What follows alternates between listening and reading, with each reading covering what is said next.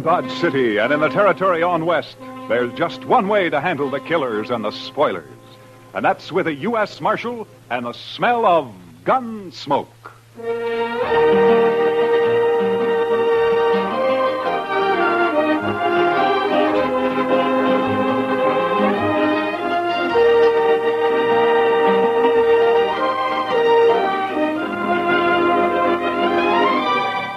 Gunsmoke, starring William Conrad.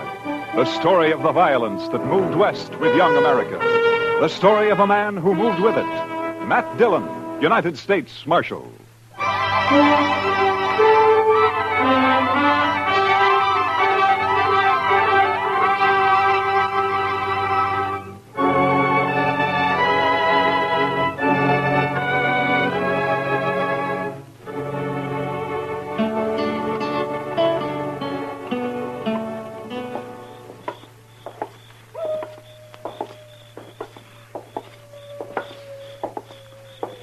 Quiet night, Mr. Dillon. Yeah.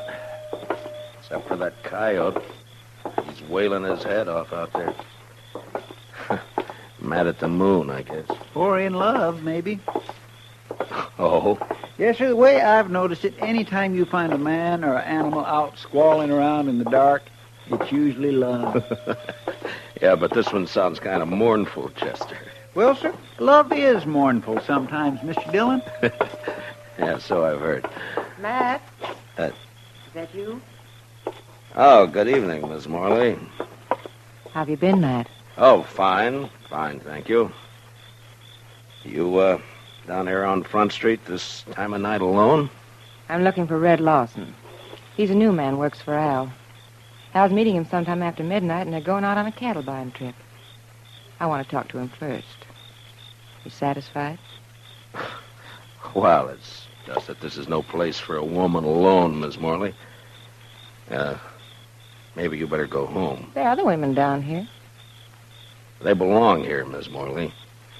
They work here. Oh, don't be so stuffy, Matt. And call me Ava for once. Everybody else does. Well, your husband might take exception to that, Miss Morley. Now, you're blaming me for what happened before, aren't you? I'm not blaming you for anything, Miss Morley. I didn't tell him to get into a gunfight over me. It wasn't my fault. I didn't say it was. Chester, you better see that Miss Morley gets home, all right? Yes, sir. I can get home by myself. My, she's pretty as a picture. It makes you wonder. Yeah, maybe you were right, Chester. With a woman like that, love might be kind of mournful.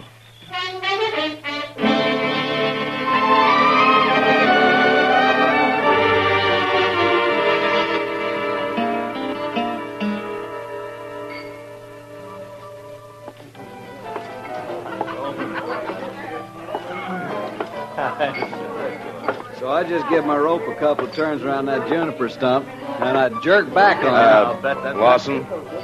Oh, hi, Marshal. I wonder if I could see you for a minute, huh? Yeah, sure. Be right back, boys.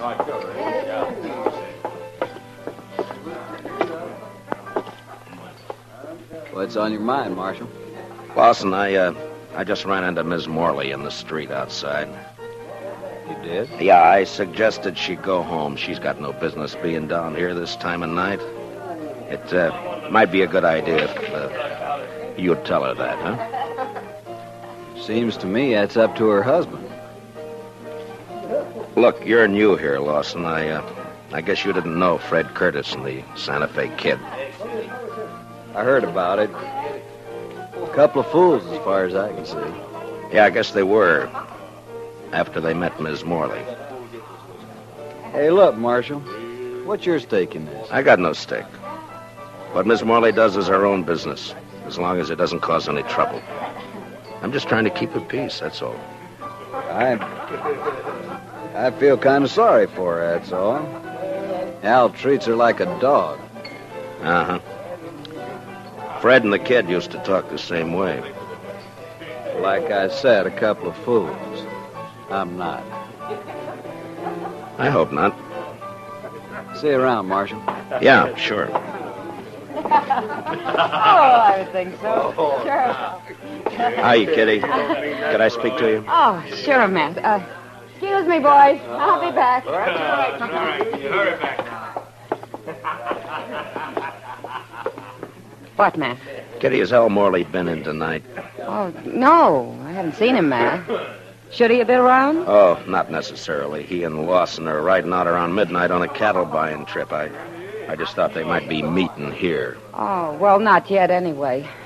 Jesse Wells would know what their plans are, though. Jesse Wells? Yeah, the bartender down there at the end, the young one. You know him. Oh, yeah, sure. Why would he know? Well, he's going along. Al asked him to help out. They're going to follow the Lazy Bee roundup. Try to get in ahead of the buyers from Chicago. Oh, yeah.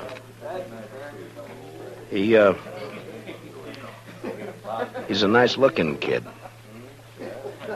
I wonder if, Yeah, he's another friend of Ava's.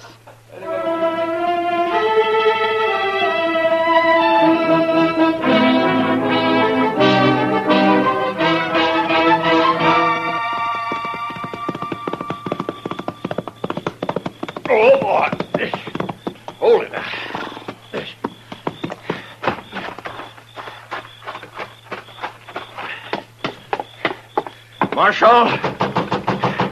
Marshal Dillon. Oh, come on. Wake up, Marshal. All right. Take it easy. Who is it? Jesse Wells, Marshal. Open the door. All right, just a second till I get it. what's the trouble, Wells? Al Morley, Marshal. And you better get your horse, because we got to ride back out there. Out where? What happened? Buffalo Flats. We camped there to wait for the roundup crew. And Al's dead, Marshal. He's knifed in the back. Did you do it? No. It was Red Lawson. He knifed Al and he stole the money we were going to use to buy cattle. What in the world is going on, Mr. Dillon? You better saddle up, Chester. We got to ride. What's the trouble?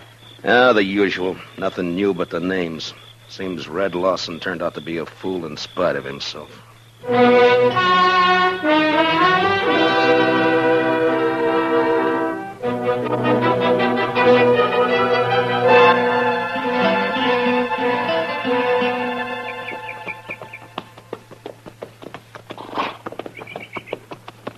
Over this way, Marshal. Camp is right there by that plum thicket. Right. Be daylight in another 20 minutes. Hello, boy. Oh. He's laying over there by the bushes. Yeah, I see him.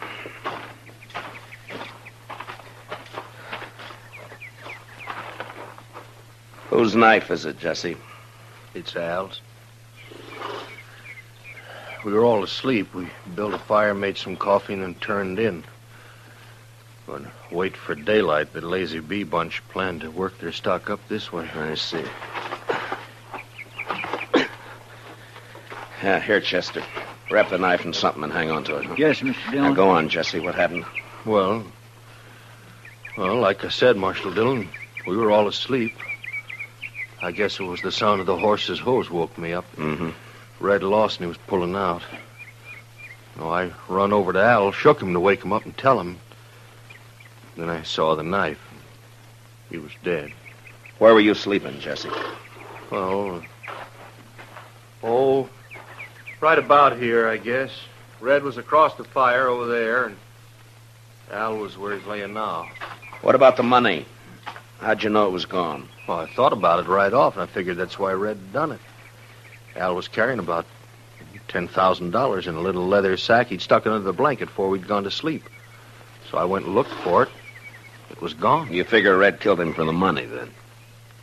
Well, sure. Of course, I doubt he meant it, though. I think Red was trying to ease the sack out from under the blanket when Al woke up and caught him. Yeah, it's possible. Be light enough to start tracking him in a few minutes, Mr. Dillon. Yeah, sun's poking up over there now. Looks like it's going to be a clear day. Which way'd Lawson head out, Jesse? East. Seemed to be following the wagon tracks. Odds are bad, Mr. Dillon. He's got quite a start on us. Yeah, too much of a start. Well, let's load the pack mule, Chester. I think we'll ride back into Dodge and then take the train from there to Abilene, then work back from the east. Say, that's a good idea. Lawson probably won't be expecting anybody ahead of him. I can't understand it. I just can't understand how anybody could do a thing like this. It sounds like a meadowlark, Chester. Yes, sir. It just flew into those bushes. Red seemed a pretty nice fellow as far as I could tell. It's a funny time of year for a meadowlark, isn't it? Guess $10,000 was just too much temptation, huh? Oh, some of them hangs around all winter, Mr. Dillon. Nah, that sure sounds a lot better than that coyote howling. All right, Chester. Get a hold of his feet. Let's load him up.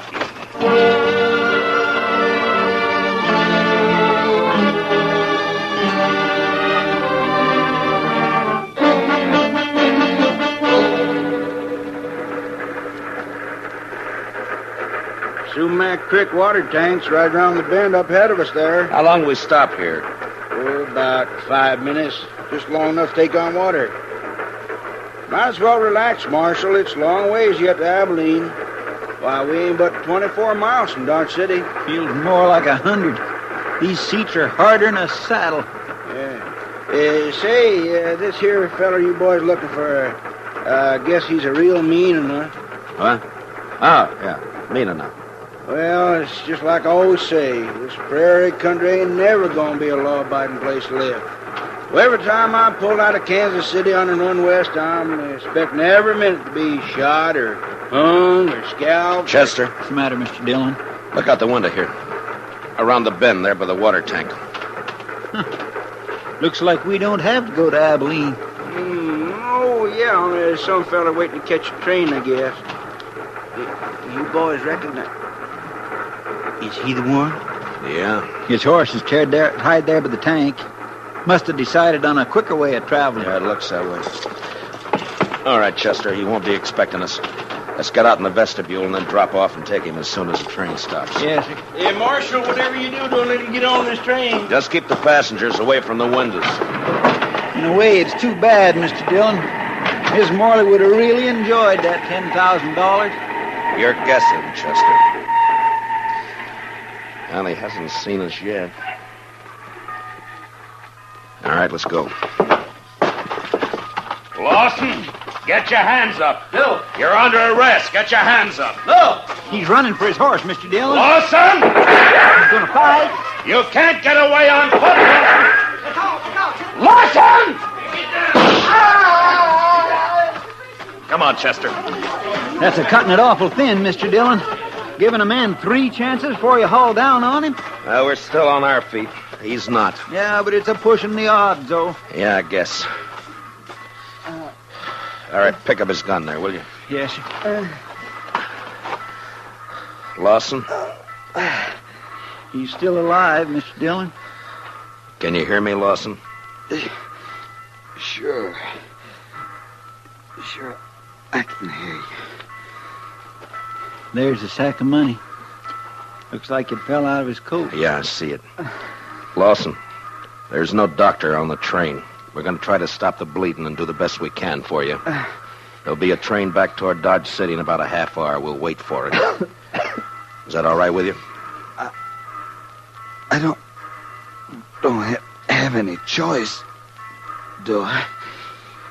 No, I guess you don't. You made your choice last night. Was she worth it?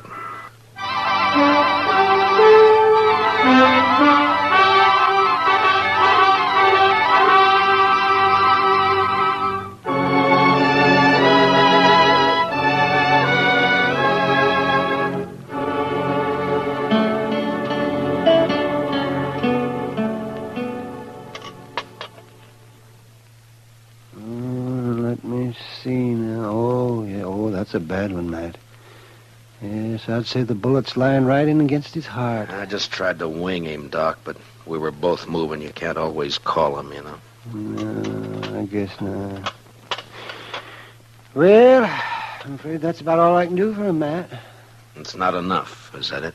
He won't live an hour. Yeah, I wish he was conscious. I want to talk to him.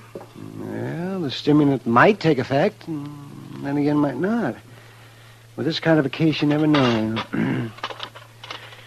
What is it you're after, Matt? Ms. Morley? Accessory before the fact? She could have been. Mm-hmm. Well, I'm a broken down old man, Matt, but if that woman rolled her eyes at me just once, well, I do not know. I just might. Matt. Yeah. Lawson? Lawson, can you talk? Can you hear me, Lawson? Yeah. Sure. Was Ms. Morley in on it? Nobody was in on it. Did she know you were going to do it? She had nothing to do with it. Was she going to meet you somewhere later?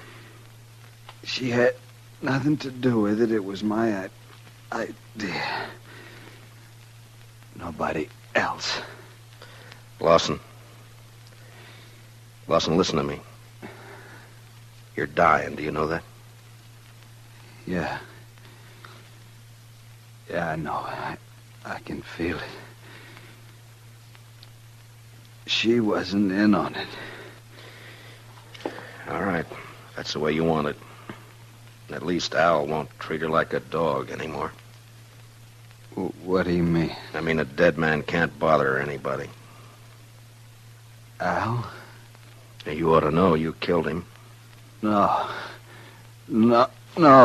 What? He was asleep. I took the money and rode away. And they were both asleep. I didn't touch him. You're telling the truth. I swear I didn't kill him. I only stole the money, and I didn't get... Well, guess I was wrong, Matt. The bullet was closer to his heart than I thought. Yeah. And I was wrong about something myself, Doc. I thought this was the end of it. Now it's wide open again. Wide open.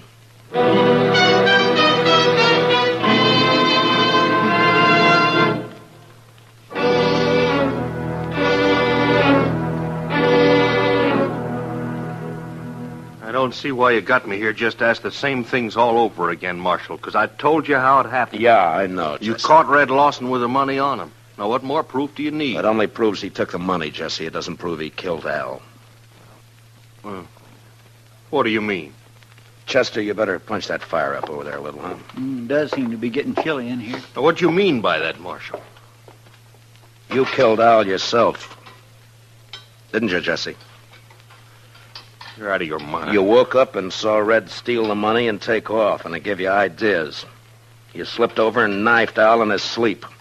You knew Lawson had got the blame for it. Well, sure. Sure, because he did it. He said he didn't.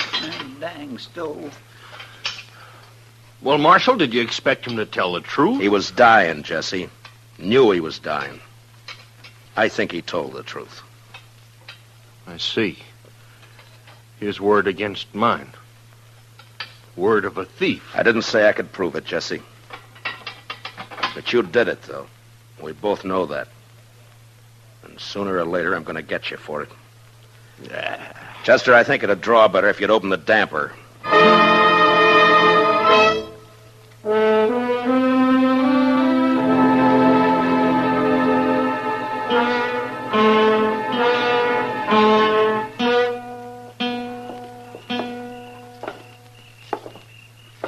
Quiet night, Mr. Dillon. It was a quiet night last night. And 2 men who were alive last night are gone tonight. Sure makes you stop and wonder. Well, at least one thing hasn't changed. That coyote's still there. I guess there'll always be coyotes around, Mr. Dillon. What are you going to do about Jesse Wells? Oh, I don't know, Chester. He's guilty. You can see it written all over him, but there'd be no use bringing him in. I haven't got one piece of evidence. I don't know. Yes, sir. She's quite a woman. Mercy. Quite a woman. Yeah, she is that, all right. Matt? Is that you? Good evening, Miss Morley. Who are you looking for tonight? Can't be Red Lawson. He's dead. So is my husband. You forgotten? My deepest sympathy. Don't bother. You know better. I am sorry about Red, though. He was nice. You're the one who did it, aren't you, Matt? Yeah. Yeah, I killed him. For you. I couldn't do anything else. I don't know why you say for me. It wasn't my fault. Yeah, sure, I know. You know. You don't know anything. You don't know how it feels to sit in a house alone with your husband dead. No one in town coming near you. Like he was poisoned or something. Sure, I don't feel sorry about Al, but I would have once. He's the one who changed me, made me feel different. I know it wasn't your fault. And you didn't even come to tell me he was dead. Why not? It's part of your job, isn't it? I didn't come and tell you, Miss Morley, because I figured that you'd... Chester? Yes, sir? Would you mind walking on ahead? I'll meet you on the Texas Trail in a few minutes. Well, All right, Mr. Dillon, if you say so. Well, I get friendly every time. Why'd you send him away, Matt? I was just wondering if you were going to be home later tonight. Well, I could be. Around 10 o'clock, say? Sure, Matt. I'll be there.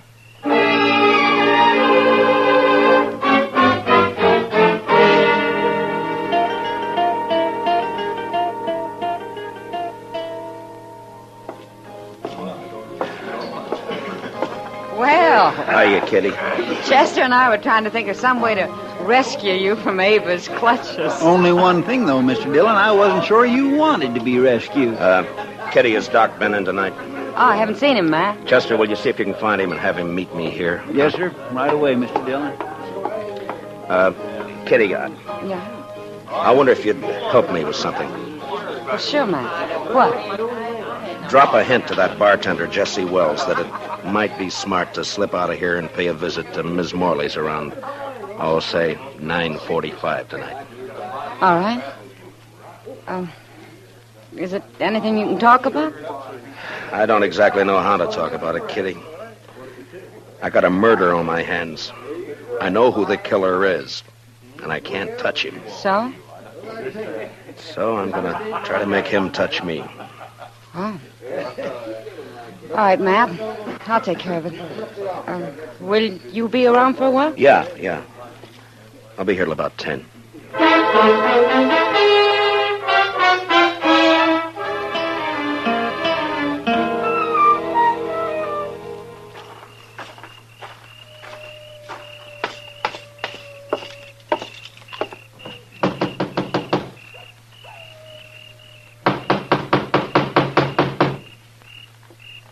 Who is it?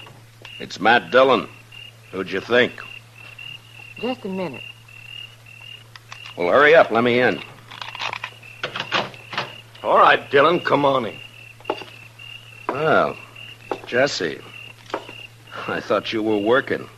I was, till just a few minutes ago. Well, what's on your mind?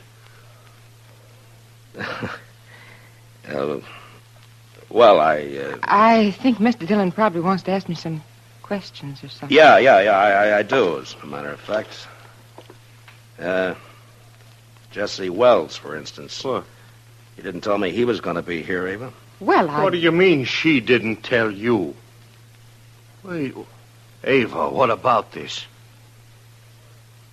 You were expecting him. You knew he was coming. Of course you knew I was coming. You and Matt Dillon.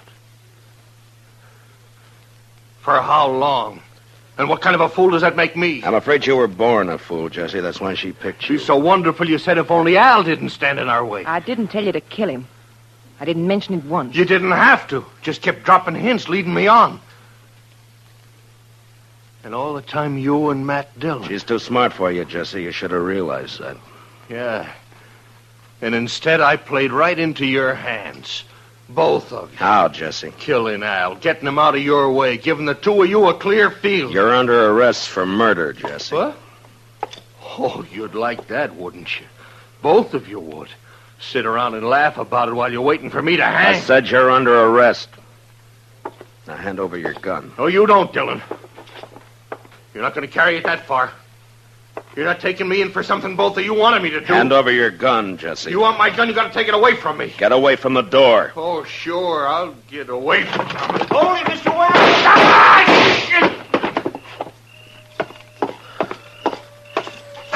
Are you all right, Chester? Yes, sir. It was close, but he missed me. Well, you two didn't miss him. I don't know which one of you fired first, but either bullet would have done it. Well, you got his confession all right, Mr. Dillon. Doc and I heard every word from the front porch there. We sure did. Only one thing, though, Matt. He didn't implicate the woman in it. Yeah, I know. Will you take charge, Doc? Oh, sure. Be glad to. Part of my job, you know. Matt, All right, Chester, let's go. Matt? Could I see you for a minute before you go? Matt? What's it add up to, Mr. Dillon? 3 men have been killed since this same time last night. Yeah. And you know, Mr. Dillon, I think maybe it's kind of all her fault. And you can't pin a thing on her. My. Well, there's one lucky thing. There aren't many women like her.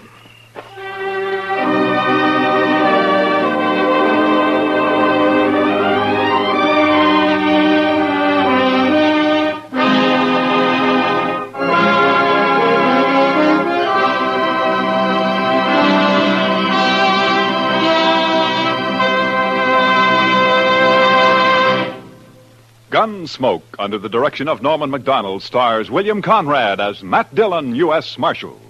Tonight's story was specially written for Gunsmoke by Les Crutchfield, with music composed and conducted by Rex Corey. Featured in the cast were Lillian Bayef, with Harry Bartell, Lawrence Dobkin, and Jack Crucian. Parley Bear is Chester, Howard McNear is Doc, and Georgia Ellis is Kitty. Gunsmoke is heard by our troops overseas through the facilities of the Armed Forces Radio Service. Join us again next week as Matt Dillon, U.S. Marshal, fights to bring law and order out of the wild violence of the West in Gunsmoke.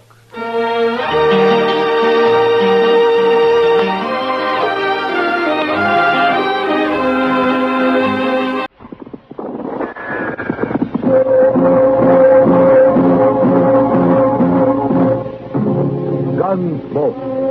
Around Dodge City and in the territory on West, there's just one way to handle the killers and the spoilers, and that's with a U.S. Marshal and the smell of gun smoke.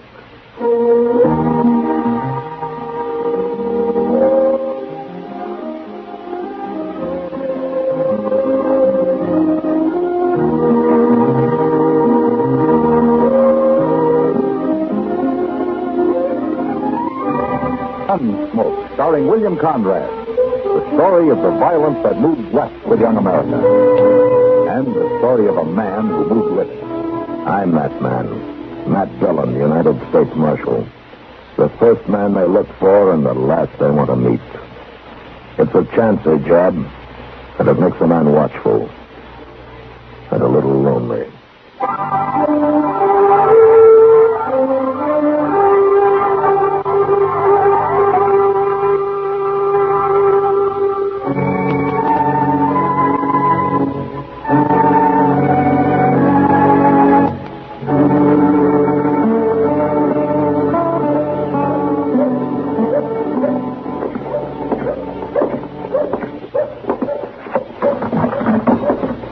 Morning, Miles. 17 minutes, Matthew. 17 minutes exactly since I sent that boy to find you. How's that so? A crime has occurred, Matthew. And dawdling over your breakfast coffee is not likely to bring the culprit to justice. The boy said somebody broke into your store last night, Miles. Aye. How'd they get in? Well, by breaking the glass in the back window. 2 panes at $4.32 per pane. You know, Miles, I told you a year ago you ought to put gratings over those windows like the rest of the stores in town. Aye, but gratings cost money, Matthew. Yeah, and so do burglaries. Oh, what did they take? Well, I've been compiling a list. Now, here's exactly what's missing. One blue blanket, retail price $6.40. One blue denim jacket, size 36, retail price $3. The price is unimportant, Miles. Oh, to me they are. I have a certain respect for money. Yeah, so I've heard. What else is missing? Well, now, let me see. One hat, gray.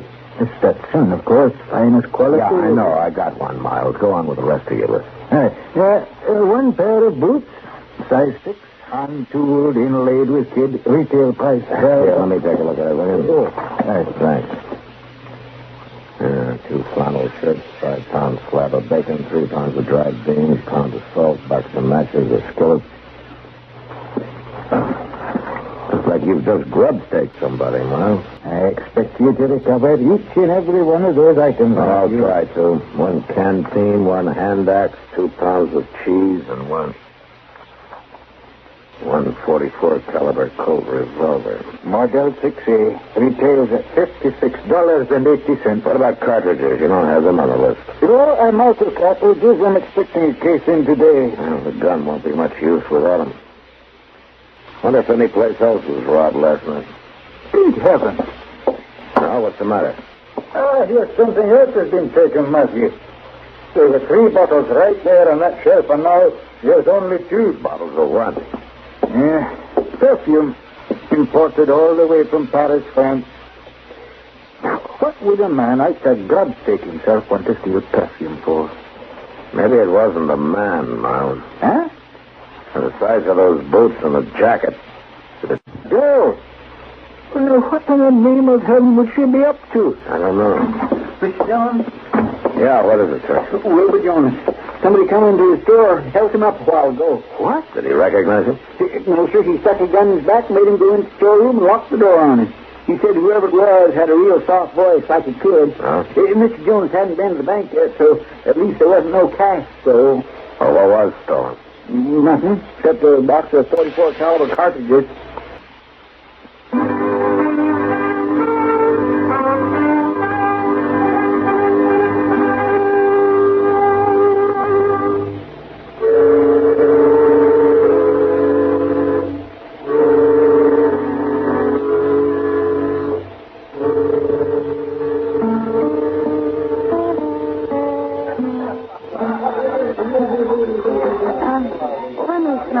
Again, will you, Matt? Yeah, sure, Kitty, sure. Not any scent I know. But I'd sure like to. You say Miles has got 2 more bottles left? Yeah, I got this sample from one of them. Shouldn't be too hard to track down. Yeah, provided the person who stole it opens the bottle.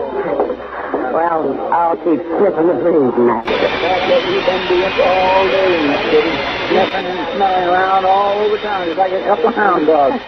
But we ain't caught a whiff of this stuff. Well, you wouldn't be likely to, Chester. Maybe this girl, if there is a girl, has already left town. Oh, in a way, I kind of hope so. She might have wanted the gun just to protect herself. She wasn't protecting herself when she shoved it in Will Jonah's back this morning, Kitty. Oh, I know, but it was empty then. It's not empty now. Well, by golly, I was just wondering who I'd let buy me a drink this evening. Yeah? Well, as far as I'm concerned, Doc, you're still wondering. Well, good evening, Kitty. Hello, Doc. Yes. Hello, Docky. Oh, say, I understand somebody borrowed a few things off old man McCagg last night. Yeah, they did, Doc. They did, huh? Crime rampant, and the local law inhabits a saloon. Here, Doc, smell this, will you? Huh? Oh, yeah. Say, what do you do, Matt? Just put it on your hair or use it when you shave? You ever smell that scent anywhere before, Doc? Slightly familiar. No? What do you mean, slightly familiar? Well, I smelled the same thing earlier today somewhere. Today? Where, Doc? Where what?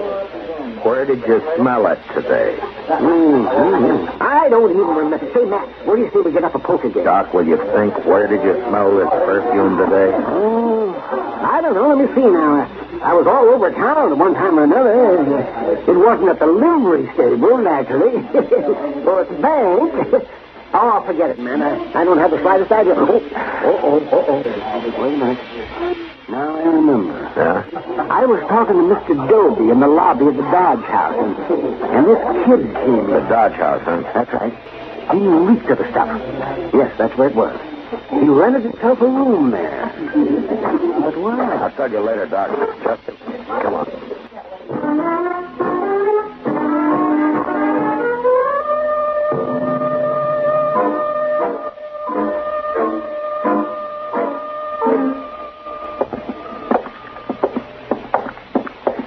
It's the next door on the left there, Mr. Dillon, according to what Mr. Dobie said. Yeah. Be careful of that water pitcher. You reckon you'll put up a fight? Or she will, or whichever? I don't know, Chester. All right, go ahead and knock. Let's get clear before the door opens, though. Yes, sir. Who's there? I fetched you some drinking water. Leave it out there in the hall. Okay, but you better get it before the ice melts.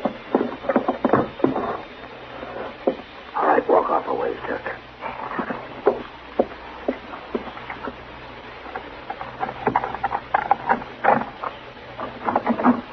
Get your hands up. You're under arrest. What? Chester, come here, take the gun. All right, get back in the room. No use getting the whole hotel stirred up. I ain't done nothing. You got no call to arrest me. Inside, I said. Golly, if you wasn't right, Mr. Dillon, it is a girl. You mind your own business. Who are you anyway? What, he's a U.S. Marshal, that's who he is. A marshal? Where did you get that shirt you're wearing, miss? And the boots. And what about this gun? Where do you think I got him? I don't think I know. Now, what's your name? My name's Willie Beaver, and I'm from down around Osage Junction. Willie? What kind of a name's that for a female? Why, you shut your tater Willie, now. how old are you? 16. If it's any of your business. 16, huh? Why did you break into that store last night? Who says I did? The clothes you're wearing, that Stetson on the bed over there, the stuff all over this room, every bit of it was stolen. How'd you figure it was me, Marshal? That perfume you took. Doc Adams was down in the lobby when you rented your room here. He smelled it on you. Oh, I guess I know that perfume was going to bring bad luck. Them other things I needed. But that there perfume I just wanted. Never had none before. Never even smelt none. Just heard about it. What are you doing, running away from home? I ain't running. I'd already run. You was to drag me with wild horses. I wouldn't go back there. Why not? You knowed my step. Why you wouldn't ask why not? Work a body to their death. That's all he knows. He's got a dry farm down here. Ain't never going to be worth nothing no matter what. He'll work day and night just like a man. I ain't never even owned a dress. Oh, I don't believe in going in for frills. Yeah, I see. He beats me, too. Last time he'd done it 2 days ago, I just lit out. Look, mister. You see that bruise on the side of my head? You see what? Oh, for land's sake, answer that. If I get your hands on me, just you make a move, Marshal, and I'll blow this feller's backbone clean through his belly. I'm not moving. Just take it easy, Chester. Well, right back up now, mister. Away from the door. Well, I didn't run away from home just to end up in no jail. Where are you going to end up, Willie? And never you mind about me, Marshal. Now you two just stay put. Oh, I'm awful sorry, Mr. Dillon. I didn't have no idea what she was up to. She doesn't either, Chester. That's her trouble. Darn fool kid. Yeah. Darn fool kid. With a loaded gun.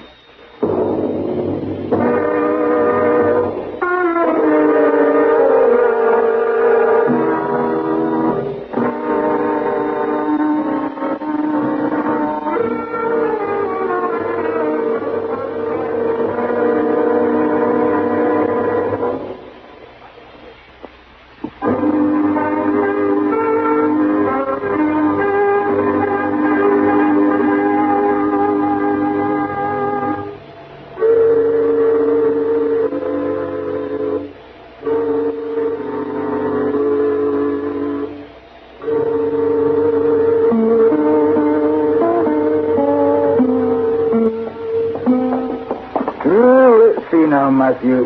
This shirt's not being worn. Wouldn't have to discount it, at least. And the same goes for this skillet, Miles. And a blanket, canteen, hand axe.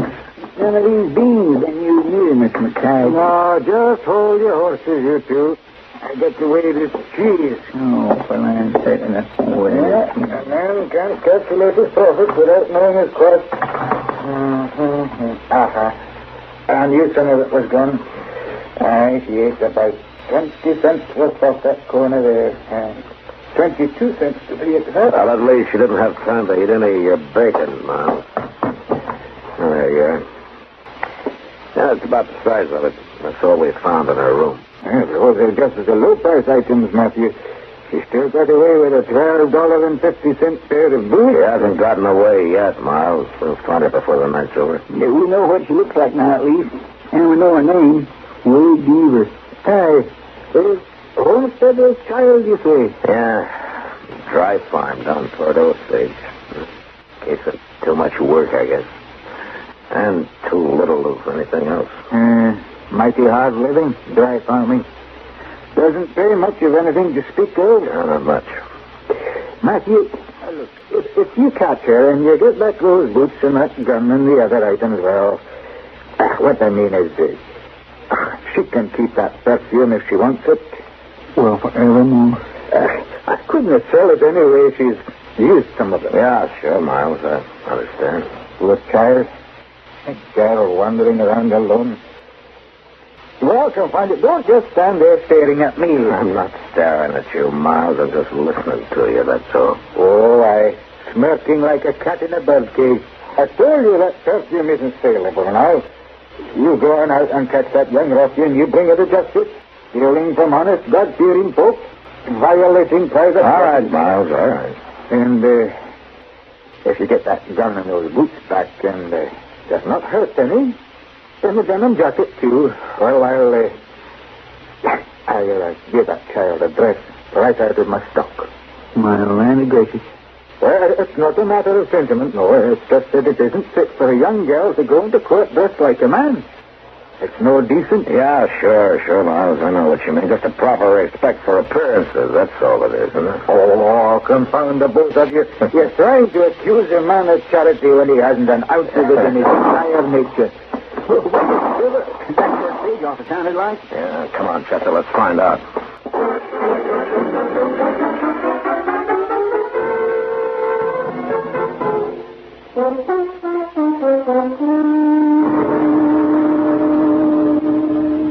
So help me, Marshal, I didn't know. I didn't have the least idea. Well, it wasn't your fault, Jason. Chester, did you send somebody to find Doc? Yes, we did. The Barton Boy went to fetch him, Mr. Dillon. That load was a girl. I just opened the safe and then let her have the money. I wouldn't have shot no girl. Not if I'd known. He couldn't have been expected to know, Jason. Oh. That bandana over her face, dressed like she was, pointing that gun just as rock steady as any man I ever seen. Yeah. And you know, I always keep my gun stuck right between the safe and the desk, just in case of something like this. So I made like I was going to open the safe, and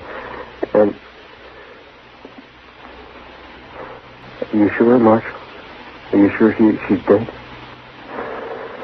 Yeah, I'm afraid she is, Jason. Killing a girl. I never done nothing so bad in my whole life. So help me, Marshal. I didn't know. Look, if anybody else would have done the same thing. Now, it couldn't be helped. It's done, and blaming yourself won't undo it. Now, look, why don't you go outside a while and get some fresh air, huh? I reckon maybe I better. I reckon I'd just better get outside a while. Old Jason's broke up pretty bad over there. Yeah, I guess most anybody would be. Dang fool young'un. Well, she paid for it, Chester. Well, there's no point leaving her there on a dirty floor. Let's lift her up on the counter. Let me get her shoulders. Hey, you know, she wasn't on him. She has got a bruise on her head. I guess her paw did beat her, all right. Poor little thing.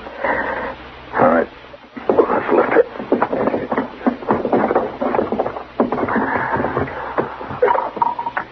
Oh, what's that falling out of her jacket? Look. Mr. Dillon, yeah, I know. It's her perfume.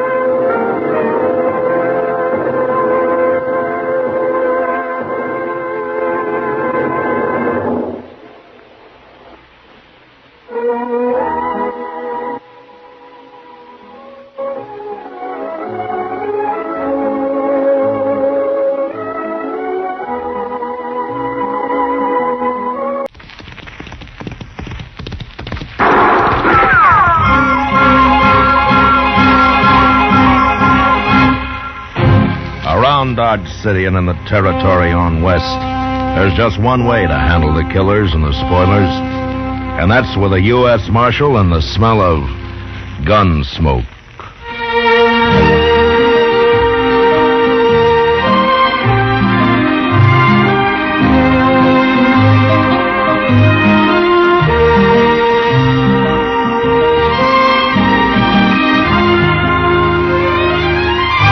Gunsmoke. The story of the violence that moved west with young America. The story of a man who moved with it. Matt Dillon, United States Marshal. Gunsmoke, starring William Conrad.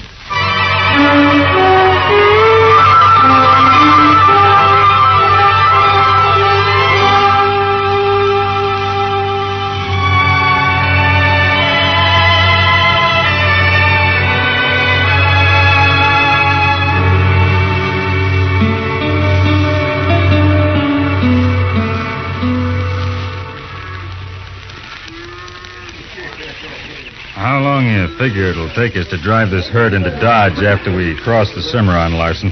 Well, it depends on how hard you want to push 'em, Bryant. I hired you because I ain't been up here before. How far is it to Dodge? Oh, 50 mile, maybe. 5 easy days, then. I don't want to bring them steers in too poor. It's the men that's got poor this trip, not the steers. There's a lot of juice left in the men. Too much, maybe. Look at them. Oh, it's that old Indian that rode in a while ago. They're just having a little fun with him. They better take it easy. No telling how many warriors he's got waiting somewhere. Hey, Cotton! Yeah? Tell that Indian to come over here. I want to talk to him. Sure, Brent. Yeah, he probably just wants a steer out of the herd. Well, I'm tired of giving good beef away.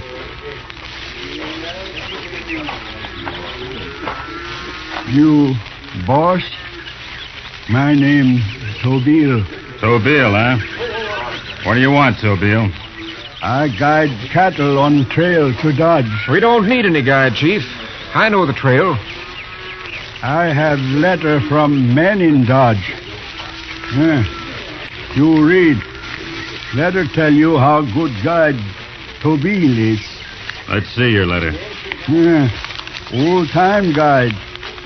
Many years with Army. Big scout. Well, why ain't you still with the Army, then?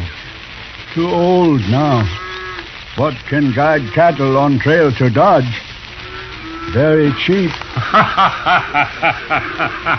Why, you old liar. Tobile never lie. No? Listen to this, Larson. To whom it may concern, the name of this noble red man is Tobile. He's a liar, a beggar, and a thief. What he wouldn't steal, a hound pup couldn't pull out of a tan yard. Give him some cold grub or a 3-cent drink if you have any about you, and then run him out of camp. Signed, R. Durbin, J.C. Weiser. Yeah, they sure wrote him a good letter. No, letter can't say that. They my friends. They write letter, help me get job. What'd you try to steal off of them? Tobi'll never steal. No? Well, I'll take the word of a white man any day. Larson, you heard what the letter says. Have the boys run him off. Wait, let her lie. They fool me. Tobi'll, man with much honor among white men in army. This ain't the army. Run him off, I said. Come on, Chief. I leave. Alone. You'll leave, all right. Now get going. Yeah. But these men die for this. If anybody dies, it'll be you. Here he is, boys. Let's send him down the trail.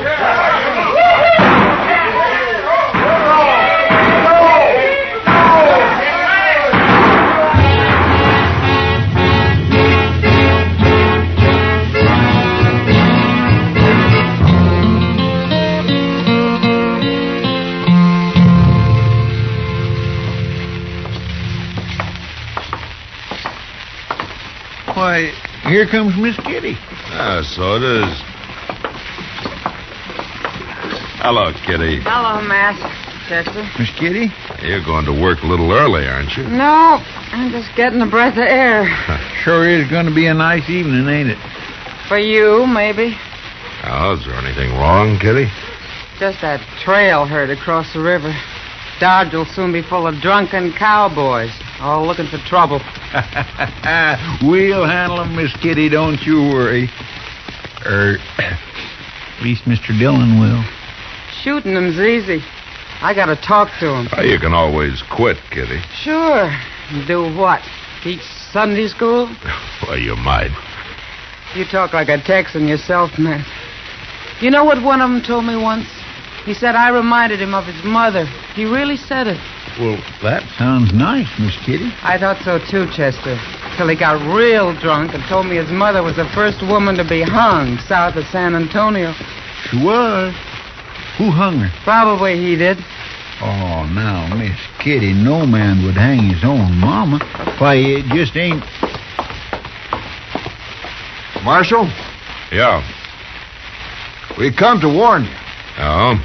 Warn me about what, mister? My name ain't Mister, it's Weiser. Partner's name here is Durbin. I can tell him my own name, Weiser. Shut up. No. Marshal, that Indian's gonna get himself hurt. What are you talking about? That Indian, across the street there. See him? Oh? Now, that's Tobi'll. You know him? What's the trouble, Weiser? He keeps following us around. Says he's gonna kill us. Tobi'll? That doesn't sound like him. Well, it's true. 'Tis. You asked me. He's been haunting us for 4 days. Just stands around staring at us and saying we're gonna die. I'd have shot him long ago, but I hear that's against the law around here. Where you men from? Wyoming Territory. Where'd you know Tobi'll? We've been in Dodge a couple of weeks. Seen him around here. Now, what's the trouble between you? Well, we played a little joke on him, is all. Made him mad, I guess. We told him he could get a job guiding trail herds into Dodge. Give him a letter. Yeah. He thought the letter said how good he was, but it really said he was a thief and to run him out of camp. I see. And he tried to use your letter, is that it? I guess so. Went away for a couple of days, and since he got back, he keeps saying he's going to kill us. It's getting on my nerves, Marshal. I'll shoot him, sure. You shoot anybody, and you'll hang for it, Weiser. Now, wait here. I'll go talk to him. I gotta go to work, Matt. Okay, Kitty. I'll see you later. And you two heroes. You're pretty funny. I hope he does kill you. Why, you... Hold it, Weiser. Watch him, Chester. Yes, sir.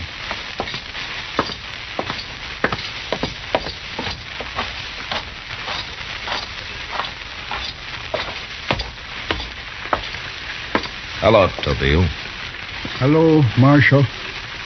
Tobi'll, those 2 men over there say that you've threatened to kill them. Is that true? They die. They told me the story, Tobiel. I'm sorry it happened. But you can't kill men for that. Tobiel old, but still proud. You know what'll happen if you do kill him, don't you? You'll go to jail and probably hang for it. No. Tobiel never in jail. Man with much honor. Look, Tobiel, I got no use for Weiser and Durbin. Neither one of them could be much good, but the law's the law, and... Tobiel no kill. Tobiel's medicine kill. Make very strong medicine against them. Well, you work all the medicine you want, but don't you do any killing yourself. And stay away from them, Tobiel. You're making them jumpy. There might be trouble if you don't. Tobiel not afraid. They carry guns, Tobiel. All you got's a knife. Remember that. I remember. All right.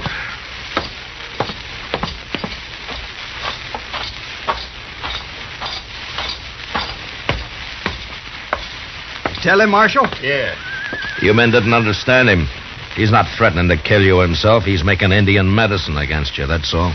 Well, then why does he keep saying we're going to die? And why is he always following us around? He thinks his medicine will kill you. I guess he wants to be there when it does. There's no harm in it. And I'm warning you again, both of you. You leave him alone. You do anything to that old man, and I'll throw you in jail. Look, Marshal, that letter that started all this, that was Weiser's idea, not mine. It sure was.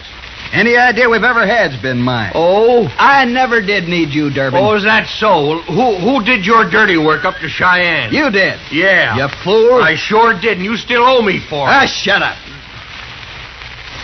So you ain't gonna do nothing about that Indian, Marshal?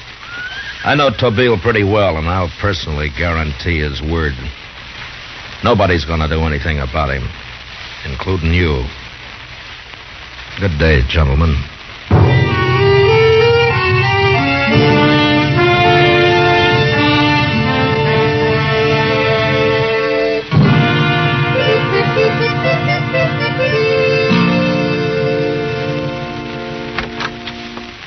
Mr. Dillon? Oh, good morning, Chester. Good morning. Mr. Dillon, they just carried that fellow Weiser up to docks. What? Well, what happened to him? I don't know. Well, let's go see.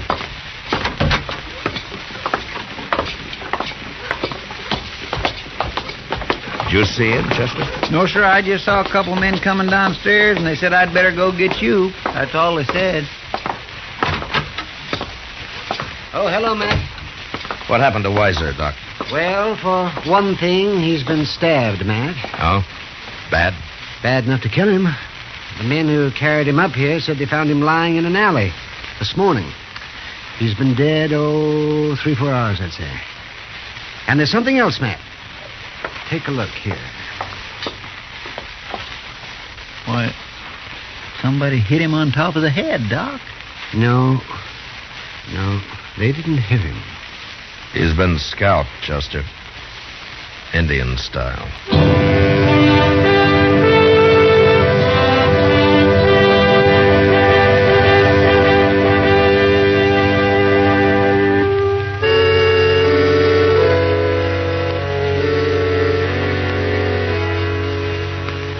It was pretty hard for me to accept the idea that Tobiel had murdered and scalped Weiser, but the evidence seemed plain enough. The old Kiowa had been a highly valued Army scout for over 30 years, and then had moved into a little hut at the edge of Dodge when he grew too old for active service. He'd lived quietly, and had never given anyone any trouble at all before. But Weiser and Durbin had injured his pride with their so-called joke, and Tobiel had evidently reacted in the only way he knew. Now I had to arrest him. Chester and I walked out to his hut, and just as we reached it, Durbin came running up. We told you, Marshal, didn't we? We told you that Injun was going to kill somebody. Did you see it happen, Durbin? No, I went to bed. Weiser, he was doing a little gambling. That dirty redskin, he got him on the way home. It hasn't been proved he did it. Well, of course he did it. Who else would scalp a man? I don't know. Well, Here, look at that here, Marshal. Looky right here. There. Hanging right onto his hut like he was bragging about it. Well, Mr. Dillon, that's a scalp. Yeah. He's drying it in the sun's what he's doing. The murdering devil. You two stay here. I'll see if he's inside. Yes, sir.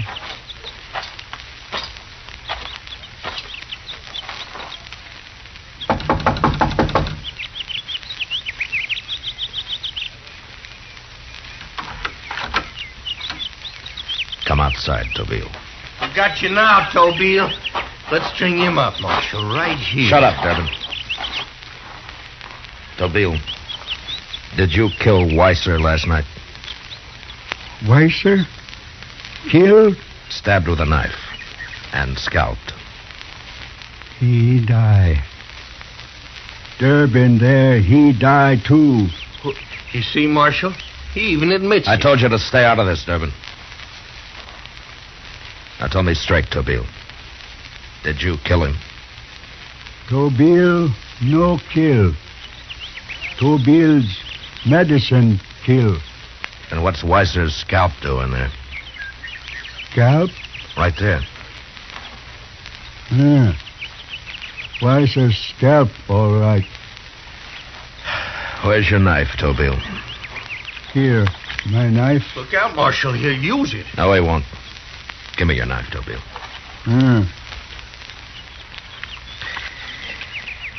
Yeah, looks clean to me. Wait a minute. Well, of course, he's had plenty of time to get it clean. You think I kill Weiser with knife? Did you? Medicine kill Weiser. Tobiel no kill. Now, Tobiel, I'm going to have to arrest you. You'll have to go to jail. Jail? No. Tobiel man with too much honor for jail. I'm sorry, Tobiel, but you'll get a trial. Well, let's hang him now, Marshal. Indians don't need no trial. I'm the law here, Durbin, and Don't you start anything like that. Big disgrace. Tobiel in jail. Yeah, I know, but I can't help it. Chester, get that scalp. We'll need it for evidence. Yes, sir.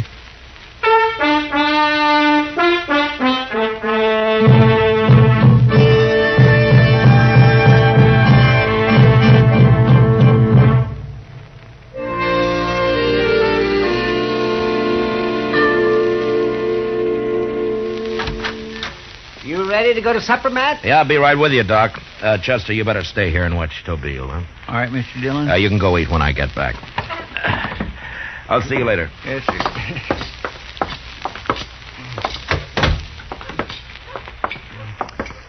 Well, I hear Tobiel's pretty unhappy about being locked up, Matt. Yeah, I had a long talk with him, Doc. I'm afraid he's going to be locked up for a long time. Oh? Why's that, Matt? Well, no judge will hang him on circumstantial evidence, but he'll probably go to prison. He hasn't any kind of an alibi, Doc. None at all. Well, if I know Tobiel, he'd rather hang than be in prison. Yeah, I'm afraid you're right. What's that? It came from the jail. Come on.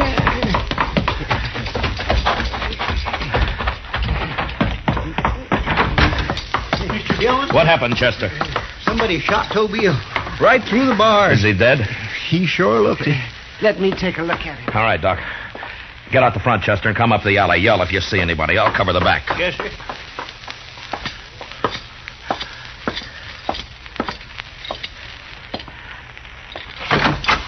Mr. Dillon? All right, I'm coming, Chester. What is it? I saw Durbin. Oh? He ran out of the next alley and went into the Alphaganza there. All right, let's go get him. Must have been him that done it. Sure looks like it.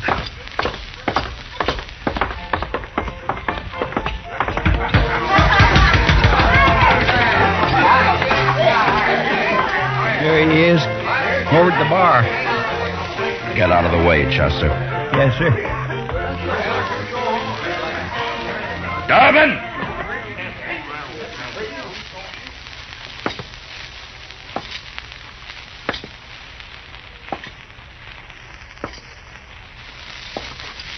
under arrest, Durbin. Unbuckle your gun belt and drop it on the floor. What for, Marshal? For shooting Tobiel. I seen Chester standing there when I come out the alley. Should have shot him, too. Never mind the talk. Drop your gun. No. Shooting Tobiel was a bad enough mistake, Durbin. You finding out I did it was. See, I figured Tobiel must have saw me get Weiser, and at the trial he'd have started talking. No. He was home alone making medicine against you. He had no alibi at all. Then I killed him for nothing? If you hadn't killed him, he'd have probably been convicted. And you'd have gone free. Look, Marshal, you can't prove that I killed Weiser. No. Well, then I ain't gonna hang for shooting no Injun, not me. Don't try it, Durbin. Why not?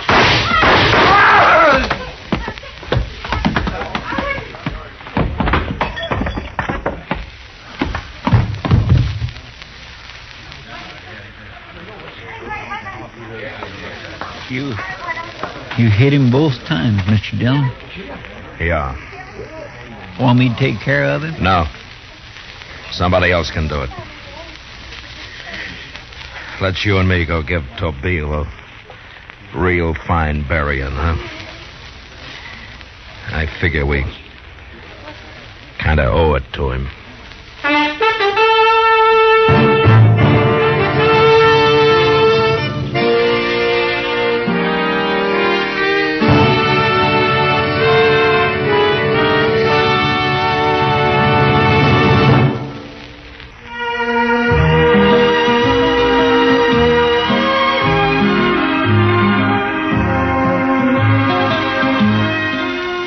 Gunsmoke, under the direction of Norman MacDonald, stars William Conrad as Matt Dillon, U.S. Marshal.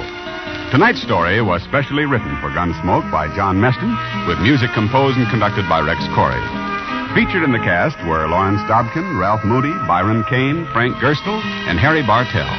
Parley Bear is Chester, Howard McNear is Doc, and Georgia Ellis is Kitty. Ken Peters speaking. Join us again next week as Matt Dillon, U.S. Marshal, fights to bring law and order out of the wild violence of the West in Gunsmoke.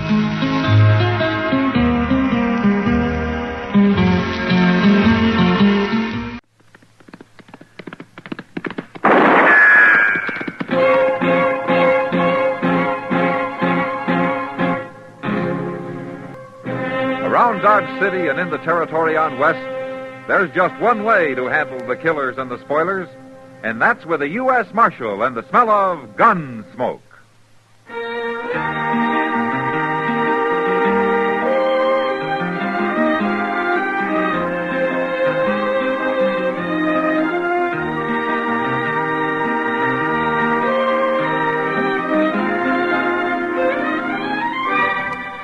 Gunsmoke, starring William Conrad. The transcribed story of the violence that moved west with young America. And the story of a man who moved with it. I'm that man. Matt Dillon, United States Marshal. The first man they look for and the last they want to meet. It's a chancy job, and it makes a man watchful. And a little lonely.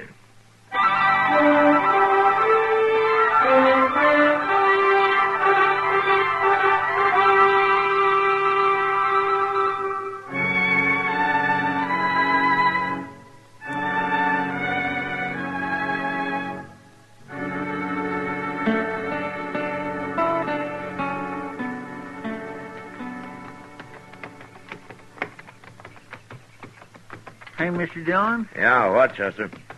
Ain't that Doc's buggy sitting out by Joe Crumley's shack there? Huh? Yeah, it must be. Investors like them couldn't afford a buggy. No. Yeah, it is. Yeah, let's stop and see what's going on, huh? All right, sir. I bet old Doc will be surprised to see us way out here. Yeah, it's not much of a place Crumley's got there, is it? Sure ain't. My. They better quit if you ask me.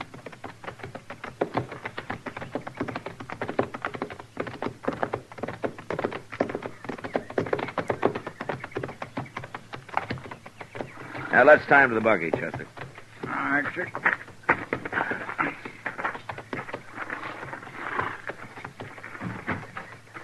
Who's that out there?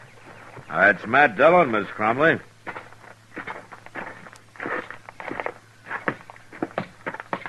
Hello, Marshal. Ma'am. Matt? Hi, Doc. Chester. Hello, Doc. We were on our way to Fort Larned, and we saw Doc's buggy, so we thought we'd stop and say hello. How you do, ma'am? Chester. Your husband sick, Miss Crumley? No. No, Marshal. He died, Matt. Oh, sorry to hear that, ma'am. Doc done all he could. Just weren't no use. I might as well not have come. I couldn't do a thing for him. Now, Doc, don't say that. You've been up 24 hours trying to save him. It's not time that saves a patient, Mrs. Crumley. It's knowledge. Knowledge I don't have. You know what there is to know, Doc. Nobody knows more. Your husband's dead, Mrs. Crumley. I wanted to save him. You tried. What are you going to do now, ma'am? Can we help you in any way? Thank you, Marshal. There's nothing. With Joe gone, I can't stay here. I reckon in a day or so I'll pack up and move on.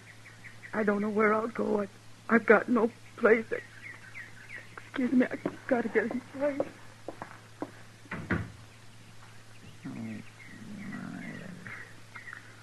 Oh, that poor lady.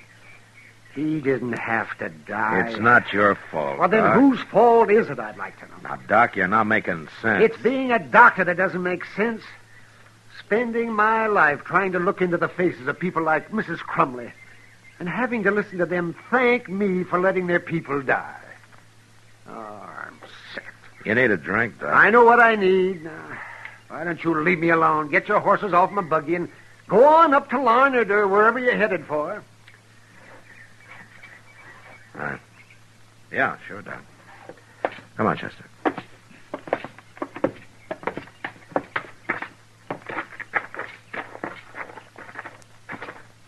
Matt? Yeah, Doc.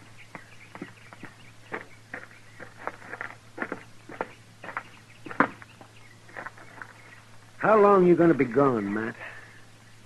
No. Maybe a week. Uh-huh.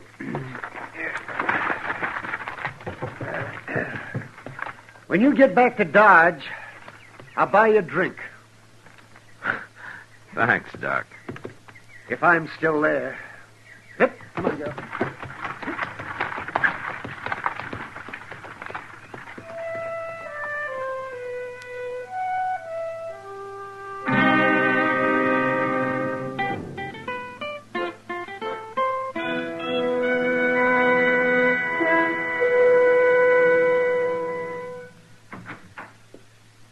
My name is Betchel, Marshal.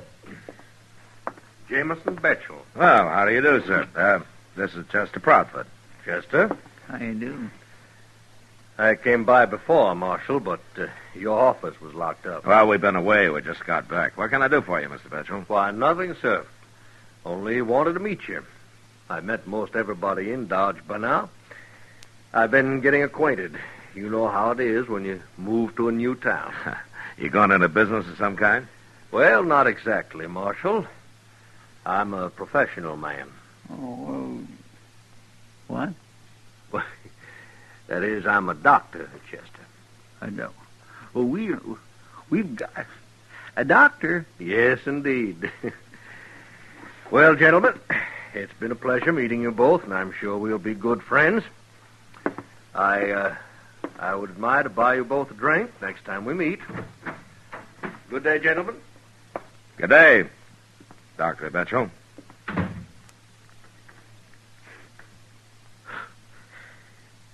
It's a funny thing, Chester. What? Doc said he'd buy me a drink when I got back. You did? Yeah.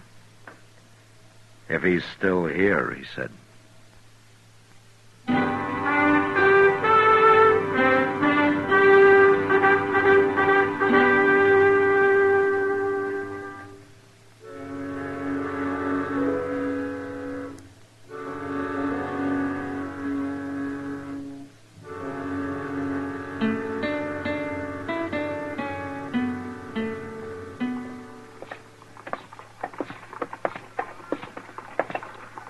Mr. Dillon? Yeah, Chester.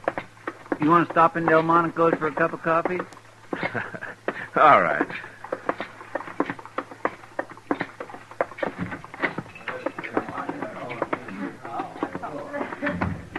Hey, look, Mr. Dillon. What?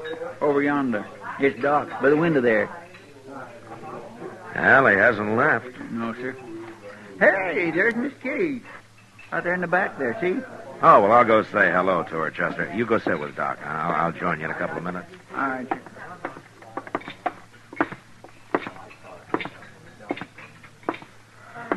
Well, hello, Matt. Hello, Kitty.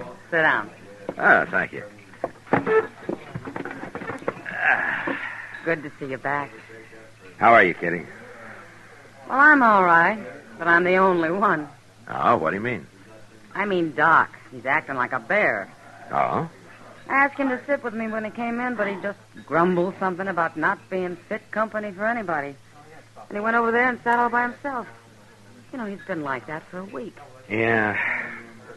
He took Joe Crumley's dying pretty hard, Kitty. Well, that's just part of it, Matt. Oh? This new doctor, Betzel. Ever since he came, Doc's been getting grumpier. Maybe he's been losing patience. Special. Doc's never had any competition before. Oh, he's got it now. Look. What? Betzel. Oh. Yeah. Now, what's he up to? You know, he'd better stay away from Doc if he knows what's good for him. Well, maybe he's only trying to be friendly. I don't want to talk to you about anything. Don't you get all riled up, Ed. There's going to be a fight in a minute, Matt. Yeah, I better go see what this is all about, Kitty. Let me know if you find out. Yeah, I will. To explain my position, and if you had listened to me for a minute instead of hollering all the time. Well, maybe I'll start carrying a gun, Betchel. Hello, Doc. Matt. Hello there, Marshal. Sit down, Betchel. Well, thank you, sir. I was about to. Just what are you buttoning on this for, Matt? Why don't you go arrest some drunks or do what you're supposed to be doing? It's good to see you, Doc. No, it is. Hey, Doc. There's Jake Worth out there. He's beckoning to you. Why don't you go see what he wants, Chester? Yes, sir. Who is Jake Worth? I don't think I've met him. Jake's a rancher, one of the biggest in the country. Yes, you ought to meet him, Betchel. Yes, he's worth a lot of money. Oh, now, Doc, there's enough here for both of us. He just won't be reasonable, Marshal. Reasonable. About what, Betchel? About my practicing here. I don't see why we should be in competition, do you? Well, if there are two doctors in the place, I guess they're bound to be in competition. Oh, two doctors. Now, wait just a moment. Everybody I've talked to admits there's more work here than one man can handle. Well, I guess that's true, isn't it, Doc? Oh, sure, yes, that's true. Why, of course it is. I've already got some patients. Now, my idea is to split the practice in a friendly way and then really go to work. We'd still have more than either of us could do. Tell him the rest, Betchel. Oh, yes, tell him the real idea. Well, sir, since we will be giving people better care and all, well, it's only fair we get paid more for it. What do you mean? He wants me to agree to a raise in fees, Matt. Yes, a raise. He wants to make a lot of money. Everybody pays more than they can afford, or they stay sick, according to him. Well, now, why shouldn't they pay more? Where'd you get the idea that being a doctor is like running a business, Betchel? There's nothing wrong with a doctor making a living, is there? You haven't even proved to me that you are a doctor, Betchel. Are you going to start that again? He's one of these bleeding blister men, Matt. That's all he knows. Now, Dr. Adams, I am a patient man, but I've got my limits. Now, you watch what you're telling everybody about me, or there's going to be some trouble. Are you threatening me? Well, I'm just not going to stand for any more of your talk. Well, what are you going to do about it, then? I'm going to insist on... Doc? Yes, what is it, Chester? Jake Worth is Brought his boy to see you. Jake? Which boy? Billy. You know, Doc, the puny, sickly one. Jake says he's getting worse. He's took to having fits lately. He's got him in a wagon outside. All right, Chester. I think I'll go with you, Doc. You'll be in better company than staying here. You're jealous, Adams. You're jealous, and what's more, you're greedy. That's enough, Betchel. Why, sure, you're on his side, Marshal. But I don't care. I've already got quite a few folks on mine. Any scoundrel can fool people for a little while. You coming, Matt? Yeah, okay. You're being pretty hard on him, Doc. Not hard enough. Doc, over here.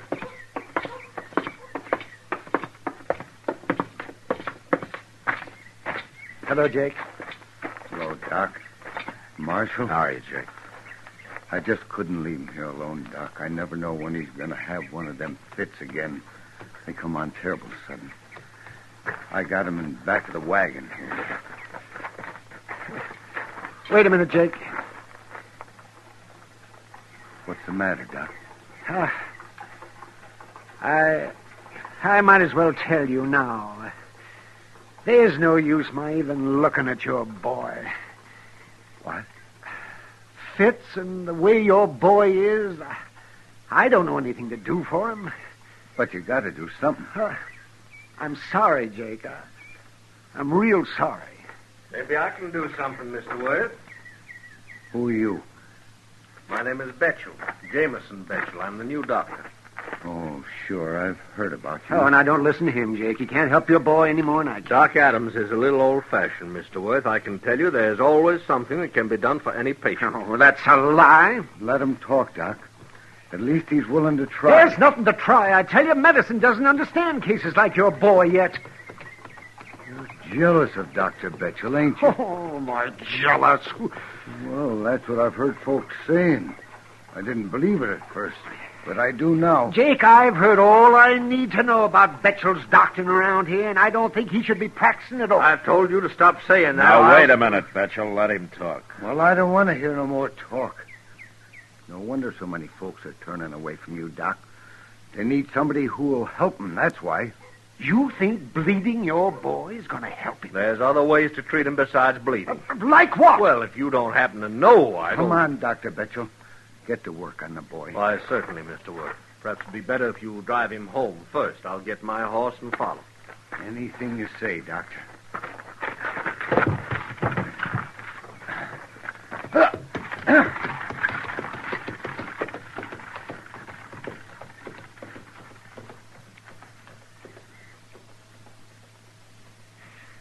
Matt? Yeah, Doc. I'm going to take down my shingle, and I mean it this time. Oh, now, Doc, you can't do that. You just come and watch me.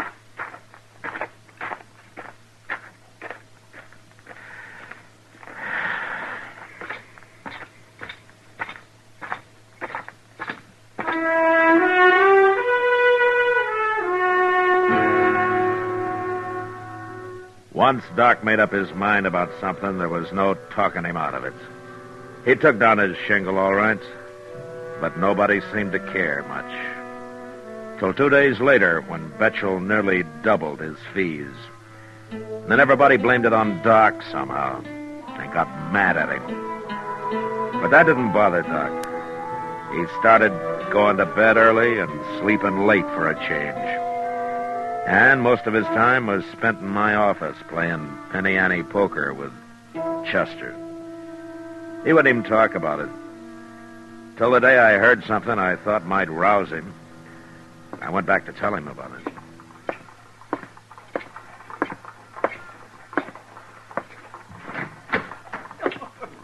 I swear and declare, Doc, you just to make me something clear sometimes. Mr. Dillon, you are getting this game. This is the easiest money I ever made. Oh, yeah. That's well, I'll get it back, Chester. The whole 90 cents.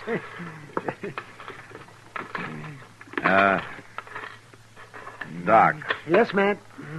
You know old Miss Cullen. Mrs. Cullen? Well, I ought to. I brought her back to life half a dozen times. Well, you won't have to anymore, Doc. What's happened? She died about noon today. She did. Dr. Betchel decided a good bleeding was what she needed. Bleeding? That poor old lady. Yeah, her boy told me. No wonder she died. She couldn't stand that. Why didn't she send for me? Well, maybe she'd heard that you'd quit. I'd Doc. have gone if she'd wanted me. The only reason I quit is so people will find out in a hurry what kind of a doctor this Betchel is. It'd take him twice as long if I was still on the job. And the sooner they find out, the less harm he'll be able to do. What about Miss Cullen? Oh, she was 90 years old, Matt. Betchel killed her all right, but she couldn't have lived much longer anyway. Well, maybe her death will save lives in the long run. I don't know. Yeah, I guess you're right, Doc. I hadn't thought about it that way. I'm going to go to the Alfaganza and have me a drink. Anybody want to join me?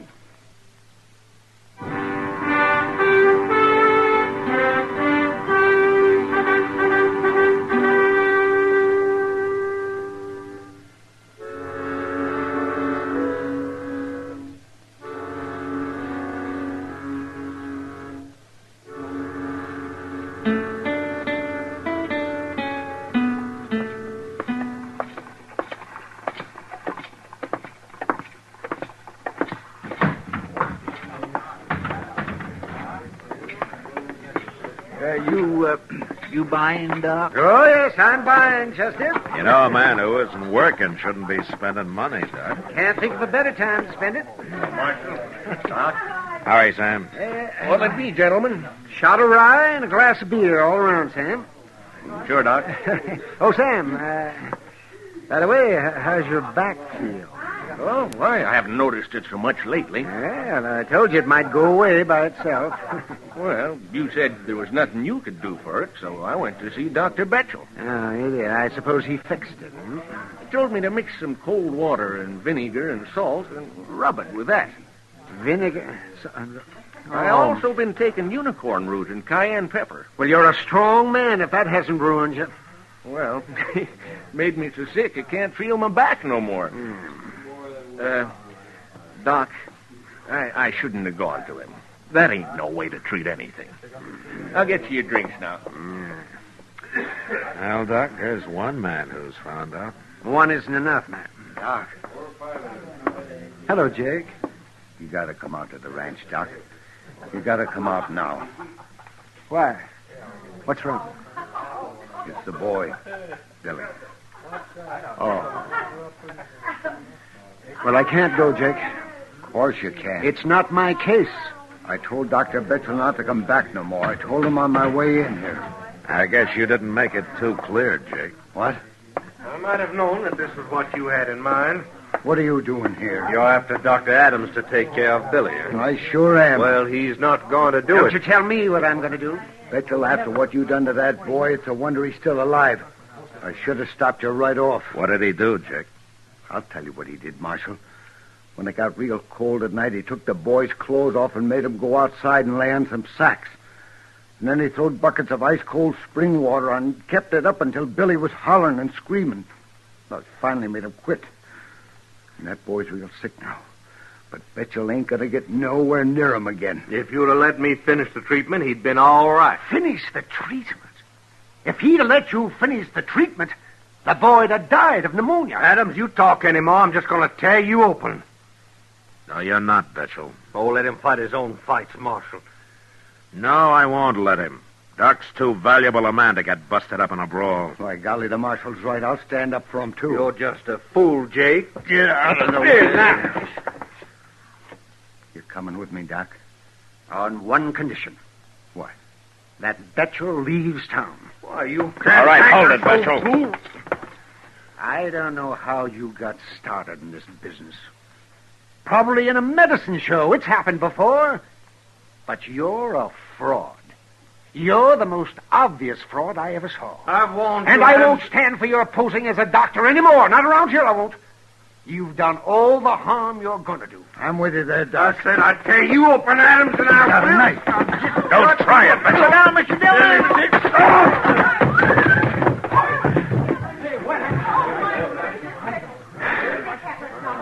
I might have known a doctor would be carrying a knife. He ain't no more doctor than I am. Chester, Yes, sir? when he comes to, lock him up. We'll throw him on the first stage, leaving Dodge. I'll do it with pleasure, Mr. Dillon. Will you come now, Doc? You understand, Jake? I can't cure your boy's fits. I should have listened to you in the first place, Doc. There are a lot of people who should have, Jacob. That's true, Marshal. Will you come, Doc? You can keep those drinks, Sam. I don't have time to waste in here anymore.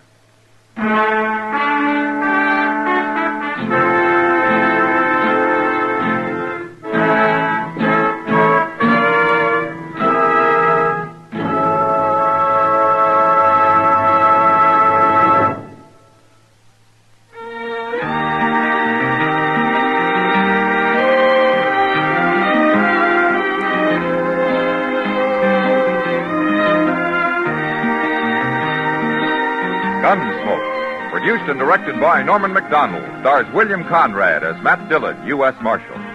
Our story was specially written for Gunsmoke by John Meston, with music composed and conducted by Rex Corey.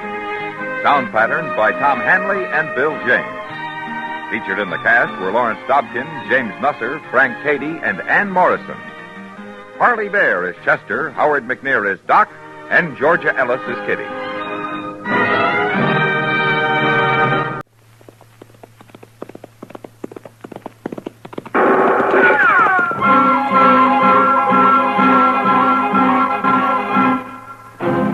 Around Dodge City and in the territory on west, there's just one way to handle the killers and the spoilers, and that's with a U.S. Marshal and the smell of gun smoke.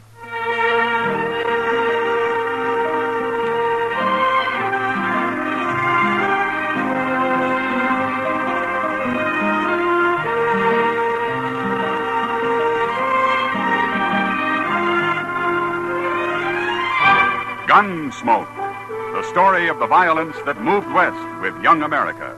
The story of a man who moved with it. Matt Dillon, United States Marshal, Gunsmoke, starring William Conrad.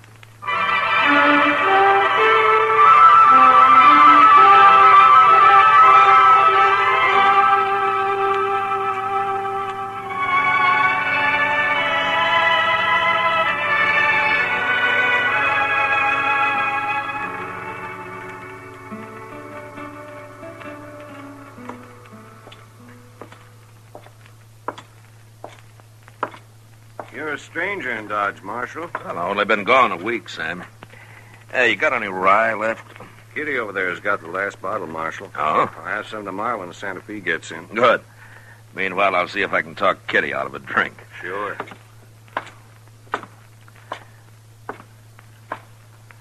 I heard you were back, Matt. How are you? Hey, you been saving that bottle for me, Kitty? You know, I never drink rye. Thanks.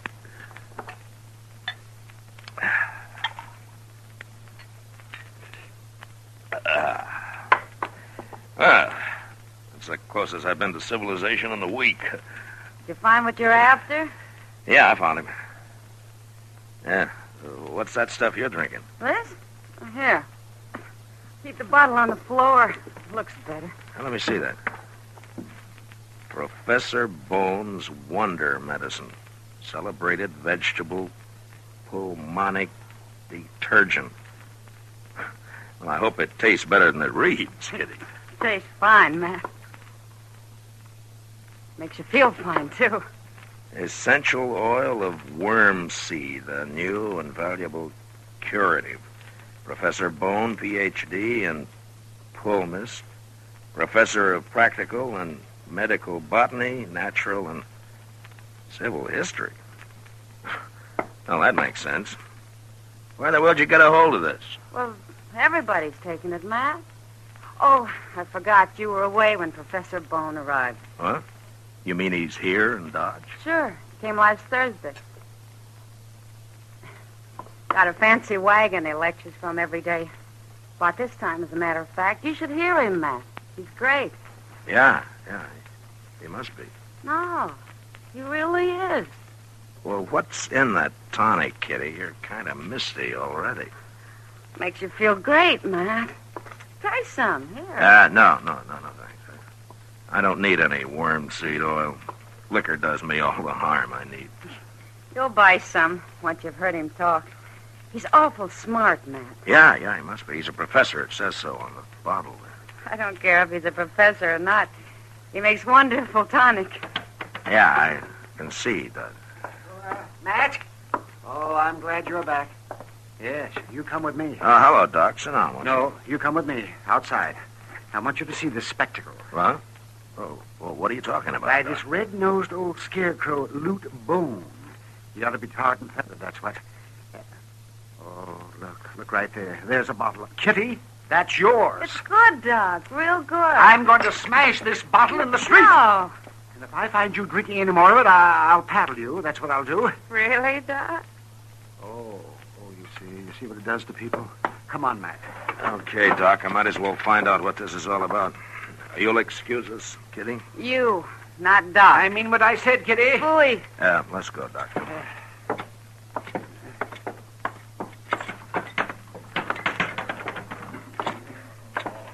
There's his wagon. And look at that crowd of fools. What's so wrong with it, Doc? I'll tell you later. First, I want you to hear him talk. The man's demented, that's what. There he is, Matt, yes. You see, standing in the back of his wagon there? Yes. He's finished entertaining them now. We're just in time for the serious part.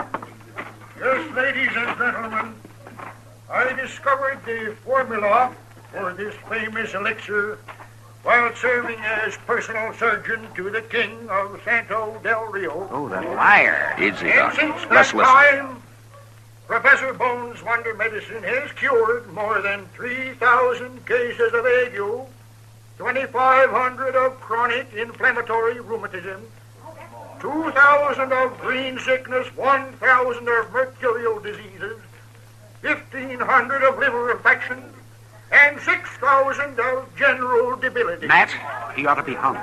It purifies, cleanses, and strengthens the fountain springs of life, and infuses new vigor throughout the entire body.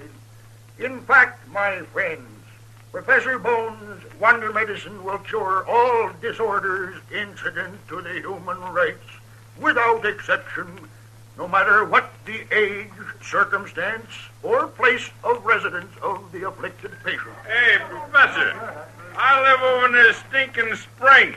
Will it cure me? You're drunk. Quite a day ever since I was weaned, Professor. I pity you, my friend. Professor, when I was 12, I got drunk and went to sleep at a hackberry tree. I never did find out how I got down. Oh, don't laugh. Ladies and gentlemen, don't laugh. Pity the poor man, the poor wretch. Whiskey has him crushed in its foul trap.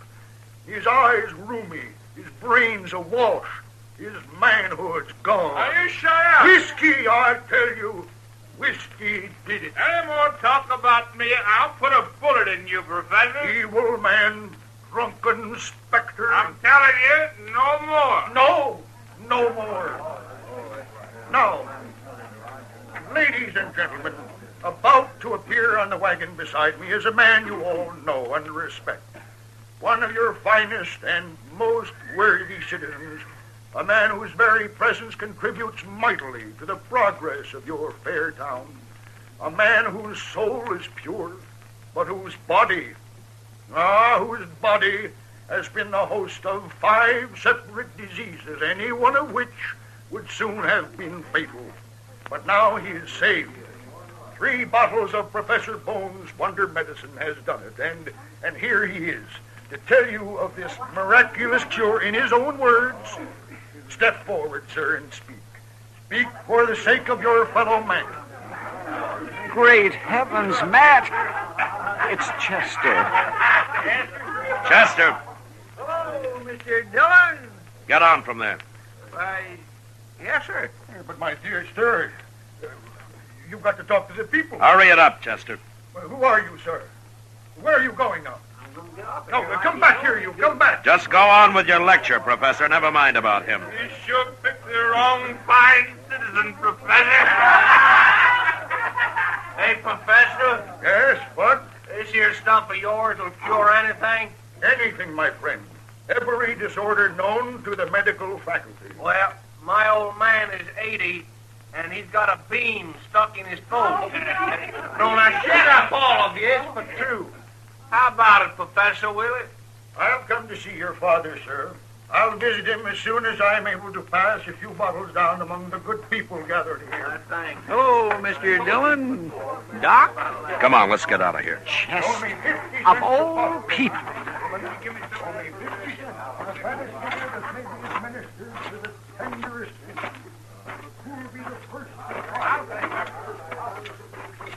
I suppose he's got you all doped up with that stuff too, Chester? Oh, it makes you feel great, Doc. Is that why you were up there? No, sir. I got a deal with the professor. He pays me $2.50 a day and gives me all the medicine I can drink. Free. It's idiots like you that made it possible, such quackery, Chester. Now, here, Doc, I'm not an idiot. You've been acting like one, but that's not what's important. Matt, I've analyzed some of Bone's so-called medicine. It's got opium in it, for one thing. Well, do you think it's dangerous? Of course it is. People can get in the habit, and what's worth is something is wrong with them, and they're taking the stuff. They wouldn't find out until it's too late. You've got to stop this business, Matt. Yeah, I suppose you're right, Doc. Either you stop him or by heaven, I'll shoot him. Now, I'm serious, Matt. All right, Doc, all right. I'll talk to him a little later. And meantime, you stay away from him, Chester. Yes, sir. I'm sorry, Mr. Dillon. I didn't know.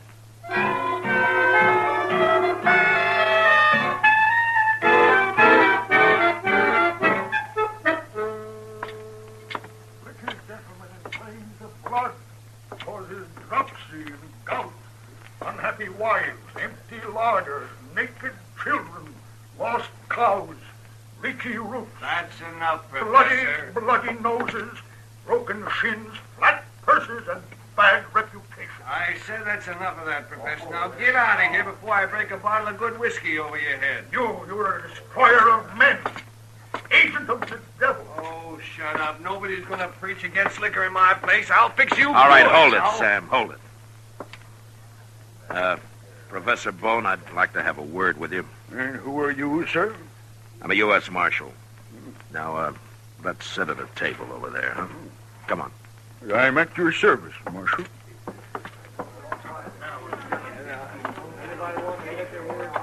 Watch you sit down. Thank you. And to what do I owe this honor, sir? It isn't exactly an honor, Professor. I want you to stop putting opium in that stuff you're selling. Oh, well, come now, Marshal. Surely you don't believe... Doc Adams has analyzed it, Professor, and either you make it harmless or I'm going to run you out of Dodge. Yes, I believe you would. Now, you're free to sell it, and you're free to do all the talking you want, but that's all. I'm a lonely old man, Marshal, and am tired of wandering. I'll do what you say. Good. I hope you don't get into trouble with your preaching about liquor, Professor. I have been fighting against drink ever since I was a youth. Oh? Well, what about opium? Isn't that just as bad? Well, I don't sell enough to do any harm, Marshal. Maybe, but why are you so strong about whiskey? When I was a child of 12, my grandfather got drunk and threw a pet owl onto a horse that was standing nearby. What? And he did. And it frightened the horse into kicking an orphan boy. Broke the rim of his belly. That boy died, Marshal. Oh, I see. Professor Bone? Ah, Mr. Reeves. Welcome, sir. And how is your good father? Marshal, I'm glad you're here. Oh, what's the trouble, Reeves? This here now Professor, he's in trouble. I'll tell you. My old man, he had a bean stuck in his throat. The professor told me to give him a steam bath and then throw cold water on him. And I was doing it. Well, what for? Well, so's he'd catch cold and get a cough and bring up the beans. Oh, well, of all. But it didn't work, Mr. Reeves. It killed him. What? My old man is dead. Dead? Good heavens, poor fellow. Now, I'm going to kill you, Professor. No, you're not. No, but no man can die of a mere cold, Mr. Reeves. Something must have gone wrong. Something went wrong, all right. Come on. We'll get Doc and go see what this is all about. And you get the idea of shooting anybody out of your head, Reeves. Maybe I will.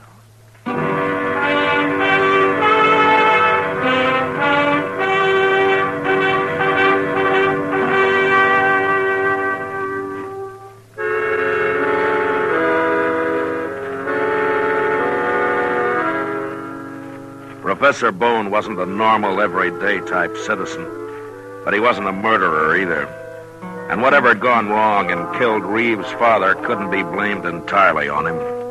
Reeves had been a fool to follow his advice in the first place. Doc told him so, too, in as many ways as he could think of. We found the old man still lying in the steam bath Reeves had made. All he'd done was to dig a big hole in the ground with a fire pit in the middle and then stretch some canvas across the top for a roof. Doc climbed down into it, and after a few minutes, he came back out again. Well, Reeves, all I can figure is your father died of a heart attack. I don't believe it, Doc. That old man was strong as a bull. Well, I know that, but there's nothing else that could have caused it. How long did you have him in there, Reeves? Oh, maybe half hour, Marshal. He was having a fine time when I left him. He poured a whole jug of vinegar on them rocks. I went up to the house to get some more. Oh, wait a minute. What'd you say? Vinegar? Sure. Professor here said it'd help him to sweat. Wait a minute here. Yeah. Oh.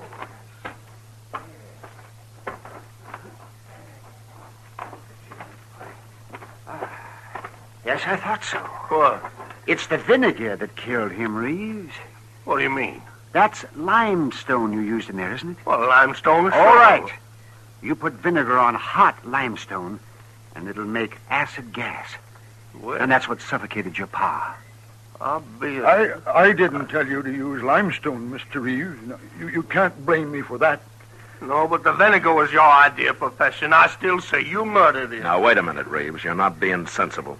This thing was an accident, that's all. Huh? I'm not a murderer. I never hurt anybody in my life. You don't even know what you do, you old fake. Selling that slop of yours, loaded with narcotics. Did you tell him to stop that, Matt? Yeah, Doc. He said he would. My medicine is as pure as the dew, gentlemen. A newborn babe could drink Don't it. let me catch you giving handy newborn babes. I'm going to analyze it every day you're here. And I hope that won't be much longer. Oh, I'm a lonely old man, sir. The only home I have is in my wagon. Well, then go live in it, somewhere else. Huh? You've caused enough trouble around here. Doc, take it easy on him. But am I to be banished from the face of the earth? Am I not a man like any other man? Do you think I have no heart, no feelings, no soul? Well, why don't you just shut up and get out of here? I want to bury my old man. I would gladly help you in that task, Mr. No, sir. No, sir, not you. Not by a long shot. You are unkind, sir. Gentlemen, I take my leave of you. Good day.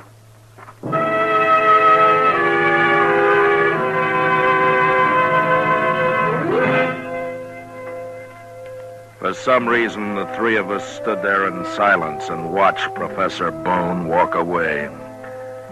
He stopped once and glanced back at us for a moment, then went on. Later, when we got back to Front Street, his wagon was gone, and we figured probably that'd be the last that we'd see of him. Dodge was fairly quiet that night, and when somebody reported seeing a fire of some kind out on the prairie, I decided I might as well ride out and have a look. There's no flames left, Mr. Dillon. I guess it must be all burned out. I don't remember a house of any kind around here. I wonder what it was.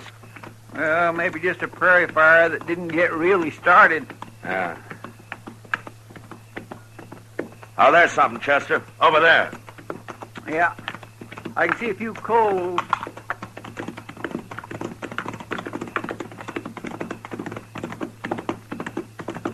Holla.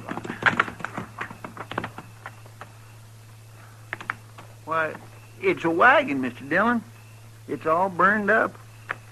That's Professor Bones' wagon, Chester. I golly, sir, you're right.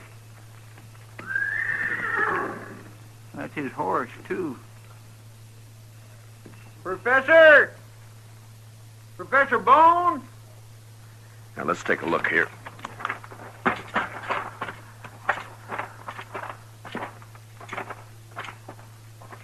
Where in the world could he be, Mr. Dillon? I don't know, Chester. Look out now. I'm going to move some of this. Yeah, I'll help you.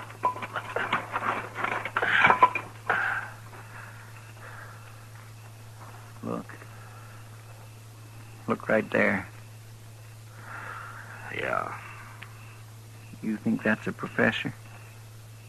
I'm afraid so, Chester. Poor old fella. He must have been asleep and his wagon caught fire. Maybe. Funny he couldn't get out, though. Unless he was drunk or something. Professor Bone didn't drink, Chester. That's right, I forgot. He sure didn't. Say, you think maybe somebody did this, Mr. Dillon?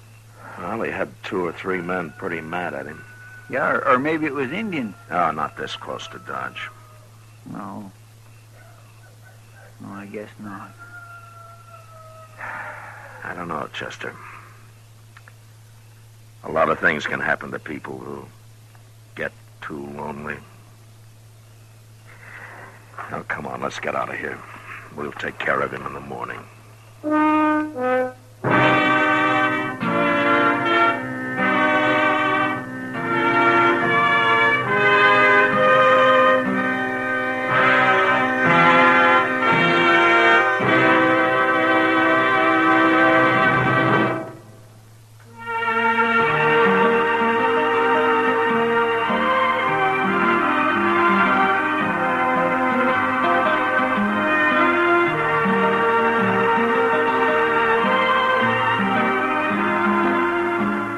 Gunsmoke, under the direction of Norman MacDonald, stars William Conrad as Matt Dillon, U.S. Marshal. Tonight's story was specially written for Gunsmoke by John Meston, with music composed and conducted by Rex Corey. Featured in the cast were John Daner, Barney Phillips, Paul Dubob, and Lawrence Dobkin. Parley Bear is Chester, Howard McNear is Doc, and Georgia Ellis is Kitty. Ken Peters speaking. Join us again next week as Matt Dillon, U.S. Marshal, avenges a killing during his fight to bring law and order out of the wild violence of the West in Gunsmoke.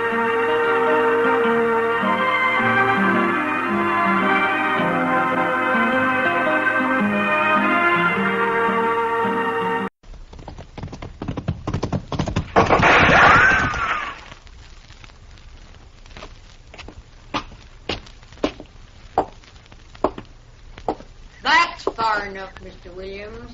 Miss Sager. Mrs. Sager. Mrs. Sager. Would you please put that rifle down?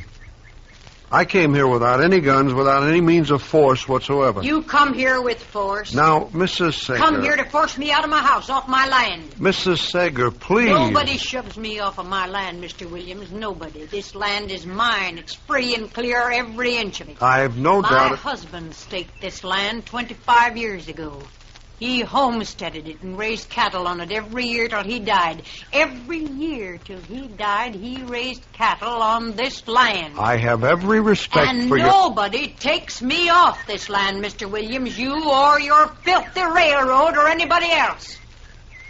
My husband left me this land, and he said, Libby, this is your land and you keep it. I said, Howard, I swear by everything decent, nobody'll ever take this land away from me. A solemn and a holy oath, Mr. Williams, to a dying man. Mrs. Sager, now, listen to me for just a minute. Well, I know what you're going to say. Just a minute. 1 minute, Mrs. Sager. Said it 100 times if you said it once. Please, Mrs. Sager, just 1 minute. Well, go on, talk then. Talk and get it over with. 1 minute. 1 minute. That's right. I represent the railroad. I know that. And we have reserved from the United States government a right-of-way of land across the United States for our railroad. Transcontinental Railroad, Mrs. Sager, Transcontinental. The United States government... United States government, I heard you. What do you want to do, scare me or something? Transcontinental, it's progress, Mrs. Sager. You can't hold back the time. That's what you always say. You can't hold Your back land. Your land, Mrs. Sager, is directly in the right-of-way. Now, we're willing, more than willing, we're happy to pay you 3 times the worth of this land. I said I wouldn't sell, Mr. Williams. How many times I got to repeat it? It's not a matter of... Mrs. Sager, please, I wish you'd lower that carbine. It's making me nervous.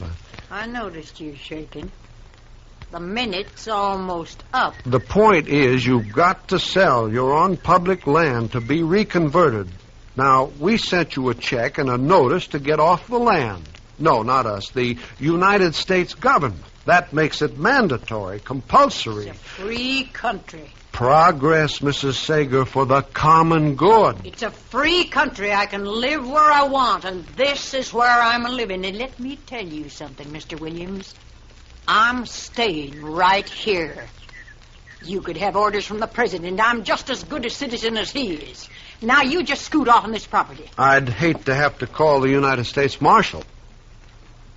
Now, Mrs. Sager, I don't like to use force when reason will do. Get off this property, Mr. Williams, or I'm going to remember the United States government has a law about trespassing. Did you hear me? Scoot. You can't hold back the times. That's what I told her, Marshal. She held that rifle on me every second. It seems funny to you, I suppose. No, I didn't mean to laugh at you, Mr. Williams, but... Well, Libby Sager's quite a woman. I've known her a long time. I knew her husband. Anybody could be married to that. Now, what you've got to understand about Libby is, Mr. Williams, that Libby isn't an ordinary woman. That's sure. No, Libby is... Well, she's kind of like the West. I mean by that, she's got her ways, and her ways are free. And she's hard to tame. Well, I'll tell you this, Marshal. In the railroad business, when we come to a mountain, if we can't go around it, we blast right through it. Yeah, well, I'm not so sure I'd try that with Libby if I were... Marshal, I've tried talking to her. I've sent her letters. I've tried everything. There's no moving. Yeah, I know. But you've got to keep in mind that Libby's lived there for almost a quarter of a century. I've got a job to do.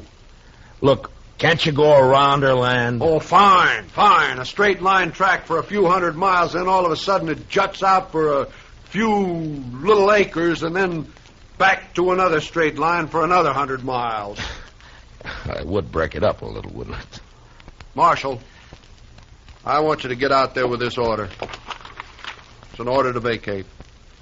Every time we send her a check, she sends it right back. So here's a check to go with the order. Look, Mr. Williams, she's not going to move. I know that woman, and she's not going to move. That's a United States government order, and you're the United States Marshal. Oh, please, Mr. Williams, don't remind me of my duties. There's some things I don't like about this job. Eviction and seizure. Chester. Yes, sir, Mr. Dillon. Eviction. Federal order. Libby Sager, yes, sir. You weren't listening at the door, were you, Chester? Oh, no, sir. My, absolutely not, Mr. Dillon. It's just I am cursed with wonderful ears. Comes from so many nights out hunting. Why, my whole family got ears. All right, Chester. Mr. Dillon, Isn't there some way the railroad can go around that property? I purely hate to see that woman. He's made me a villain when I'm just doing my job. Yeah. All right, Mr. Williams, I guess we all feel a little like that right now. Come on, Chester.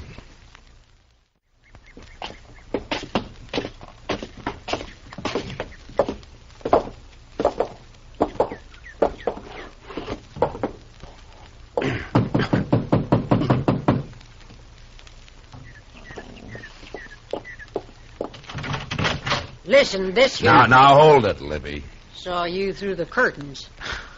Well, I saw you peeking. Coward little railroad has to bring the marshal. Mr. Williams I asked had me to, Mrs. Sager. I told you before that... Belly little railroad had to get the marshal. Now, Libby, I want you to put that carbine down, and I want you to act like a human being. Huh? Don't you start anything with me, that kind of talk. Now, Matt Dillon, I knew you too long for that kind of talk. Libby, what would Howard have said if he could see you standing there holding a carbine on me? You can say what you got to say right here and right now. Just leave my poor dead husband out of this.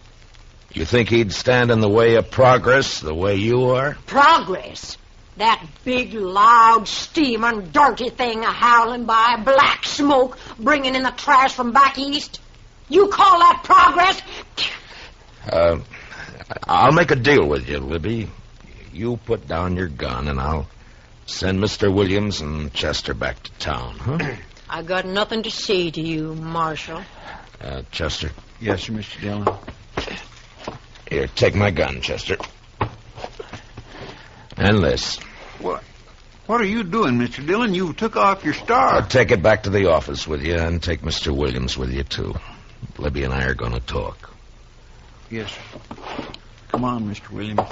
You can't hold back the times, Mrs. Sager. Get him off here, You better go, Mr. Williams. I'll see you back in town, Marshal.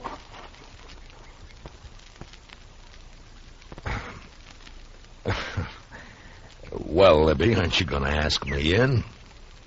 I told you, Marshal. The name's still Matt, Libby. No star. See? Now can I come in? Well, I suppose.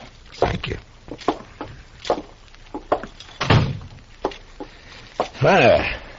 Looks just about the same. Yeah, it's going to stay that way. Nothing's going to come steaming through this sitting room. Sit down, Matt. Libby, I'd give anything not to have to give you this order, but... Here. Well, Howard took me out here to this piece of land. He staked it out here because it had a creek for the cattle and some good grassland. We just got married. Took me out here and stood me right about where you're standing now. And he said, Libby, this is ours. Yours and mine. Uh-huh. He built this place, Matt. Every board he split with his own hands. Every board of it, every nail in it. Yeah, I know. You don't know. 3 days and 3 nights, just the two of us.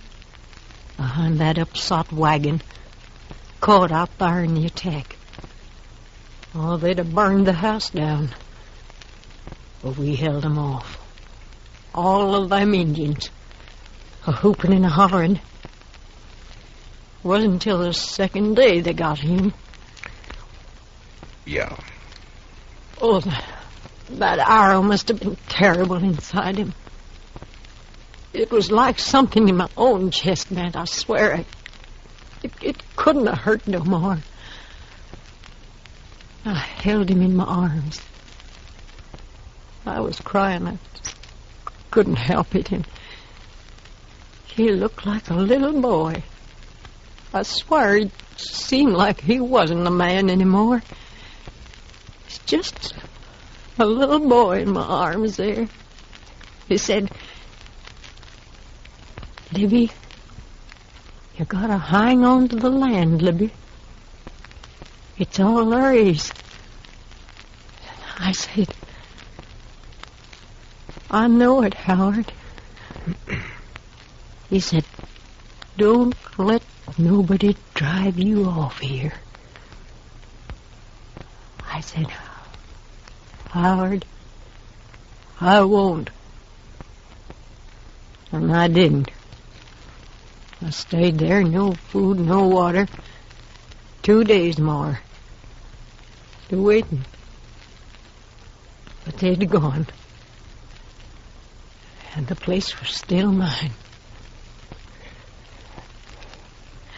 Libby. Now, do you think I'm going to get off of this land now?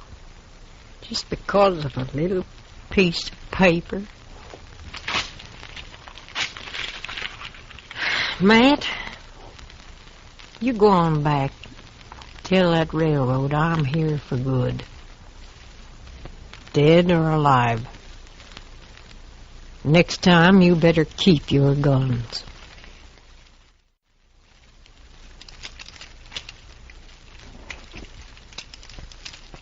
Marshal?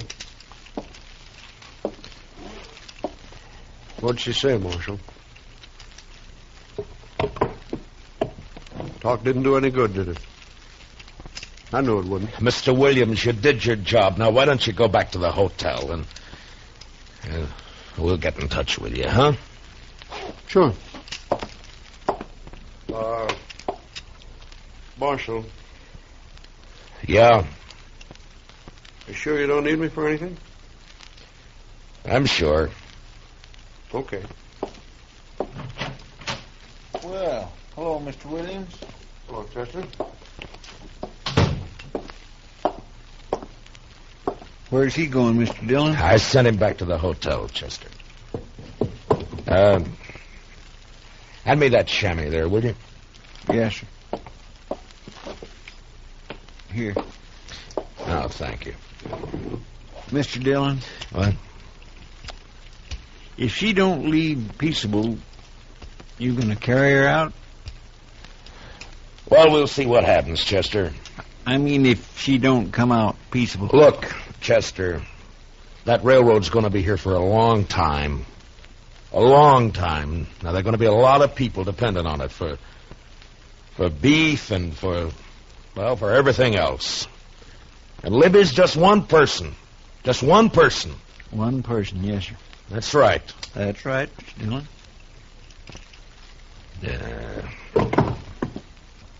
Mr. Dillon, I've never seen you like this before. Chester, I can't do it. All right. You gave her 10 days to give you an answer, Mr. Dillon. And the order come down almost a month ago. You did everything you could, if you asked me. You oughtn't to feel bad. You just got to do it, that's all. Never hurt anybody. Paid all her bills. Now we got to run her off her land. Well, it wasn't nobody's fault that Howard Sager homesteaded on what was going to be a railroad track. Wasn't his fault, nor her fault, nor your fault. Wasn't even the railroad's fault. I know you're right, Chester. You're right. And Mr. Dillon, she'll have enough money she can live anywhere. Yeah. Yeah, sure. Sure. Anywhere except where she really wants to live. Well, Yeah, I know, Chester. Well, it's almost 10:30. We gave her till noon today. I guess we better get packing. Guess we better.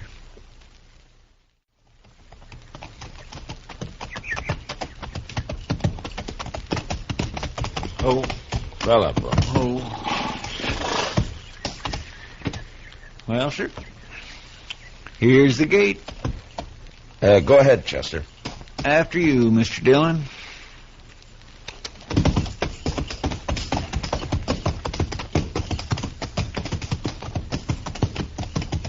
Matt Dillon? Oh. There she is, Mr. Dillon, on the porch. She's got her carbine. Yeah, I see her. Get off my property! Libby! Now, we gave you plenty of notice. Get off my property, Marshal, or I'll shoot. Now, you know me, Matt. I don't just talk. Libby, you got your check. Now, why don't you... I'm counting 3. You're not starting off this land by the count of 3. I'm going to shoot. I swear it, Matt. You're a perfect target now. I'm warning you.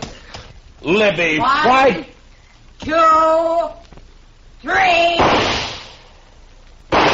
Come on, Mr. Dillon. That big rock over there.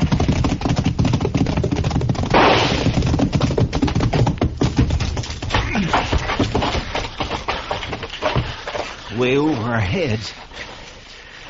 Yeah, she meant it that way. Makes me feel a little silly running cover from a woman. I got a decent respect for Libby's eye, Chester. Well, what do we do, Mr. Dillon? Well, we can't just stay here forever. Look, maybe we can sneak up from the other side. You think you could work your way around? I imagine so. All right. And Chester. Now, don't worry, Mr. Dillon. I'm not going to use no gun. All right. If you can get in the house and get that rifle away from her, I'll just stay out here and try to keep her attention. Yes, sir. Okay, good luck.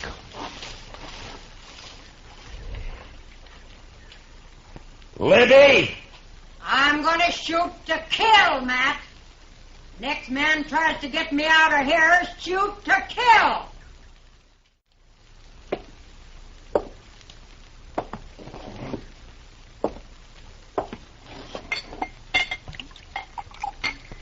Hot. That's right, Sam. Here's to you, Williams. Sure. I must be getting drunk. Even this stuff tastes good. Sam? I can't help admire that woman. But then I'm always the one to boost the underdog. We got to start construction on the 18th to keep the schedule. You haven't even had a chance to start surveying. One woman standing alone against a whole mess of us. Spikes, crew, rail. It's inspiring. Ties all creosoted. I'll get bounced, sure. Let me tell you, Williams, she's 1 out of 1,000,000. Quite a woman. Quite a woman. Yeah. I said then, and I say right now, nobody takes that woman off her land alive. Nobody. She's got more real stuff in her than you and me put together. You're drunk. Hanging on to the last breath. Why, it's wonderful. Woman like that can't hold back the progress of a whole nation. Absolutely not. Nobody can hold back the time. Time and tide wait for no man. If everybody felt like her, there wouldn't be any railroads. There wouldn't be any progress whatsoever. You need a drink. Maybe I do. Sam? I don't think that marshal's doing a thing out there. Minion of the law. Strikes me as sentimental, that marshal. Oh, I don't know. Point is, there's a job to do. I think we ought to go out there and prod him. Well, you said he told you to stay in the hotel room. I know. No, that's what you said. Well, if you want to go down there, it's fine with me, but that's what you told me he said. Well, how does it look, the railroad representative taking the afternoon off at a time like this, huh?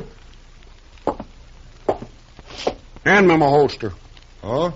Well, what do you want guns for? I'll tell you what I think. I think the woman's a little demented holding herself up that way. Husband's death, years alone in that house. She's crazy. Fanatic? Yeah. Here. Thanks. Fully loaded. She's a wonderful woman, though. Dead shot with that rifle of hers. I'm not going out there unprotected. I don't blame you a bit. I think I'll take my holster, too. Hey. What? One for the road, huh? No more.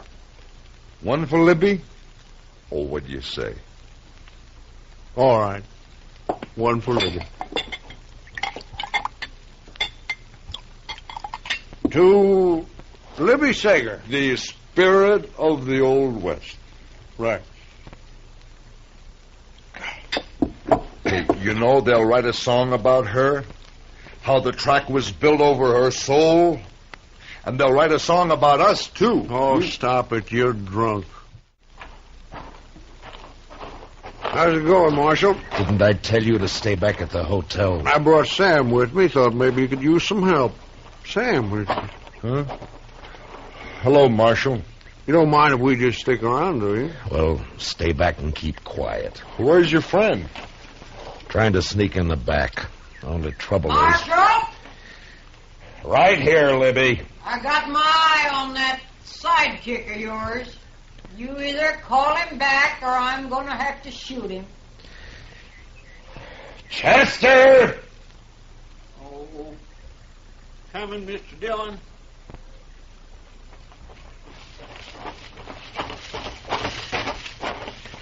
I'm sorry, Mr. Dillon. No, it's all right, Chester. It just didn't work, that's all. I declare I can't figure how she spotted me. You don't know how careful Yeah, I was know. walking. Looks like there's only one thing to do. Let's go in after her. Now you're talking. Fine. Now, you two just stay right where you are, and no guns, you understand? Sure. Libby! Libby, we're coming in! Now put your carbine up, Libby. Come on, Marshal, just come on. I'm ready. Now, let's go, Chester, and stay close to the ground. We can weave over to that rock over there, then behind the barn, maybe. Yeah, that's a good idea. Close, Mr. Dillon. Yeah, all right, run. You all right, Chester? Just scared, that's all. Why, that crazy fool. What's the matter, Mr. Dillon? That surveyor. Sam, leave that rifle alone! I'm just covering for you, Marshal. She hit him, Mr. Dillon. Oh, he's going to shoot back. Sam! Mr. Dillon. He got her, Mr. Dillon. Come on, Chester.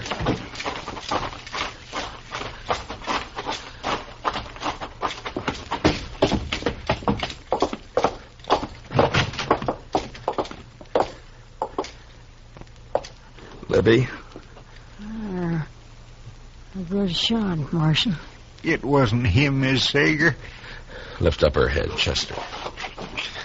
It's better this way. Matt. Much better this way. Marshal? Oh, I didn't mean to, Marshal. I told you to put up that gun. I was trying to cover for you. When she got me in my shoulder, I didn't think. I just... Matt. You just lay quiet, Libby. We'll send for the doc. Now you let me be. Say, Matt. Yeah, Libby. Matt, I bet you people don't forget me so easy. They won't, Libby. You know, Matt, I'll bet they'll remember me every time.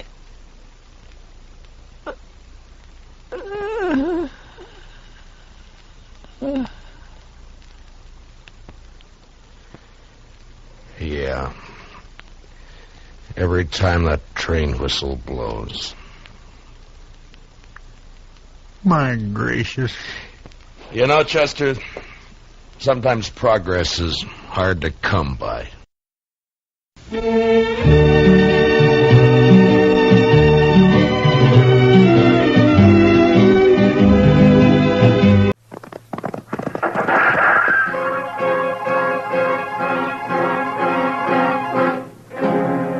Around Dodge City and in the territory on west, there's just one way to handle the killers and the spoilers, and that's with a U.S. Marshal and the smell of Gunsmoke.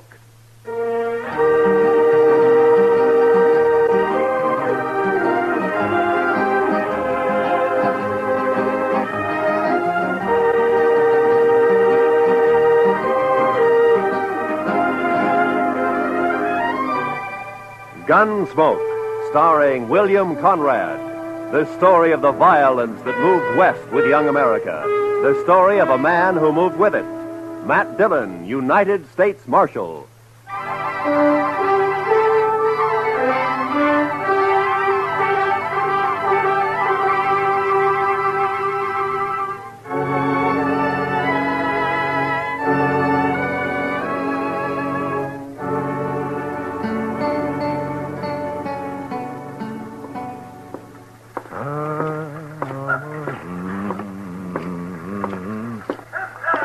you this morning, Mr. Bumby?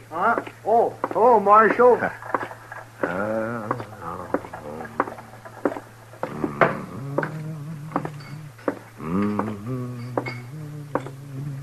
Morning, Mr. Dillon. Morning, Sam. Is Kitty around? Oh, don't know she's up yet, but if she is, she ought to be down soon. I'll wait. Nippy this morning. Oh, feels good. It's a nice time of year. I don't know. I kind of like spring myself. Sam, you better wash that glass over. Oh, yeah. Thanks. Can I get you something? Beer, maybe? Got any coffee? Sure. Just made a pot. Oh, that'll be fine.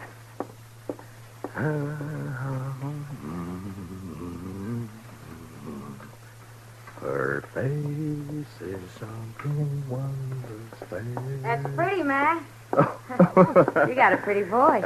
Oh, it's good enough for calling hogs, I guess. Yeah. You just get up? A while ago. Why? Oh, it just strikes me I haven't seen you close to early like this. Uh-huh. No, you look fine. I mean that you... You better quit while you're ahead. Yeah, I guess it's... Where's Sam? Oh, he's bringing in coffee. Oh, Sam, cup for me, please. Sure, Miss Kitty. What's the occasion, Matt? Kitty? There's a party tomorrow night, a dance. It's a benefit for the new school down at the hall, you know? And, every fellow's to bring a girl. You know? It happens at dances. Go on. Well, what I'm trying to... Will you go? With me? I'd kind of like to, Matt, but no thanks. Oh. Well, I gotta work here, you know that.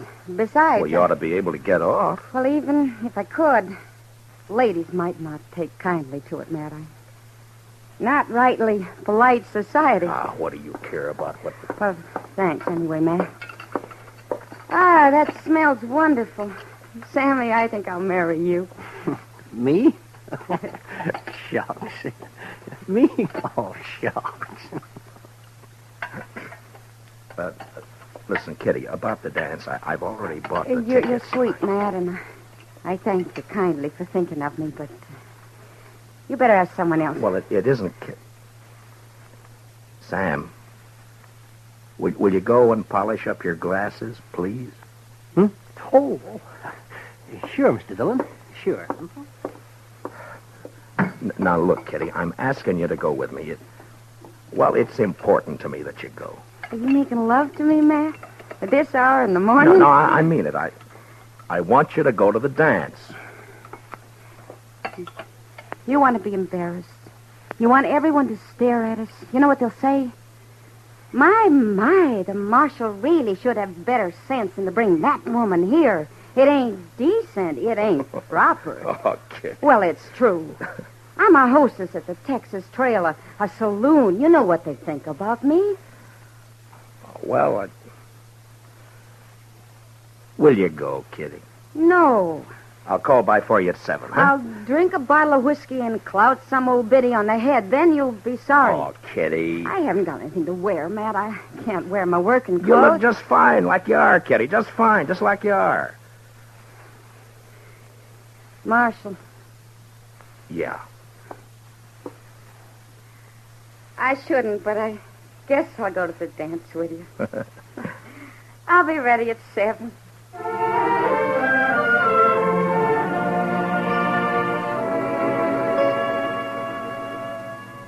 How do you talk about a woman like Kitty? The color of her hair, eyes, the shape of her leg, the way she spoke, thought. Well, that's a picture you had to get by looking and hearing. Otherwise, you'd never know it. And I felt real good about taking Kitty to the party. The first time we'd really be out in company. And I liked the idea.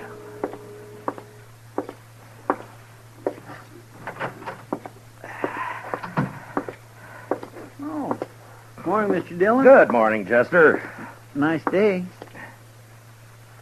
What is that? That, Mr. Dillon? Yeah, all over my desk. That.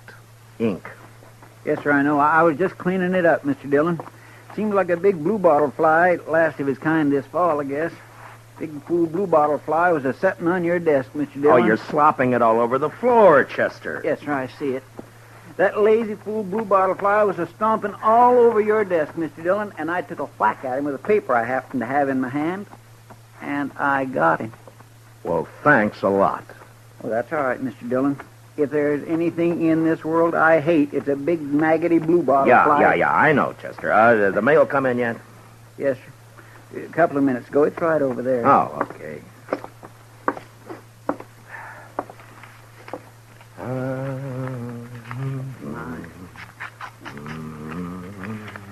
There. I think that should do it, Mr. Dillon. All right, Chester. Anything likely in the mail, Mr. Dillon? No. Look, Chester, we better get these government circulars posted. Would you do that for me? Yes, sir, I'll do that. Say, Mr. Dillon? Yeah, what is it, Chester? About the dance tomorrow. Now, what about it? Well, you're going, aren't you, sir? Doc's going. He's taking Ms. McNish. I'm going. Everybody's going. You are going, aren't you, Mr. Dillon? Yeah, I'm going. Don't seem right, a man your standing not to go to a big social like we're... You are? Yes. Well, that's fine. Just fine. Doc and me, we were talking, and it just didn't seem right to us that a man like you didn't have no real nice, sweet girl to escort to a big social. I got one, Chester. A real nice, sweet girl. I'm taking Kitty. Miss Kitty? I asked her before I came down, and she accepted. Well, that's good. Miss Kitty. That's right, Chester. I got a couple of letters off to Washington, Chester. You want to go and see about posting those circulars, huh? Yes, Mr. Dillon. Ah, fine.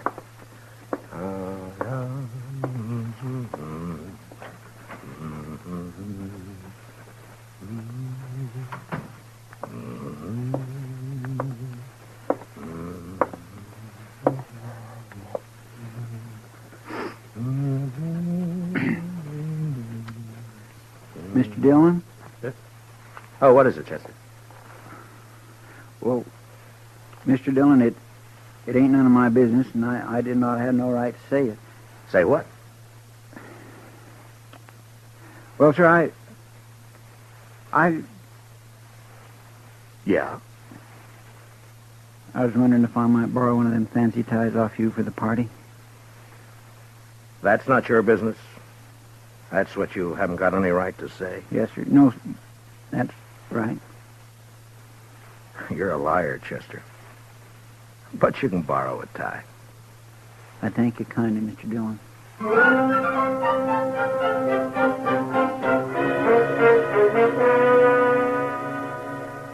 You work for a long time with a man, and you share a lot of life and a lot of death.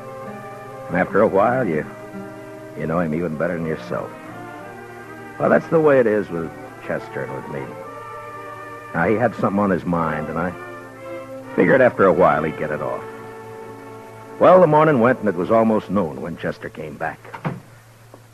Gonna go have some dinner, Mr. Dillon? Yeah, I think I will. How about you? Hungry as a raggle-bone possum. Did you get the posters up? Yes, sir. Well, okay, let's go. Mr. Dillon? Yeah? I guess there's something you ought to know, sir. There's talk. Yeah. All right, Chester, come on, get it out. It's all over town about you taking Miss Kitty to the dance tomorrow night. What do you mean, all over town?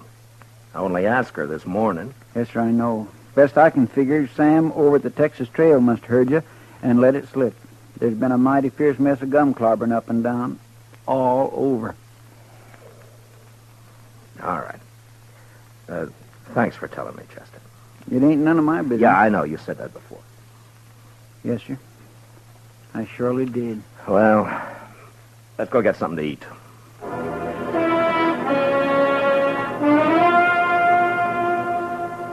It's hard to tell about people.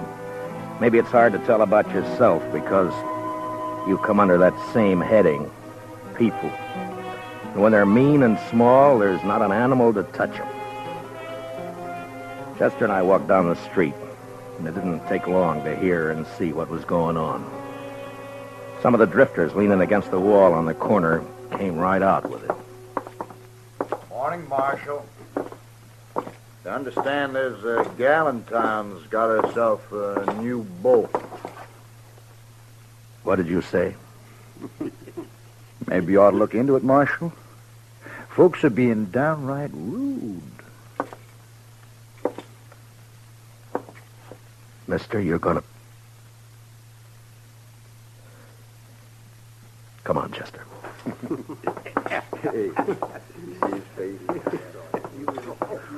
Ought to haul him in. Every one. Yeah? What are you going to charge him with? Pestilence, Mr. Dillon. Just plain pestilence.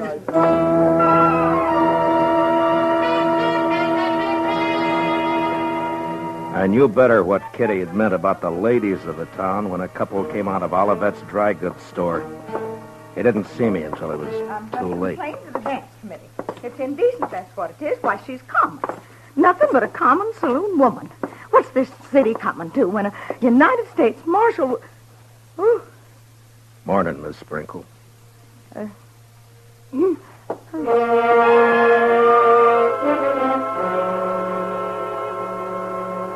When a man's born, they say he's blessed or cursed with a lot of things already in him. Take pride, for instance. Sometimes pride can be a curse. Well, maybe I had more in my share. And maybe it would have been a sight kinder if I'd not taken Kitty to the dance. But I did.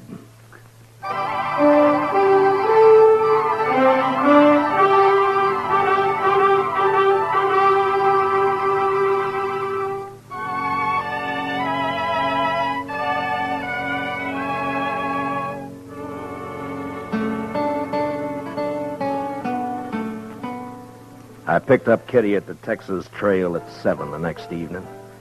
She was waiting by the side door, and when I saw her, she kind of moved back in the shadows, almost as though she was ashamed for me to see her. Hi. Hello, Matt. Are you all set? Well, I guess so. Matt, are you sure? Hey, Kitty, you look fine. You look just fine. Do you like it? Yeah. Yeah, I like it.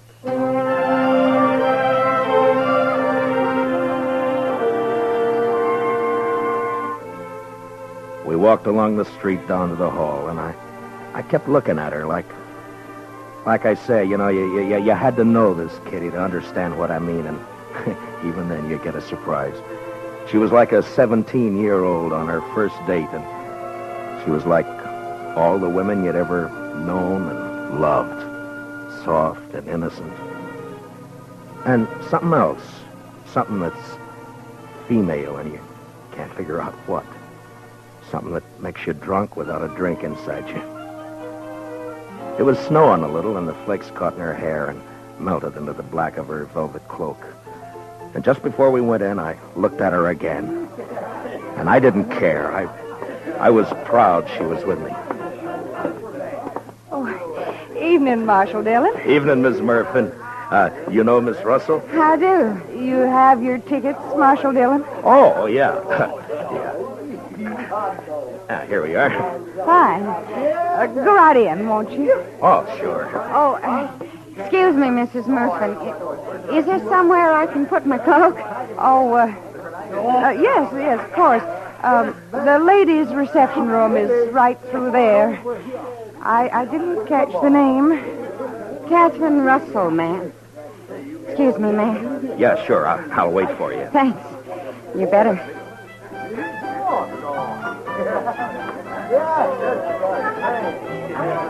I could see them through the big open doors in the hall. They were all there. Faces flushed, smiling, happy, dancing. And all the women seemed pretty and the men handsome. And Chester was up on the platform calling the dance, and Doc was fiddling. And I was waiting for my dancing partner, Miss Kitty Russell.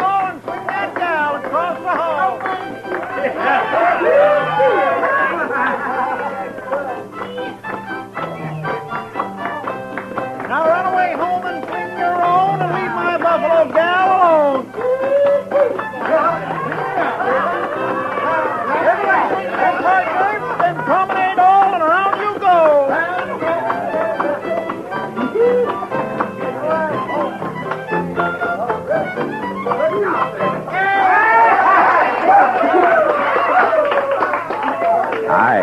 What took you so long? I'm sorry, Matt. I had a skirmish with one of the genteel females in there. Oh, I'm sorry. What says she? You know, I get the idea I'm not welcome around here. Let's go in and get some punch, huh? Sure. How are you, John? Oh, that's a nice dress, Kitty. Well, I haven't worn it since a few years back in New Orleans. Hey, Marshal. Oh, Miss Kitty. It's Doc. Well, hiya. Oh, fine, Doc. Hello, Doc. I say, say, we got a bottle of whiskey outside. You care to join us? Oh, this punch. Not right now, thank you. Oh, well, sure. Say, Miss Kitty, I saw you come in. Best-looking woman in here. Oh, there's lots of scratching going on. Thank you, Doc. If you see Mrs. McNish, don't tell her where I am, will you? Man gets kind of dry fiddling. Oh, well, so long. So long, Doc. Punch, Marshal Dillon? Kitty? I guess so. Mr. Sprinkle, have you met Miss Catherine Russell? No, I'm afraid I haven't. You got a short memory, Mr. Sprinkle. Huh? I could have swore it was you in the Texas Trail a couple of weeks back. Drunker than a hoot owl. Don't you remember I had to slap your face? I think...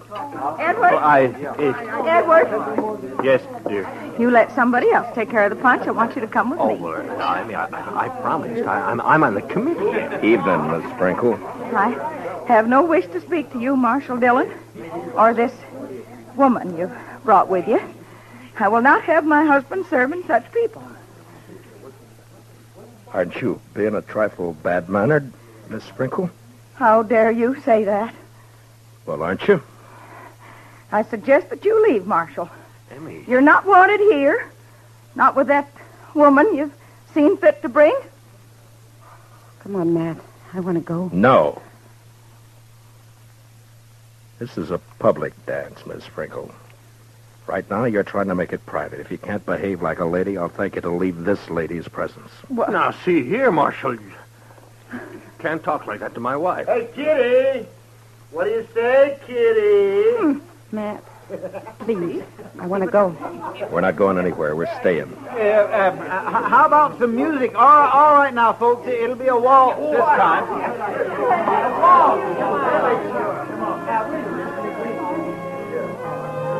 Thanks for the punch, Mr. Sprinkle. Come on, Kitty. I warned you, Matt. Now, please, will you take me out of here before something happens? Nothing's going to happen, Kitty. You and me are going to dance. Have a good time. That's all. You're acting like a kid. Matt, it won't work. I've seen this kind of thing before. May I have this dance, Miss Kitty? Please, Matt. You're being pig-headed and you know it. Let's get out. You refusing me, Miss Kitty? Oh, Matt.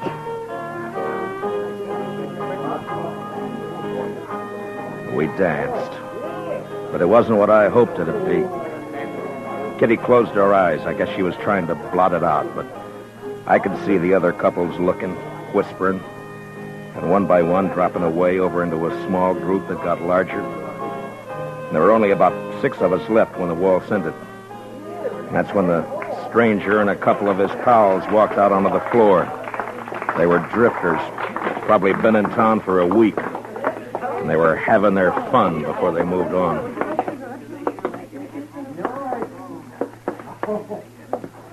Marshal, I got a painful duty. Yeah? Folks in this town seem real upset about you bringing that woman in here. What's your name? I'm just a fella. I kind of made myself and my friends here a committee of 3, seeing as how everything's done by committees here, and we figured it would be best if you take your friend home. Mister, I'm the marshal in Matt, Dodge City, and I'm leaving. You're staying here, Kitty. She's smarter than you, Marshal. Everything all right? Everything's Mr. Dillon? fine, Chester. This ain't a matter of law, you know, Marshal. It's decency and what's right. Yeah, and Marshal, this ain't right. Mister, I'm taking this badge off. Chester, you stay here with Kitty. Matt, don't you do it. Now come Matt. on outside. You. We're going to talk some more about this out there. It's cold outside. Now, you be a good fella and get out of where you ain't wanted. You know I won't hit you in here, don't you? Were you thinking of doing that, Marshal? Now, that ain't lawful. I ain't done nothing. Kitty. Kitty, wait. Now there's a gal with sense. All right, mister. Now, I'm telling you, you and your pals are going to have to come out sooner or later, and when you do, you better start hightailing it out of Dodge before I catch up with you. We'll think of that. We sure will. Marshal.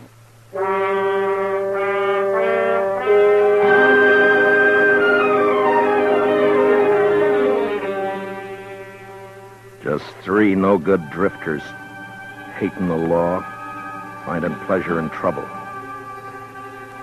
Kitty had gone, and I went out into the street. It had stopped snowing. Just cold. Much colder. I went up to the Texas Trail. There's only 2 people in there. Some guy dead drunk on a table, and someone else standing at the bar, looking into the mirror at me.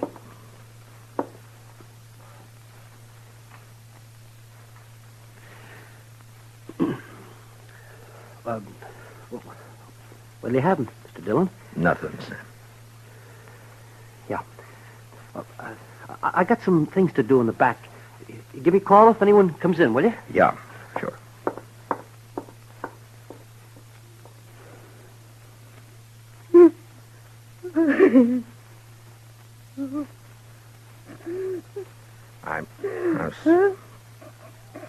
I'm sorry, Kitty.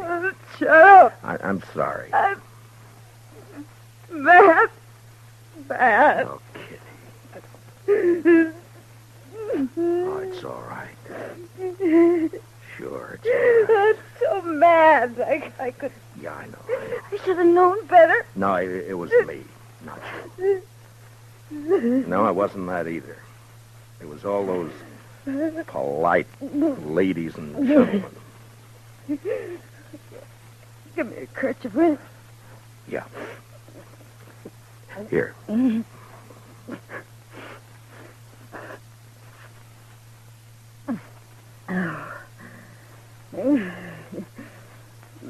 been a long time since I cried. Yeah, sure. It wasn't so much for me. For you. I wanted to cry right there in the hall, watching you and knowing there was nothing you could do. Nice mess of people we got in Dodge. No, it's not them, Matt. It's me. I've run into this before. The only difference was I didn't have you around. I wanted it to be right tonight because of you. A lot of narrow-minded prayer spouting. Yeah. They hurt your pride, didn't they? No, it wasn't that. No? No, I wanted you to go with me. That made me real happy. But maybe we're different, Matt. You and me figure life different to them. That's not their fault. There's a lot of folks there I know. I smile at them on the street. They talk to me. But tonight, well, that was different. I made them uncomfortable. Yeah? Well, I didn't do a bad job with you. Oh, you can't look at it that way. And you can't go fighting the whole town either. There's 3 fellas going to get hurt. No, I don't want you to do that, Matt. You just let it go. Let it go, Matt. They don't mean nothing. You know what means something to me? What? That you asked me to go to the dance with you. I knew what was going to happen, but it was worth the chance. I thank you for it, Matt.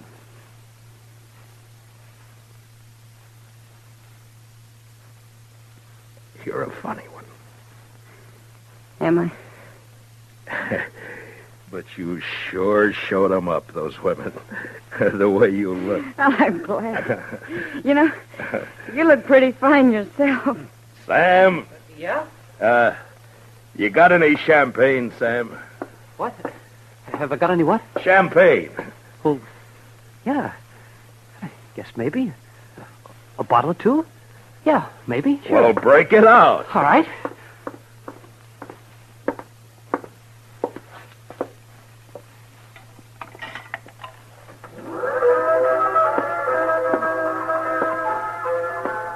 Miss Kitty, I think the next dance is mine. Oh, Matt. I'd be real pleased, Mr. Dillon.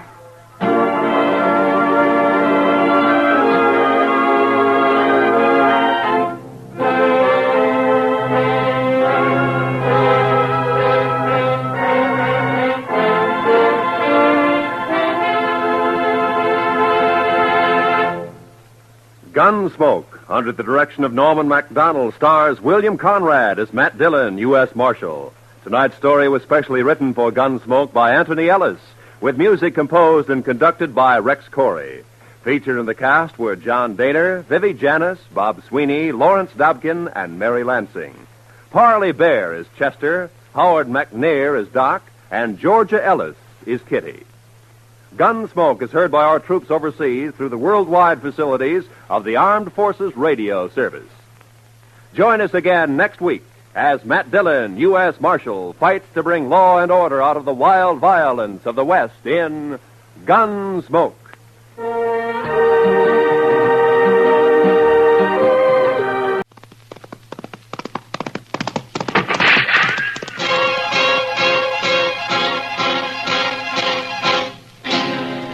Around Dodge City and in the territory on West, there's just one way to handle the killers and the spoilers, and that's with a U.S. Marshal and the smell of gun smoke.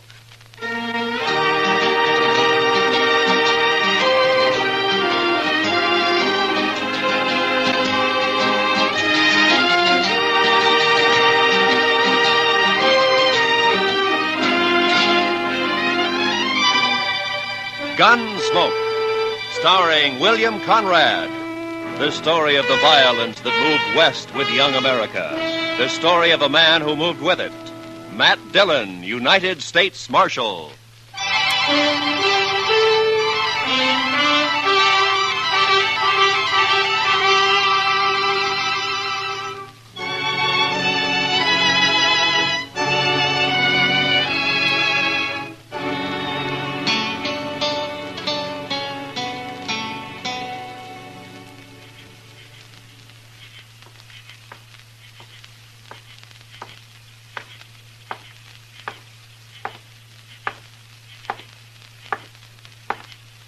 Hey. Over here.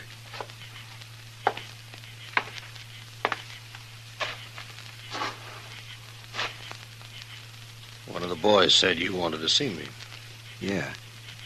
It better be important, mister. I don't make a habit of coming running with some saddle punk whistles. Maybe you hadn't ought to make a habit of calling people saddle punks. No offense, just an expression. Sure. I came up from the Pecos country. Been here in Dodge about a week. Maybe you've seen me around. I've seen you. I've been talking to people. Oh? Everybody tells me you were a big shot back in Abilene. Had all the games sewed up, 3 or 4 saloons paying off, a couple of hotels and so on. Then the boom busted and you come here, and you got nowhere. Know why? You're talking, you tell me why. Dillon. Fella named Matt Dillon, a U.S. Marshal. You tried to scare him and he wouldn't scare. Tried to buy him and wouldn't buy. Tried breaking him, wouldn't break. So? Be worth $5,000 to you if I kill him? Might. All right, get it in gold. Keep it handy. My hired? Yeah, you're hired.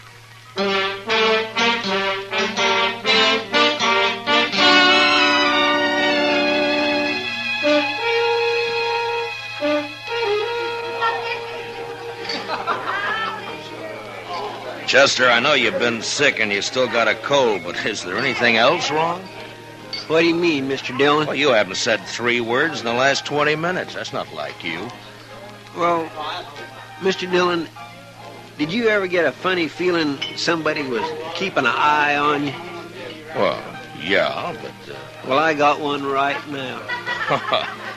Chester, I think you got a touch of the heebie-jeebies. Maybe.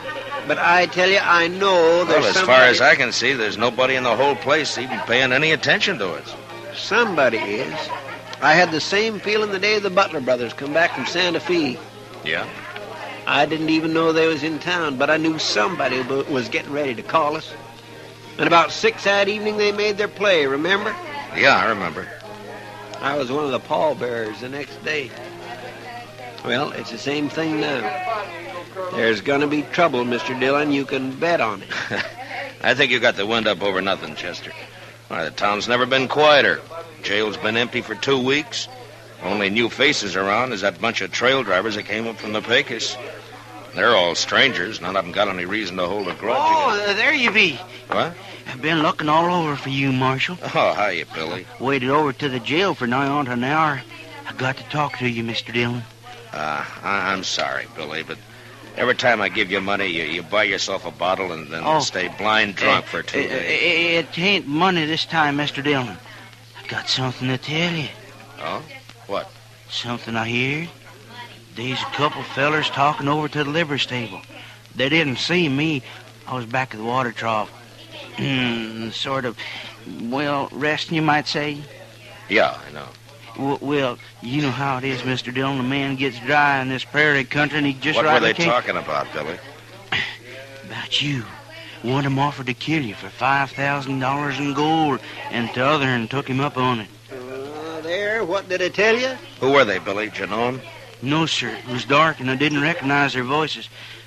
They was already there when I woke up, and they left right after that. Well, maybe it was just some kind of a joke. Oh, it didn't sound that way to me. No, sir, it's no joke, Mr. Dillon. I told you I felt it.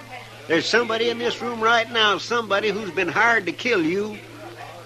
Yeah, but who? I don't know.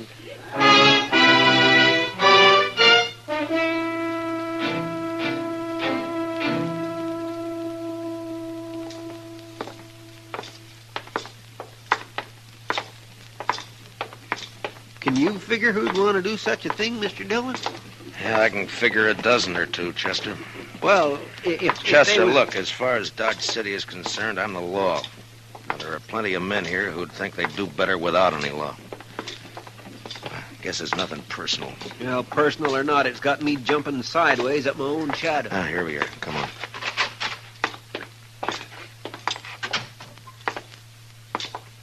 Well, good morning, Marshal. Haven't seen you since the robbery last month. Attempted robbery, Mr. Greeley. Yeah, so it was, thanks to you. Well, Mr. Dillon, the bank's at your service. What can I do for you? Give me some information, if you will. Well, if it isn't confidential... It is, but I want it anyway. Well, I hardly know what to say. Perhaps you'd better step into my office. This way, gentlemen. Thank you. After you, Mr. Greeley. Now, just what was it you wanted to know? I want to know whether one of your customers has drawn $5,000 in gold from the bank in the last few days. Any particular person in mind? No, that's what I want to find out. Well, I hope this won't go any farther, Marshal. So somebody did, huh? Who was it, Mr. Greeley? I certainly wish to make it clear that I don't approve of this man, but after all, he is a good customer, and it's not my place Yeah, I know. Who was it? Lawson Hale. Lawson Hale? Yeah, he took the gold out just this morning, as a matter of fact. Said he was working on a cattle deal of some sort. Yeah, figures all right. Hale's tried to move in on this town ever since he came here.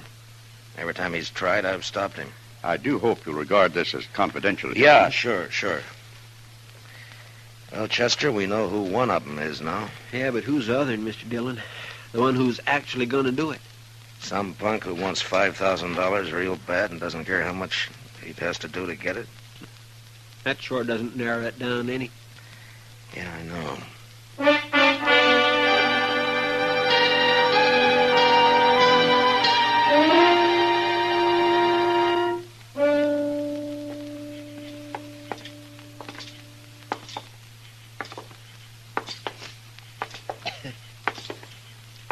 Sure quiet tonight, Mr. Dillon. Yeah? Not many people out. No, not many. The moon is throwing quite a bit of light. Yeah, I guess it is. Kindly makes a target out of a man. Yeah, kind of. If somebody was out to shoot somebody, this would sure be a good night for somebody to do it. I suppose so. Mr. Dillon. Hmm? Do you mind if I make a comment? Well, I thought that's what you were doing, Chester. Let's go on back to the jail and stay off the streets. This way you're just asking for it. Chester, if it's going to come, it's going to come. I'd rather meet it halfway than to sit and wait for it. Asking for it, that's what you're doing. It's been 2 days now. It gets on your nerves. When you go out to bring a man in, you know you may have trouble and you're ready for it, but this way, and not knowing who or when or where or... Yes, sir, well, I understand, Mr. Dillon. It kindly bothers a man. Yeah. Let's walk down to the Texas Trail.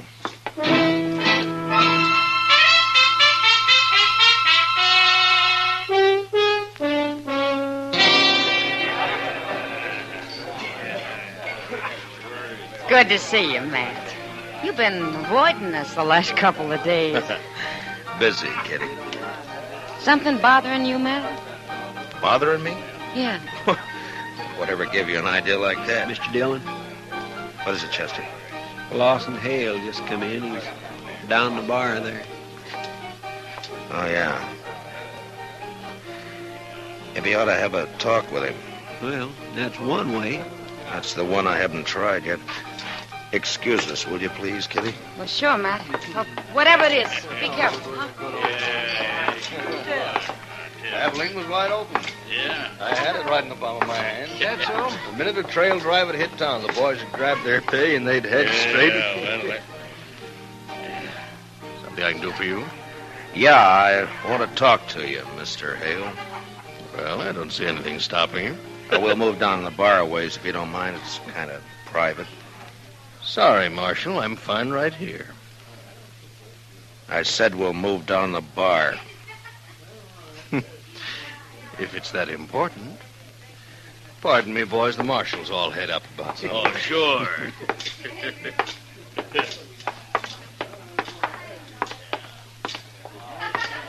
Far enough? Yeah, this is far enough. Lawson, I understand you've hired yourself a gunman. Sent him out to get me. Offered him $5,000 in gold. I don't know what you're talking about, Dillon. Wouldn't care to tell me his name. No, I don't think so. You see, I don't know anything about it. What's he waiting for? He's had 2 days now, and he hasn't made a move. Like I said, Dillon... Why don't you do the job, Hale? You're wearing a gun. Maybe save yourself some money. I've got no quarrel with you. You mean you're yellow? Scared to call your own play? I said You're a weaseling, no-good coward, Hale. I'll let it ride for the time being. Yeah, I thought you would.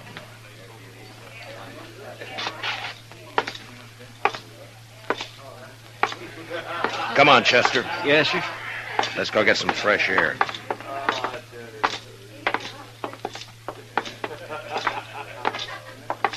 Well, I guess he's just not the kind to take chances, Mr. Dillon. And not when he's got a hired killer out prowling somewhere.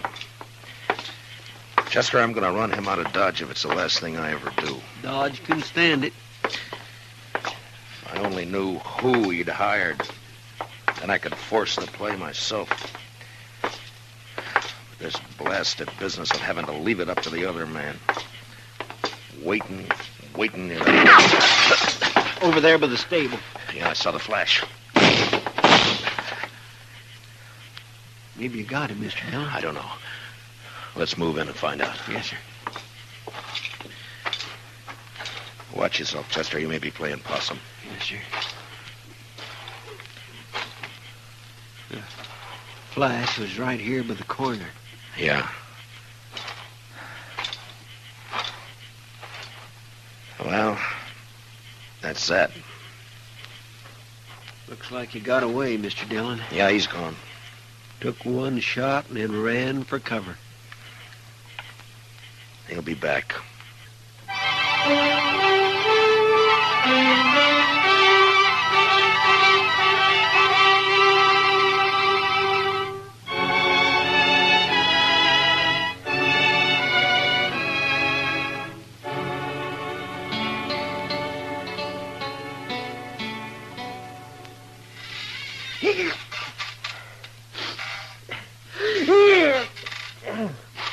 My goodness, my cold sure no better tonight, Mr. Dillon.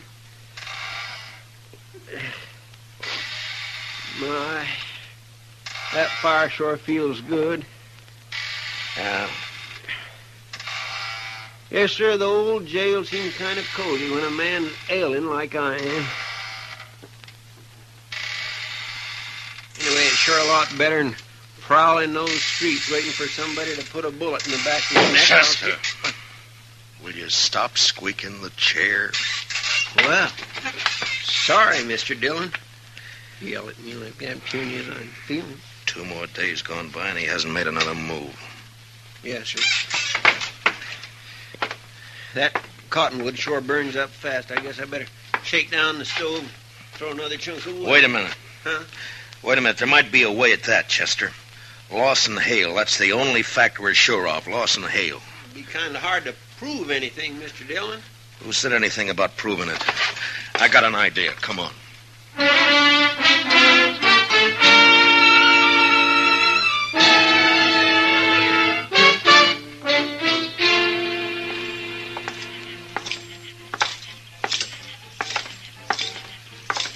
Which one will we try first, Mr. Dillon? The Texas Trail, I guess. He'll either be there or at the Longhorn.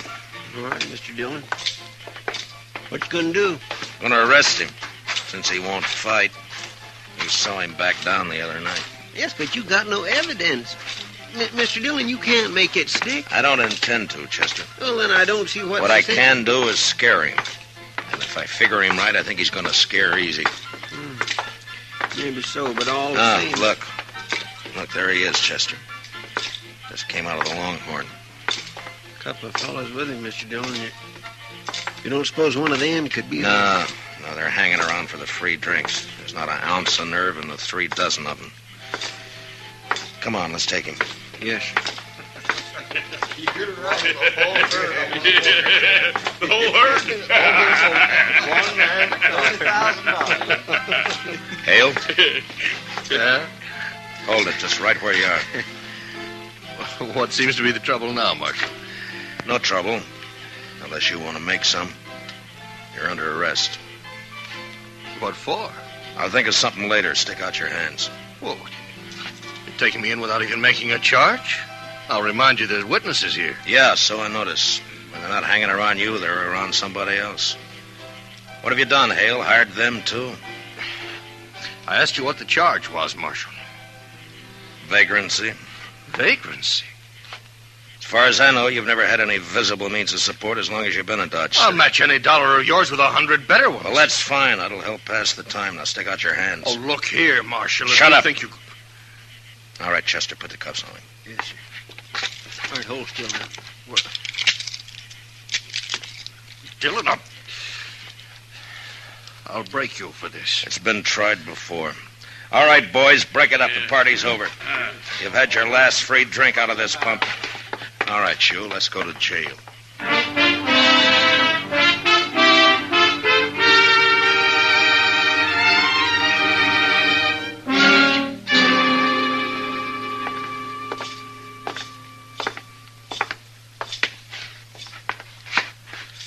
Keep walking, Hale. It's the last cell on the left. I'll break you, Dillon. So help me. Well, you've been trying it for a year. I'm still around. But you won't be after this. I'll take this up. Hold up. Wait till Chester gets the door unlocked. Haven't used this cell for so long, I've almost forgot which keys is.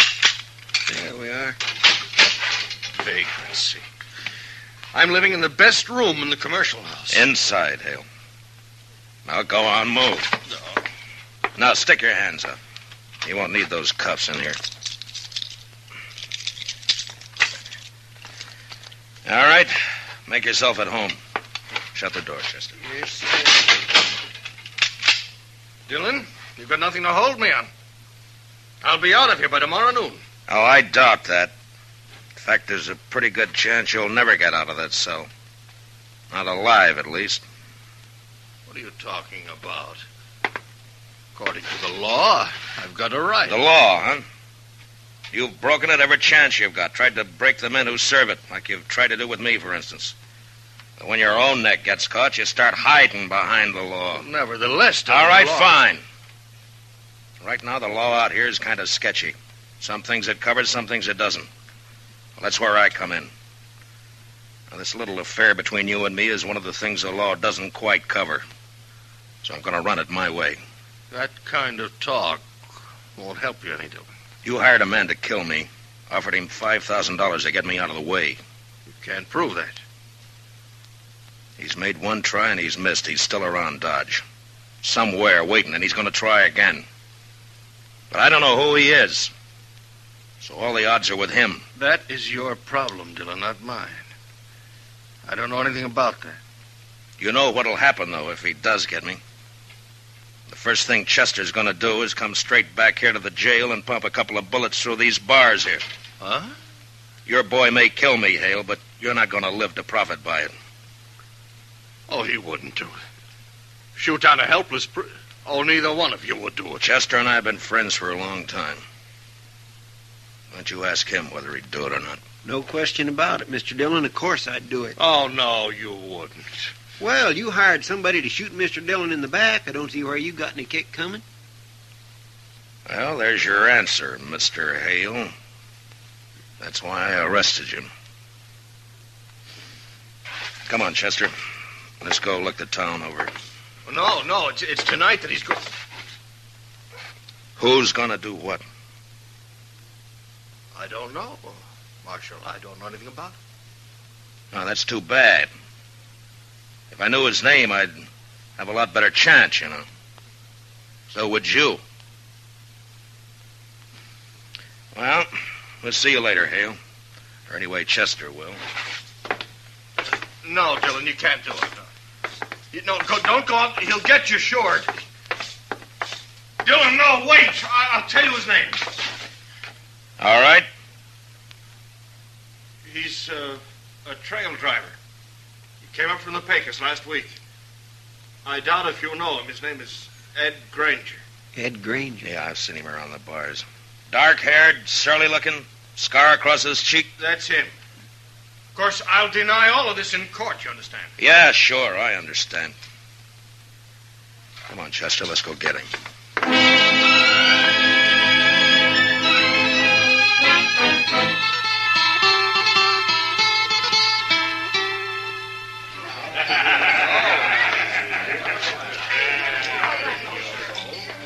Look, he's here all right, Mr. Dillon.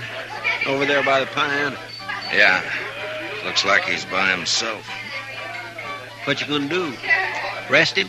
Well, there's no evidence, Chester. The only way I see is to make it personal. Let's go. Yes, sir. Now, I want you to stay out of it, Chester. Just cover me, that's all. Whatever you say, Mr. Dillon.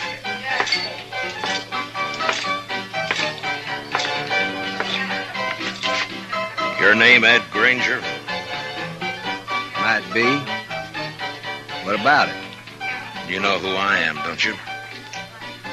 Judging by the star, I reckon you're a U.S. Marshal. You ought to do better than that. After all, I'm worth $5,000 to you. Yes, sure. Who says so? Lawson Hale. What? Your memory's getting better, huh? I don't know what you're talking about, Marshal. Sure you do. That deal you made with Hale. He told me all about it after I threw him in jail and persuaded him a little bit. Well, I told you, I don't know anything. You're wearing a gun there, Granger. Why don't you draw it and go for $5,000? Take a chance. This fella you're talking about's in jail. I reckon he wouldn't have anybody working for him now, would he? You tell me. I got no reason to draw on you, Marshal. Not unless my back's turned, huh? I think you're as yellow as Hale is. This won't do you any good. I ain't drawing. You tried to kill me night before last, Granger. Can you prove that? If I could, you'd either be in jail or you'd be dead. Well, since you can't prove it, what's the argument? Just that I don't like the idea of somebody trying to shoot me in the back. If you're any man at all, we'll settle this here and now. Now leave me alone, Marshal. I haven't done anything.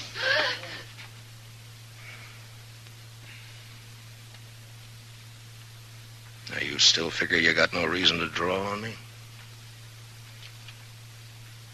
No reason. I ain't drawing.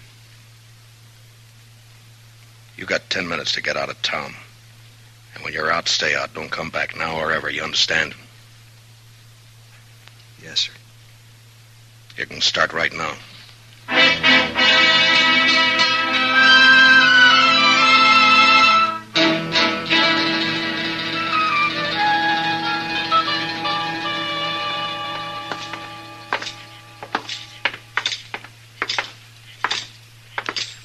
Must be nearly midnight, Mr. Dillon. Yeah, about that, I guess, Chester.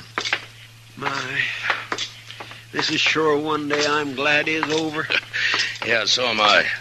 At least I can breathe a little easier now. Mm-hmm.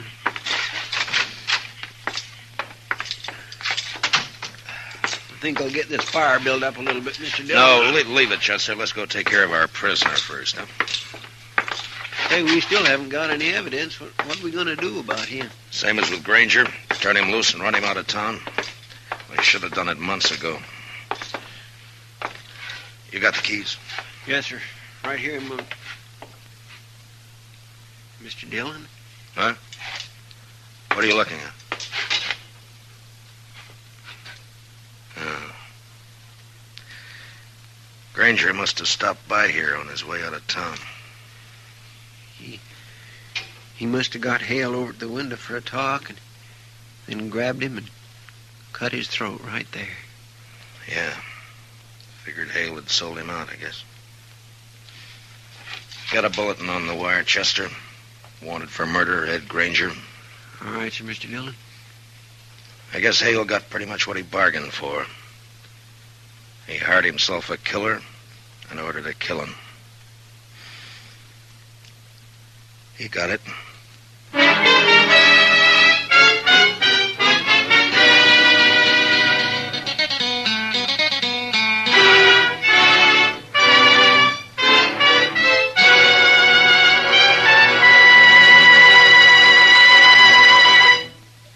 Gunsmoke, under the direction of Norman MacDonald, stars William Conrad as Matt Dillon, U.S. Marshal.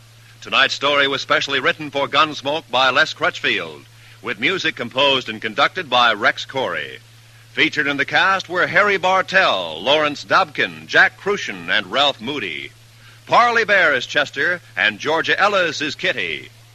Gunsmoke is heard by our troops overseas through the facilities of the Armed Forces Radio Service. Join us again next week as Matt Dillon, U.S. Marshal, fights to bring law and order out of the wild violence of the West in Gunsmoke.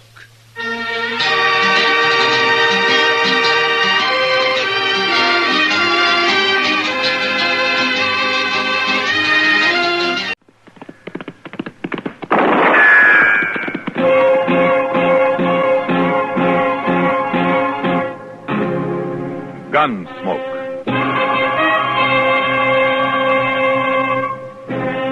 Around Dodge City and in the territory on West, there's just one way to handle the killers and the spoilers, and that's with a U.S. Marshal and the smell of gun smoke.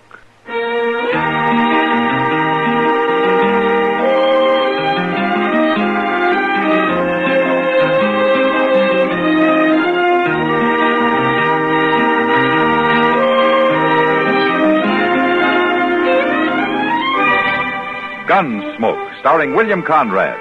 The story of the violence that moved west with young America. And the story of a man who moved with it. I'm that man. Matt Dillon, United States Marshal. The first man they look for and the last they want to meet. It's a chancy job, and it makes a man watchful and a little lonely.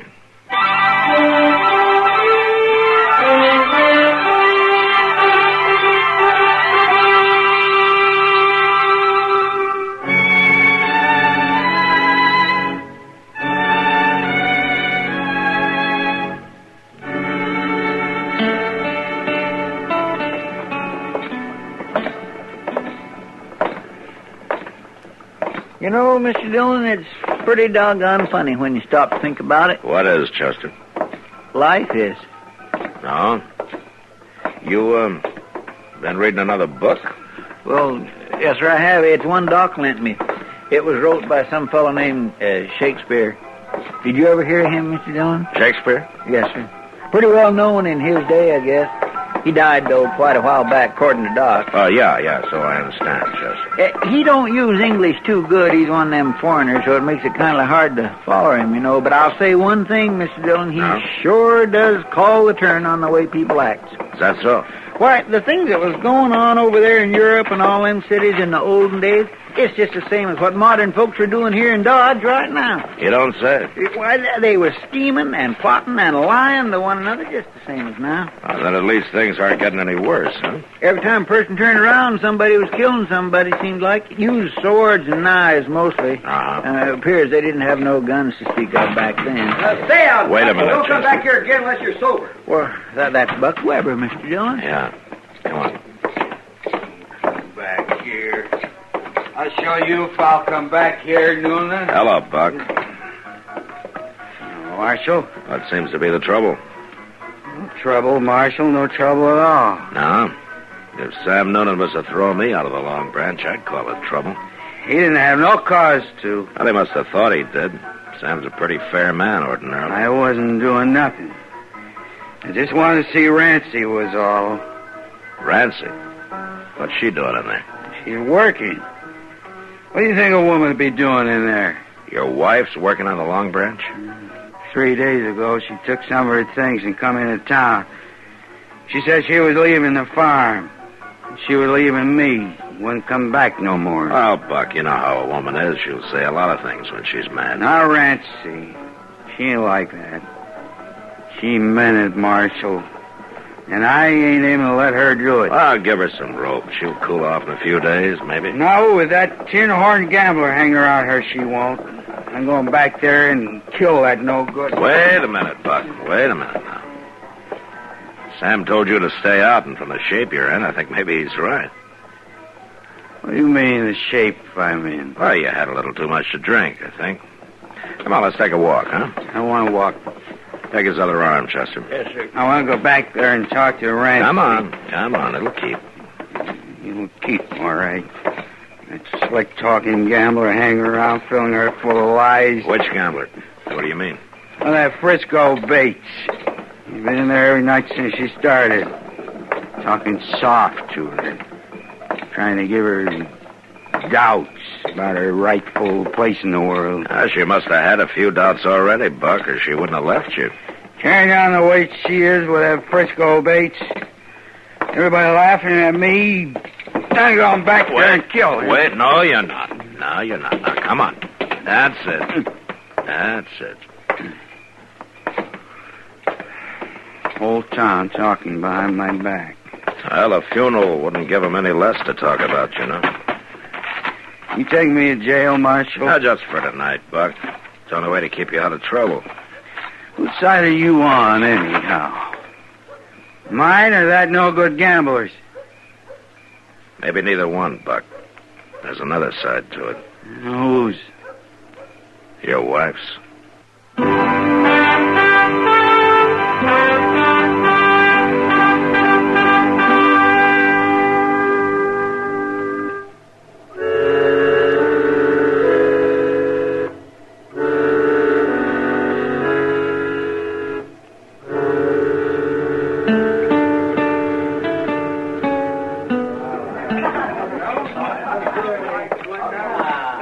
Good to see you, man. Hello, Kitty. Thought you might be going to pass us up this evening. That's hard to break the habit. Kitty, I understand Ramsey Weber's working here now.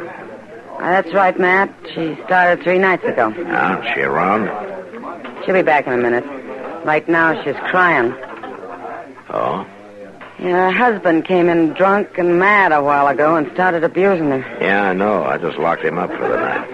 I'm glad you did, Matt. Buck Weber could be real mean if he got started. I'm afraid he's already started, Kitty. What about this Frisco Bates? Oh, so that's it. I told Ramsey the talk would get around. Anything to it? I don't think so. Not really. Buck's got the idea there is. Well, he's a touchy one, Matt. He's awful hard to figure. Yeah, I know. I hated to see Ramsey start here, but she told me she'd left him. She didn't have a cent to her name. I thought she might be better off here than some of the other places. At least I can sort of look after her. I'm sorry, Kitty. I shouldn't have acted like that. Oh, good evening, Marshal. How are you, Ramsey? Oh, if you two will excuse me, I better look after a couple of things. Yeah, sure, Kitty. I guess you're probably kind of surprised to find me working in a place like this. No, I'd already heard about it. I saw your husband a little while ago. Oh. You, sure you know what you're doing, Ramsey? I'm sure, Marshal. It's an easy life to get into, but it's rough to get out of. So's farming. And I'm afraid Buck's going to cause you trouble. He's caused me trouble for 7 years. Is that so? 7 years of drudgery. Make a woman a slave and work her to death. Never a decent word. You know, some of the easy ways work out hard, too, Ramsey. Well, I take my chances. But Buck might as well get it through his head right now. I'm not going back, not ever. I doubt if Buck's going to see it that way. He has to. What can he do about it? Well, he could try to harm you, maybe, in some way. I'll let him. It won't be the first time. There's nothing Buck likes better than hitting a woman. Unless maybe it's a young one. Well, right now he seems to want to hit a fellow named Frisco Bates. Mr. Bates he's just been kind to me. That's all. Uh-huh. You know, men like him are new to you, Rancy. They can cause a lot of trouble sometimes. Just by being kind. I'm not a bad woman, Marshal. At least I don't think I am. All I ask is just a little kindness and a reason to laugh once in a while. Is that too much? Not to ask, no.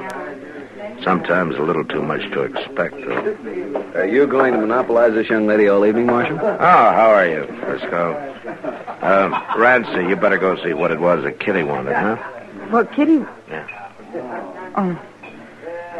All right, Marshal. You excuse me, Mr. Bates? Certainly.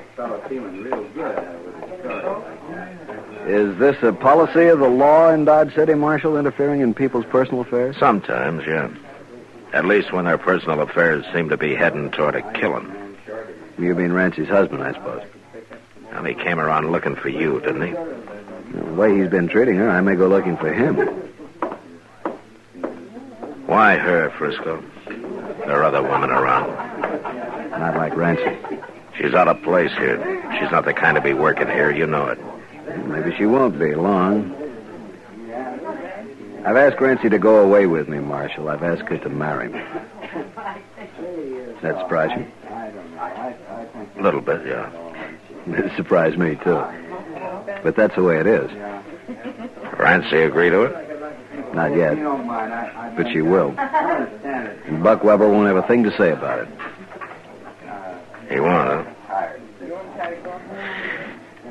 I wouldn't count on that if I were you.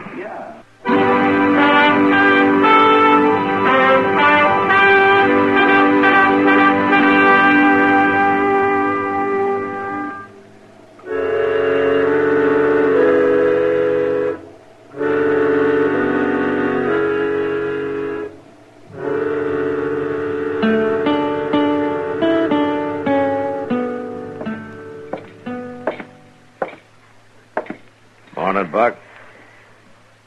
Marshal. Did you Sleep all right? Tolerable. Well, I hope you slept off some of those crazy notions you had last night. Maybe. All right, come on out. I got your belongings out here in the office, Buck. There's no charge against you. You're free to leave. Glad to hear that, anyway. Morning, Buck. Stuff's there on the table, Buck. Thanks. I get my gun back? Chester? I'll get it.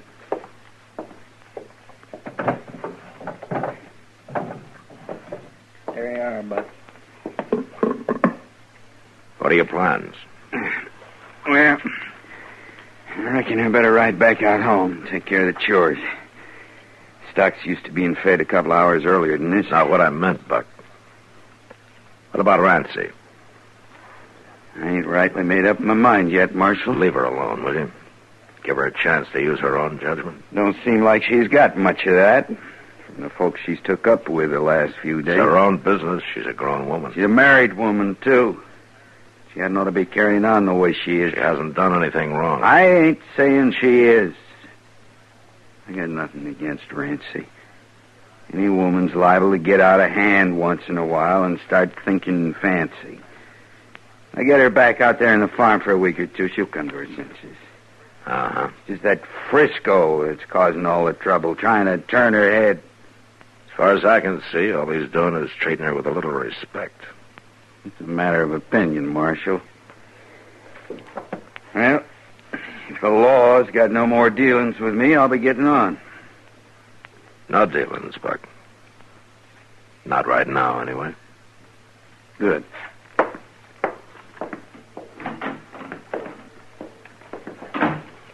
That fellow was born under a bad star, Mr. Dillon. Yeah, you may be right, Chester. He lives mad and he's going to die mad. You just wait. That's about all I can do, Chester.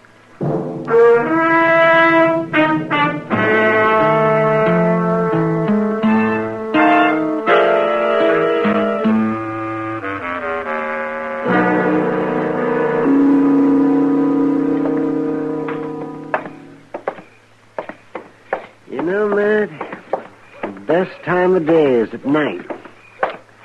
I always look forward to it. Oh, why so, Doc? Because after dark, this flea-bit town doesn't look so goddamn ugly. That's why. I see.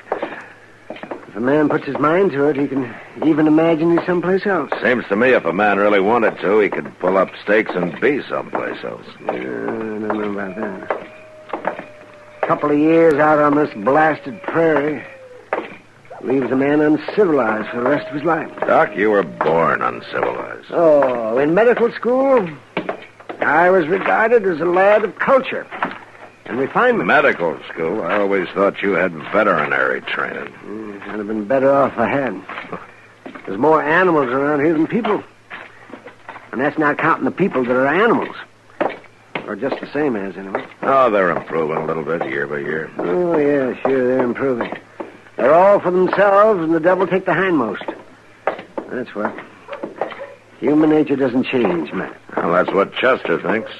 Since you started him reading Shakespeare. Yeah, it won't do him any harm. Come on, Doc. It's over back of the Dodge House, I think. Yeah, you say civilized, huh? Oh, sure, yeah. Improving. People shooting each other all the time and bullets flying around. Come on over this way. Nobody dying in their beds.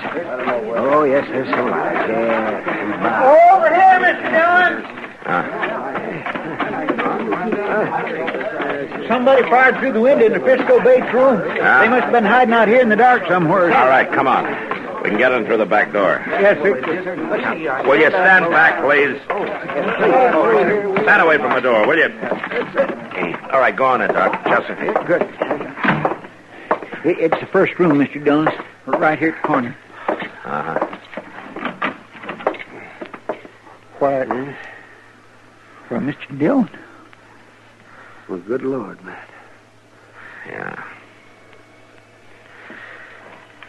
All right, take over, will you, Doc? I got some dealings with him, man.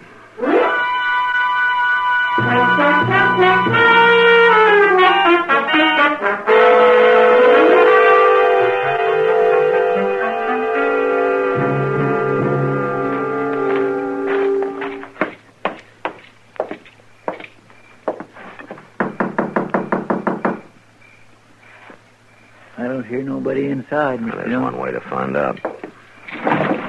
All right, hold it, Buck. Why, Marshal, I thought I heard somebody knock. You did. Been doing some shooting, huh? No, I was just cleaning my gun. Sit down, Marshal. I'll clear this stuff off the table. Never mind, Buck. Here, let's have a look at that pistol. What for? Well, there have been 3 shots fired here. Oh. Yeah, I forgot there was a coyote bothering around this morning. There were 3 shots fired in town tonight back of the Dodge House. That's so. And a half a dozen people saw you running away from there right afterwards, Buck. Why, I ain't been out of the house since dark. Huh? And somebody's been riding one of your horses pretty hard, still lathered. You don't say. The way I figured, Buck, you waited outside Frisco's window till you saw the lamp lit and a shadow on the blind, then you fired through the window and ran for your horse. That about the way it was? Yeah. Just about. Then you're under arrest for murder. There won't nothing come of it, Marshal. When a man's wife's being bothered, there's an unwritten code. There's no code about killing from ambush. Well, you had it coming to him. The jury will see it that way. He was trying to get her to run away with him. Everybody in town knew about it. They didn't know she'd made up her mind not to do it. What do you mean? She told Kitty tonight. And she went over to tell Frisco, but he wasn't in. The clerk of the Dodge House gave her the key to Frisco's room so she could go back and wait for him. What are you saying, Marshal? It was Rancy who lit that lamp tonight. It was her shadow on the blind. Well, then I... That's right, Buck. She's dead. And juries don't have much sympathy for men who kill women. You're gonna hang, Buck. Just as sure as shooting.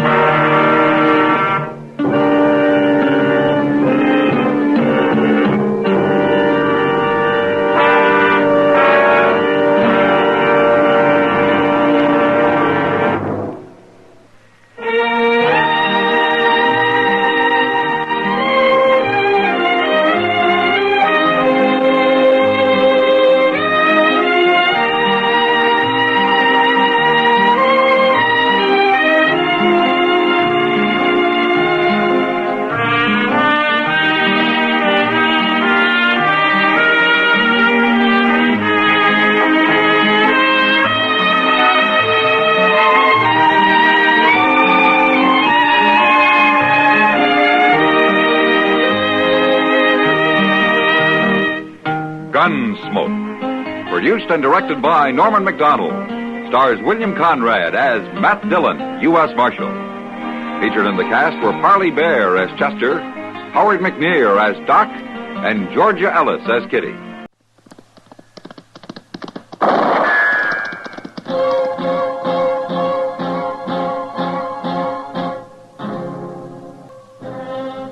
Around Dodge City and in the territory on West, there's just one way to handle the killers and the spoilers, and that's with a U.S. Marshal and the smell of Gunsmoke.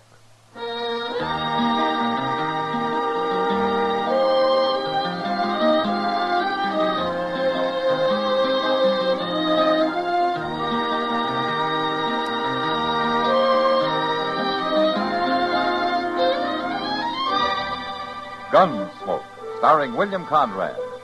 The story of the violence that moved west with young America.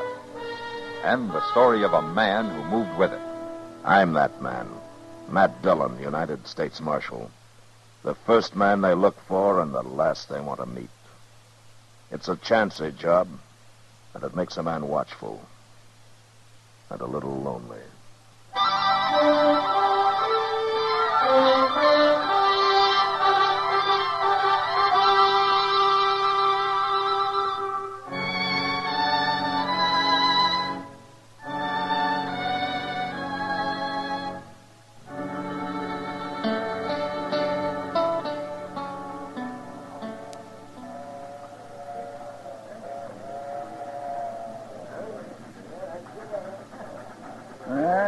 come to the old Santa Fe, Mr. Dillon. Yeah, and on time, too. What's this dude we're meeting look like, anyway? Well, like any other 20-year-old, I guess, Chester. He's lived back in Philadelphia since he was 5, since his ma and Cleve busted up. Well, guess we'll recognize him all right. Oh, well, Matt. Chester. Hello, Doc. What are you doing down here? Oh, just looking over the new arrivals, seeing how many unhealthy ones I can count on. Good gracious sake, will you look at that? Look at what? That right there, look. Well, if that isn't a blossom of blooming youth. I think that's the boy we're supposed to meet. Him? That's old man Cleveland's son. Cleveland? Matt, you mean that swaggering old roughneck's got a son who dresses like that? You can't always tell by appearances, Doc. Hey, Tom? He's sure giving the depot loafer something to choke up over, ain't he? Yes, sir? You are Tom Cleveland, aren't you? Yes, sir, I am. I'm Matt Dillon. I'm Marshal here in Dodge. Pleasure, Marshal Dillon. Your dad couldn't get in today, and he asked me to meet you and get you started out to the ranch. It's very kind of you, Marshal. This is all new to me. Yeah? Well, you'll get used to it. I hope so, but right now everyone seems to be amused at something. Well, the boys around here aren't much used to such style, I guess. In Philadelphia, they told me this was the correct Western attire. Well, it's not quite. At any rate, your father left a saddle horse for you at the livery stable. Saddle horse. Uh-huh. Well, isn't there any means of public conveyance? Well, I'm afraid we don't have any public conveyances in Dodge, Tom. But I don't ride too well, except on a flat saddle. A flat saddle? I never heard of such a thing. Oh, this is Chester Proudfoot, Tom Cleveland. How do you do, sir? How do you... My... Your daddy's sure going to have himself a chore with you. Chester. You know, it's strange having a father after all these years. What sort of a man is he, Marshal? Your dad? No, he's... I guess he's just an ordinary frontier cattleman. Well, I guess we'll get on all right. Yeah, well, I hope you will, Tom.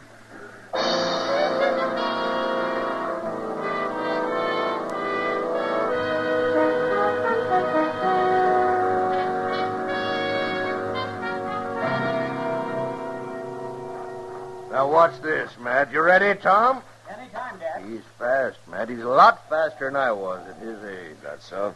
Gun in your holster, son, and eyes shut till the bottle's in there. All right. Draw! Did you see it, Matt? You see it? Yeah, it's good shooting, Tom. Thank you, sir. Gets 4 out of 5 of them every time, right out there. Another month and I'll be hitting 5 out of 5. I don't doubt it. Well, Cleve, I better be getting on into town. Nice to see you again, Marshal. Same here, Tom. Me and my boy's been working like this, Matt, 3-4 hours a day for pretty near 2 months now. He's a born gun handler. Yeah, he's that, all right. When he come here and I heard how they laughed at him, Matt, I decided I was going to make a man out of that boy if it killed me.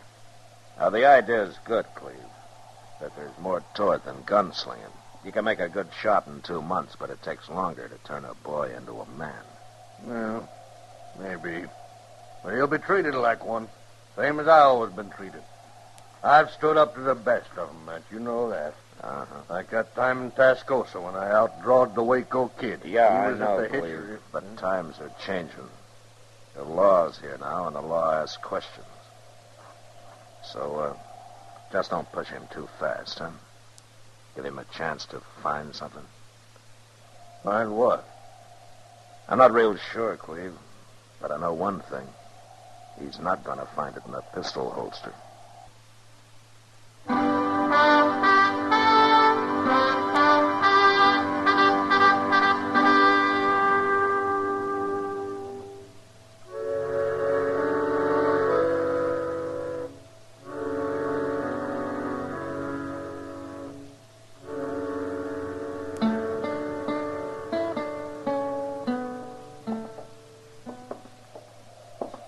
It's a nice night, Mr. Dillon.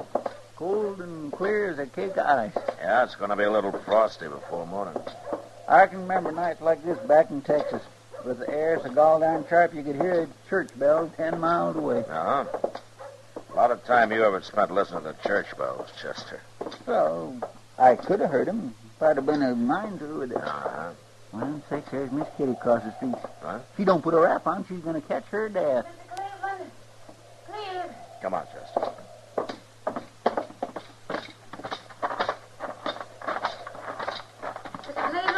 What's the trouble, Kitty? Oh, Matt.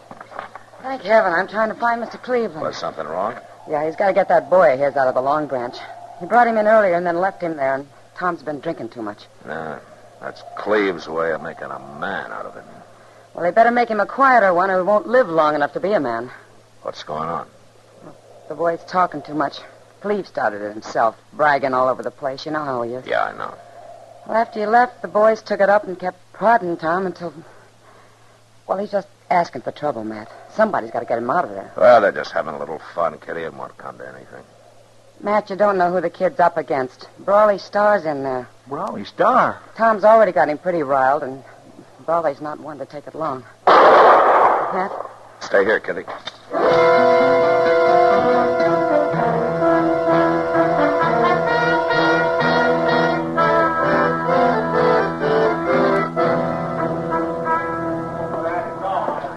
One side, please. Let me through here, will you? Beat you to it this time, Matt. How bad is he, Doc? Just a bullet in the arm. Doesn't amount to much. How do you feel, Tom? Sick, Marshal. Now, here, let's get over there under the lamp, son. We'll jerk that bullet out and have you fixed up in no time at all. How'd it happen, boy? Who did it? I reckon I'm the guilty party, Marshal. Well, I didn't know you were in town, Brawley. I just got here this afternoon. Doesn't take you long, does it? Marshal Dillon, I hope you won't take any official action in this. It was a fair draw. You better go on over there and let Doc dig that bullet out, Tom. Come on, boy. It was just an argument, Marshal. He outdrew Doc's waiting for you. me. Yes, sir. You're picking kind of easy game, aren't you, Brawley? He picked. I didn't. Got business in Dodge, have you? Maybe. I ain't been here long enough to tell. You're just a half-baked kid, Brawley. Man's got a gun on his hip. He ain't a kid. You saw he was on the prod. You ought to have known enough to give him room. Most folks give me room, Marshal. And I didn't have to shoot him in the arm, you know. No, you didn't. Tom? Tom, you all right? It's nothing, Dad. Who's done it, boy? Who done it? Who's a dirty rat shot you in the back? He's kind of mouthy, ain't he? It's a boy's father. Matt? Matt. Where's the sneak that caught my boy with his back turned? I shot him, mister, and his back wasn't turned. You're a filthy liar. All right, hold it, both of you. Now talk soft and keep your hands on the bar. You'll answer to me for this. And you won't be facing up to no half-grown kid. All right, mister. Let's say 11 o'clock in the morning. I'll wait for you at the livery stable. Good enough. Just ask for Brawley Star. Brawley Star? Good night, Marshal. See you in the morning, mister. What have I done, Matt? Well, I'd say you got yourself in about as much trouble as you can handle, Cleve. Maybe more than you can handle.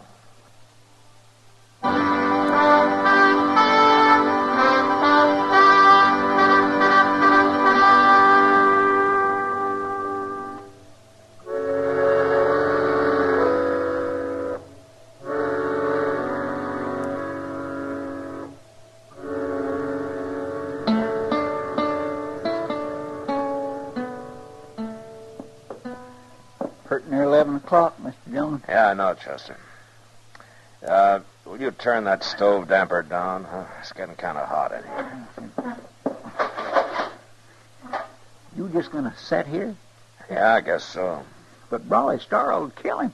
Chester, the one thing the law can't do is keep a fool from being a fool. Well, I know, but... Brawley's up there at the stable, leaning on the hitch and rail, minding his own business. I got no reason to bother him.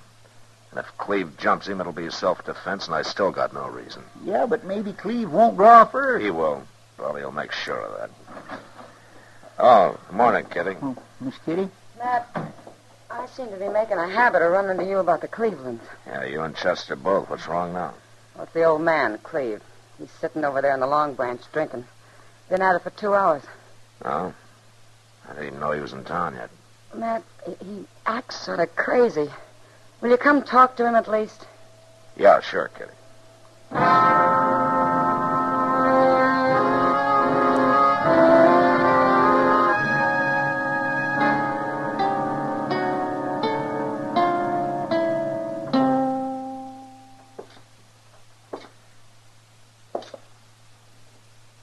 Morning, Cleve. What are you doing here? Mind if I sit down? All right, if you want to. Thanks. Well, looks like you've taken on a fair-sized load there. What's the difference? It's a bad state to be in for a man about to walk into a gunfight. I'm all right. Don't worry nothing about me. Brawley's fast, Cleve, as fast as they come. You've got a lot of nerve to give him even better odds by getting yourself drunk. It's my business, ain't it? Of course, the man that faced down the Waco kid doesn't have much to worry about, I guess, huh? No, wait. Except that Brawley's the man who killed the kid a few years later in El Paso. You know, you're a fool, Cleve. Why didn't you stay home this morning? I had to come. They laughed at me. Cleve, you've never even seen the Waco kid or any of the others you brag about. No. You've never been in a gunfight in your life. It ain't true. It is true, and you know it. As long as it stayed just harmless talk, it didn't matter much, but you started filling your boy full of it, trying to make him into something you never were. And last night you nearly got him killed by it. Oh, boy's got to know how to take care of himself. Taking care of himself's one thing. Mouthing off till he gets a bullet through his arm's another. It could just as well have been his heart. Brawley let him off easy. And now you're going up there and get yourself killed. No, I ain't. I can't do it. I'm trying to drink myself up to it. And I can't. Matt, I'm a coward. Forget it, Cleve. Every man runs into somebody who can put the Indian sign on him. What's the boy?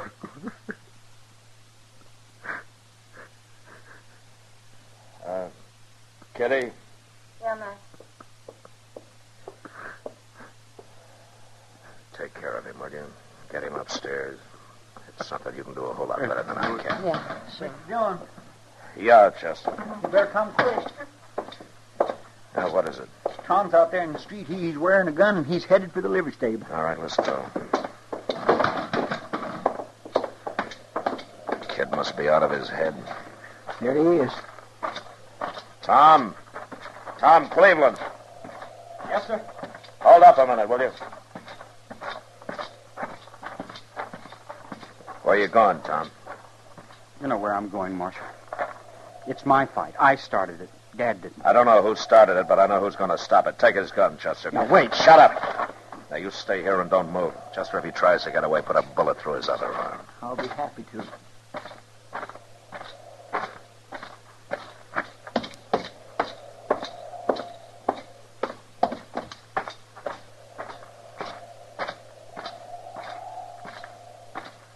Well, now, I wasn't exactly looking to see you this morning, Marshal.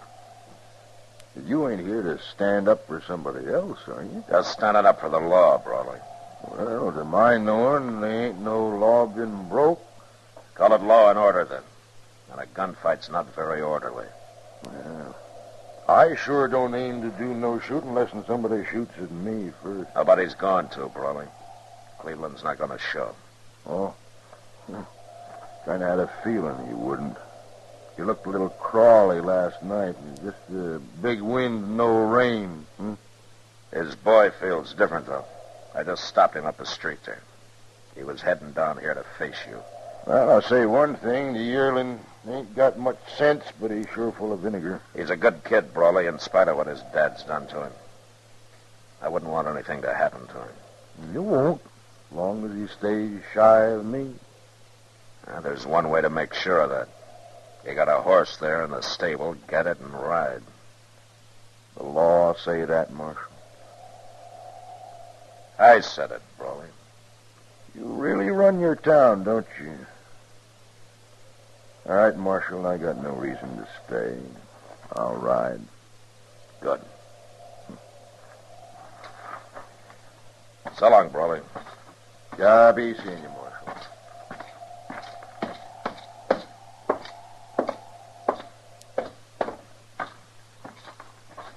You had me worried stiff, Mr. Dillon. What happened anyhow? Nothing much.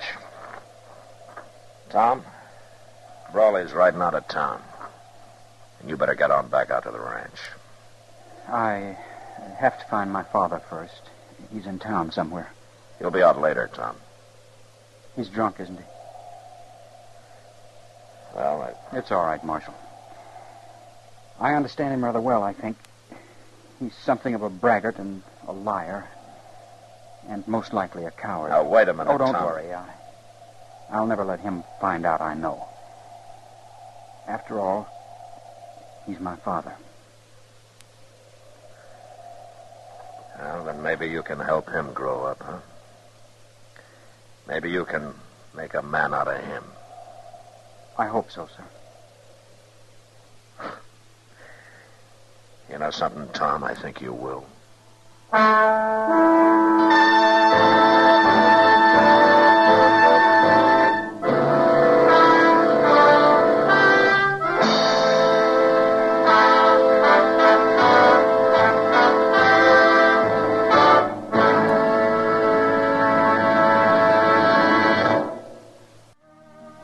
Gunsmoke.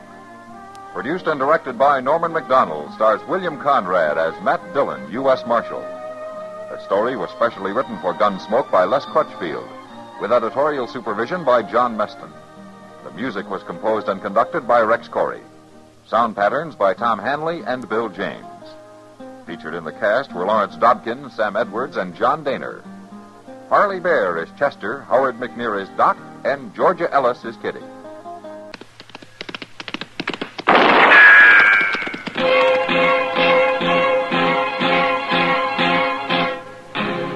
Around Dodge City and in the territory on West, there's just one way to handle the killers and the spoilers, and that's with a U.S. Marshal and the smell of Gunsmoke.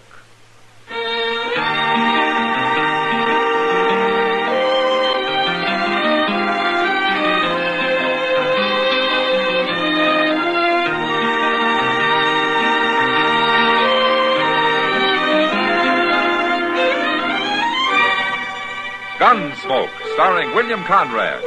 The transcribed story of the violence that moved west with young America. And the story of a man who moved with it. I'm that man. Matt Dillon, United States Marshal.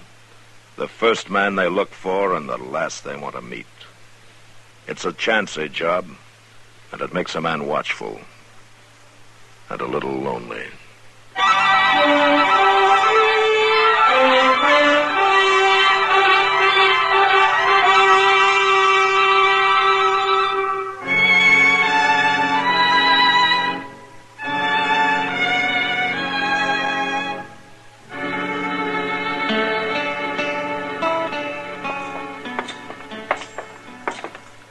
Well, the train's already in, Mr. Dillon. Ah, good. But I thought we was early. Well, now we won't have to wait so long for the mail to be sorted, Chester. Hey, ain't that Miss Kitty? Oh, where? Over yonder, talking to that big fella. That looks like Hank Grote. Oh, now, what would she be doing with a man like him? He ain't fit for a hog pen. You go get the mail, Chester. All right, sir.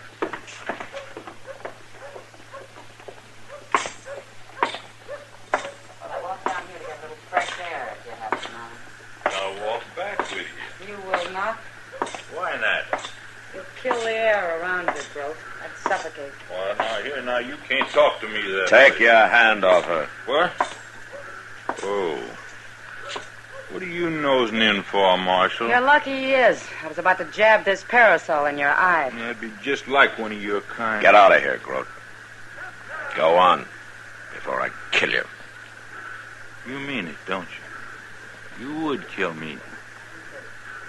It's a good thing you're wearing a gun, Marshal. And you better go on wearing it, too. I'm sorry I got you into this, Matt. No, you didn't get me into it, Kitty. Besides, I don't think there's a man in Dodge that wouldn't appreciate a chance to put a hole in Hank Groot. Well, the sooner the better. Hey, who's the girl with Chester? What? I don't know. I never saw her before. Pretty little thing, isn't she? Yeah, she sure is. Well, hello, Miss Kitty. Hello, Chester. This here's Ann Cabot. How do you do, Ann? How do you do, Kitty? And this is the man you're looking for. This is Marshal Dillon. Hello, Marshal. Ah, it's a pleasure, Miss Cabot. Anne, please. All right. Chester says you were looking for me. I think so. As the U.S. Marshal in Dodge, you seem the logical person to help me. Well, I'll be glad to help you if I can. I've come from Connecticut, Marshal. Oh? I'm looking for Jack Schomer. Jack Schomer. You know him? Well, wait a minute, Chester. Yeah, we know him, man. He's here. Well, no, not at the moment. He had to ride up north somewhere. Oh. But he'll be back. Oh, yeah, I think so. Look, I'll tell you what, Ann. I'll try to get word to him that you're here. I think I can do that. Oh, thank you, Marshal, but... Well, he's not expecting me. Maybe I just better wait. It might upset him otherwise. Well, sure. Why don't you do that? You got a place to stay? No, I haven't. Well, there's an extra room over where I live. Is there? Well, I work at the Long Branch, and it's a saloon on Front Street. Oh. But the rooms aren't too close. Quiet there. Nobody will bother you. Thank you, Kitty. Well, come on, then. We'll find somebody to carry your things over. I think Matt and Chester are going to be busy. Yeah, we are. Goodbye, Miss Cabot. Goodbye, Ann. Goodbye. I'll talk to you later, Matt. Okay. It's not very far. You walk from one end of this town to the other in about 5 minutes. Oh, my goodness, Mr. Dillon. Jack Schomer. Let's go find him, Chester. That poor girl. We'll take Doc with us. Maybe he can do something.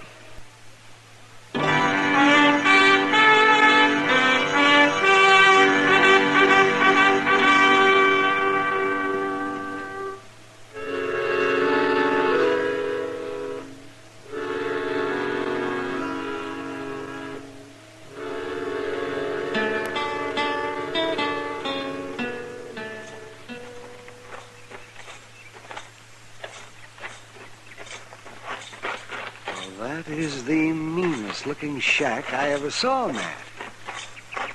I don't know how even a man like Jack Schomer can live in that. Well, he doesn't care much how he lives, Doc. Well, at least he's got water handy. What with the whole Arkansas River running right past his door. What would Schomer use water for, Chester?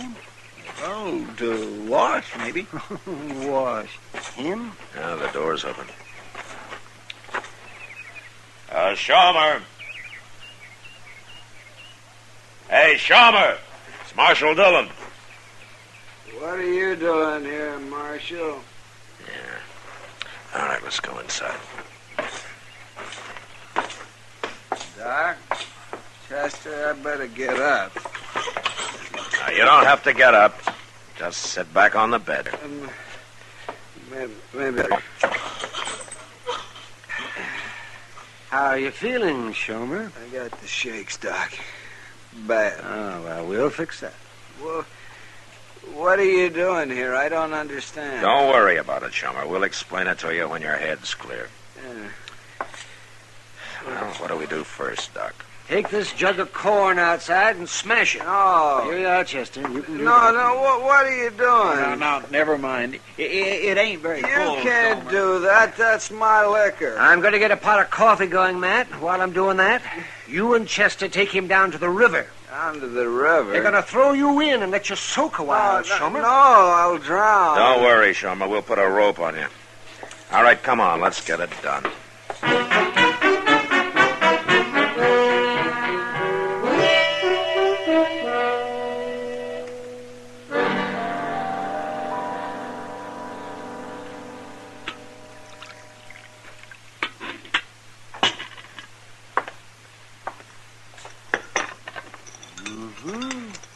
Have some more coffee, Schumer. Oh, I've been drinking coffee all day long, Doc. I must have had a barrel of it. It's whiskey that comes in barrels, Schumer. Drink your coffee.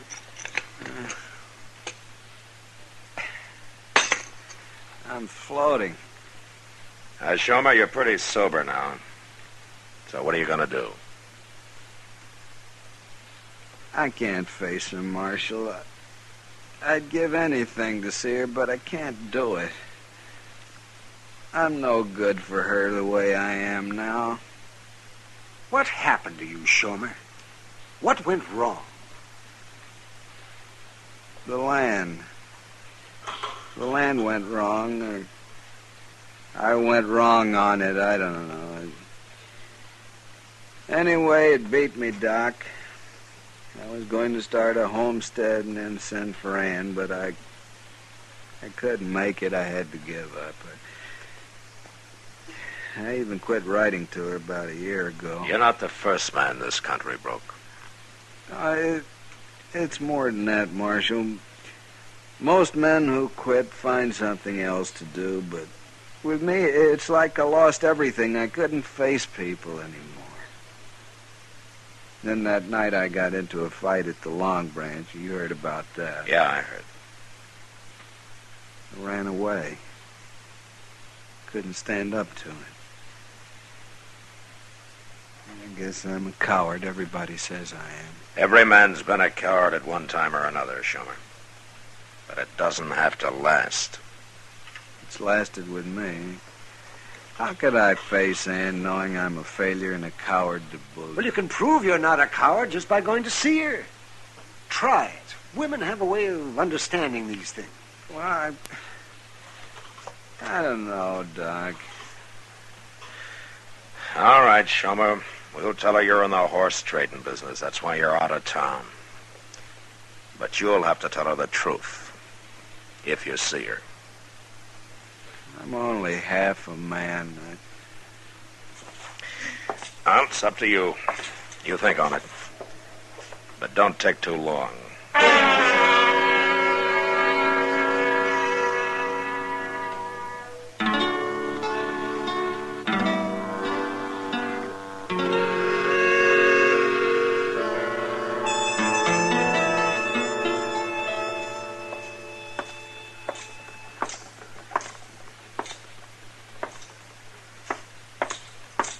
Kitty. Hey, Kitty. Hello, Matt. Ann and I have been looking the town over, such as it is. Oh, well, what do you think of Dodge, Ann? Well, at least it's not as wild as I expected. I keep telling her the real troublemakers don't even get up till sundown. Don't let her scare you, Ann. Oh, don't worry about Ann. She doesn't scare easy. Marshal, you haven't heard anything about Jack, when he'll be back? Well, Jack Schomer's a busy man, Ann. He's up north somewhere, like I said. He trades horses, you know. No, I didn't. He'll probably be back in a day or so. I can wait. I'm used to waiting. It won't be long, Ann. No. Oh, Kitty, look. Are those the kind of bonnets you were telling me about in the window over there? Ah, those are the ones. If Mr. Jonas doesn't have them marked up too high. Well, there's some price tags on them. Excuse me. Where's Schomer, Mike? We sobered him up. He's doing some thinking now. Sitting in that shack of his? Yeah. Kitty, they're all $1.50. Is that too high? No, that's fair. We'll go in and try one on you in a minute. Oh, good. I wish Schomer'd hurry up, Matt. I hate playing this kind of game with a girl like that. Yeah, I know. Hey, I ain't seen you in Dodge before. No, you haven't. Matt. My name's Hank Root, miss. What's yours? Stay here, Kitty. I'm not accustomed to meeting men this way, sir. Oh, now don't get like that. Grote. I ain't doing nothing, Marshal. I'm only talking to the lady. You leave the ladies alone, Grote. All of them. And if I have any more trouble with you, I'm going to run you out of Dodge for good. Now get moving.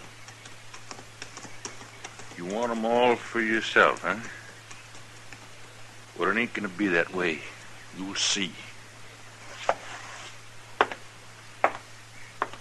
Thank you, Marshal.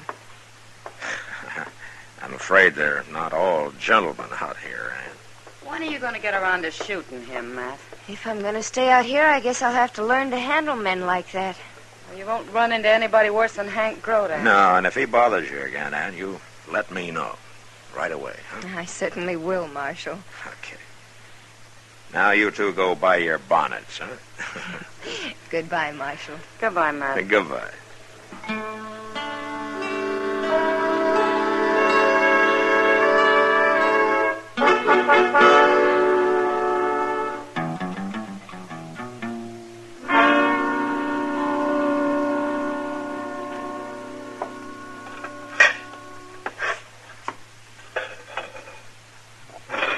Cracked lids, wobbly doggone legs, rusty chimbly otherwise. It's working something wonderful. You know something, Mr. Dillon?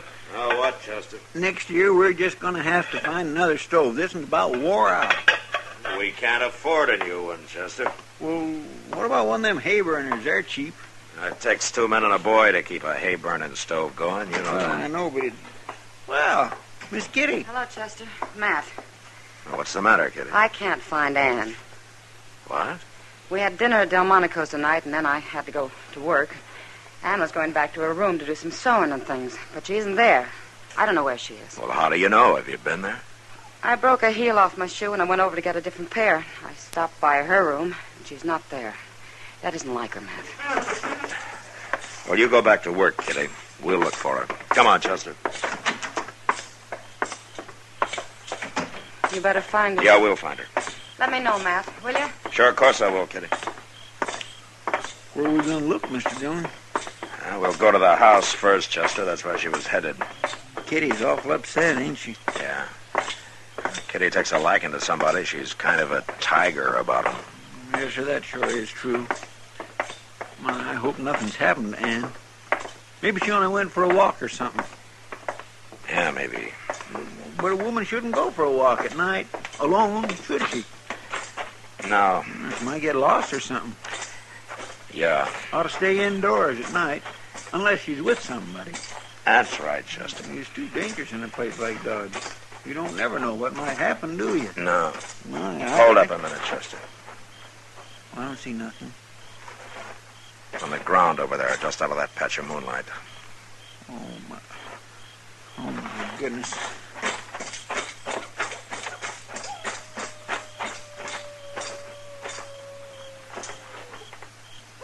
It's Ann Cabot.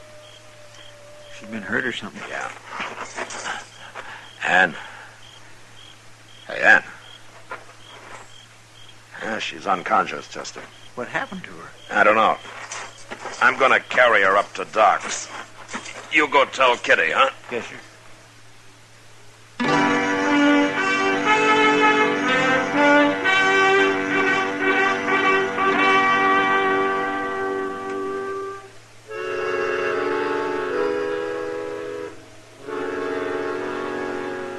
Ann was still unconscious when I got her up to Doc's. And she stayed that way. He examined her, but he couldn't find anything wrong. There wasn't a scratch on her. Her hair was mussed up some, but we figured that happened when she fell. Kitty and Doc spent the night watching her and waiting.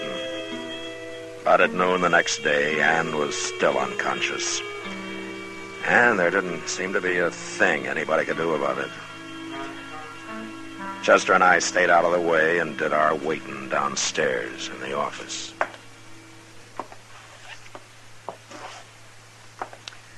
I've heard tell of people going to sleep and staying that way practically forever, Mr. Dillon. You think that's what she's got? Whoever heard of sleeping sickness around here, Chester? Well, maybe she caught it back east and brought it with her. Well, I don't know about back east. Marshal? Well, what do you know? Well, come on in.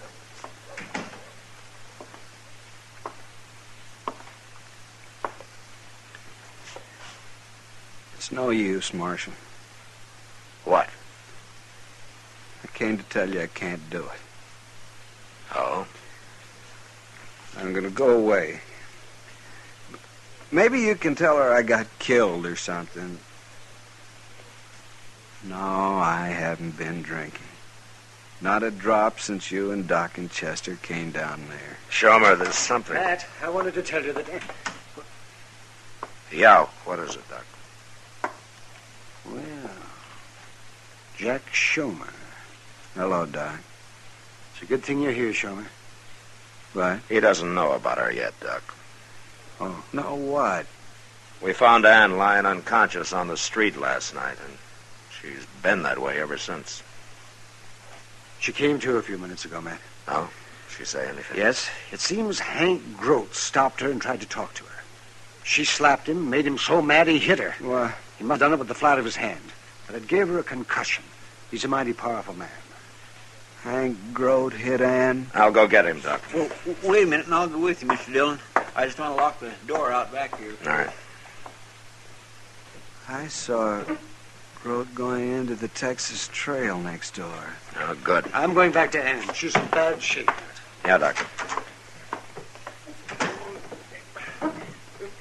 Mr. Dillon, can you give me a hand out here? Yeah, I'm coming, Chester. Because the door is warped, Mr. Dillon. You'll have to shove onto it so that I can get it locked. Okay.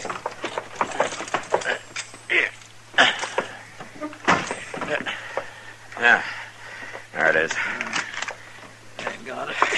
You know, we're going to have to build a new door one of these days. That one sure ain't much. Hey, where'd Shomer go? Well, I don't know. Mr. Dillon, my gun's gone. What? My 6 gun. It was on the cot here just a minute ago. Are you sure? Of course I'm sure. Shomer must have taken it. Him? What for? To go after Hank Grote with. Come on. You serious, Mr. Dillon? Well, it's a cinch Doc didn't take your gun. Oh, no, of course not. But the idea of Shomer going after Hank Grote... He saw him go into the Texas Trail here. Then this is the last place I'd look for Shomer.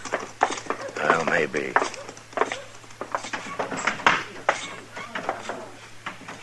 There he is. Talking to Grote over there at the bar. That gun in your belt don't scare me, Shomer. You're a coward. Everybody knows it. Maybe I've been a coward long enough. Wait a minute, Chester. I'm not carrying a gun. That proves you're a coward, Shomer. I'll get rid of the gun. I'll slide it down the bar. There. Now will you fight? You were a fool to do that. I'll kill you now. I'll kill you with my bare hands. Come on, I'm not afraid. All right, hold it. Now, you stay out of this, Marshal. It's my fight. Not anymore, Shomer. Grote's under arrest. He's my prisoner. What are you talking about? And are you coming, Grote? Yeah. I'm coming.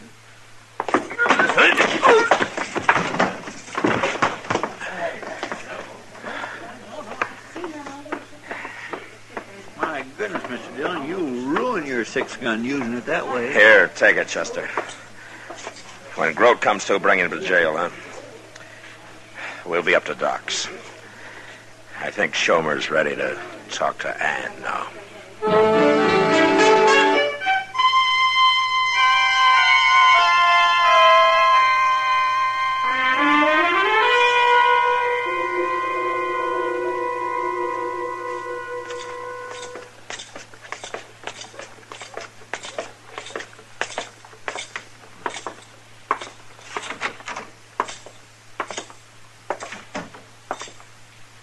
You wait here, Shomer.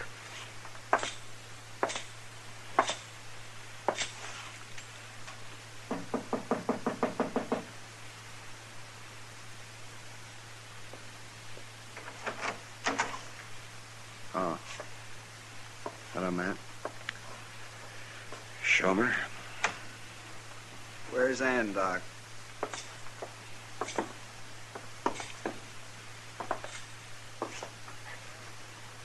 She's in the back room there.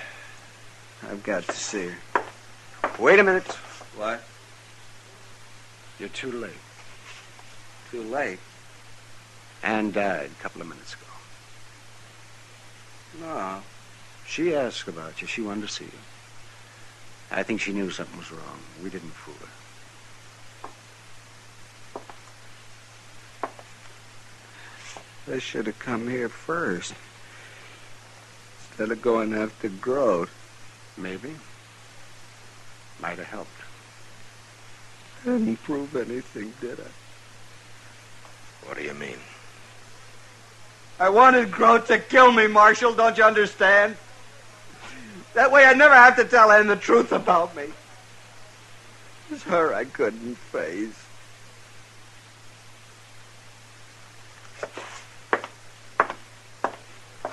Where you going, Schomer? Where do you think, Doc? I'm going to get a drink.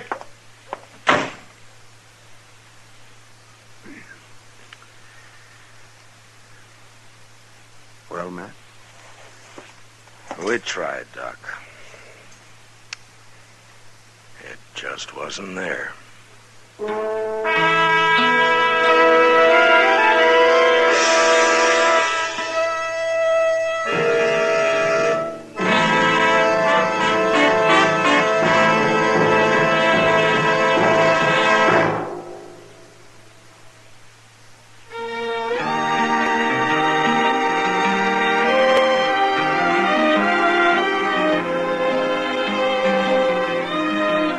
Gunsmoke, produced and directed by Norman Macdonald, stars William Conrad as Matt Dillon, U.S. Marshal. Our story was specially written for Gunsmoke by John Meston, with music composed and conducted by Rex Corey. Sound patterns by Tom Hanley and Ray Kemper. Featured in the cast were Eleanor Tannen, Harry Bartell, and Barney Phillips. Parley Bear as Chester, Howard McNear as Doc, and Georgia Ellis as Kitty. Our thanks to TV Radio Mirror and to you, our listening audience, for selecting Gunsmoke, the favorite mystery adventure program of the year. The results of this audience annual poll appears in the current issue of TV Radio Mirror.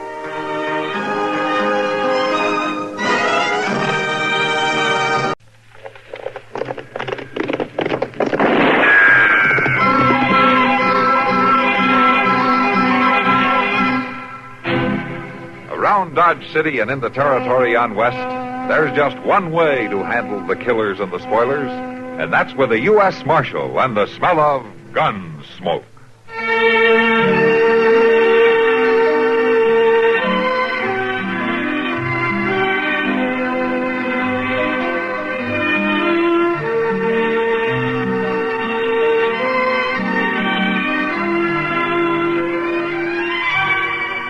Gunsmoke, starring William Conrad. The story of the violence that moved west with young America. And the story of a man who moved with it. I'm that man. Matt Dillon, United States Marshal. The first man they look for and the last they want to meet. It's a chancy job, and it makes a man watchful. And a little lonely.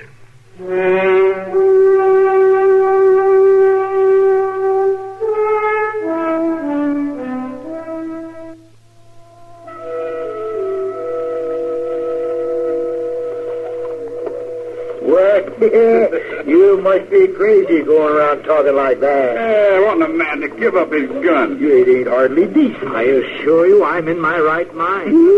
Why, it would be a protection to all. A protection? It'd be like inviting your own killing. That's right, Zach. The man wouldn't be safe. Oh, he'd be safer.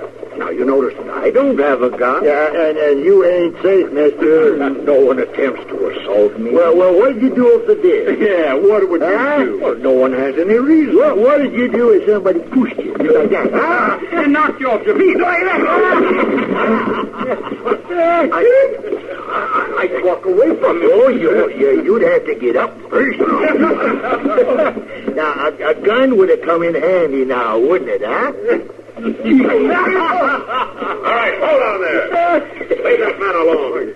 Well, he kicked him. Yeah. Listen, you. Hey. Well, let go of me now. That other fellow's running off. Let him go.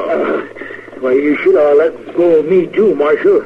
We wasn't doing nothing. You don't think knocking an old man down is anything, huh? Why, he was talking crazy, Marshal. So you knocked him down and kicked him? Well, he wanted to take our guns away, Marshal. I bet you were scared to death. Okay, fella. He ain't coming around, Mr. Dillon. All right, Chester, you better go get Doc. What about me? From now on, you get out of here. But if anything serious is wrong with this man, I'll come after you. Yeah? Sure, Marshal, but we didn't mean no harm. Now, go on. All right, change my mind.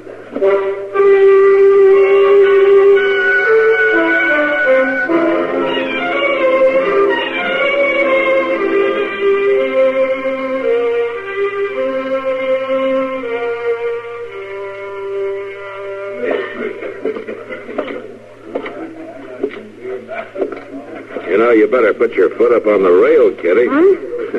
Having a drink at the bar isn't illegal without doing that. Oh, Matt. Is it legal to stand here without drinking at all? Hey, you'd know more about that than I would, since you own the place. Maybe it wouldn't be a bad idea to charge everybody for just standing around with that. I don't think you have to worry. Your customers don't waste much time without glasses in their hands. Sometimes I wish they would. It'd save wear and tear. Hello, Kitty. Oh, hello, Doc. Hello, Doc. You gonna give me one of your old jokes about how you knew you'd find me wasting time in here? No, not today. No. It's so hot outside that this is the only sensible place to be. Even for you. Hey, better remember he said that, Matt. It may never happen again. Yeah, you're so right, Kitty. I'll see you two later. I want to check some things with Sam. Yeah, certainly. Now, Doc, how's the old man? Homer lately? Yeah, and I think he's going to be all right. He twisted his leg when he went down, and he hit his head an awful crack. Yeah. I'm keeping him with me for a couple of days just to keep an eye on him. Oh, that's good. Wish you'd come up and talk to him, Matt. Oh? Any special reason? Yeah, I'm afraid if you don't, this thing is going to happen all over again. Well, how's that? Well, this Homer isn't just an old fella who wanders around the town acting strange. Oh, no, he's perfectly sane. And he's quite serious about what he's doing. Now, he believes with everything that's in him that there's a lot of senseless killing and violence in places like Dodge. Yeah, he's right about that. Of course he is. Of course he is. But he's bound and determined to wage a one-man campaign about it. See, he's going from town to town trying to put across his idea wherever he goes. You mean he wants everybody to give up their guns? Huh? That's it. Yes. Not very likely, Doc. No, it isn't. But he's completely dedicated about it. He's packing all of his worldly goods around with him. He has quite a sack of gold, and he's planning to spend the rest of his life trying to get men to give up guns. He's likely to get himself killed if he talks too much in a place like Dodge. You're probably right, Doc. I better go have a talk with him, I guess. Yeah, I'm heading for the barber shop, so I'll walk a ways with you. All right, let's go. You know, Doc, if you get a haircut, nobody's going to know you. You're a fine one to talk. Lou, you've been listening or just swilling on that whiskey? I was listening when that marshal's around. Don't tell me what a man might hear. Like now. Yeah, like now. Lou, that old feller, that Homer, sounds kind of interesting. Might want to get a little bit better acquainted sometime, huh? That's what I was thinking, Harry. All right then, Lou, you just finish your drink and we'll think about it.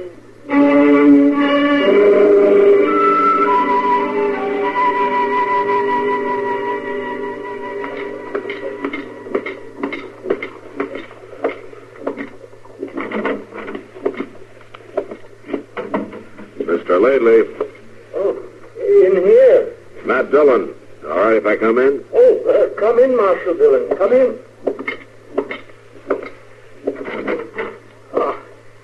Sit down. Sit down. Oh, thank you. Dr. Adams has told me of your kindness in rescuing me from those ruffians. I want to thank you, sir. Oh, sure.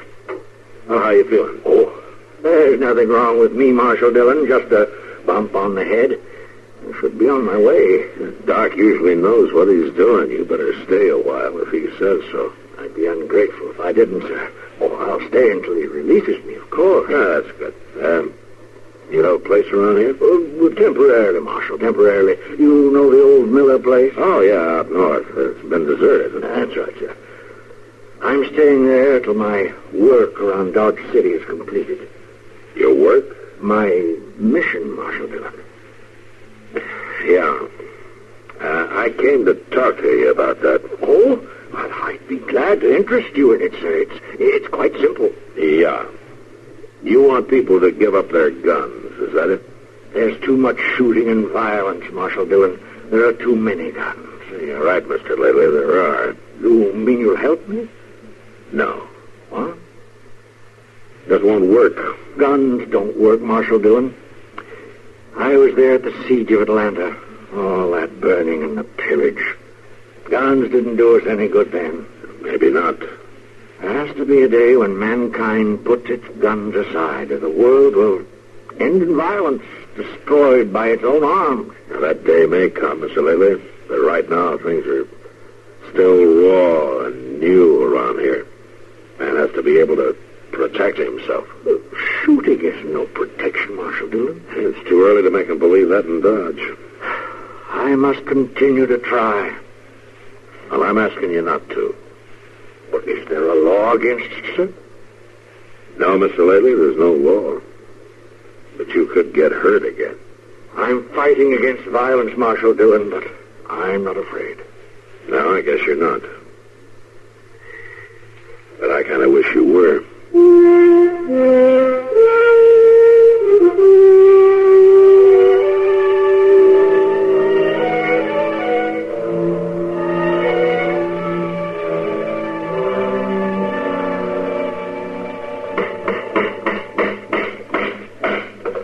Can't even close his eyes when he's asleep on this ship. More overtime like this anyway.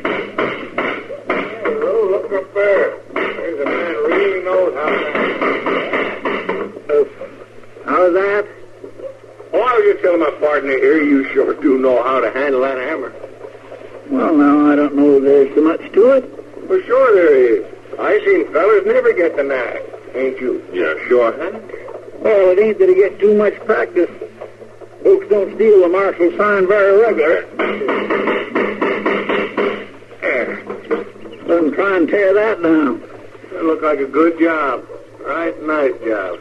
Well, I thank you kindly. Here, I'll help you down. Well, thank you, sir. I declare it's nice to meet up with somebody who appreciates a man's work. Well, I bet the marshal appreciates your work.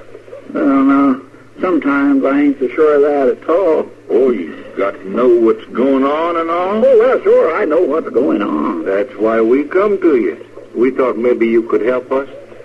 Well, I'd be proud to help. Oh, that's mighty friendly of you. Well, now, if a man can't take time to be friendly, he ain't worth much. That's true. And now that's what we come to see you about, is a friend of ours. And we'd like to know where we could find him. Well, I know most everybody in Dodge. What's his name? Homer. Yes. Well, there's Homer Park. But he's been dead for 2 years. Then there's Homer Laidley. Yeah, that's the one. Well, now, I'm afraid I got some bad news for you there, too. Homer ain't dead, is he? No, he ain't dead. He's up at Doc's, though, for a couple days.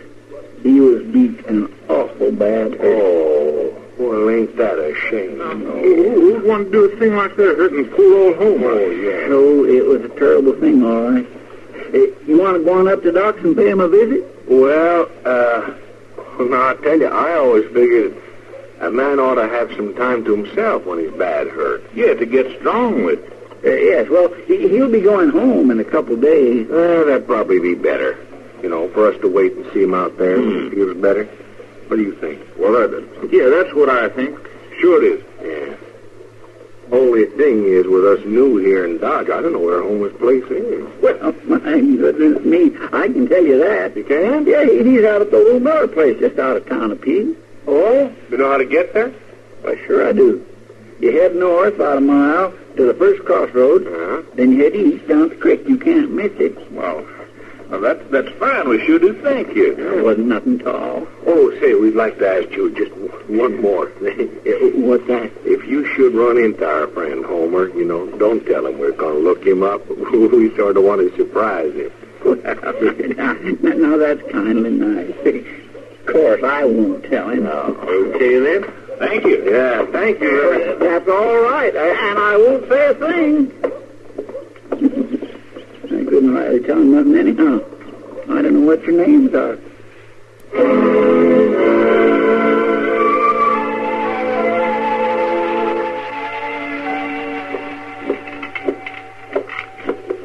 And there you are, Miss Kitty. Marshal. Ah, thank you, John. You're welcome. I could buy you a better dinner for your birthday, Kitty, but this is about all Dodge has to offer. That's all right, Matt. I don't want my birthday remembered too well anyway. Now, come on, Kitty, it's not that bad. It's that bad for a woman as soon as she gets out of her teens. That's good. I'm not a woman. Sure is. How's the old fellow at the docks, Matt? He gone home yet? Yeah, he went home yesterday. I just hope he stays there. Poor old man. He'll be all right. He just keeps from arguing with people. Well, I guess if you believe in something like he does, you can't keep quiet. Yeah, maybe not. He's right, you know. Oh, now, Kitty. I know. You can't take off your gun right now, but he's got the right idea.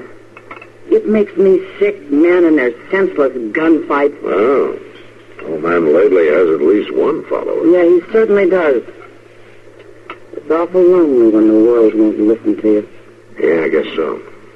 Good, he has friends. Friends? Mm-hmm. I didn't think he knew anybody in Dodge.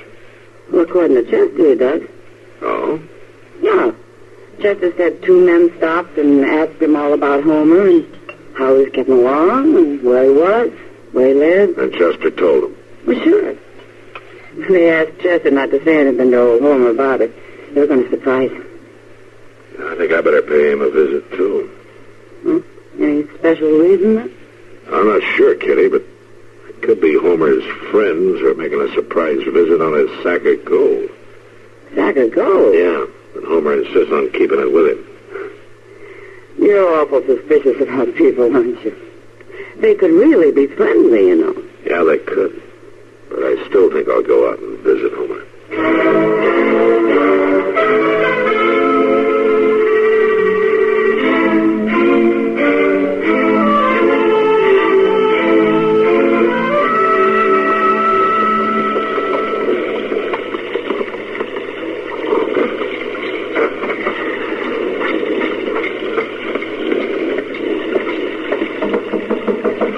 Mr. Lately, you home? Who's there? Matt Dillon. Oh, just a minute, Marshal Dillon. I'll unlock the door. There. Oh, come in. Thank you. I'm glad to get in out of that rain. Yes. Oh, pull up that chair near the stove, Marshal Dillon. I was just making some coffee. Could I offer you some? Oh, that'll be fine. Yeah, thank you. Oh, yes, it's good and hot. The hotter the better. There you are. Thank you. That's fine. You got quite a bolt on that door of yours. Just because a man doesn't wear a gun, Marshal Dillon, doesn't mean that he's foolhardy. I'm glad to hear that. That's one thing I came to see you about. The bolt on my door? No, Mr. Lately, the gold you have with you. You know about the gold? Well, news like that gets around fast. Marshal Dillon, are you suspicious of my gold? I assure you it's mine. No, I'm just wondering if it's safe. I've always been able to take care of it. And you're getting farther west all the time, Mr. Lately. Things are sometimes harder to control, especially if it's known that you don't carry a gun. Have you ever thought about putting your gold in the vault at the bank? No, it won't be necessary. I'd be glad to ride in with you when you do take it in. No, thank you, Marshal Dillon, but no. A man has a right to keep his things with him. I just want to be sure you keep it. I know you mean well, Marshal Dillon. You have storms like this often in this part of the country? It gets this bad and worse. Why don't you stay here the night? Why, you can't go out in that. Just look there. Why, you can't see 10 feet in front of you. Yeah, maybe you're right. Can I put up my horse in the barn? Certainly, and welcome. There are oats and sacking to rub him down, and then come back here. You can bed down here for the night. Well, thanks, Mr. Lately. I'll be back as soon as I take care of my horse.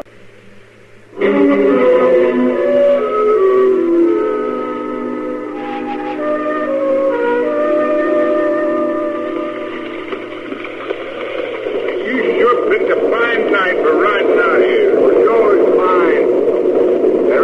with us home in bed is the way we want it. Well, we didn't need to stay so long in that saloon before we got short. Oh, we did. It gave the rain time to slack off, now didn't it? Yeah, I guess so. And it gave the old man time to get dead asleep. Supposing he ain't. Well, that don't matter much. What do you mean?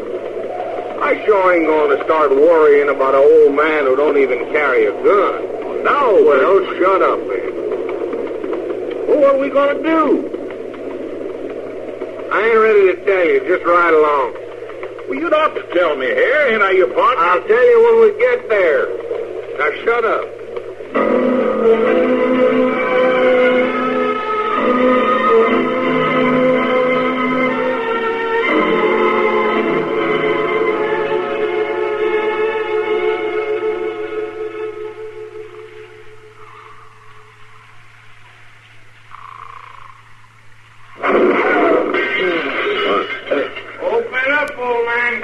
Mr. Lely? What was that? Old man, throw the bull around. You stay down, Mr. Lely. I'll take care of it. Did you take my gun? Marshal, I don't want any shooting. There's shooting already. You're in trouble. You better dig up that gun. Oh, no. I can handle it. My gun, Mr. Lely. I'm not afraid. I'll talk to them. No, don't open that door. No.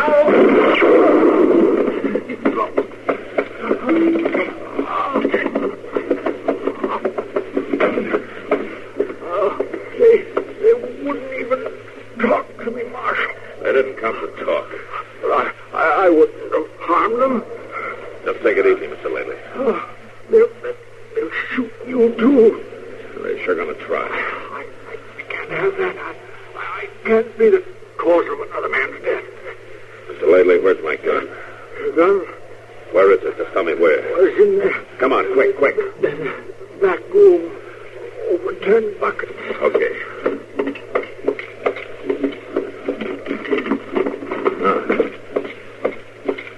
Well, at least you didn't unload it.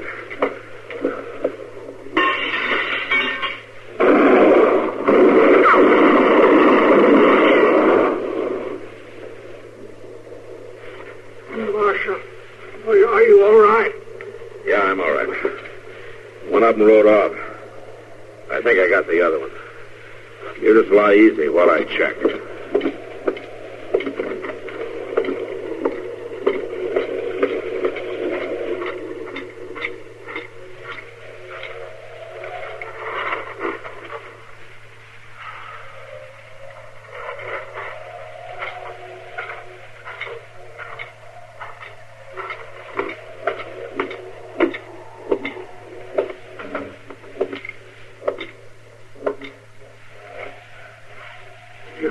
You shot one? Yeah, Mr. Lately, I shot one. He's dead. Marshal, maybe you were right. How's that? Maybe it is too soon for men to give up guns. Well, tonight it is. Someday maybe. Yeah, Mr. Lately, maybe someday men will be walking on the streets of Dodge City without guns. But I'm afraid I won't live to see it. But somebody will, Mr. Lately. Don't forget that. Somebody will.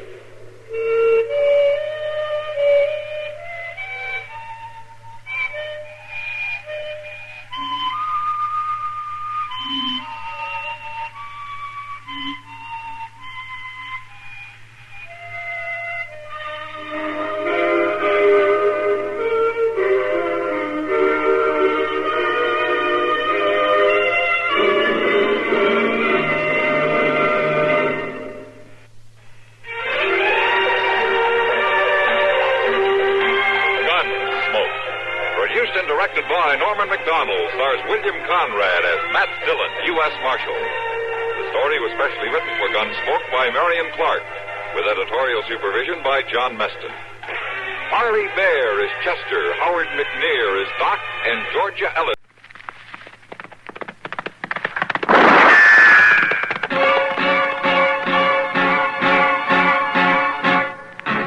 Around Dodge City and in the territory on West, there's just one way to handle the killers and the spoilers. And that's with the U.S. Marshal and the smell of Gunsmoke.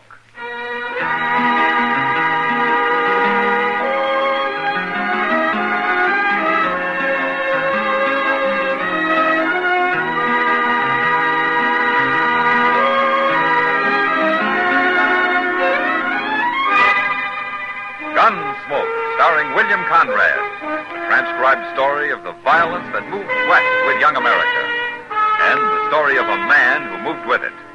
I'm that man, Matt Dillon, United States Marshal. The first man they look for and the last they want to meet. It's a chancy job, and it makes a man watchful and a little lonely.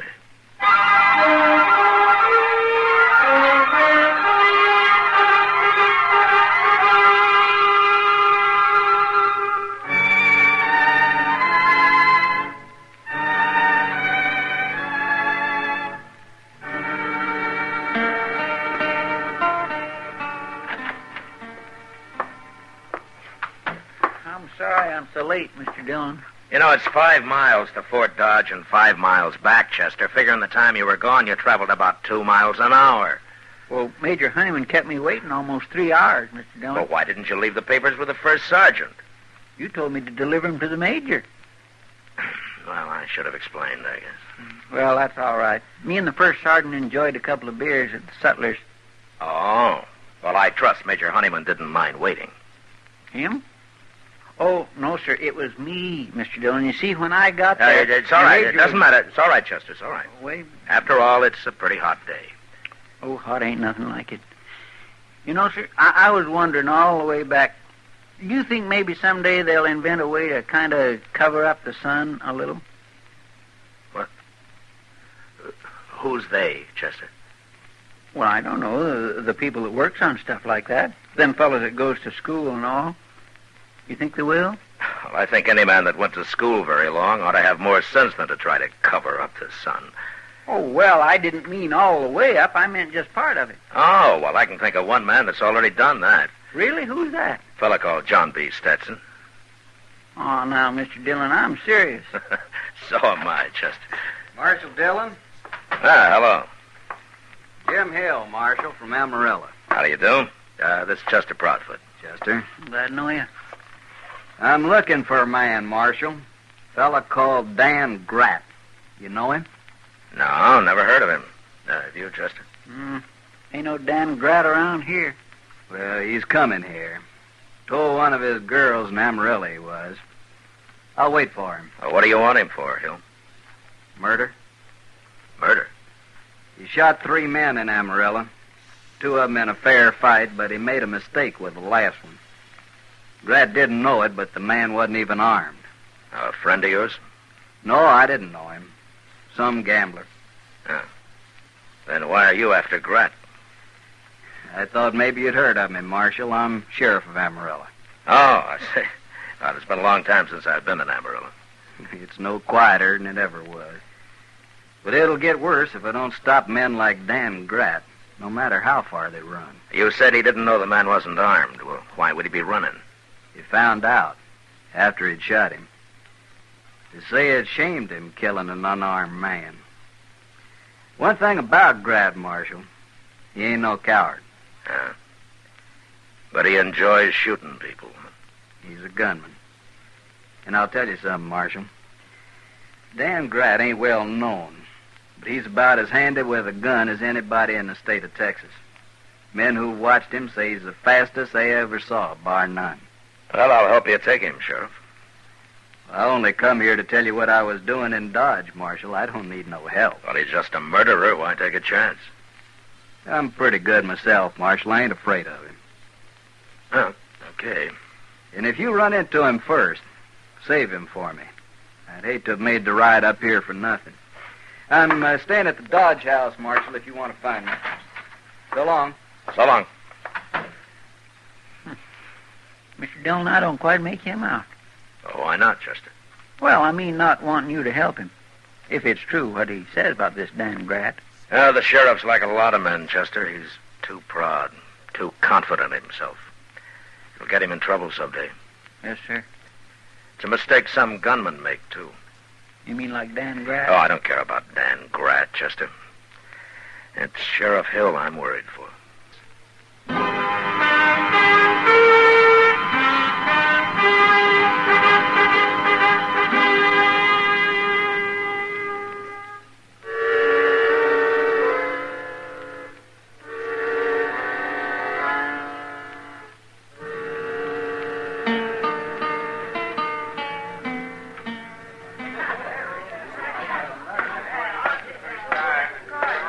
Evening, Matt. Sit down. Oh, thanks, Kitty. Why didn't Chester come over? Oh, he's waiting at the bar for a friend of his. Huh? Man or woman? Oh, man.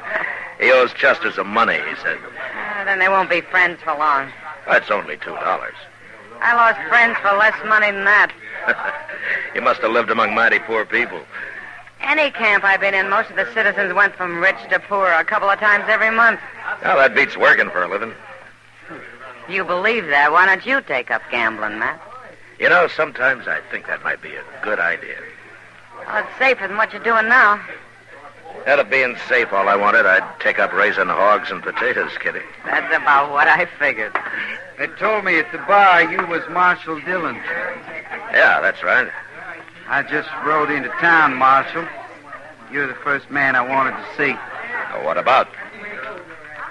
Like this, Marshal. I'm kind of free and easy in my ways. Sometimes people don't understand. Understand what? That they shouldn't try to stop me. Well, nobody's stopping you, stranger. You do whatever you want. Short of breaking the law. It's the law I'm talking about, Marshal.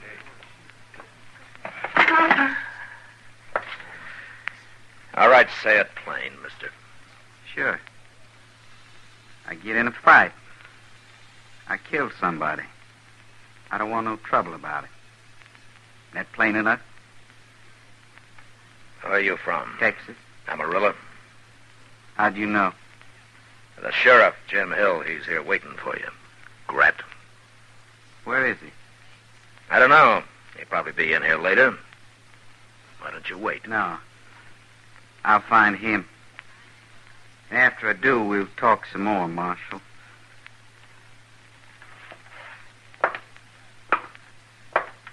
Grat. What? About breaking the law here.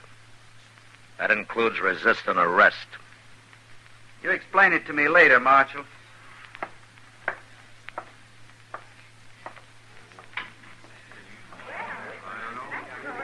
Chester. Yes, sir, Mr. Dillon. Chester, go find Sheriff Hill and tell him Dan Grat's in town. The least we can do is warn him. Okay, sir. Where's your gun, Chester? My gun? Oh, it must be over at the office. I'll go right over and get it. You better find the sheriff first. And hurry. Yes, sir. I'll try the dog's house. Can't you stop it, Matt? I can't interfere with another lawman, Kitty. I offered to help, but he wouldn't have it. Why not? You too proud? Yeah, that's right, Kitty. He's too proud. You think Grat's going to kill him? Well, I think he'll try. You don't like not being able to do anything about it, do you, Matt? No, Kitty, I don't. Yeah, you stay in here, Kitty. Grat found him, Mr. Dillon. Right there in the street. He yelled at him, and then he shot him as soon as he turned around and got set. Oh, that Grat's the one fastest man I ever saw. I mean, he's just terrible Keep fast. out of the way, Chester. He's waiting for me. Yes, sir.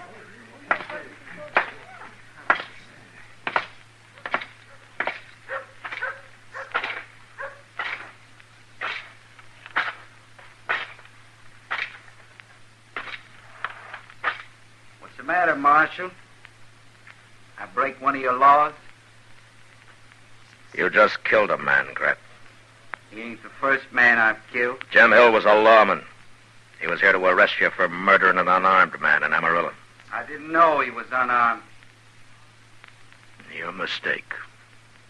I'd have killed him anyway. I can kill anybody. Like you. Right now.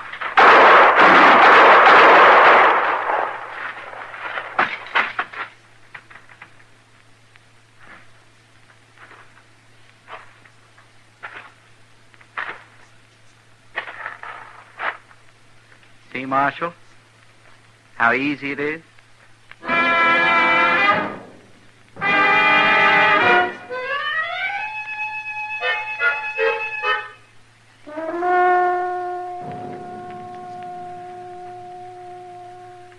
How is he, Doc?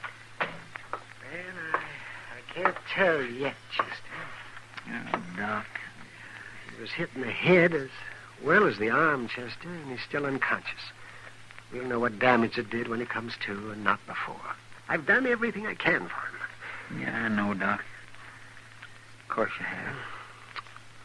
Another fraction of an inch, he'd be dead now. As it is, he may be all right in 10 days. Well, who knows? I don't. Brad hit him first shot. I could tell.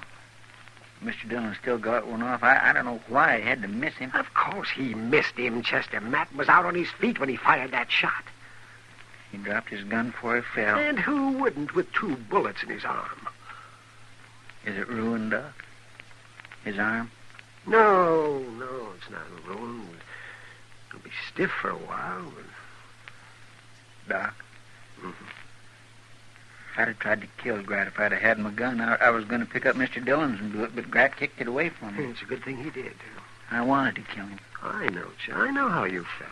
It's a terrible thing watching a man like Mr. Dillon get shot that way, Doc. Of course it is, Chester, but killing Grat won't help him now. Well, if Mr. Dillon dies, I'll kill him. I'll get me a shotgun and I'll kill him. I'll blow him in half, then we'll see how doggone fast he is. No, calm down, Chester. You mustn't get it. I tell you, you go put some coffee on the stove right over there, yeah? We'll both need it before the night's out.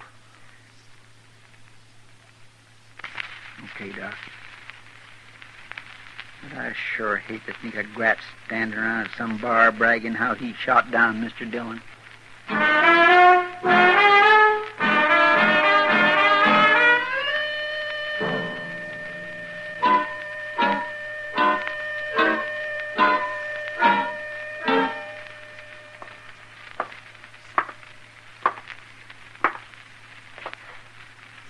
Bartender, give me some whiskey. Coming up. You're Dan Grat, huh? I don't know you, mister. No offense. I heard your name, Grat. Everybody's talking about you. What are they saying? How you shot the marshal and all. You're pretty fast, Grat. The man that beat me ain't found a father yet. How come you didn't kill the marshal? He's still alive? They say he is. Whiskey. What's this, bartender?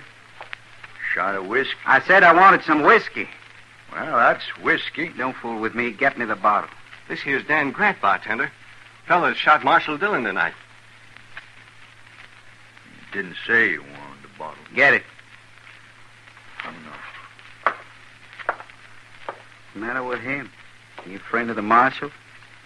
Some is, some ain't. How about you? Me? I don't care one way or t'other. Make up your mind. Well, sure, Grat. I'm on your side. I wouldn't be talking to you if I wasn't. I guess I got some more convincing to do around here about who's top dog.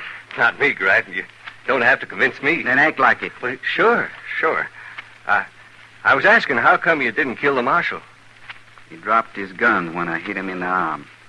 Why'd that stop you? I don't shoot unarmed men. You don't? What? I said, don't you? You're armed, mister. Now, Grat, I ain't done nothing. I don't like your talk. You know about me, don't you? That gambler should have had a gun in Amarillo. I don't know what you're saying, Grat. I don't know nothing about you. Take out your gun, mister. Go on, take it out. No, Grat. No, Do what I tell you. But not me. No, I didn't. Your time's up. I didn't.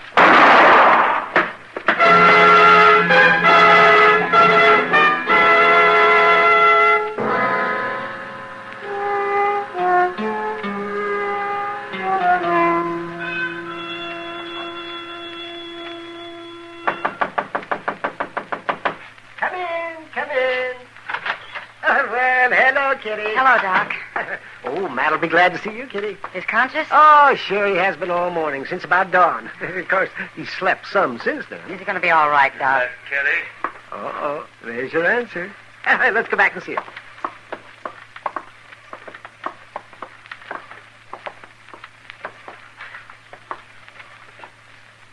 Hello, Matt.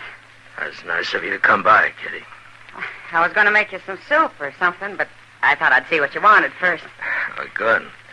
You know, that's been worrying me, Kitty. I was hoping somebody'd come by in time to keep me from being poisoned by Doc's cooking here. Oh, poison, but you watch what you're saying, Matt. I could decide you're too sick to eat. Yeah, I could. I could keep you starved for weeks. It wouldn't be worth it to you, Doc. Not with me taking up your bed the whole time. How long will he be in bed, Doc? Oh, maybe 10 days. 5 will do it. I said 10. I'll make you a bet, Doc. You ought to rest, Matt. Especially with your arm hurt. You wouldn't dare go out to use it again. I hear Grat killed another man last night.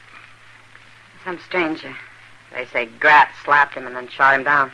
Just like that. And he was standing real close to him. Why? What's that got to do with it? Grat's the fastest man I ever saw, Kitty. And that's his weakness. What do you mean? It makes him overconfident. He draws and shoots so fast, most men haven't got a chance. Like Sheriff Hill. He didn't even shoot back. Well, how's that a weakness? Well, Grat was lucky with Hill. But with me, a fraction of an inch, and he'd have missed entirely. And if he had, I'd have killed him. No, it's simple, Kitty. He doesn't take time to shoot straight. He doesn't think he has to. And he'll die for that someday. Matt. Yeah? You're not going to face him again. As soon as I'm able to. You can't. With that arm? Grat's so sure of himself he might not even notice my arm. What do you mean? He already knows about it. He does? What? You'll see, Kitty. When the time comes.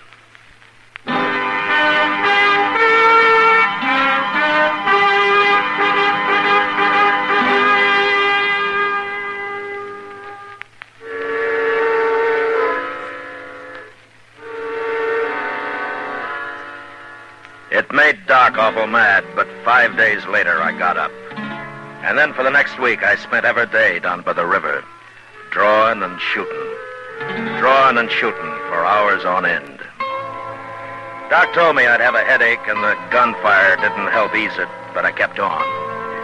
Grat found a fight and killed another man while I was at it. And I guess that spurred me some.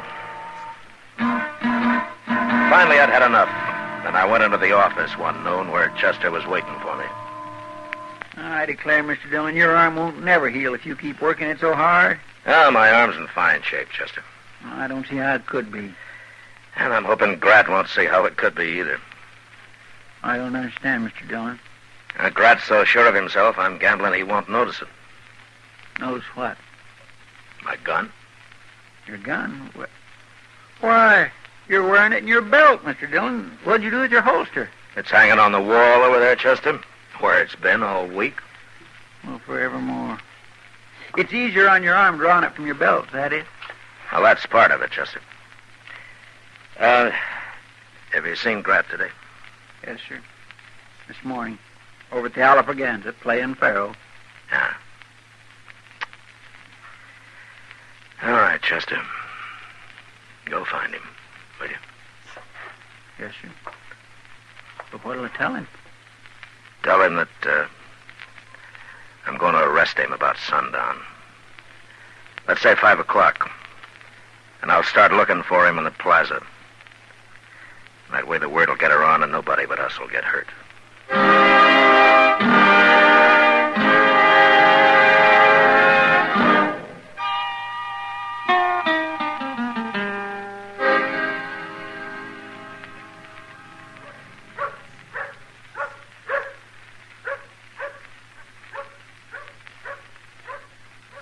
swear, Mr. Dillon, it just gives me the jumps for us to be sitting out here all alone. Ain't hardly 5 o'clock yet, and Dodge already looks like a ghost town. Ain't one person here in the plaza. I can see a few heads peeking out here and there, Chester. Vultures, that's what they are, waiting for somebody to die. I'm sorry, Mr. Dillon. I didn't... somebody usually does die in a gunfight, Chester. It ain't fair. You with a bad arm? Can't you wait a while, Mr. Dillon? No. Gratz killed too many men already. No, I've waited long enough. Well, I'll fight him. By golly, I will. I'll fight him. You would, wouldn't you, Chester? Yes, sir. Thank you.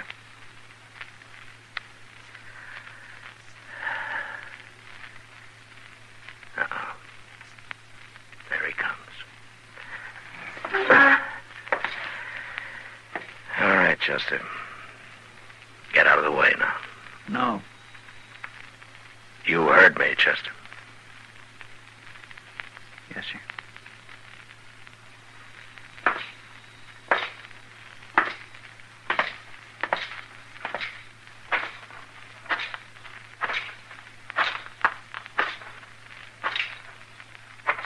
All right. That's far enough, Grat. I was just going to shake hands with you, Marshal, What? before I kill you. You're a brave man, Marshal. Shot you down once and you're back even before you're well. You're either brave or you're crazy. Doesn't matter, does it? No. I'll kill you anyway. You're pretty sure of that, aren't you, Grat? Why shouldn't I be? I already know I can outdraw you, even without your arm being bad. Yeah. Yeah, that's right. You can. Never saw a man wanted to die so much as you do. What's the matter with you, Marshal? Wait a minute. You ain't wearing a gun. It's stuck in my belt. Oh, yeah. Well, that'll make it even easier, won't it? Let's find out, Grat.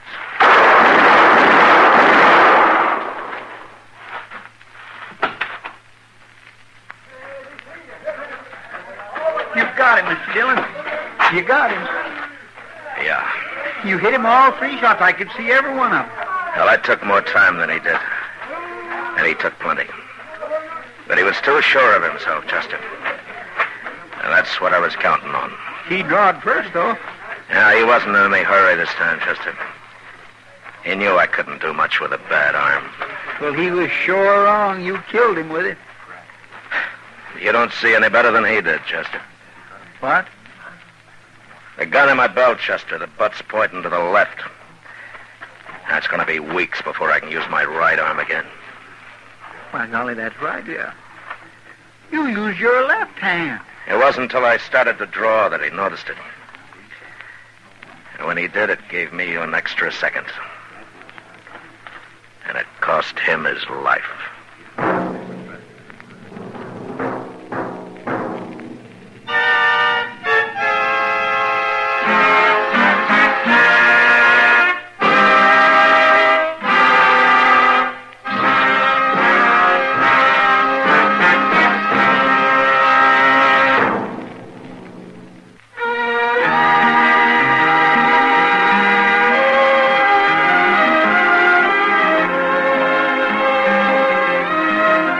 Gunsmoke, transcribed under the direction of Norman MacDonald, stars William Conrad as Matt Dillon, U.S. Marshal.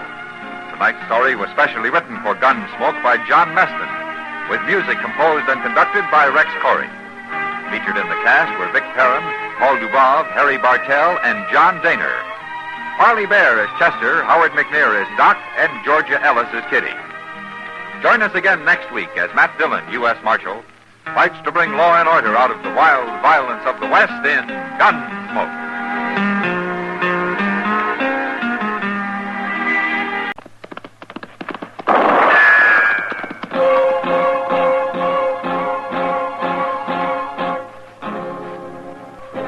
Around Dodge City and in the territory on West, there's just one way to handle the killers and the spoilers, and that's with a U.S. Marshal and the smell of Gunsmoke.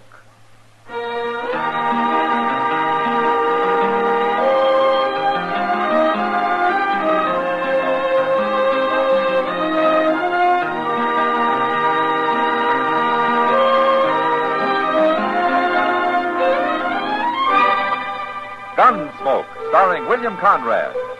transcribed story of the violence that moved west with young America, and the story of a man who moved with it. I'm that man, Matt Dillon, United States Marshal. The first man they look for and the last they want to meet. It's a chancy job, and it makes a man watchful and a little lonely.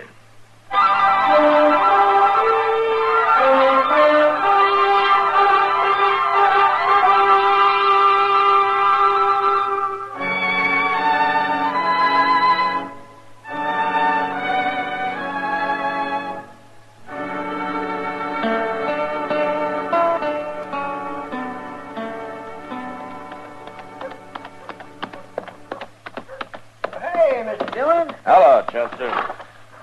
Well, how's things up in Salina? Real peaceful. The town constable's all they need, Chester. I'm not going to recommend the government spend any money up there. Tell me about Dodge, Chester. Anything been happening here the past week? No, sir, nothing much. One fella got killed last night, but outside of that, it's just been dull as winter. Oh, who got killed? Oh, I don't know, some wandering cowboy. Well, who killed him? A man called Pate that told me it was self-defense, Mr. Dillon, pure and simple. Well, did you see it? No, sir. Well, who did? Well, I believe the only man who saw the whole thing was that gambler, Ben Sissel. He's new here the last few days, been playing cards over at Long Branch. You don't seem to know a whole lot about it, do you, Chester? Well, I was just starting to find out when I seen you riding up the street. Chester, where were you last night? Well, what with one thing and another, I was pretty busy. All right, I hope you had a good time. Oh, I had a fine time. Just fine. Yeah? Oh, you can put my horse up if you want. I'm going over to the Long Branch. Yes, sir, I'll come along when I'm through. I'll wait there for you.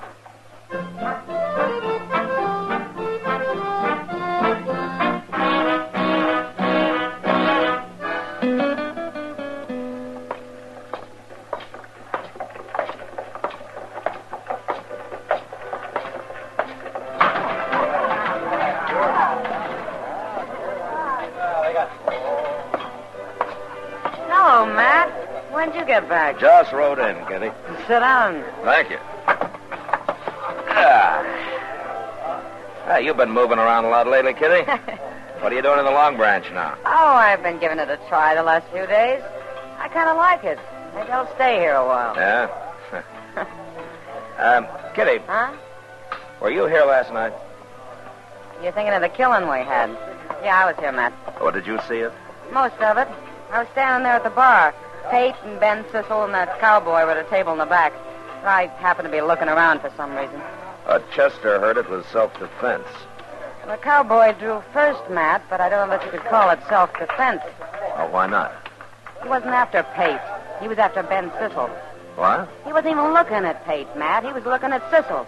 But even so, when he started to draw, it was Pate who killed him. Pate calls that self-defense? He says he thought the cowboy was drawing on him. Well, why did he think so? Well, he claims they've been arguing all evening about one thing or another. And besides, he said the cowboy knew Sissel wasn't even armed. Wasn't he? He never is. I see. Tell me, Kitty. Huh? Is this Pate always around when Ben Sissel's dealing? He sure is, Matt. Always. Pretty handy with a gun, is he? Too handy for an ordinary man. Yeah, I thought so. Ben Sissel's another crooked gambler using a hired gunman to protect him when he's caught. I don't know how you can prove it. Well, I can't prove it, but I can do something about it. Where would I find Ben Sissel now, Kitty, you know? Yeah, he's standing at the bar over there in a long black coat. What? Oh, yeah. Good. Now, Kitty, I'm sure glad you were here last night. I'll be here tonight, too, Matt. Huh? I do owe you a drink, don't I? Yeah, Okay, I'll come by. anytime. So long.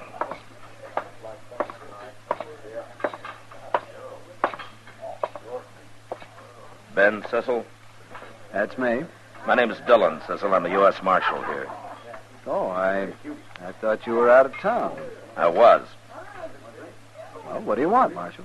Where are you from, Sissel? I mean, where's the last place you're from? Oh, I've been all over, Marshal. You know how gamblers are. Yeah, I know. Where'd you gamble last? Why, Back east. Why? I didn't think you'd tell me. How long's Pate been working for you? Working for me? Mm-hmm. What are you trying to say, Marshal? Well, I'll make it real simple. The way you operate's already led to one killing here, and I'm not going to have any more. I didn't kill anybody, Marshal. There are plenty of witnesses to that. Where's Pate, Cecil? I don't know where he is. Why should I? I want to talk to him, and I want you with me when I do. You're getting kind of pushy, Marshal. Now, that can get a lot worse. I suppose we go outside and wait for a friend who's coming here to meet me, then we'll go talk to Pate.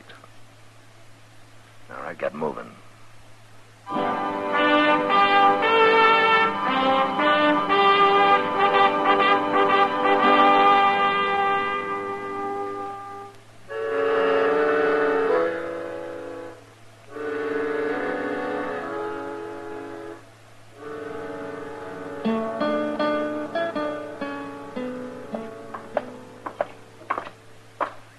Pate's got a room up here, Marshal, but I don't know if he's in.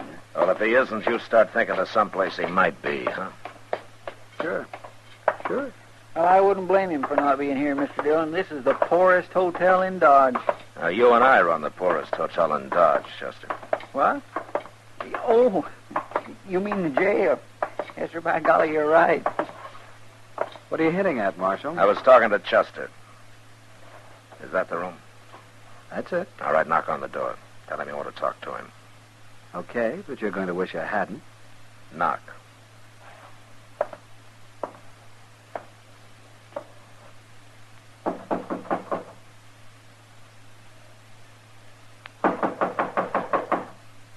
Who's that?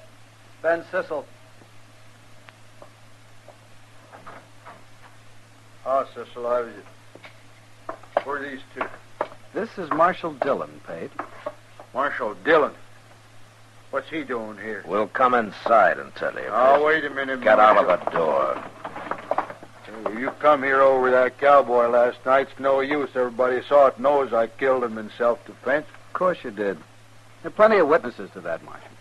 You're smart, Cecil, but you're a coward. That's why you need a hired gun to help you when you're caught dealing crooked. You'd better watch what you're saying. Now, why? I don't carry a gun, Marshal, but Pate does, and he happens to be a good friend of mine. Sure. But right now, Pate's gun belt is hanging on that chair over there. You see it? You blasted You didn't tell me who was with you when you knocked. What do you expect? Supposing he had told you, Pate. I ain't afraid of you, Marshal. But you're armed, and I'm not. Chester. Yes, sir. Go get his gun belt. All right, sir. Pretty brave of you, Marshal. Arresting an unarmed man. I'm not arresting you, Pete. I wish I couldn't. And what are you doing? Chester, unbuckle that belt and hand it to him.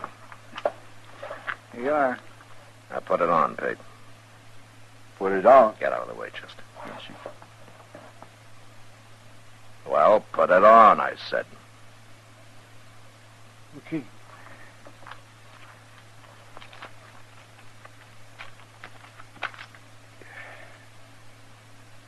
All right, you got your gun on now. Yeah. Get out of Dodge. What? I said get out of Dodge. Right now. I ain't done nothing, Marshal. Don't stand there, Pate. Shoot him. He isn't even going to try to shoot me, Cecil. You don't pay him enough for that kind of work. I'm not some half-drunk cowboy. Am I, Pate? I got no quarrel with you. What kind of gunman are you, Pate? Are you afraid of him? The kind of gunman that can be hired isn't the kind that's going to take any real chances, Cecil. I said I ain't got no quarrel with you. I don't like this. Let me out of here. Out of Dodge. Sure. It's a no-good town anyway. That door's open.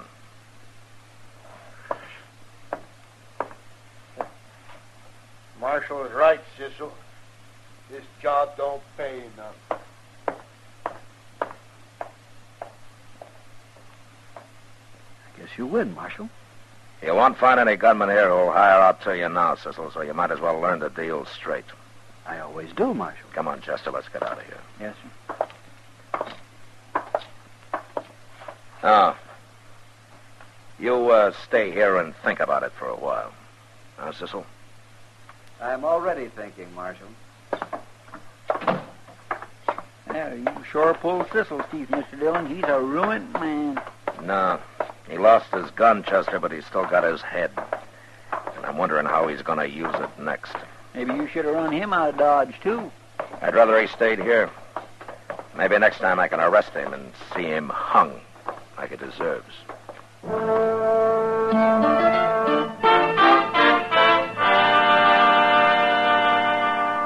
It didn't take Pate any longer to leave Dodge than to find his horse and get mounted. Then for the next week, there was no trouble from Ben Cecil. He went on dealing cards.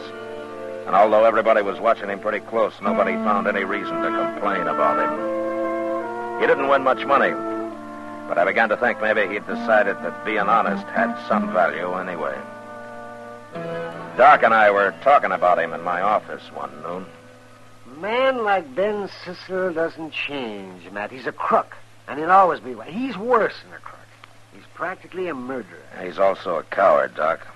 That's why I think maybe I got him stopped. Well, the way you've got him fixed now, in order to stay free, he's got to stay honest.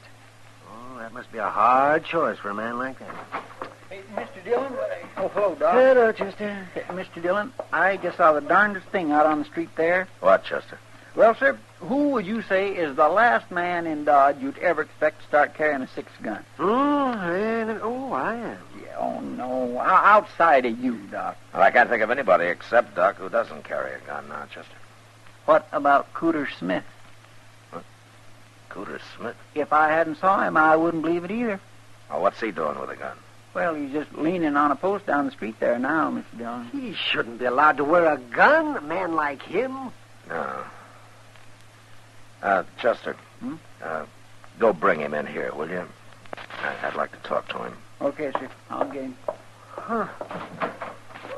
My goodness, things are getting mighty bad around here when even Cooter Smith decides to arm himself, man. Cooter's pretty harmless, though. Well, you never know, man. A man like that can be harmless one day and dangerous the next. Yeah. Doc, what is the matter with Cooter anyway? Well, I don't know for sure, Matt, but I examined him once, and it looked to me like he got kicked in the head by a horse at one time. He won't say so for some reason, of course, but, oh, poor fellow. Maybe he doesn't even want to remember that. Well, whatever it was, it sure made him half simple. I've seen men worse off. Yeah, I'm sure. Here he is, Mr. Dillon. Oh, hello, Cooter. Oh, come on in. Yeah. Hello, Cooter. Hello, Doc. I come here like Chester said, Marshal. Good, Cooter. I wanted to talk to you. You never asked me to come here before. Well, that's because you never wore a gun before, Cooter. Oh, that's from a job, Marshal. Your job? Job of work I got. Oh. Well, what kind of a job is it? I don't rightly know yet, Marshal. Well, can you tell me what you do know? Who hired you? The fella that give me this gun, he hired me. For an awful lot of money, he said. Who was that? Well, I know what he looks like, but I don't remember his last name. Ben something. Ben Cecil? That's him. He's going to pay me for wearing this gun. He is, huh? Did he tell you why, Cooter? This afternoon. What? Well, that's when he's going to tell me everything I got to do. He's going to talk to me some more this afternoon. Sure talks a lot, that fella. Yeah. Oh, okay, Cooter. Fine. You can go along now. But look, I hope you don't let Cecil talk you into any trouble. Oh, it ain't that, Marshal. As long as he don't try to make a fool out of me. Sometimes people do. I don't like that. Yeah, sure. Sure, Cooter. I think I'll go talk to him now and make sure. Bye. So long, Cooter. Forevermore. What in the world do you make of that, Mr. Dillon? Well, I think maybe Sissel's crazier than Cooter is. And I'm going to be at the Long Branch tonight to make sure.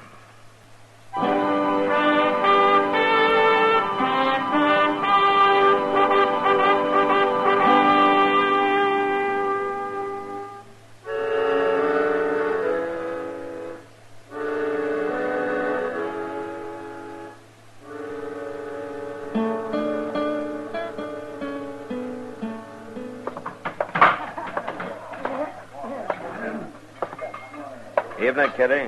Well, hello, Matt. What are you doing around here so early tonight? I'm looking for Ben Sissel, Kitty. I don't see him, though. Well, he ought to be along soon. He's generally here by now. What's Chester doing over there by himself? He's waiting for Sissel, too. He must be expecting trouble. Yeah, maybe. Well, here it comes. Yeah? You won't mind if I get out of the way. See you later, Matt. Yeah.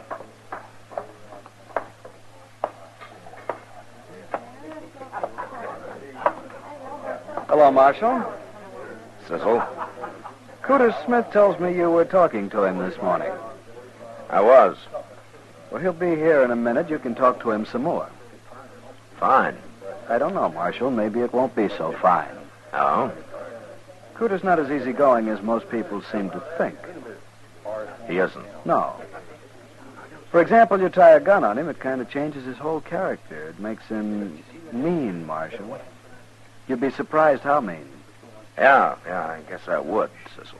You don't believe me? I'll show you. Cooter! Hey, Cooter!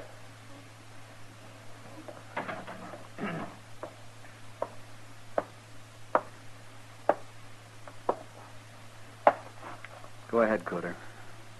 I told him. Go ahead now. Marshal? Yeah, Cooter. I'm going to draw on you, Marshal. What? I'm going to shoot you, and I'm going to kill you. Oh, now, look, Cooter, you know better than that. Is this what you've been putting into his head, Sissel? Don't you look at him, Marshal. You look at me. Don't you look at him. Not for a second. Oh, so that's it, huh? Okay, Cooter. Go ahead. Draw. I am. I'm going to... You look out, Marshal. I sure No, am. you're not. You haven't got a chance. Watch.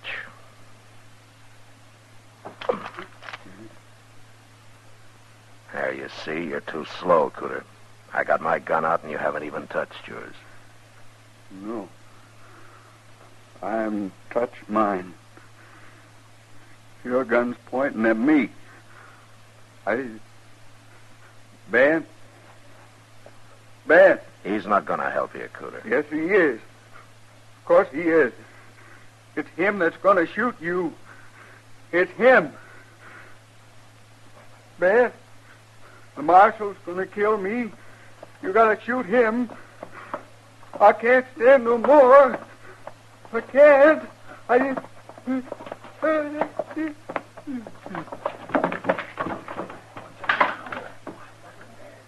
Poor devil. Sissel, you ought to be real proud. I didn't do anything, Marshal. I wasn't going to shoot you. I don't even carry a gun. You know that. Sure, but Cooter didn't know it. You told him to make me start for my gun, and then you'd shoot me from the side where I couldn't see you. You told him he'd be safe. That isn't so, Marshal. What your plan was to make me kill him, huh? Wouldn't look so good for me to kill a man like Cooter, would it? Nobody'd stand still for it. They'd laugh me out of town. That's what you were figuring on, wasn't it? I had nothing to do with it, Marshal. I wasn't figuring on anything. You're not as smart as I thought you were. Now, you're leaving town, Sissel. I'll give you an hour. And I hope you take longer.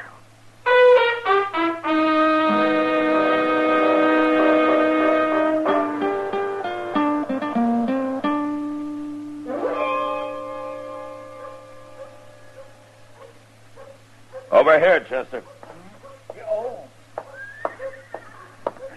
Sissel leave yet, Mr. Dillon? He's still saddling up in the stable over there. I'll give him about one more minute.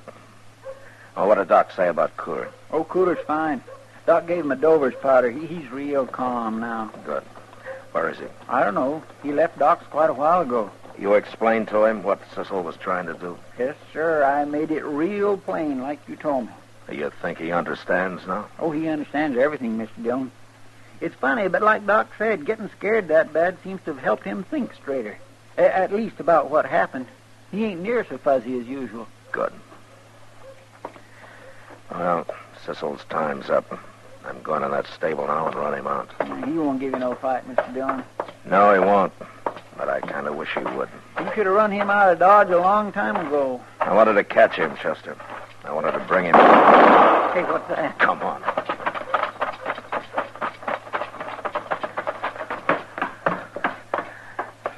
Look there, Mr. Dillon. It's Cooter. He's done killed Ben Cecil. All right, drop the gun, Cooter. I've already dropped it.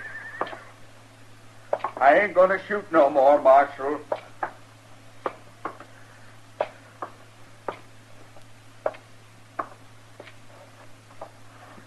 He shot him in the head, Mr. Dillon. He lied to me. He made a fool out of me. Well, why did you have to kill him, Cooter? I was running him out of Dodge. Don't you shoot me, Marshal. I wasn't going to shoot you. Honest, I wasn't. I like you. Like Cecil told me, I wasn't doing bad. I wasn't going to shoot you. Cecil was going to shoot you. I like you, Yeah, Marshal. I know that, Cooter. I know that. Now, calm down, will you? I'm not going to hurt you. You're pointing that gun at me? No, look. Look. My gun's back in my holster now. Look at it. I am looking at it. I can't stand that. No. No. Cooter! Cooter! Well, he's going after him, Mr. Dillon? That can scare him even worse.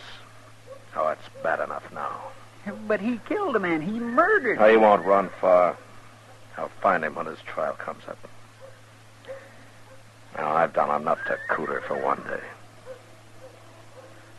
Boy, it ain't your fault, Mr. Dillon. No, but that doesn't make me feel any better about it.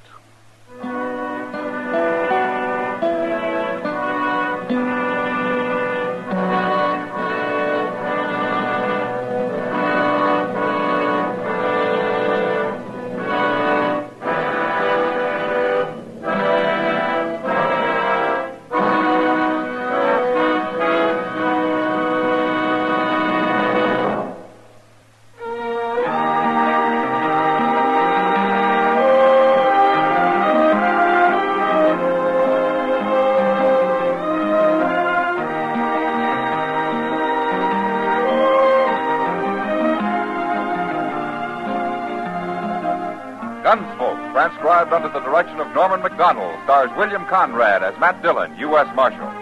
Tonight's story was specially written for Gunsmoke by John Meston, with music composed and conducted by Rex Corey. Sound patterns by Tom Hanley and Ray Kemper. Featured in the cast were Vic Perrin, John Daner, and Harry Bartell. Farley Bear is Chester, Howard McNear is Doc, and Georgia Ellis is Kitty. Join us again next week as Matt Dillon, U.S. Marshal, fights to bring law and order out of the wild violence of the West in Gunsmoke.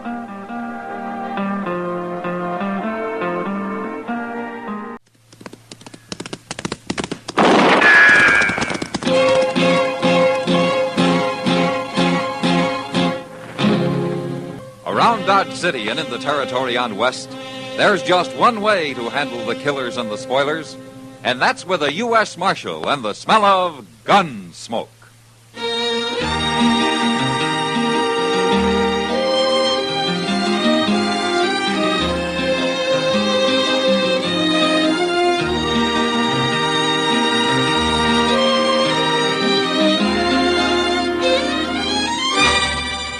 Gunsmoke, starring William Conrad.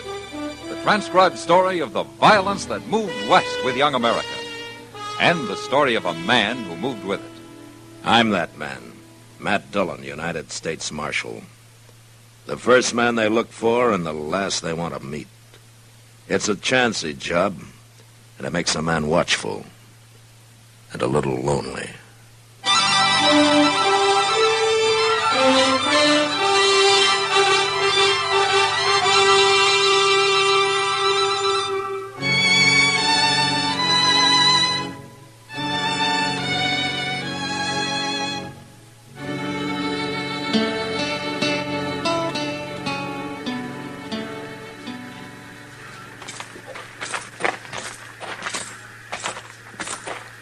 I sure will be glad to get back to Dodge, Mr. Dillon. Oh, Wichita's a nice town, Chester.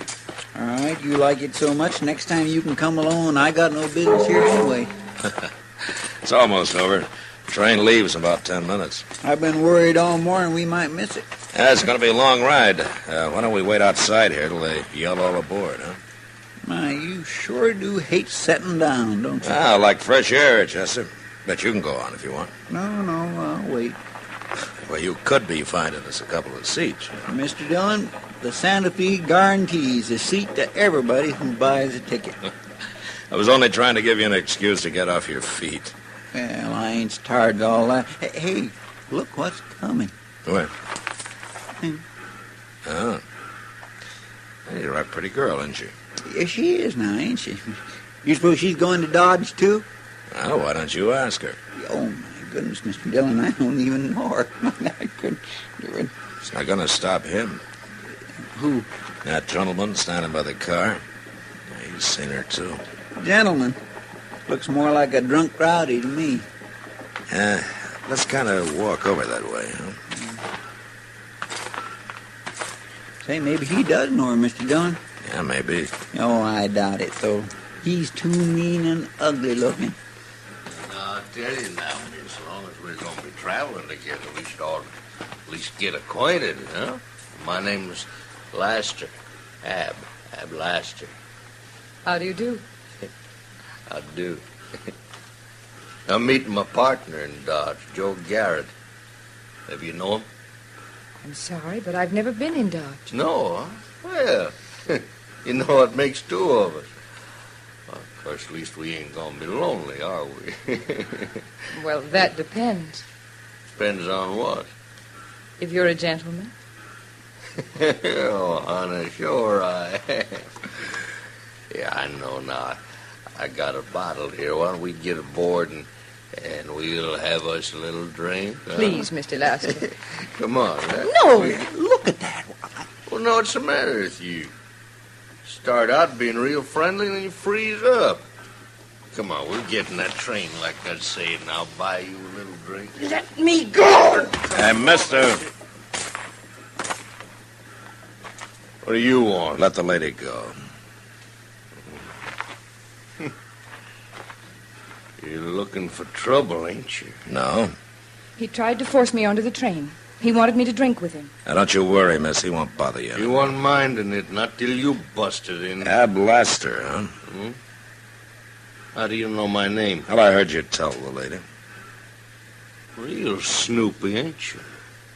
Sometimes. Do you know what you're getting into, mister? No. Why don't you tell me? I'll show you. You're packing a gun. But I don't always use it. You hit him. This gun's safer with me. Here, Chester. Put his gun in your belt. Yes, sir. No, he's going to be awful mad, ain't he? Oh, I'll kill him. I swear I'll kill him. He's going to fight some more. No, he isn't. Get on the train, mister. You tricked me. Get aboard while you can still walk. Mister, we get to Dodge, you're going to wish you'd never seen me. I'm wishing that already. Now move. Yeah.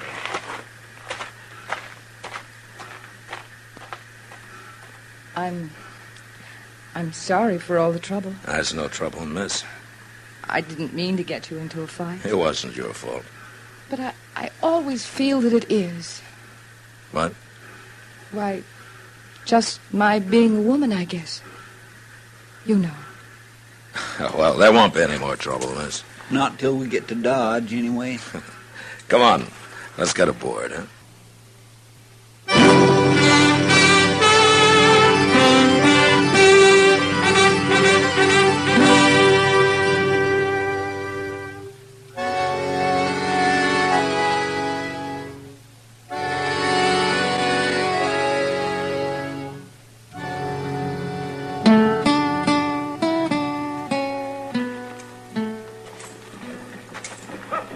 Well, what do you think of Dodge, Rena? I can't tell much from the depot, Marshal. Oh, we'll show you the rest. Chester, go get our baggage, will you? Well, Yes, sir. Dodge kind of frightens me, Marshal. Oh, why? Well, I'm only a woman, and I've heard so much about the terrible things that go on here. Now, don't you worry, Rena. Nothing will happen to you. I do feel safer when you're around. Marshal! Excuse me a minute, Rena. It's that same man. Yeah, what do you want, Lester? Now they tell me that you're Marshal Dillon. Well? And now there's two of us, Marshal. Here's my partner, Joe Garrett. Lester says you made things bad for him in Wichita, Marshal. Oh, is that so? He says you stole his gun, too. He can pick it up at my office sometime. I just don't like what you did, Dillon. Well, I didn't do it for you, Lester. All right. Now, we're taking some horses up north for a few days. And then we'll be back. I'll be here. I'll be here every day.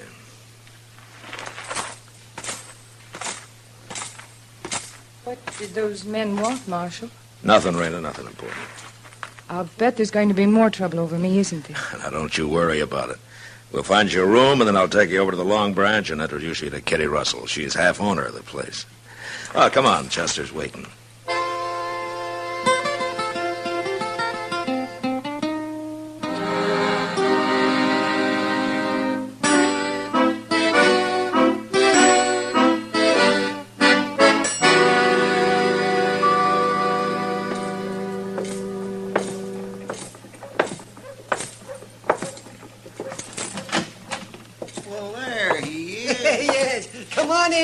It's your office. How have you been, Doc? Oh, fine. Chester's been telling me about this little new girl, Rena Decker. No? Sounds like a mighty sweet little apple. Is that what Chester said?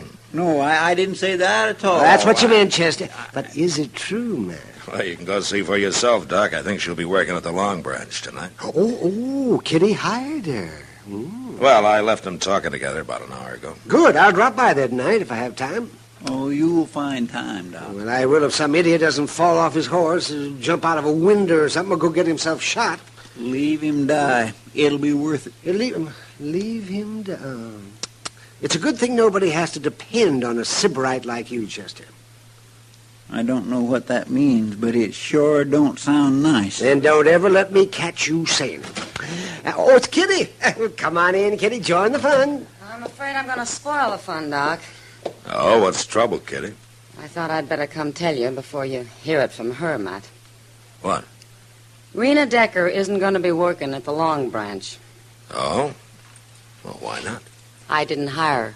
You didn't hire her forevermore. Oh, I'm not saying she isn't pretty and all that, Chester, but I've seen her kind too often. They mean nothing but trouble. Well, I don't understand, Kitty. She seems like a nice little girl. Now, you men are all alike. Pretty face throws you every time. Now, Kitty, I have no interest in her beyond trying to help her the way I'd help anybody. Who started that fight in Wichita, Matt? I had Lester. He was annoying her. She didn't lead him on, huh? Oh, now, Kitty, you're being unfair. That girl's here all alone. She doesn't know anybody, and she needs a job. Sure, and when I had to leave her at the bar a few minutes after you brought her in, she almost got another fight started. Now, why would she do that? Some women like men fighting over them. I see. Now, Kitty, what really is it that you don't like about her? Doc hasn't seen her yet, huh? No, but I'm sure interested now, Kitty. Yeah, you'll be just as stupid as they are. Now, Kitty. All right. Just to show you, I'll hire her. But don't blame me when somebody gets killed, because it's bound to happen.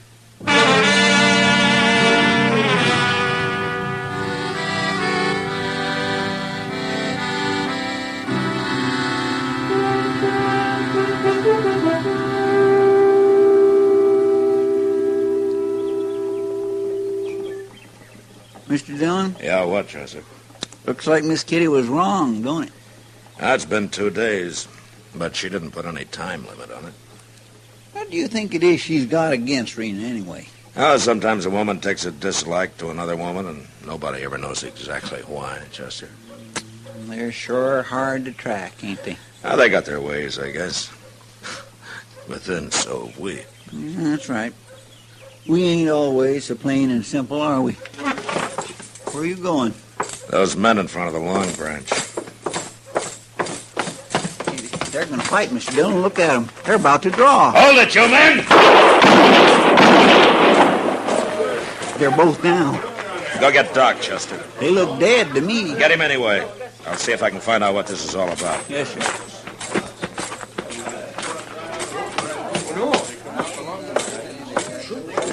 Anybody know these men?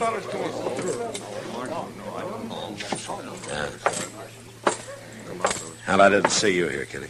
Hello, Matt. Maybe you knew these men, huh? Just a couple of riders. I don't even know their names. Well, what started it? You wouldn't believe me if I told you. Oh, what do you mean? Talk to her about it. Who? Oh.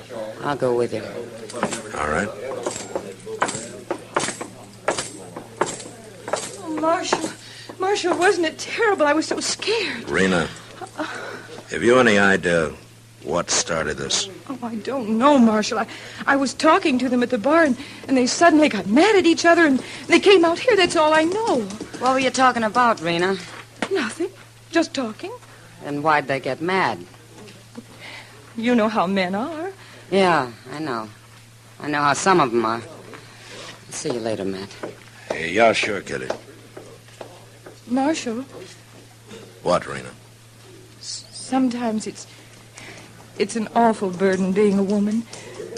You understand, don't you? I don't know, Rena. I'm not sure what I think.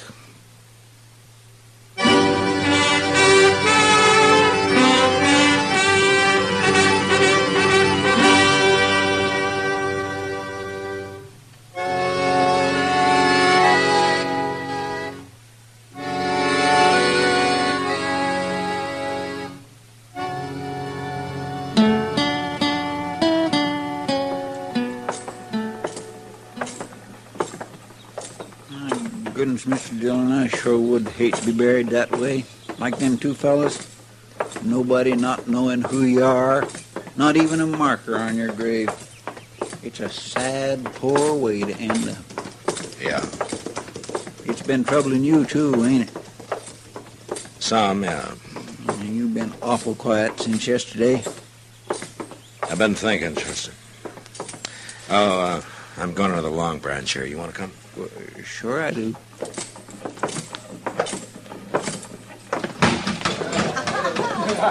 They're pretty busy, ain't they? Uh-huh. Hello, Matt. Chester. Hello, Miss Kitty. You weren't at the burying, Kitty. No. Is Rena around? Right over there at the bar, with two men, as usual. Oh? Mr. Dillon, look, it's Ab Laster and that Garrett fella. Yeah. I didn't know they was back in town. It didn't take Rena long to find out. What do you mean? She brought him in with her when she came to work. But then, of course, she and Laster are old friends by now. Now, Kitty. Why don't you go over to the bar there, Matt? Have a drink on the house.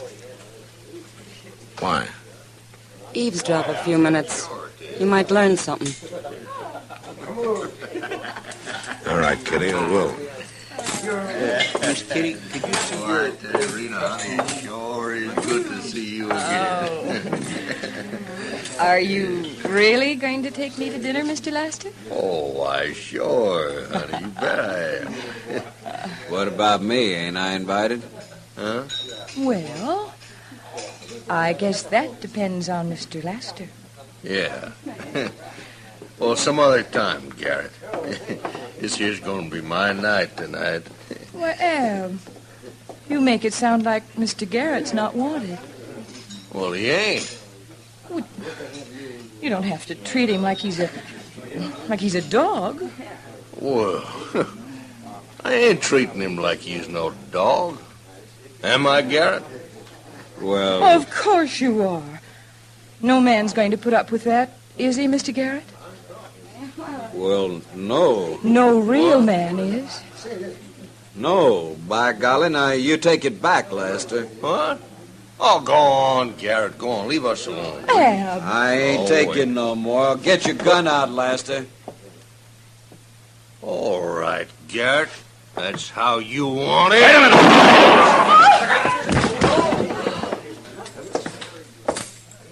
You killed him. You killed him, Ab. Give me your gun, Lester. No.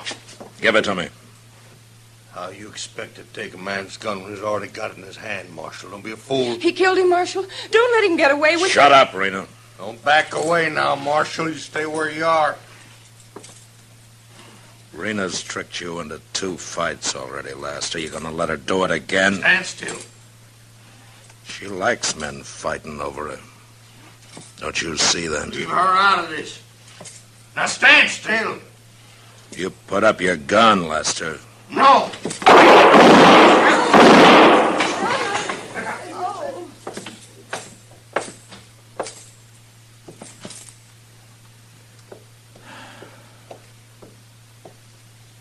Oh, Marshal, I was so worried. I thought sure he'd killed you. Oh, I was so scared. Rena, 4 men have died because I wouldn't believe Kitty about you. What? Now you get out of Dodge. Now. And don't ever come back.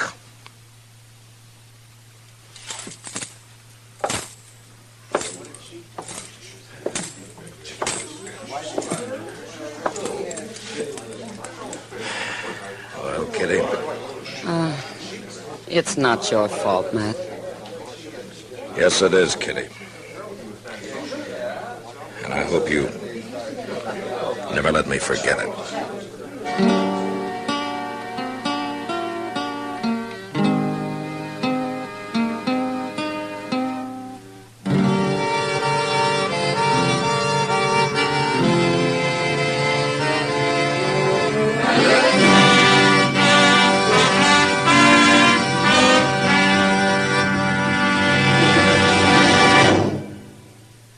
Gunsmoke, produced and directed by Norman Macdonald, stars William Conrad as Matt Dillon, U.S. Marshal. Our story was specially written for Gunsmoke by John Meston, with music composed by Rex Corey. Sound patterns by Tom Hanley and Bill James. Featured in the cast were Lynn Allen, Lawrence Dobkin, and Harry Bartell. Parley Bear as Chester, Howard McNear as Doc, and Georgia Ellis as Kitty.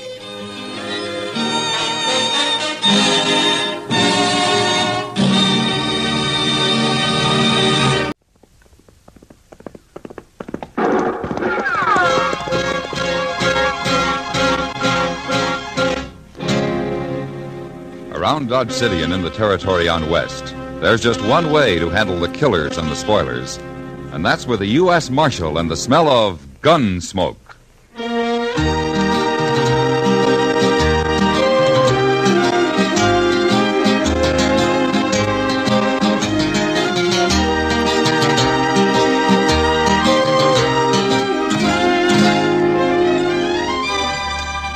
Gunsmoke, starring William Conrad. The story of the violence that moved west with young America. The story of a man who moved with it. Matt Dillon, United States Marshal.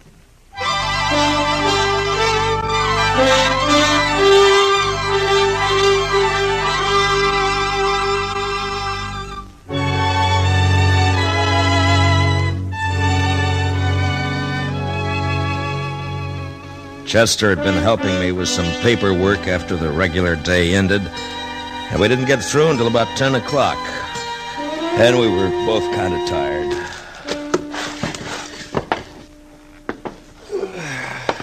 Well, I sure never did think I'd hold out, Mr. Dillon.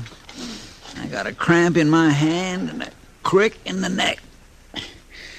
What I need's a beer. I'll join you, Chester.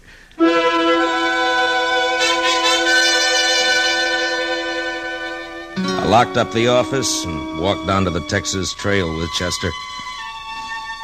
I guess the best thing that could be said for the night was that it was still. Not cold, not warm. Somewhere in that between that makes you wish it'd be one thing or the other. Or maybe it was because we were tired that it didn't feel right. The bar wasn't crowded, and right off, Kitty came over to our table with beer. I thought she looked kind of worried. Hard day, Matt? Oh, no, nothing much. Oh. I declare, Miss Kitty, this beer tastes darker than usual. New brew, probably, Chester. Yeah, I suppose. Say, Matt, you ever seen the stranger before? The tall one, the bar? Huh? No. My heavens, Mr. Dillon, he is a lofty man, and that's for sure. Look at him stretch out. Yeah. What about him, Kitty? Well, I don't know. Sam gave me the eye a bit ago, just before you came in. Huh? You trying to make trouble? Sam's not sure. Feller's been drinking straight for more than 2 hours, and he doesn't say anything. He just looks like he's getting ready. Maybe waiting for something. Yeah. Is the woman with him? Yeah.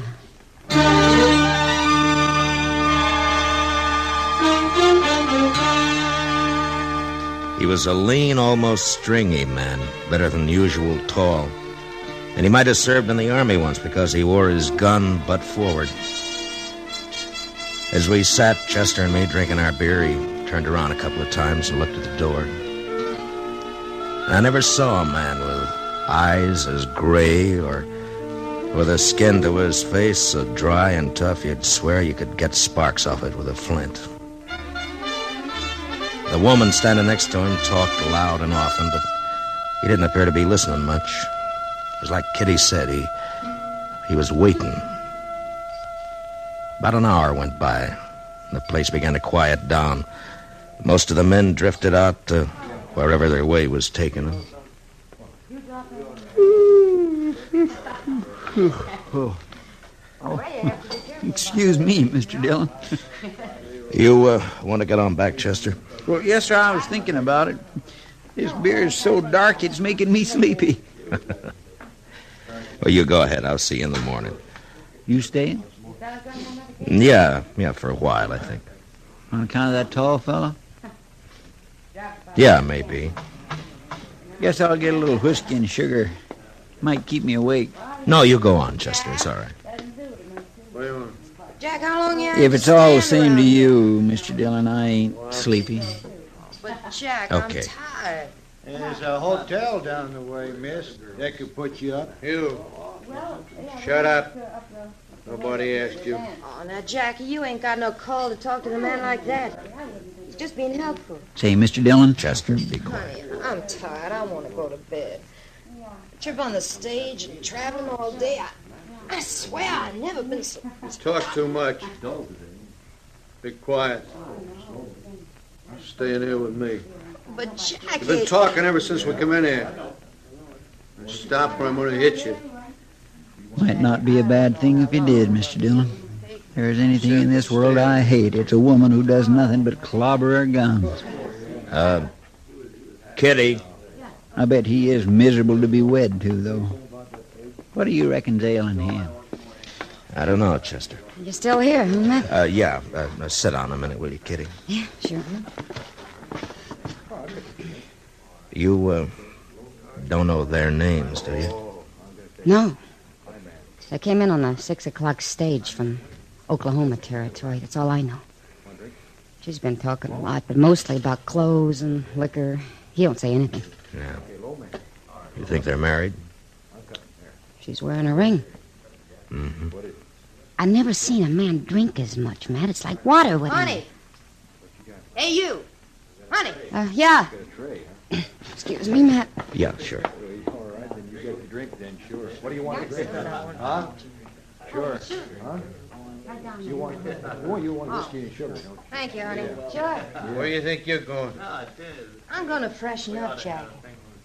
I'm coming right back. See you do.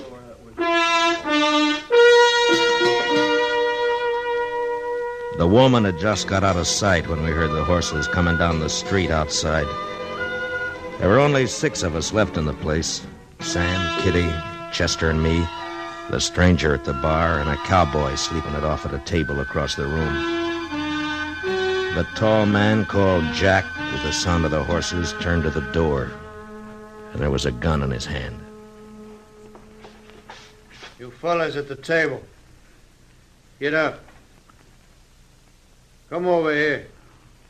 What?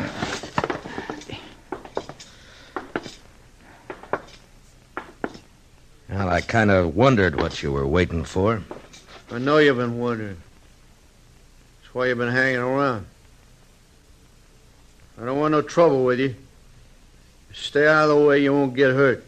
Don't you put your gun away, mister. Don't bother me. There's trouble coming through that door any minute. Put it back. I don't allow gunplay in Dodge. What you allow ain't up to you now, mister. If you're in trouble, it's my job to protect you and your wife. This is private trouble. You want part of it, I'll give it to you right now. In the belly. Jack, they're here, outside. Yeah, I know. We can get out the back. I ain't running no more. You either. Come on, get behind the bar. Yeah, honey. You two fellas unhitch your belts. Leave them lay where they fall. Go on. Honey, you give me a gun, will you? I'll give you one, I'll give you one. Wait a minute. Okay. Now you two get around behind the bar. All right. At the end. You and the lady. Well, listen, you can't shoot up this place. Sam, do what he says. Chester and I did as we were told and got behind the bar along with Kitty and Sam. The tall man picked up our guns and tossed one to the woman, then dropped the others beside him on the floor. And then we waited. All of us behind the bar, except for the cowboy drunk asleep at the table. You only had that mirror in for a month. It's going to be busted for sure. Honey, we should have kept going. Got the train in the morning further west. We'd had to stop somewhere. This is as good a place as any. Listen, mister, I'm going over and get the boy sleeping at the table there. He's going to get hurt. You move an inch from where you're at and I'll shoot you. Now shut up, all of you. I hear him out there. Yeah. Start shooting when that door swings in. Mr. Dillon, Stay down, Kitty. Don't worry, Matt. Stopped off in Dodge. They'll be in a saloon. Sure. Oh, I know, Farrell. Well, come on. Might as well start looking in here. Yeah, well, okay. Let's do it a drink. There it is.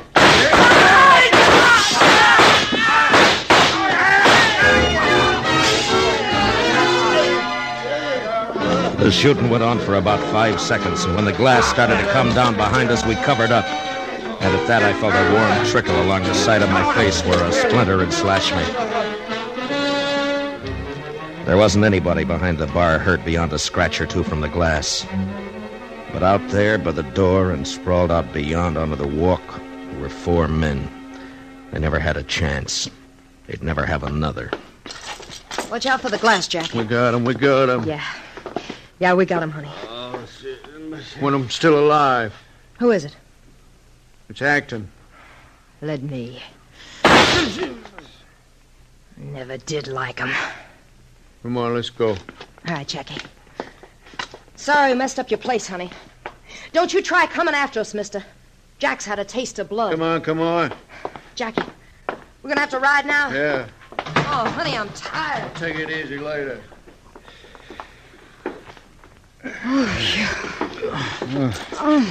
Are you all right, Kitty? Well, I think so. Look at that mirror. Just look at it. What happened? Chester, get some guns from the office. Saddle up and get back here, huh? Yes, sir. Yeah, all right now, folks. There's just been a little shooting, that's all. Everything's going to be just... Kitty, get Doc, quick. What is it, Matt? This man isn't dead. Huh? Well, go on. Hurry up, will you? Well, yeah, sure.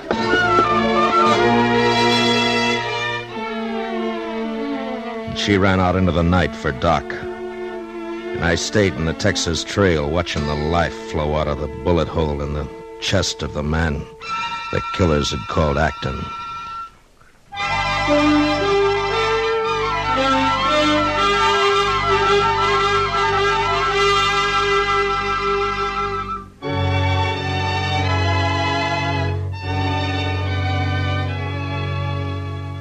His eyes were open, but he didn't see me.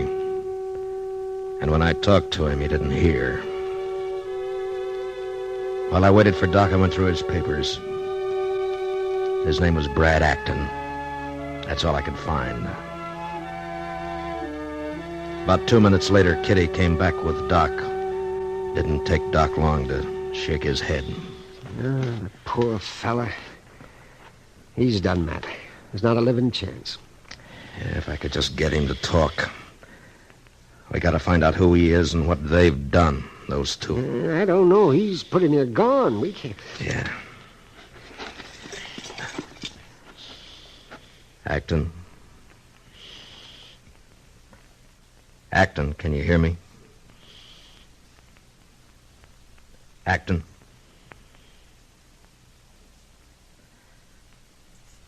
Acton! Acton, that fella, Jack Farrow. He and the woman. What did they do? Oh, there's no use. Matt, he Acton. can't say nothing.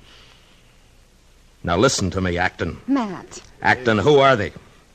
Why did they shoot you? He's trying, the poor devil. He just Come on, can't... come on. Now you're wasting time. I gotta get after him. Now what did they do? I'm dying. I'm dying. We've all gotta die. Oh, Matt. That ain't kindly, mister. Now I want you to wake up. You hear what I'm saying? Yeah. I hear you. If I was on my feet... Now listen to me.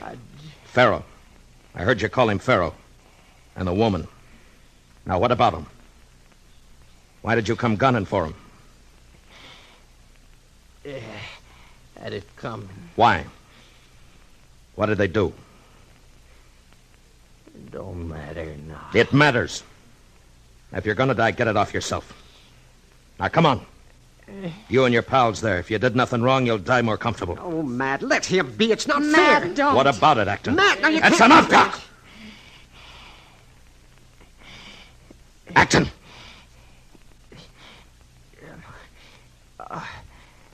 California. Out in California.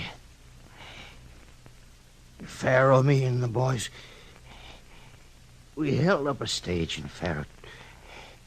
He took the money and lit out with that woman. We've been following. Look out for her. She's mean with a gun. Martha Lute.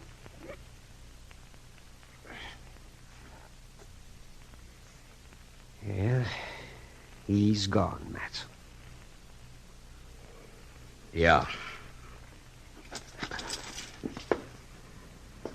I guess you had to do it that way, Matt. But... But what? Nothing. All set, Mr. Dillon. All right, Chester. You going after him, Matt? Why not? They done murder, haven't they?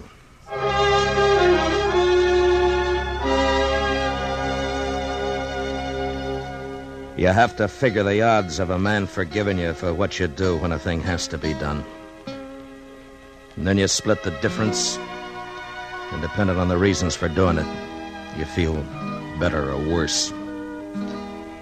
I had to do what I did because I had to find out about them. But it didn't help. Even if he was a gunman, I'd given no peace to a dying man.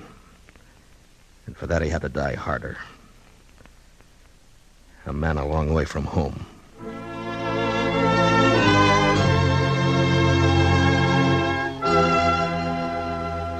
Chester and I rode out into the east, the way we figured Farrow and his wife would be headed.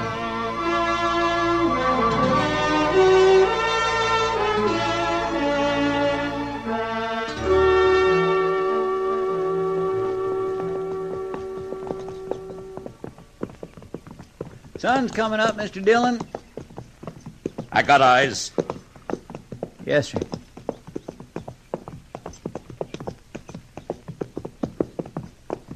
There's a homestead up around the bend. We'll stop and find out if they've seen anything.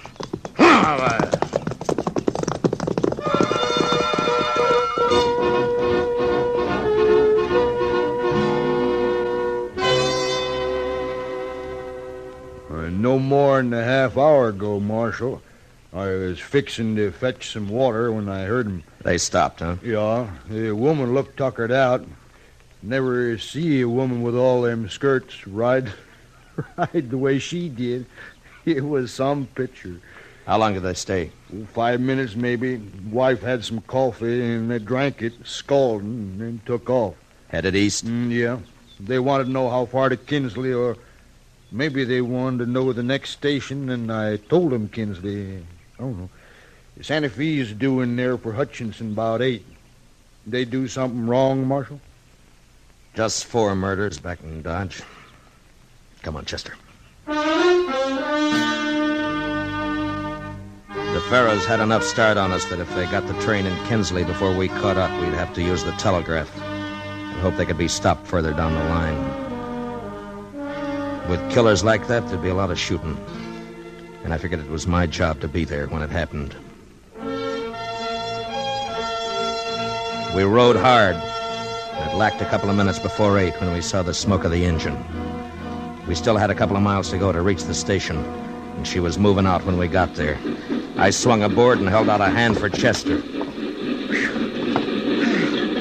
My, running like that give me a stitch in the side. And the puffs. Take it easy, Chester. I sure wish we'd have had time to find out if they's on this train, Mr. Dillon. If they ain't, we've lost them good. Oh, we'll see. Now, look, there's a lot of people in those cars up ahead. The Pharaohs see us, and they're going to start shooting. And I don't want that. So go slow. If we see them first, get out of sight. We'll wait until they get off the train. Yes, sir. Okay. No, Chester, put away the gun. No shooting on the train. Yes, Mr. Dillon. We started from the last car and moved up. That way they wouldn't see us first. I hoped we could get them without any gunplay at all. Mostly for folks who would get hurt. But I didn't have any stomach for shooting a woman, even if she was a killer. We got to the 3rd car when Chester spotted them. There they are, Mr. Dillon. All right, get back. Okay, we'll just stay here. Conductor's coming this way. Good. Well, howdy, Marshal. Mr. Heinsohn? You on a pleasure ride or business? Business, Mr. Heinsohn. That couple, they're in the 5th seat from the front. The tall gent? Yeah, and the woman. Yeah, I wondered about them when they got on. Sure are a funny pair. She looks plumb wore out. They both done murder. Oh, Marshal, there's kids in the car. I want to get them without any shooting. As long as they don't see us, it'll be all right. Now, where's your next stop? About 30 miles down the line. Now. Well, we'll try to figure something out. I hope you can, Marshal. The train rolled on. I saw Miss Farah take a kid on her lap, play with it. And the mother in the next seat looked on with fond eyes. I wonder what she would have said if she knew. Jack Farah just looked out the window. We didn't make a move at the next stop. 2 men got off, and there were still some 20 people left in the car besides the killers. About 15 miles beyond, the train pulled up again. I could see a big herd of cattle crossing the tracks. It was going to take a few minutes. Mr. Heinsohn came down the aisle to the platform where we were standing. Hey, Marshal, I got an idea. See what you think. Yeah? We'll be about 10 minutes waiting until that herd gets across. How about if I tell the folks in the car they can get out stretched legs for a bit? Might give you a chance to. All right, go ahead. Hey, say there, folks. There's a little delay for cattle crossing. If you want to get off for a spell, stretch out a bit. There's plenty of time.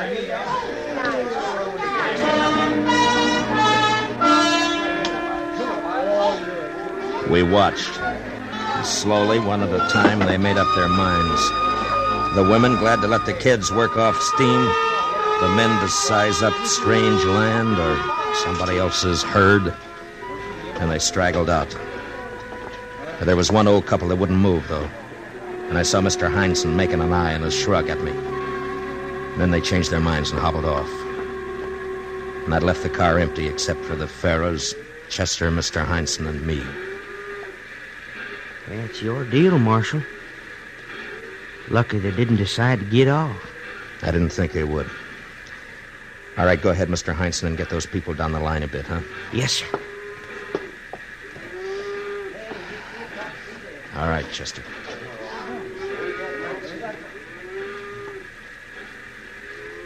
This ain't nothing like California, Jackie. I never seen anything so flat. How far you think it goes like this? I don't know. You know, I ain't gonna take me and Matt. You want to take my gun for a while? Stick him in the rib. Hold on to it. Oh, honey. I said hold on to it. All right, get your hands up, both of you high, and don't turn around. But she must have had her gun already in her hand, wanting to give it to Pharaoh to hold. She was fast. 1 minute she was upright in the seat, and then she was gone, firing at us from behind the seat.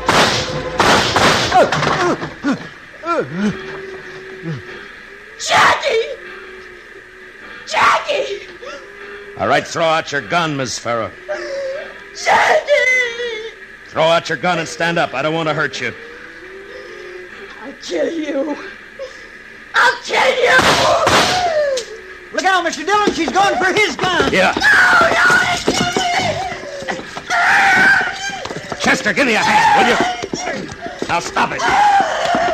Stop it. Jackie! Stop it. I'll kill you! Jackie!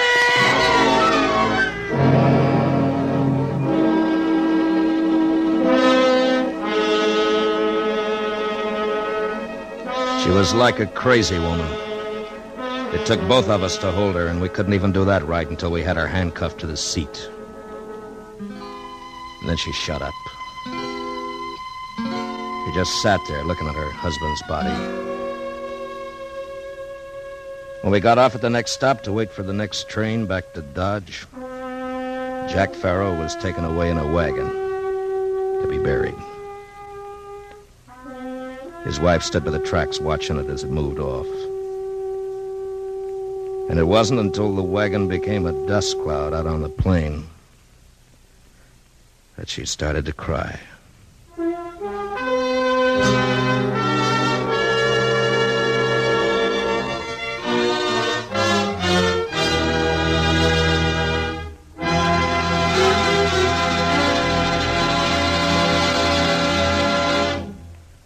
Gunsmoke, under the direction of Norman Macdonald, stars William Conrad as Matt Dillon, U.S. Marshal. Tonight's story was specially written for Gunsmoke by Anthony Ellis, with music composed and conducted by Rex Corey. Featured in the cast were Michael Ann Barrett and Tom Tully, with John Daner, Lawrence Dobkin, and Jack Crucian. Parley Bear is Chester, Howard McNear is Doc, and Georgia Ellis is Kitty. Gunsmoke is heard by our troops overseas through the facilities of the Armed Forces Radio Service. Join us again next week as Matt Dillon, U.S. Marshal, fights to bring law and order out of the wild violence of the West in Gunsmoke.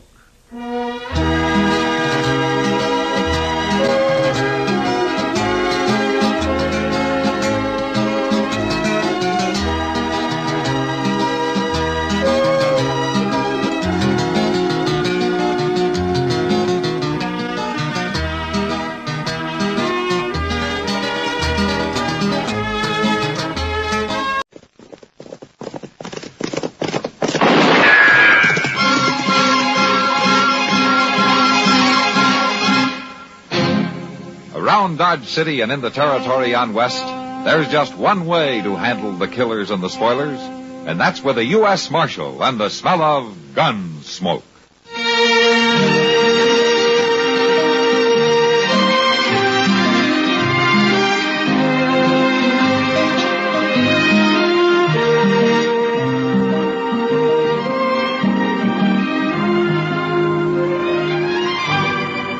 Gunsmoke, starring William Conrad, the story of the violence that moved west with young America.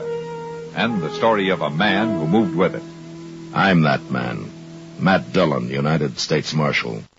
The first man they look for and the last they want to meet. It's a chancy job, and it makes a man watchful and a little lonely.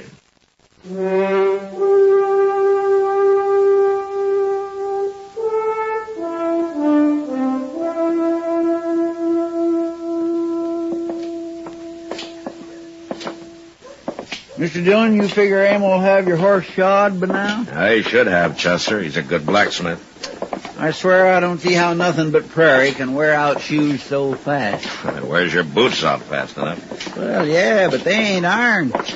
Well, the shape my feet's in, they might as well be. Yeah, Gil Tallman must be waiting for a horse. He's a loudmouth, ornery cuss, ain't he? Got through with him. That horse was so lame he couldn't walk a foot. Ought to break your face. Please, if it was my fault, something I did wrong, don't pay me anything. What's the matter, Emil? Huh? Oh, Marshal, this fool Dutchman messed up my pony. Oh? Maybe it was a stone bruise. Ain't no stone bruise, Marshal. It's pinched feet. That's what it is. I ain't paying a cent to any blacksmith who cripples horses. Well, a mule-headed... It is all right, Chester. Best we forget it now. I purely don't like that, man. How about my horse, Emil? All finished. New shoes all around. Yeah, good. How much owe you? $2. All right. Here you are. Thank you. Yeah, Chester, you get up behind. I'll ride you back to the office, huh? Come on. There. Marshal. Yeah? Mr. Tolman is wrong about me. The horse he ride just now is one I shoed 2 days ago. You can see he is not lame. And he didn't seem to be. There sure wasn't nothing wrong with the way he traveled. Emil, this has been going on for a long time. Why is Tolman hoorahing you? Do you know? Oh, maybe because I am German, maybe something else, who knows. Well, I'll ask him to pay his bill if you like. Oh, Marshal. Look, you won't get rich if you aren't paid, Emil. Money is good, yeah, but not worth enemies. Now, whatever you say. Ready, Chester? Yes, sir. All right, hold on.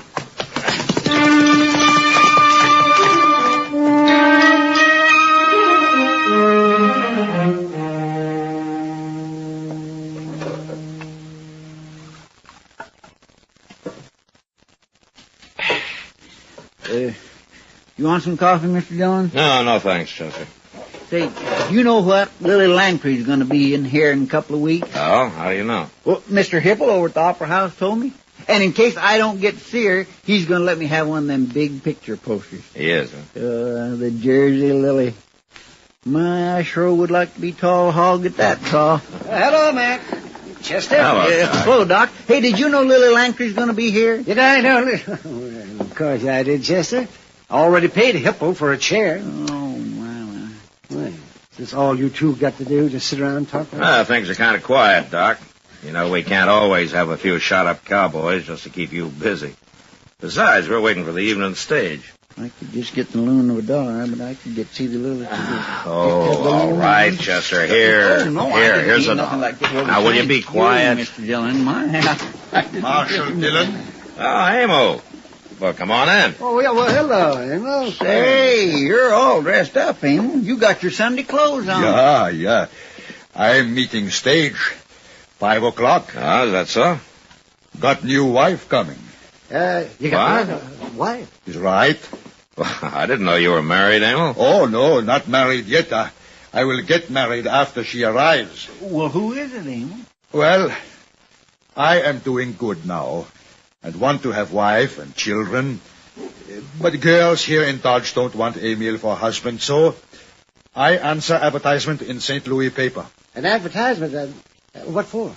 Advertisement says young German woman wants husband, so I write to the paper and say come to Dodge City, be wife of Emil Volheta. And she's coming on this evening's stage, huh? That is right. Well, what do you... Why, that's just fine. Yeah. It sure is, Amo.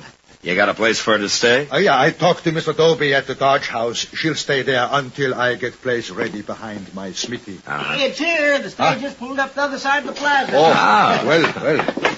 Well, Good luck, Emil. Marshal, you and Doc and Chester come too. What?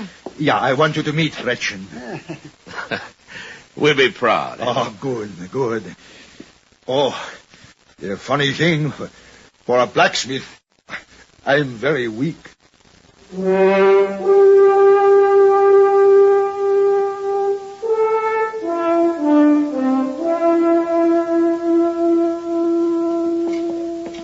You know, Marshal, all my life I am not afraid of anything. But now, for no reason, my stomach is sick. Yeah. There's only one woman getting off the stage. That must be her. Yeah. Say, she's a pretty little thing, ain't she? Yeah, she sure is.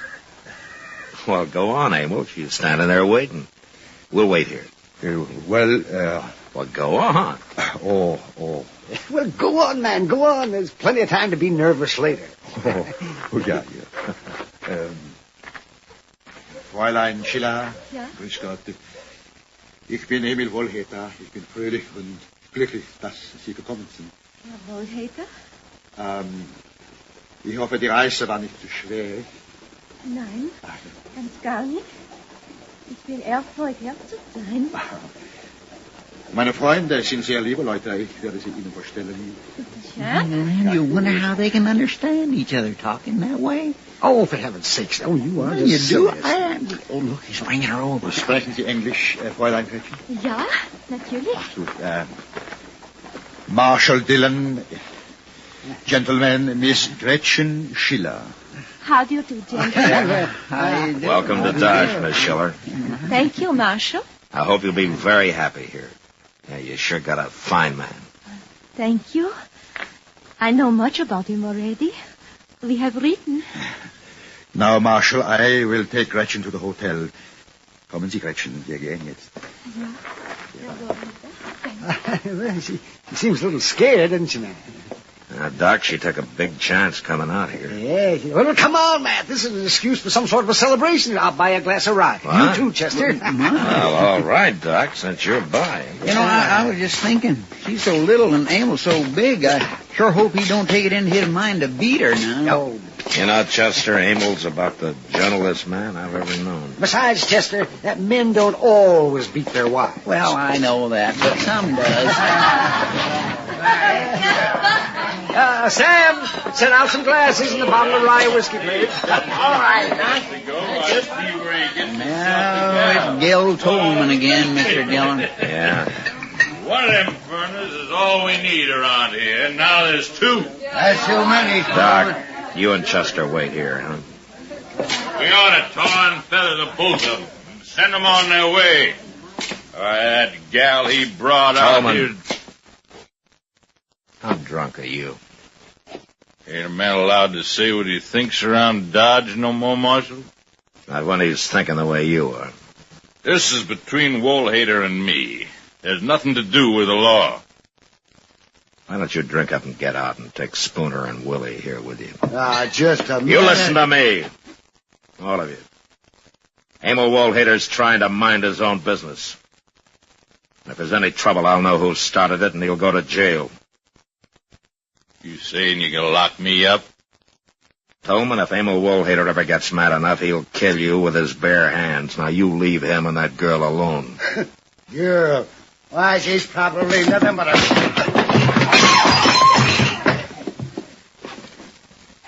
All right, Tolman. You and Spooner carry Willie out of here. Okay, Marshal. We'll go. But just remember, I got a score to settle with that blacksmith.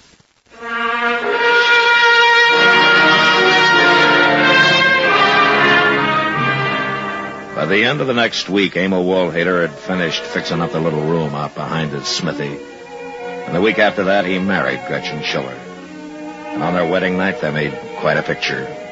Standing there by the fire out behind the smithy, the great giant of a man and his little bride, smiling and happy.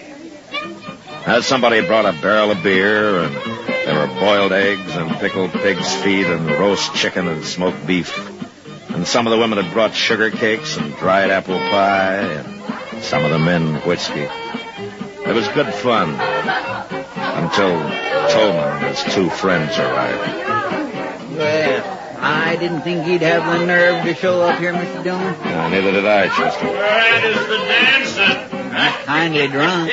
Yeah, so are Willie and Spooner. Willie, you go find yourself a gal. Hey, you too, Spooner. Me, I got one waiting. I'm gonna dance with this little old gal. How about it, Mrs. Woolhater? Emil? Come on, gal, dance. He don't care. Emil? We are all friends here, but Nobody's dancing right now, Tolman. Why don't you forget it? Well, if it ain't the marshal. You are welcome here, Mr. Tolman. There's food on the table and drink. I don't want nothing to drink. I want to dance. Hey, you start up that music. Come on, you. We're going to dance.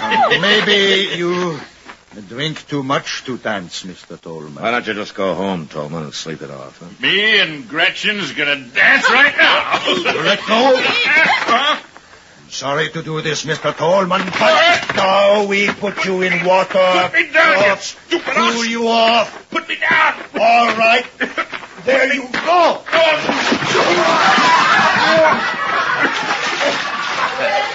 Well, that'll quiet him some, Emil.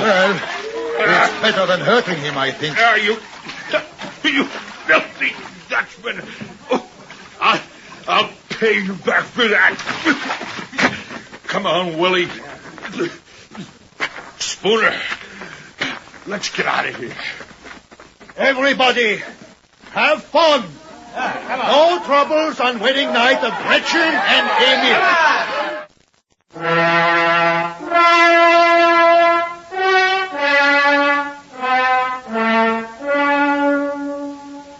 There wasn't any more trouble that night or in the week that followed.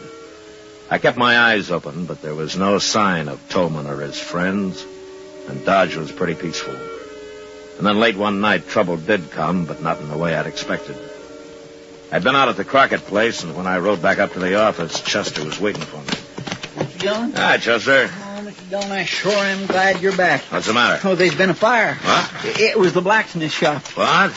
A bunch of the men still over there. What? Well, where's Emil? I don't know. Nobody ain't seen him. What about Gretchen? Oh, Miss Kitty, that's her. Oh, she's awful upset, poor thing. By the time we got bucket lines going, the place just about burnt to the ground. Well, how'd it get started? I don't know, but a shack like that flares up pretty quick. They didn't have time getting nothing out, beds or tables and such like. Look, there it is.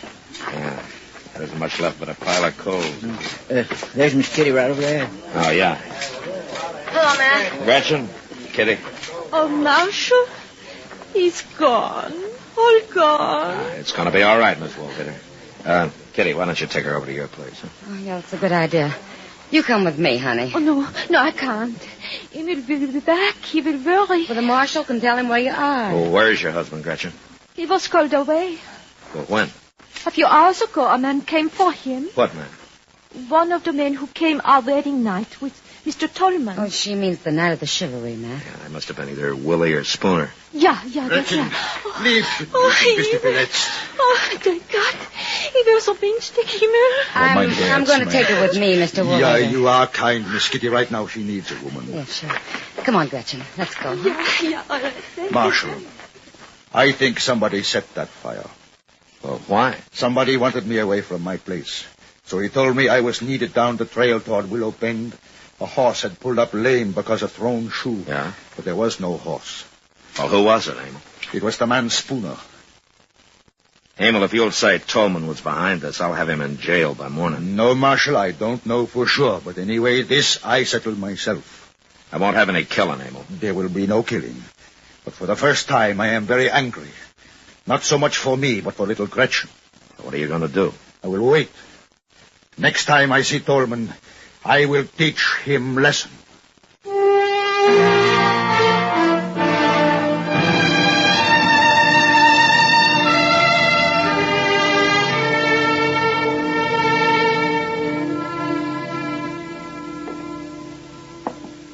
Mr. Dillon? Yeah, what is it, Chester? There's the old Tolman coming. What? He's got Willie and Spooner with him. Now, come on, Chester. Let's step out onto the porch, huh? I think we might need a little fresh air. Yes, sir. There. Look at the three of them walking right down the middle of the plaza. There's Emil across the street waiting for him. Hey, Tolman! You and your boys come over here. Why, sure, Marshal. What do you want? Old man. That crazy Dutchman. All right, Tolman, all of you, drop your guns. Now, just a minute, Marshal. Drop them, I said. Come on. That's better. Now, gentlemen, I think the blacksmith wants to talk with you. What? Mr. Tolman, I don't mind when you don't pay me for work. I don't mind when you are a little drunk. But when you do something to hurt my Gretchen, I mind very much. What are you talking about? I am going to fight you, Tolman. You lay a hand on me, Spooner and Willie here will tear you to pieces. I don't want to fight other men, but if they try to stop me, it's too bad. You're crazy. No, just very angry. Boys, get the Dutchman.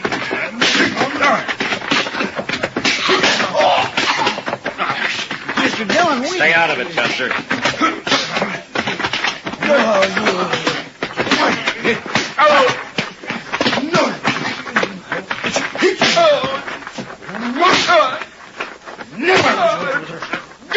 All right, Emil. All right, Emil, that's enough. Stop it, Emil. Yeah. Chester, run up and get Doc. Huh? I'm right here, Matt. I saw the whole thing. Oh, my, what a beautiful fight. Oh, that was a beautiful thing. All right, some of you there. Will you help Doc carry these three men up to his place? Yes, help me carry it. Just take them like that. Yes, with the sheet. Careful now, careful. Watch their heads against the stairs. That's right, boys. That's right. Get that man's face out of the dust there. That's it. My gracious alive, I never seen nothing like it. Emil, you want Doc to have a look at you? No. No worse than chewing Missouri mule. No, Marshal. No, I go to Gretchen. It is time that we start building new home.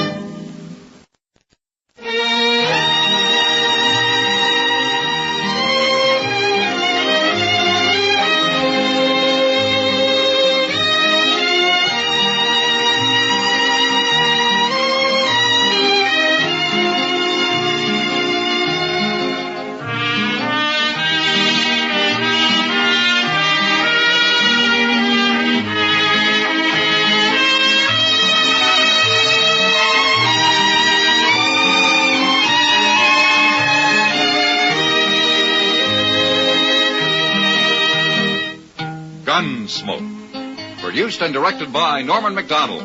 Stars William Conrad as Matt Dillon, U.S. Marshal. Featured in the cast were Parley Bear as Chester, Howard McNear as Doc, and Georgia Ellis as Kitty.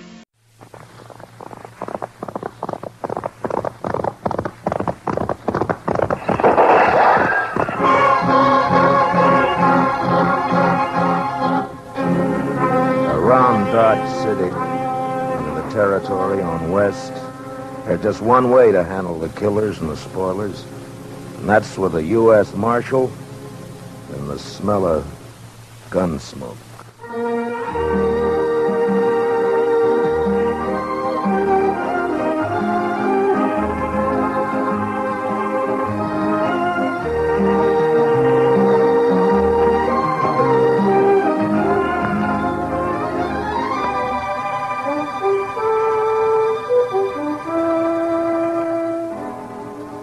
Gunsmoke, the story of the violence that moved west with young America. The story of a man who moved with it. Matt Dillon, United States Marshal.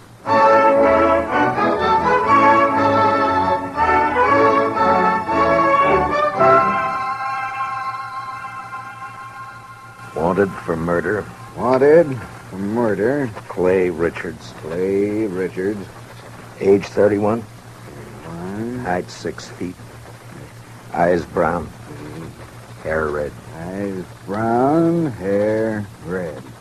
Hey, how'd you like me to print his picture on these notices? I got a woodcut. Well, let me show you. Ernie! Yeah? Fetch your marshal a copy of that front page. Interviewing Clay's wife yesterday, I noticed a tintype on the mantel, their wedding photograph. So, first thing you know, I snitched it. It's very thoughtful. Yeah, I'll take it, Ernie. Here. And then I propped it up in front of me and carved me this woodcut.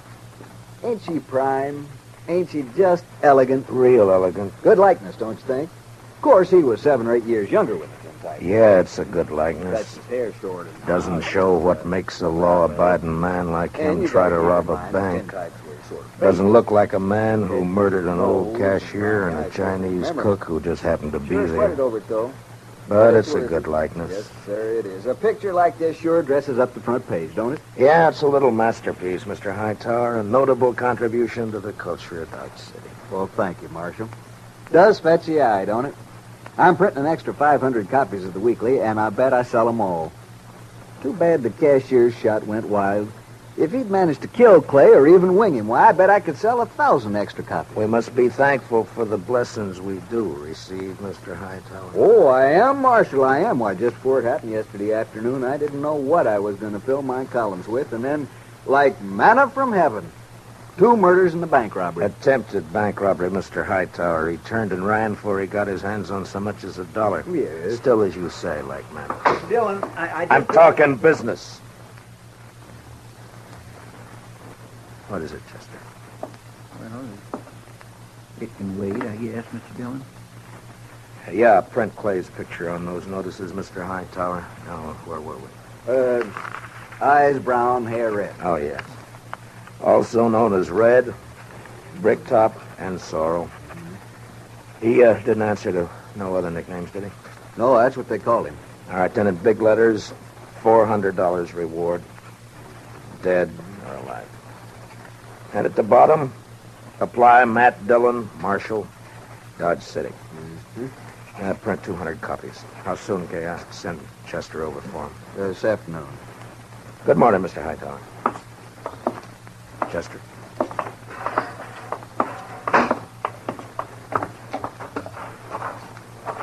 Think those posters will do any good? Richards is probably over the line into Oklahoma or Colorado by now. That strawberry roan of his is the fastest in the county. He has no money. He panicked and ran out of the bank before he got a penny. I think he'll try to get help from his wife or brother or a friend the first chance he has, maybe tonight. I say he's around here somewhere. I'm sorry I turned on you like that, Chester. Why, that's all right, Mr. Dillon. Out all night with a posse, no sleep, man's bound to get touchy. No, it's not that. It's the way... It's the way people use a thing like this. The men riding posse last night, they enjoyed it as though they were hunting fox or possum. Hightower back there, he acts like it was a birthday treat, specially gotten up for him. Everybody finds a way to use it. What was it you wanted to tell me? Oh, I got a kid, a little boy, locked up in the cell. Run away from home, back in Cottonwood. Ed Slade turned him over to me when he come through on the stagecoach just now. Kid about 12 years old. Whose is he? Widow woman, Miss Bonnie. She runs a boarding house in Cottonwood. Ed says kid's always running away a little while, I guess. He flagged Ed for a ride on the road halfway between there and here. Soon as Ed seen him stand there with his bundle on his shoulder, he knowed what he was up to. So he told the kid he'd help him and then turn him over to us when he got here. All right, we'll send a telegram to the mother to come fetch him. Well, come on in, Chester, and shut the door. Mr. Dillon? You're letting in every horse fly in Kansas. Mr. Dillon, I think you better cancel the order for them notices. What? The Dutchman's coming up the street, and he's leading a strawberry roan, and Clay Richards is draped across his back. Like a sack of wheat across the saddle. Last time I saw him, 2 days ago, he was standing at the bar laughing his head off. A sack of wheat across the saddle. And followed by half the saloon bums and loafers in town. All right, Chester, make him keep back. All right, now stand back, you fellas. Come on now, back. Stand back. Ziegler? How'd it happen, Ziegler? My God, Old Billy Goat, he pushes open the fence last night and runs away. Forget your goat. What about Clay? Yeah, I tell you. This morning I go to look for a goat. I walk here, there. From near the river, I see Clay. He sits there. I say, hello, Clay. Wie geht's? And Dirty Dutchman. You know the dog? Clay was your best friend. He helped you buy your farm, so you killed him for him. All right, all of you. Keep back, everybody. Clay? Me? No, my brother, he was like... We was in the war together. Bitter, listen. You killed him for the war. Not so. I killed nobody. Not since Gettysburg. Clay is dead already when I find him. I don't even own a pistol. Ziegler, inside, quick. Yeah. Chester, give me a hand with Clay. All right, all of you. Listening. Shut up! I will not tolerate a disturbance. You know me. I got him, Chester. Take his leg.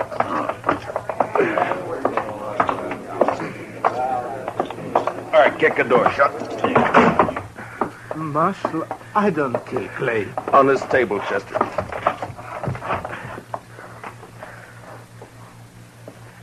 What'd you do with Clay's gun? His holster's empty. Gun? Clay's? I ain't got it. I don't even own one. Chester, see if it slipped out. His holster was empty coming up the street. First thing I noticed. Maybe it's over on the... Another customer? Why, that's 3 in less than a day. Oh, bountiful harvest. My fees this month will keep me in luxury. In luxury. Doc, I want to have an inquest as soon as possible. Well, as soon as I finish the autopsy, shouldn't take long with the practice I've had this week, huh? No. Late afternoon all right with you? I'll take him up to my office right now. No, thank you, Chester. I can carry him all by myself here. You just open the door there like a good fella and... Yeah, Marshal, tell the city fathers I'd like to make a deal when the corpses are as famous as this one. Back in 53 in San Francisco, a fellow I knew earned a fortune exhibiting the head of Joaquin Murrieta. Tell them if they'll let me keep the remains, I'll do the autopsies for nothing. Shut the door, Chester. Ziegler, where is it you met Clay on the river? By the fort. This side by the fort. Ride out there, Chester, and see if you can find Clay's gun. Maybe he dropped it when he was shot. I did not shoot Clay. Sure. I did not. I had no reason to. I did not. Now, you listen to me.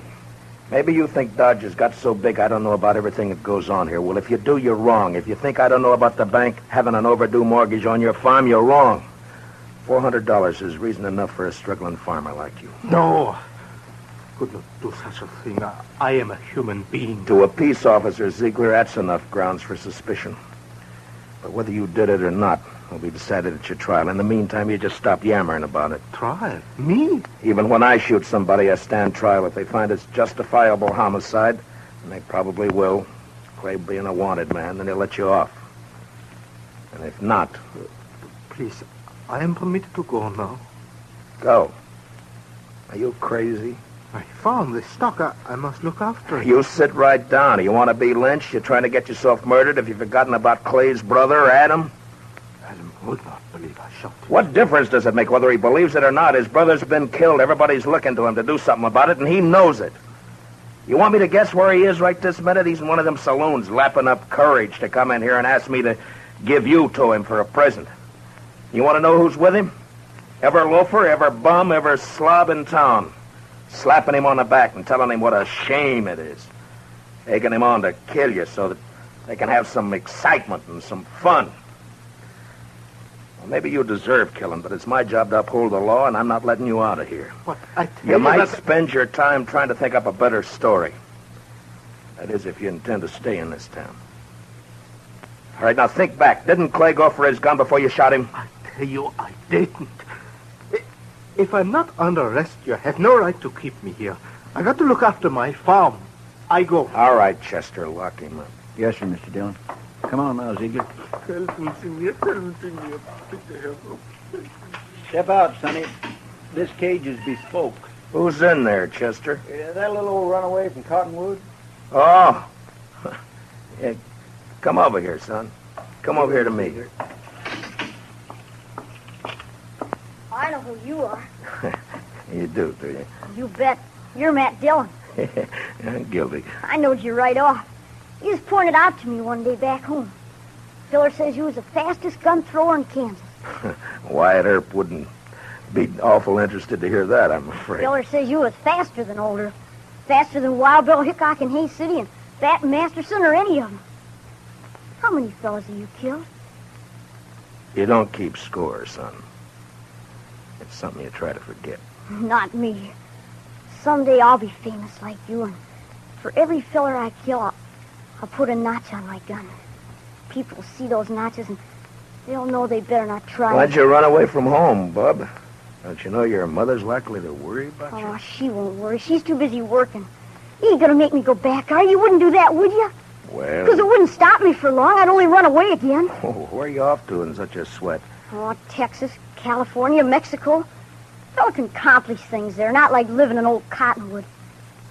If you let me go, someday when I'm famous, you can tell people you helped get me started. Well, that's a pretty strong inducement. I'll have to think about it for a while. And, look, while I'm making up my mind, I want you to give me your word. The word of a man who'll be famous someday that he won't try to run away from me. Otherwise, I'll have to have Chester lock you up again. Oh, I'll shake on that. Good. Chester, I want you to go look for Clay's gun. Yes, sir, Mr. Dillon. And on the way, stop off and send that telegram. You know? Hmm? Oh, that telegram. Yes, sir, Mr. Dillon. Where's Ziegler? Right. It's all right, Chester. Go ahead. Yes, sir, Mr. Dillon. Where's that murdering dog? Oh, there you are. You Not a single step further, Adam.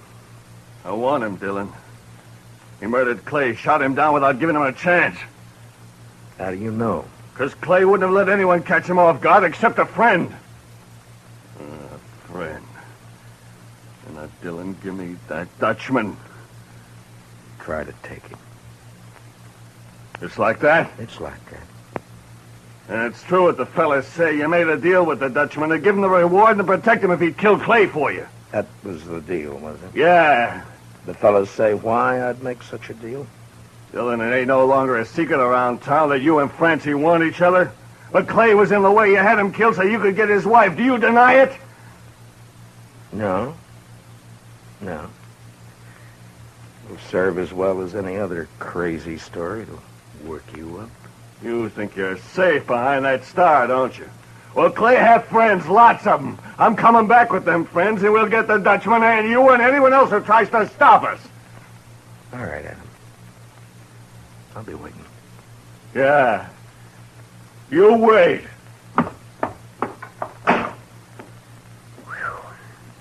I almost seen something pretty just then, didn't I, Mr. Dillon? Yeah, almost. About another pint of whiskey ought to do it.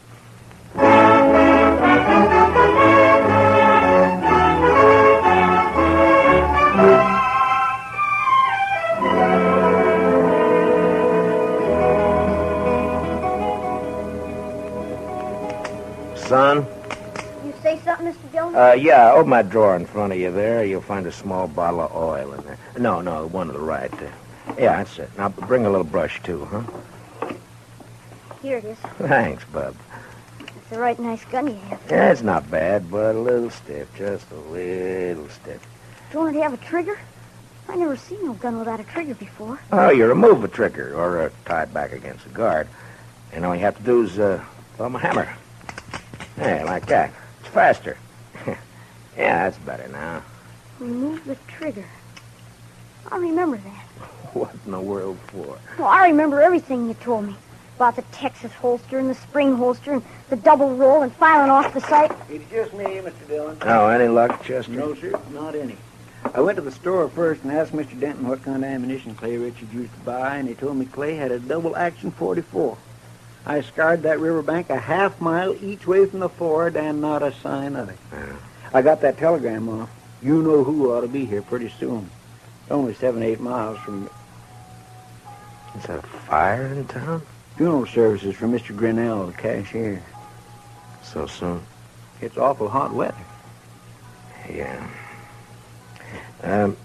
Any of your guns need oiling, Chester? I don't think so. You sure? When Adam left, he said he'd be coming back with some friends. I know. I stopped at the Alfreganza just now to rinse out my mouth. Adam was there talking mighty ugly and mighty big. He's got a sizable following. When do you think? Any minute now, Mr. Dillon.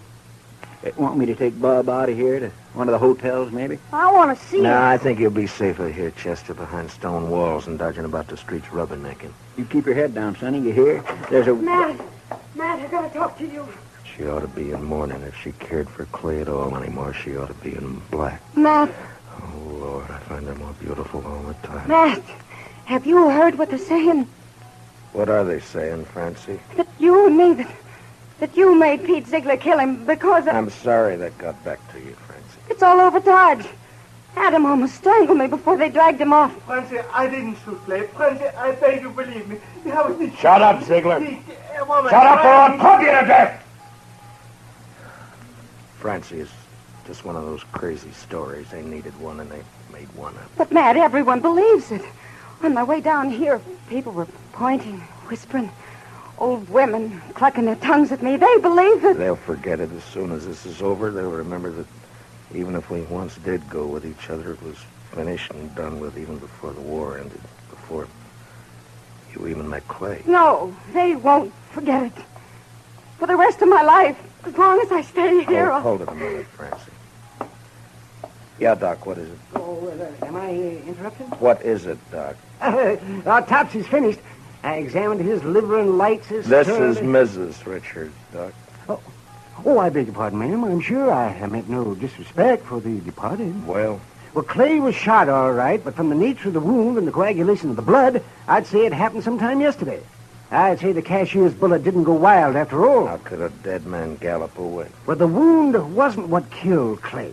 The ball hit the rib case and it bounced off. 22 caliber it was. What did kill him was the stab in the back, right through the spine, inflicted sometime this morning. Now, near as I can judge, by a small blade, 2 or 3 inches long. It could have been a Barlow knife. Thanks, Doc. Please accept my condolences, Mr. Richard. You call the inquest anytime you're ready, Marshal. Chester, close the door. You see, I didn't do it. I didn't shoot him. All right, I told then you that stabbed him, maybe. You said you never carried a gun. Look, Francie, go home and give matters a chance to simmer Matt, down. I was going to ask you for something. Yeah? Turn Pete Ziegler out into the street. What? Francie, they're itching to get their hands on him. Let him have him. It'll prove that story's a lie, that you didn't make a deal with him. Please, Matt, I have to live here. Clear me, I have to live here. Matt? Matt. Don't look at me like that. Go home, Francie. Go home or leave town or hang yourself or anything you like. Just go away.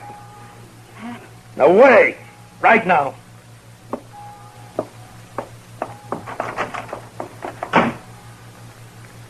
I bought me a bottle at the Alfreganza, Mr. Dillon. Would you care for a drink? No. Guess the funeral's over. There'll be others. Funny. No, I missed that bell. Awful quiet, ain't it? It's just Just about on schedule. Are you ready, Chester? Yes, sir, Mr. Dillon. I use a shotgun if I were you. It's more effective when there's a mob to be dealt with. Oh, yes, sir, I aim to. Ziegler, and you too, son. If trouble starts, lie down flat on the floor and keep your head down all the time. Don't gawk to see what's happening. You understand me? Yes, sir, Mr. Dillon. All right. Dylan! Come on, Dylan! Come on! Chester, I want you to stand here in the doorway after I go out, where you can cover the back door and me at the same time. Yes, sir, Mr. Dillon. All right, Chester. Open the door. Come on now. It's my duty to warn all of you that you're in the breach of the peace. I've sworn to uphold the law. I've killed men in order to do it, and I'm prepared to do so again. Give us a Dutchman, Dillon. Men! I ask you to be sensible and to leave quietly. But if you refuse to listen to reason, if you insist upon being fools, if you've already decided to act like wolves instead of humans, then there's nothing I can say to make you change your minds. All right, you want Peter Ziegler? Well, he's not more than 20 feet behind me, so come on and get him, any of you. One at a time or all at once. Come on. Which one of you wants to die first? You? You? You, Adam? Well, what do you say, Adam? You let him here. Don't let this star on my coat stop you. Come on. There, I'm not wearing it now. Well, come on, draw, Adam, draw!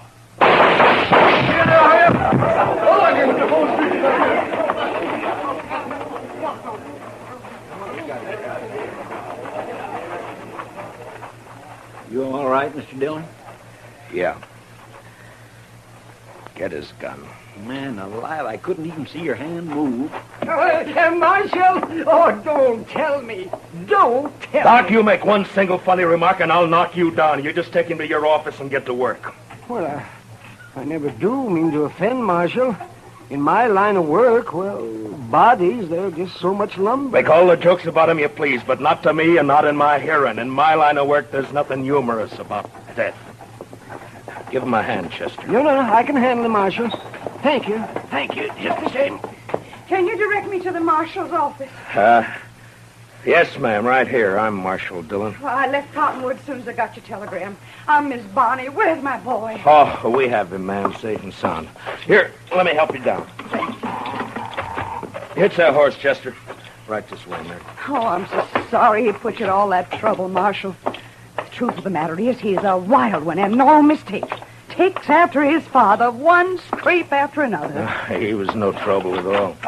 I enjoy children. I like to have them around. Bub? Bub, your ma's here. Son? Chester, where's the boy? Did you let him slip past you? No, sir, Mr. Dillon. He never got past me. Look, the back door's open. He seen me and he hightailed it, the devil. We'll round him up for you, ma'am. Don't worry. Oh, I don't know why I bother hauling him back. If he's run away once, he's run away 1,000 times. This time he ran because I wouldn't buy him a gun. He wanted a real one. That boy's just gun crazy, I swear. I got him a nice Barlow knife instead. Barlow I knife? reckon it didn't signify, and off he runs. Barlow knife? A kid. Chester, find that kid. Marshal, has he done something bad with it? I told him to use it careful. He promised he'd use it careful. No, never mind, Chester. He's got Clay's strawberry roan. We'd never catch up to him. Oh, I try to bring him up right. I tell him to be good, but he don't listen. He just don't listen. Now, calm yourself, ma'am. Just calm yourself. Here's his little bundle, Mr. Dillon. What? Yeah, give it to me. That's pretty heavy. Here, you're better at knots than I am. Open it, will you? The moment he was born, he's been nothing but tribulation to me. Now, please, ma'am. What's he got in it, Chester? Shirt, stocking, piece of sausage, and this. 44 double action. Yes, sir, Mr. Dillon. That's Clay's gun. Sonny didn't manage to keep it long, did he? Well, if he wants a gun that bad, he's bound to get hold of another one somewhere, somehow. Chester, call Mr. Hightower over. Hey! Hey, Mr. Hightower! Oh. Come on over. Mr. Dillon wants you. Master, could I have at least a drink of water? What? Oh, Ziegler, I forgot all about you. Chester, where are the keys? Yeah, right there on the desk. Oh. There we are. It'll be safe for you to go home now. I can go back by the farm. Yeah, that's right. I'll send for you for the trial. Oh, danke schön. Danke schön. Watch where you're going, you dumb... Excuse me. Bitte. Yes, Marshal. Mr. Hightower, it appears that we can do business after all. Get some paper and a pencil. I want some notices printed. Fire away. Wanted for murder. Wanted for murder. What's the boy's name? Bonnie. William Bonnie. William Bonnie. William Bonnie. Age 12. Height about 5 feet. Hair light, eyes blue. I don't suppose he's known by any other name. I know. Everybody just called him Billy. Or the Kid. Also known as Billy. The Kid.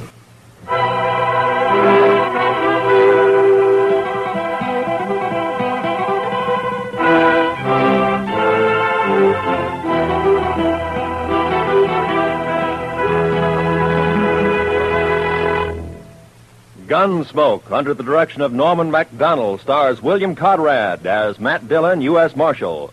Tonight's story was specially written for Gunsmoke by Walter Newman, with music composed and conducted by Rex Corey. Featured in tonight's cast were Don Diamond, Parley Bear, Harry Bartell, and Howard McNear, with Richard Beals, Paul Dubov, Georgia Ellis, and Mary Lansing. Join us again next week as Matt Dillon, U.S. Marshal, fights to bring law and order out of the wild violence of the West in Gunsmoke.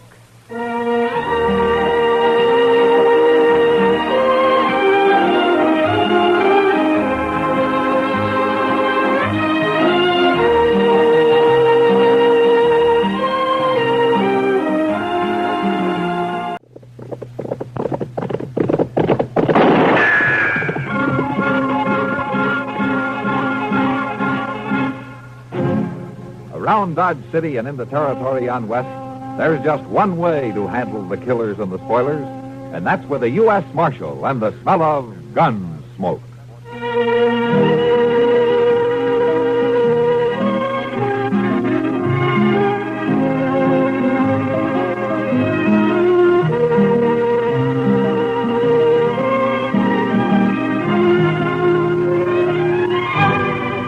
Gunsmoke, starring William Conrad, the story of the violence that moved west with young America, and the story of a man who moved with it. I'm that man, Matt Dillon, United States Marshal. The first man they look for and the last they want to meet. It's a chancy job, and it makes a man watchful and a little lonely.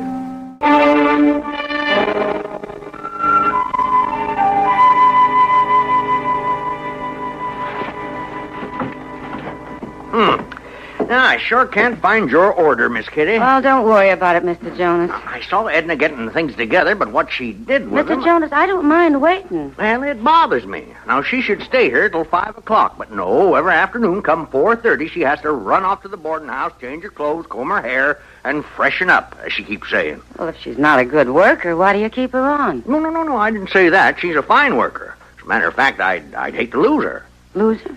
Well, she keeps talking about San Francisco and how she'd like to live there. Well, maybe it's only talk. No, I don't think so.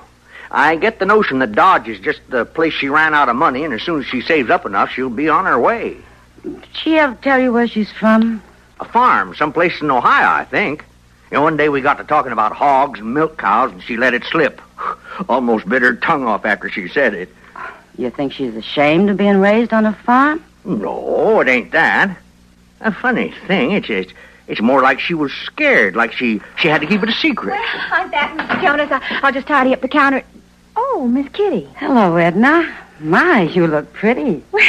Well, thank you. Miss Kitty is waiting for her order, Edna. Oh, I've got it all wrapped and setting on the counter here. That was very thoughtful. Well, I knew you'd be in, so I told Mr. Jonas rather than have you wait, I'd get it ready and he could give it to you.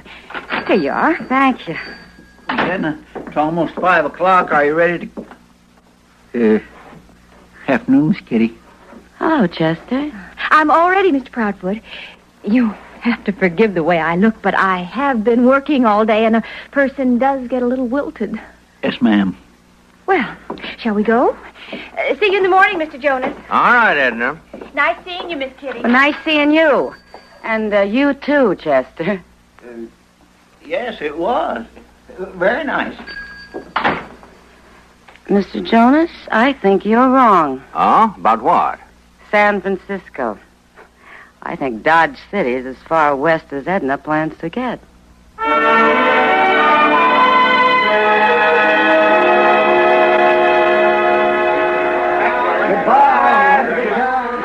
I just think trains are the most exciting thing, Mr. Proudfoot. Don't you? All that black smoke and huffing and puffing, and the way the whistle screams. It's like a big wild animal or a dragon. Well, no, I never quite thought of it that way, but with all the... Mr. Proudfoot, would you mind if I just held on to your arm till it leaves? No, ma'am. Not if you're really scared. Oh, my, but you're strong. Well, Oh, and you must be very brave, too, working with Marshal Dillon the way you do. Fighting Indians. Well, we don't fight so many Indians anymore. Mostly we just capturing kind of... rustlers and horse thieves and train robbers. Well, every once in a while we... I'll bet you've saved his life lots of times. Oh, Mr. Dillon has a way of looking after himself. Oh, there she goes. Hey, my Jing, you know, it is pretty exciting at that. Oh, it certainly is. Here's the marshal's mail, Chester. Oh, thank you, Charlie. I was just coming in to get it. You think you and your pretty little helper here can carry all that by yourselves? Oh, sure, Charlie. This little bit ain't so much to get... Oh. Old Charlie sure is a josher. I'll bet there are real important things in those letters. Oh, once in a while he is. Don't seem to be much today, though.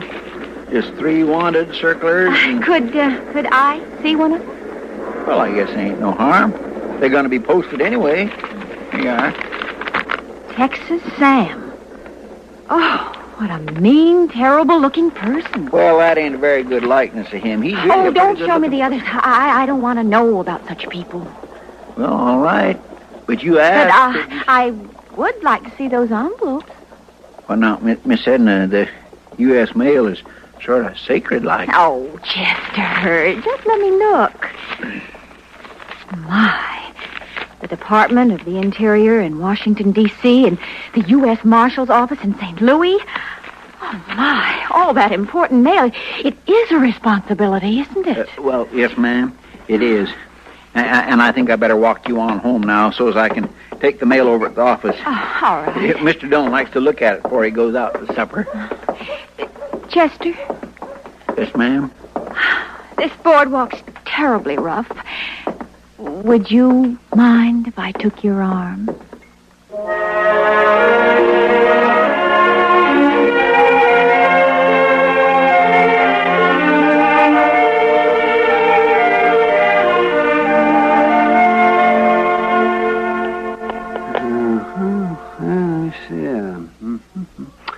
Yeah, well, now, you're sure that's the move you want to make?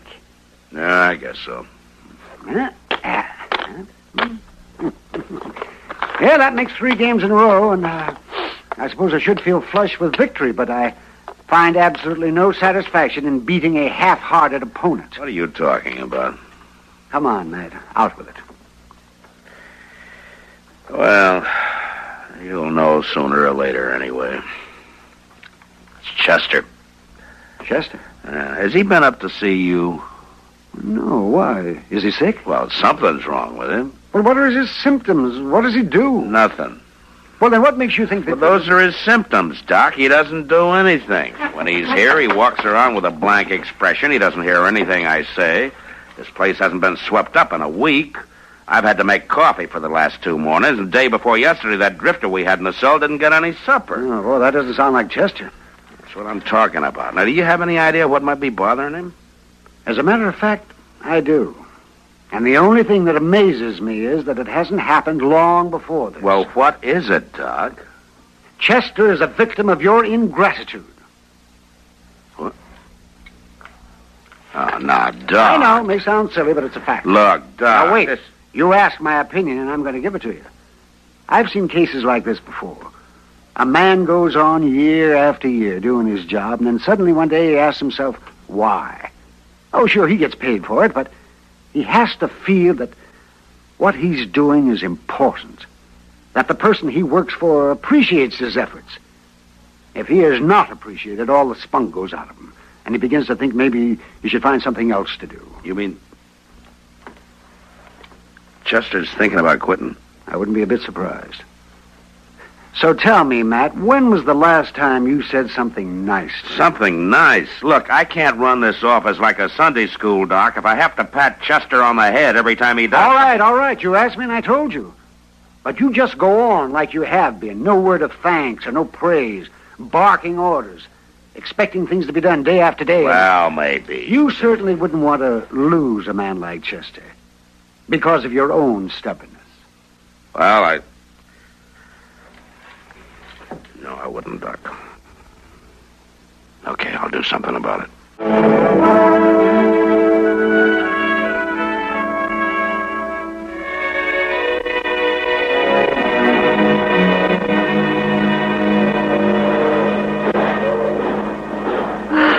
There she goes. Yes, sirree. There goes that old dragon. Oh, it sure is exciting. It sure is. Well, let's go pick up the mail. Old Charlie must have it sorted out by now. Oh, but you'll have time to walk home with me, won't you? Oh, well, of course I will. Yeah, I see you got your pretty little helper with you again, Chester. I sure have. Mail sorted yet, Charlie? Yep. Here you are. Thank you. Well, see you tomorrow. See you tomorrow. Both of you. You know, Chester, you're the nicest person I ever met. I am? Well, that's Oh, it's true. And I'll tell you something else. What? This is a secret. Lean over so I can whisper it in your ear. Well, you can just say it right out. Nobody can hear it. Lean over. That's what I think of you, Chester. Well, now, Miss Edna, that's very...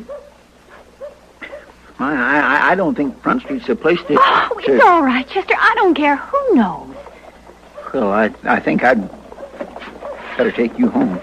Yeah, on account of Mr. Dillon be mad if he don't get his mail by supper time. It must be very important mail tonight. Let me see. Here. Oh, now, you shouldn't do that, Miss Edna. Let's see. One from the Department of Defense. A circular. Please give it back to me, Miss Edna. A catalog of firearms and ammunition. Another circular. A letter from Ohio. Oh, I dropped that silly old catalog. Never mind, I'll get it. Oh, I'm sorry. It ain't hurt now. Oh. Just the new Granger catalog I sent for. Well, here are the letters. Thank you. Miss Edna? What's the matter? There was another letter here. There was? Yes, ma'am, you know there was. You had it right in your hand when... There it is. Where, Chester? You stuck it in your shirtwaist there. Well, what makes you so sure that's your letter? Well, it has to be. Mr. Proudfoot, are you accusing me of stealing a silly old letter?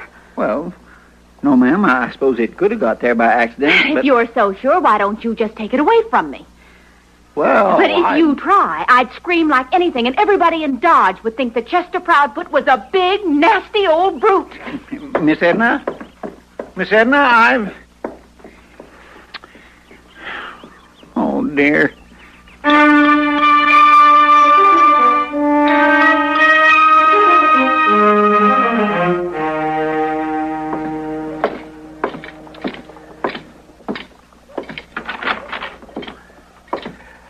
Well, good morning, Chester.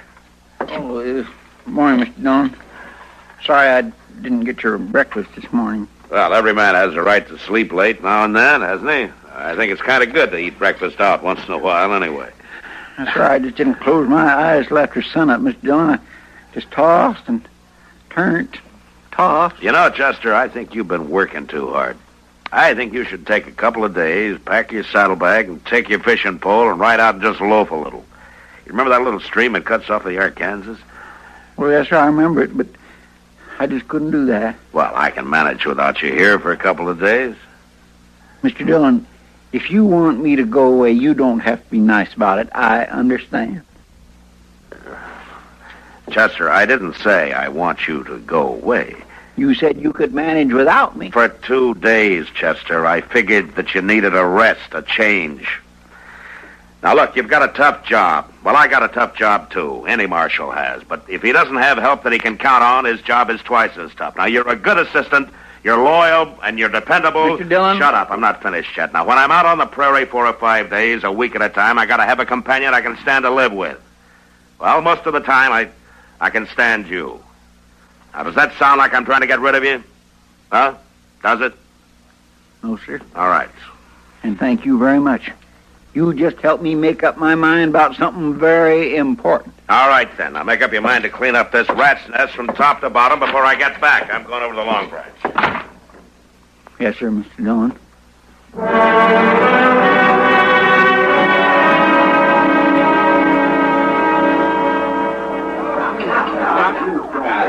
I don't know, Kitty. I guess I was pretty hard on him, but maybe it helped.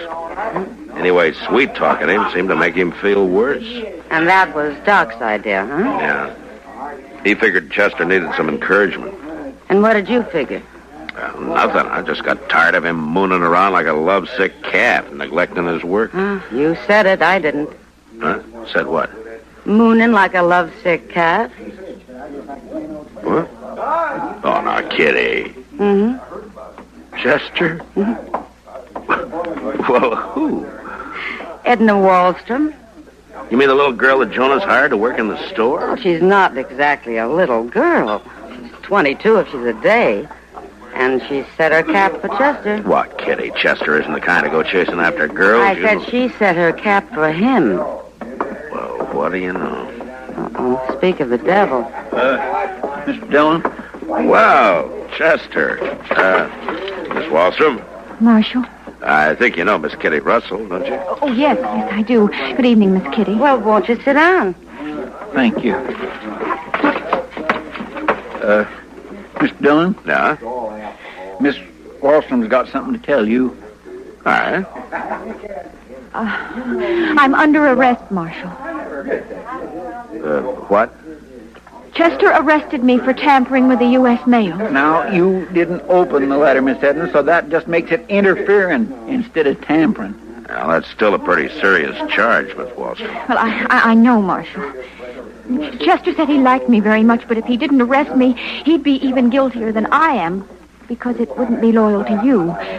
And that a marshal has to be able to trust his assistant in everything. Well, who was this letter addressed to? To you, Marshal. Here it is. It's from Mr. Gruber, back on a farm near Akron, Ohio. And it's all a lie. Well, if you haven't opened it, how do you know it's a lie? See, Mr. Dunn, this Mr. Gruber wrote to Miss Edna about a week ago and told her what he was going to do if she didn't take the next train back to Ohio. Well, let's find out. If only you would have told me about this, Miss Edna, instead of just trying to steal the letter. But I just didn't know what to do, Chester. I thought if the marshal didn't know about it, old Mr. Gruber would leave me alone. I know, but now... Miss Wallstrom, did you steal $200 from this Mr. Gruber? No, sir, Marshal, I didn't. He gave it to me. It was a loan. But he says here that you signed a confession. He told me I was signing a note. You're telling me the truth now, huh? Yes, sir, I am. All right, we'll find out who's lying tomorrow. What do you mean, Mr. Dillon? Gruber's getting into Dodge at 10 tomorrow morning.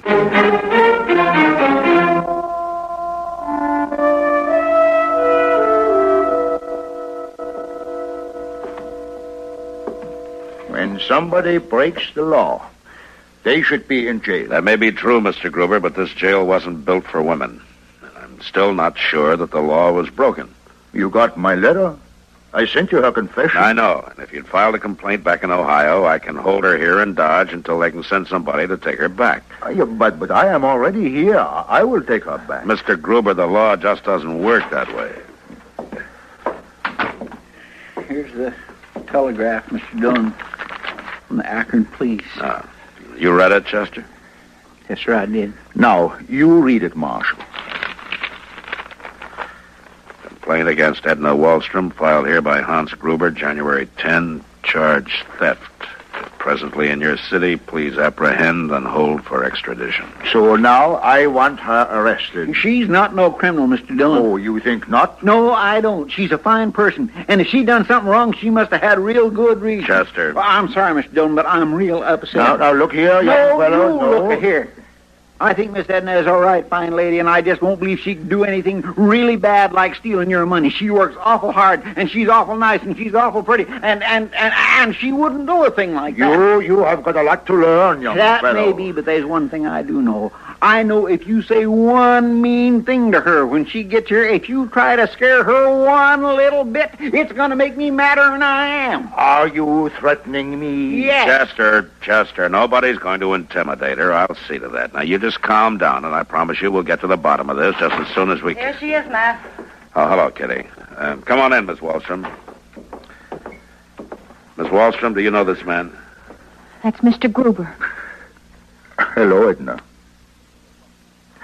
Why did you do it, Edna?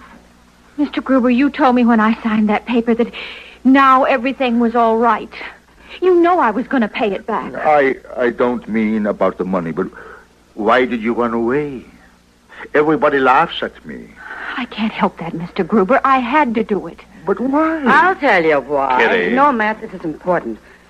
Mr. Gruber, you're a widower, aren't you? That's right. 4 years now. And Edna here was your housekeeper, your hired girl, huh? Yeah. How much did you pay her? Well, not so much maybe money, but there's room and board. I bought goods so she could make clothes. And on fair day, one Friday a month, you took her to town with you, along with the chickens and eggs and pigs, and you gave her $2 whole to spend. Is that right? Yeah. And for that, she kept the house, did the baking, the cooking, the washing and ironing, fed the pigs and fed the chickens and gathered the eggs. And when she wanted to leave, you wouldn't lend her enough money to live for 2 weeks while she went looking for another job. Yeah, that is so, but I didn't want her to go away. She was always talking about San Francisco, and I was afraid that if she had money, she would go there. But you made it easy for her to steal the $200. And then you made her sign that silly confession so that you could use it to frighten her into staying on the farm. Is that the story, Gruber? Yeah, that's the story. You must be very proud of yourself. No. No, I am not. That's why I had to find you, Edna. I don't even want to talk to you, Mr. Gruber. Please, listen. I had to find you because I want you to be Mrs. Gruber. What? That's all right. You laugh. But you listen, too. I've hired a couple, Jacob Glasnap and his missus, to run the farm. And you know the little house with the green shutters, the Schaefer place we used to pass going to town, the one you always liked so much? What about it? I bought it. Well, that's very nice, Mr. Gruber, but... Wait, I'm not finished. Look here, in this envelope. Go ahead, look. 2 tickets to San Francisco. Why, Miss... And I wrote to the Palace Hotel. They will get us married, and we will stay there, and we'll buy some fancy clothes, and we'll go to the show houses. Mr. Gruber. I want you should call me Hans, Edna. Hans. Hans, you're the nicest person I ever met. There is a stage at 5:15. If you can get back... Oh, I can, Hans, I can. But we'll have to hurry. You come with me, and we'll get everything together. Oh, what about this warrant? Oh, I will write to them from San Francisco. Just forget all about it, please. Oh, that's about that. Well, I'm just so excited I almost went off without saying goodbye. Miss Kitty, thank you so much for helping me. And Marshall, I'm sorry I took the letter. Really, I am. And Chester, Yes, ma'am. please, lean over. Well, Please. Oh, Chester, I think you're the second nicest person I ever met. Goodbye. Goodbye, Miss Edna. I'm sorry, Chester. Oh, that's all right, Miss Kitty. It's just that... Mr. Dillon, some people sure is hard to figure out. Chester, if by some people you mean women, they certainly are.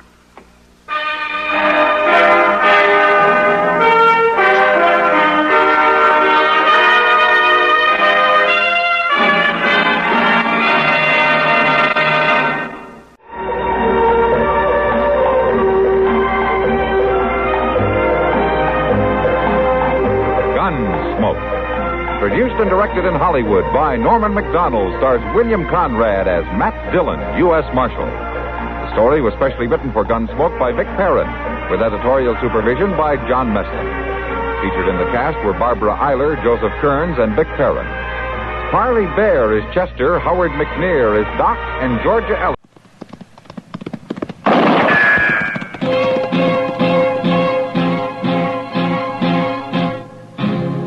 Around Dodge City and in the territory on West, there's just one way to handle the killers and the spoilers, and that's with a U.S. Marshal and the smell of gun smoke.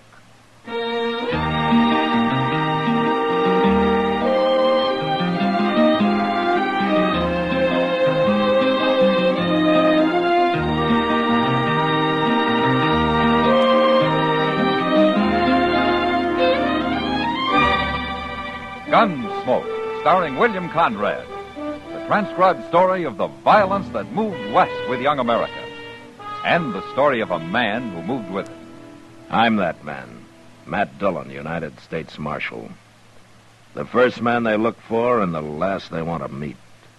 It's a chancy job, and it makes a man watchful and a little lonely.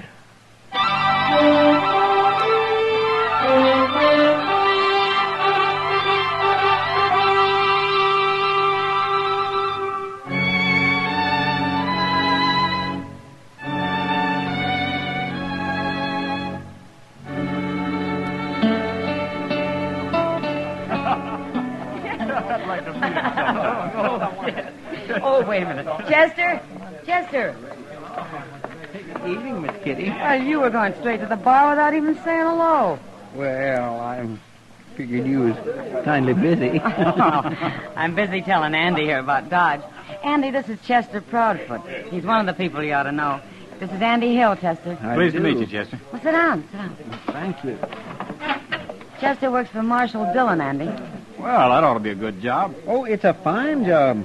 If you like long hours and poor pay. He spends quite a few of those long hours sitting around the depot waiting for the Santa Fe to come in, Andy. Well, that's just so Mr. Dillon will know where I'm at if he wants me for anything, Miss Kitty. Your name, Kitty? I'm busy, mister. They told me your name. Now I'm going to buy you a drink. Come on over to the bar. Back to your hogs, mister. You're spoiling the air. I'll have no talk from a woman of your kind. All right, you get out of here, mister. Get out. You putting me out? You ain't even armed.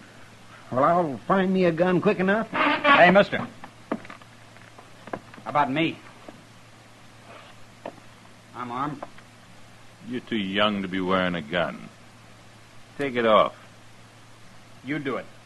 You take it off. I sure will. From there. You want to die, don't you? No. I don't want anybody to die. Now, you get out of here. I'm going to put a bullet in you. You can't do it, mister. Don't try it. I'll show you. I told him he couldn't do it. You killed him, Andy. He was looking for a fight. I don't even know who he is. I never seen him before. Oh, there's Matt. Who? Marshal Dillon, Andy. Oh. Did you kill this man?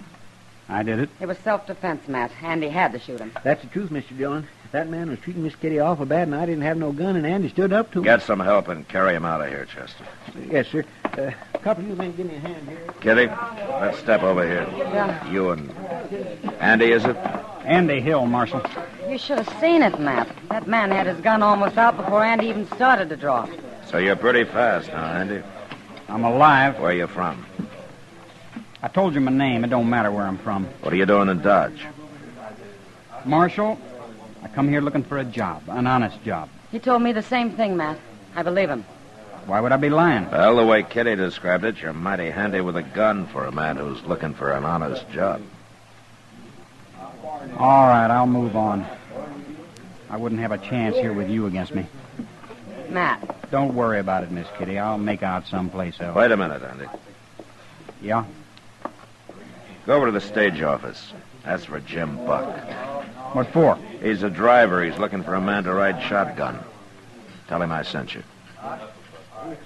Thanks, Marshal. I'll go over right away. So long. You see, Matt? He did mean it. Yeah, he wants a job, all right. But he's hiding something, Kitty. When a man hides something, it's usually bad. But I got a feeling about him, Matt. I think he's all right. Well, I hope so, Kitty. Won't be so good if I recommended an outlaw to protect the stage.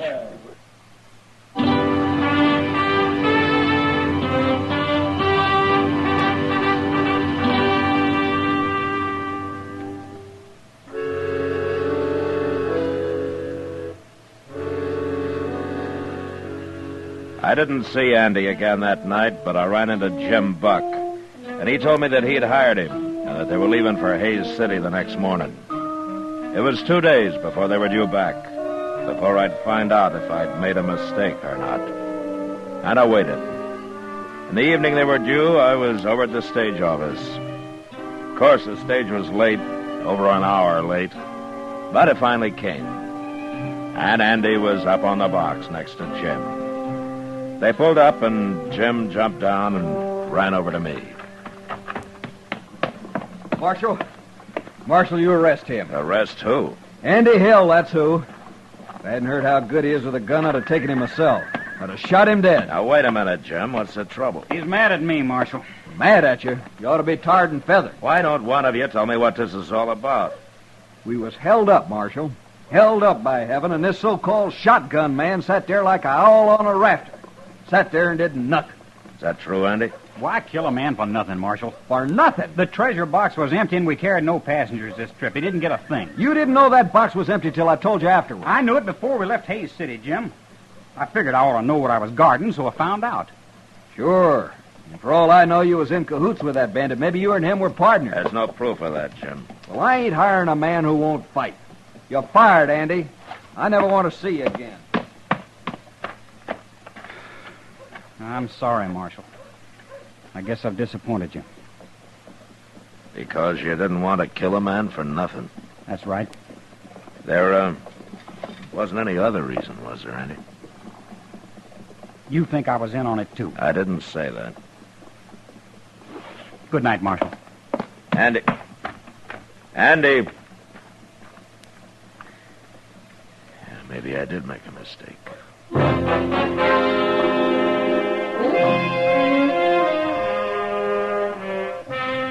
I wasn't sure about Andy that night, but the next few days changed my mind again.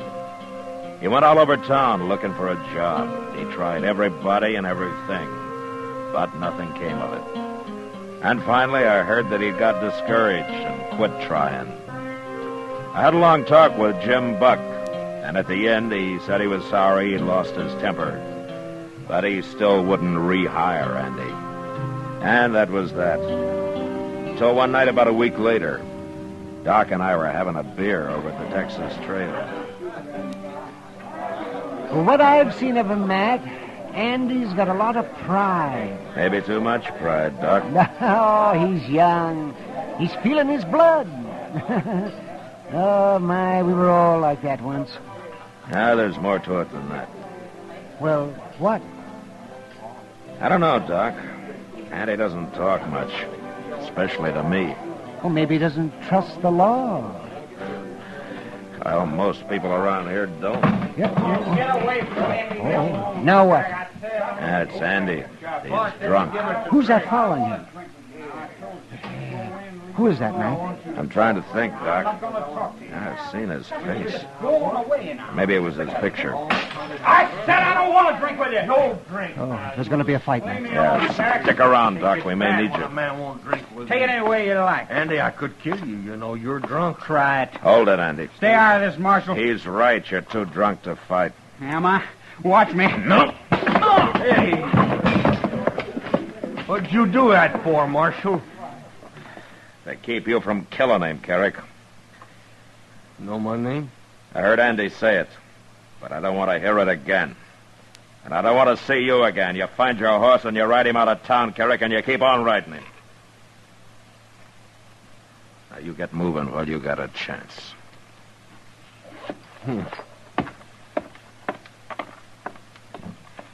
Now, Chester. You should have arrested him, Mr. Dillon. He started the whole trouble. Yeah, maybe. But right now, get Andy's gun and take him to jail. He can sleep it off there. Yes, sir, I will.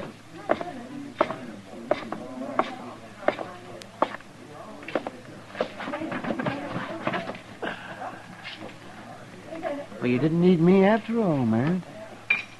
Doc, that's the first time I ever turned an outlaw loose. What's that? Carrick. I saw his picture the other day on some new circulars. The law in Oklahoma Territory would like to have him back. Well, then why didn't you arrest him? Andy's wanted with him. There's no picture, but I remember the description now. Carrick for murder, Andy for robbery. They were partners. You let a murderer go? No, not exactly, Doc. Carrick needs Andy for a partner. That's why he came here. And that's why he'll come back. If he comes back, you're going to have two outlaws to deal with. Yeah, maybe. But it's Andy who's going to have to decide that. He's still got a choice to make, Doc. All I'm doing is giving him the chance to make it. Why should you risk facing a pack of trouble to help a man you hardly know, man? A man who hardly knew me went out of his way once, Doc. Maybe I'm kind of paying him back. Oh. Well, I still say you must have a lot of faith in Andy. No, not a lot, Doc. Just enough to take a gamble.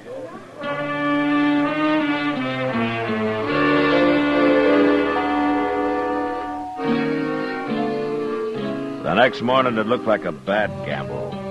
Andy came out of his cell sullen and angry. And when I gave him his gun back, he took it and left without a word. Later, Chester reported that he'd ridden out of town. And it was several days before I heard of him again. Mr. Dillon? Yeah, what is it, Chester? Andy Hill's back in town.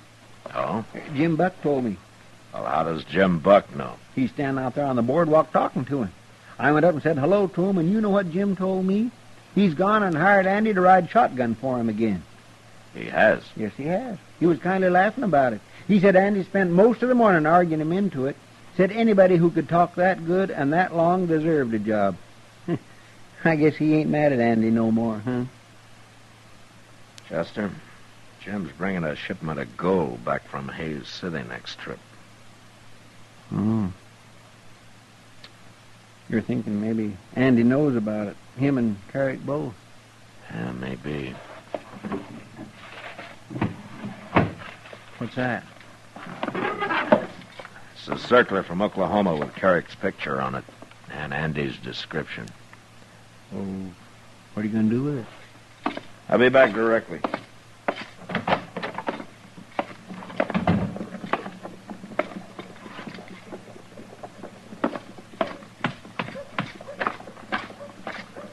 Hello, Andy. What do you want, Marshal? Where's Jim Buck? He went over to the stage office. I hear you're riding shotgun for him again. Any objections, Marshal? Andy, if I had everything on my mind the way you have, I don't think I'd be friendly with the law either. What do you mean by that? Here, take a look at this. Now, wait a minute, Andy. I didn't come to arrest you, so don't make me kill you. What? I wanted you to see that circular. I didn't think you and Carrick knew it was out. I don't understand you, Marshal. It was Carrick who held up the stage last time when you were riding shotgun. Wasn't it? It had nothing to do with me. I didn't know he was in the country. But you didn't shoot because you didn't want to kill a man for nothing, especially a former partner, huh? Okay, Marshal. I think you're partners again, Andy. I think you got this one planned. You won't take me alive, Marshal. I told you I didn't come here to arrest you. Why not? Because I think a man who wants it deserves a chance, Andy. You haven't had yours. Not yet. Well, maybe I'm wrong giving it to you, but I'm going to do it. What do you mean? The stage goes to Hayes tomorrow. It'll be back Thursday. I'm going to be waiting for it, Andy. Waiting real hard.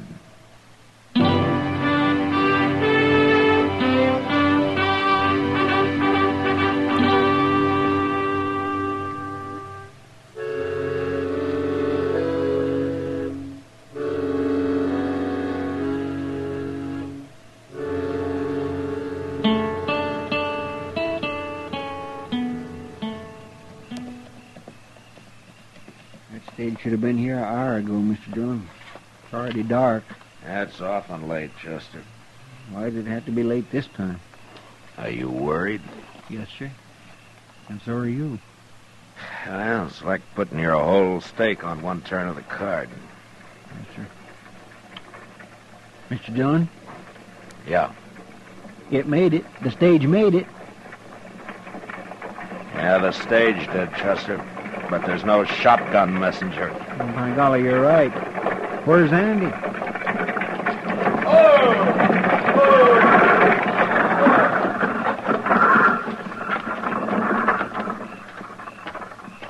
Where's Andy, Jim? I don't know where he is. I ain't seen him since we got to Hayes. You mean he quit, Jim? I'd call it that. Well, did he tell you he was quitting? He told me nothing. He just disappeared. Serves me right for hiring him again. I got work to do. Yeah, I guess he figured you'd get as far as Hayes without you after him, and then him and Carrick could run from there. What are you looking at? That rider coming up the street, Chester. Leading that pack horse? Not a pack horse. There's a body tied across the saddle, and that's Andy leading it. By golly, you're right. Now what's he gone and done? Now we'll ask him.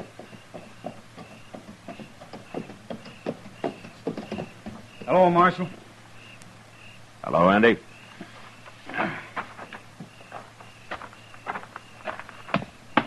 That's Carrick I got there, Marshal. You kill him? I killed him. No witnesses. No way to prove who drew first. Jim Buck told me you ran off up in Hayes City. Jim might have got shot if I hadn't. Oh? Carrick was going to hold up the stage again, Marshal, and I decided not to let him do it. But I figured if I tried to fight him while I was sitting up there next to Jim, it'd go bad. So you rode back to meet Carrick alone, huh? Yeah. I left the night we got to Hayes. I found him and told him I was through for good. He got scared and went for his gun. But, like I say, I can't prove it was self-defense. Maybe I shouldn't have come back. Nobody's going to believe an outlaw. Chester. Yes, sir? Give Andy a hand with Carrick's body. I got some work to do. Where are you going? I'm going to write to the law in Oklahoma Territory. I'm going to let them know they can withdraw that wanted circular on Carrick. But what about Andy and that robbery charge? After I tell them how he brought in Carrick and how hard he's trying to go straight, I think they won't be too hard on him.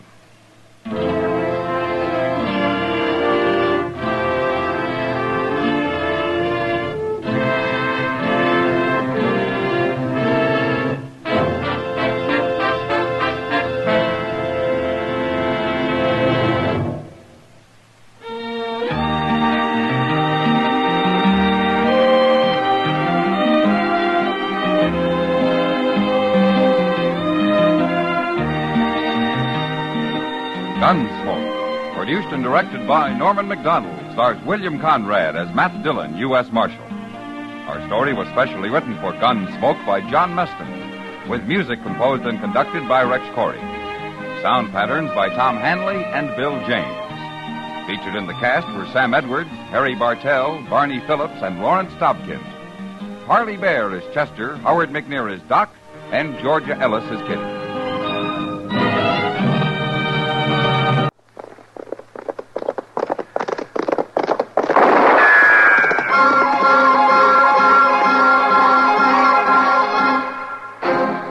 Around Dodge City and in the territory on West, there's just one way to handle the killers and the spoilers, and that's with a U.S. Marshal and the smell of gun smoke.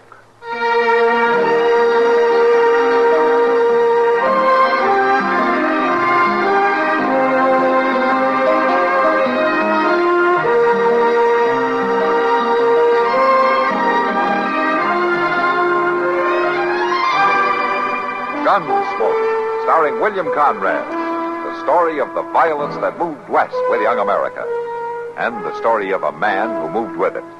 I'm that man, Matt Dillon, United States Marshal. The first man they look for and the last they want to meet. It's a chancy job, and it makes a man watchful and a little lonely.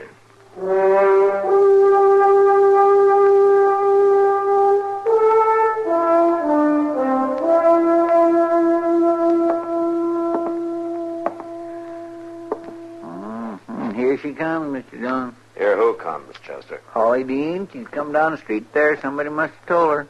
Well, I left word in enough places. She sure is going to be upset about this. I doubt it. But the only thing that upsets Holly is a man who won't pay attention to her. Yeah. I'll let her in. Yes, sir. Come right on in, Miss Dean. Thank you, Chester. Oh, my, how handsome you look today. I do. Uh-huh. Now, that's mighty nice of Oh, you. Matt. My, it's just been ages since I seen you. Sit down, Miss Dean. Miss Dean? Wait, isn't it Holly anymore? Here you are. Sit down. Thank you. Well, you look mighty stern and official, Marshal. Have I committed some crime? Not that I know of. Well, then what's this all about? 3 different people told me you wanted to see me. That's right. I thought you better know about this, Miss Dean. About what? Sam Bruger. He's out of prison. Escaped? No, paroled. He was supposed to be in for 10 years. 1 to 10. He served 3, and I guess they figured that was enough. You'll get into Dodge on the afternoon train. Stop him, Matt. Don't let him come here. Well, he's got a right to go where he wants. But I just thought you ought to know about it. You and your husband both. Matt, you've got to protect me. It's your job, too. I will, if it's necessary. Well, of course it's necessary. He'll try to kill me. Oh, why? Well, because I divorced him while he was in prison and married Jack. Is that the reason? Or is it because you wouldn't back up his alibi when you testified at his trial? I couldn't, Matt. I wasn't sure he was working in the barn all afternoon the day Tracy was shot. Yet the barn is only 50 yards from the house. I was asleep most of the afternoon. He could have rode off and come back, and I'd never have known it. Oh, but I told all this at the trial. It's over and done with. You got to keep him away from me. He's a killer. I doubt that. Well, the jury didn't. They convicted him, didn't they? Yeah, but they weren't too sure, or they'd have made the charge a lot stronger than manslaughter. I just can't see Sam Bruger as a killer, even with plenty of reason. What reason? I suppose you believe them stories, too. That something was going on between Tracy and me. Was there? I didn't even know him, hardly. The old hens around this town start cackling if a woman even says low to a man. What are you trying to do? Reopen the trial or something? No. Just let you know that Sam's coming back. All right, then let him. I'm married again now. I don't want nothing more to do with him. He starts fooling around with me, and Jack will take care of him all right. You know, Holly, trouble seems to follow you, doesn't it? I don't do nothing to cause it. Maybe you don't, I don't know. Maybe it's just because you're one of the prettiest women in Dodge, and maybe you just get too friendly with too many people, huh? What do you mean by that? Look, you're married now to a man who's known around town as being kind of jealous and a little bit gun-happy. And you got an ex-husband coming in on the afternoon train who just spent 3 years in prison for a killing that he claims he didn't commit. The jury said different. For a killing the whole town thinks was over you. Well, I don't think Sam Bruger was a killer 3 years ago. But prison can change a man. So you watch your step. I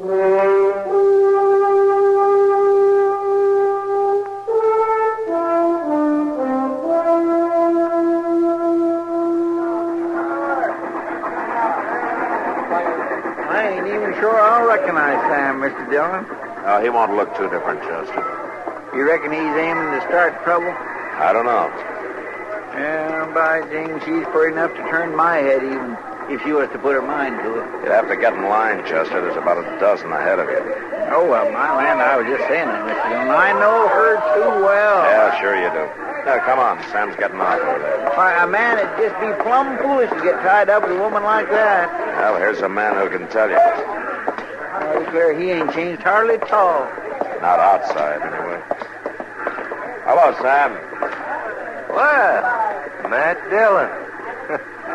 Last man I saw when they took me away, first one I meet when I get back. Things never change, do they? Not too much. How are you? It's just a 3-year picnic, Marshal. You know, they take real good care of you up there. Even got bars all around. folks from getting in and bothering you. Yeah, sure. Marshal, how is Holly? Oh, fine. I saw her just this morning. Did, huh? Now, that's more than you're going to do, Bruger. What? Easy now, Dean. Sam, you remember Jack Dean, don't you? Oh, yeah. Yeah, the gambler. I didn't quite get that remark of yours, Dean. You got it, all right. You stay away from Holly. You hear me? Well, what are you on the proud about? Holly's married to him now, Sam. I thought you knew. No. No, I didn't know that. Well, you do now. And don't you forget it. You bother her, and I'll shoot you like a mad dog. All right, that's enough of that kind of talk, Dean. I want him to know how things stand. Well, that's now, wait all. a minute. I think maybe you ought to know how things stand, too, Dean. I come back here for just one reason. Just to find out who did kill Tracy Walters. The way I hear it, you did. No, Holly lied at the trial. She knew I never left the place that day. Now, I aim to find out why she lied. I told you to leave her alone. I got no interest in her otherwise. I feel sorry for you, Dean. I learned about Holly. I paid for it. Seems you ain't yet, but you will. No jailbird's going to talk about my wife like that. That's enough, Dean. Taking up for him, are you, Marshal? You get going. All right, I'll move. When the law won't protect a man's home, I figure he's got the right to do it himself. Thank you, Marshal. Man on parole can't afford to get into any arguments. Or wear a gun either, Sam. I'm going to have to take yours. You play it right down the middle, don't you? No exceptions for either side. Well, it works out better that way in the long run. All right. There you are. Thanks. I didn't kill Tracy, whether you believe it or not. I wasn't on the jury, Sam. But just one thing. You better stay clear of Jack Dean. He can make you an awful lot of trouble. I got no reason to bother him. Haven't you? Oh, you mean Holly? No, what I told Dean is the truth. I'm over her, Marshal. Except, well, sometimes she's not an easy woman to forget. No, I don't imagine she is.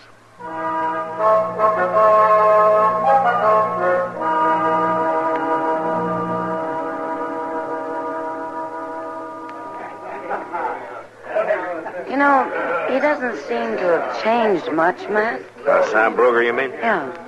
Stopped in earlier and had a beer. He's quieter, of course. But it wouldn't be. 3 years is a long time to spend in a cell. Yeah, it sure is, Kitty.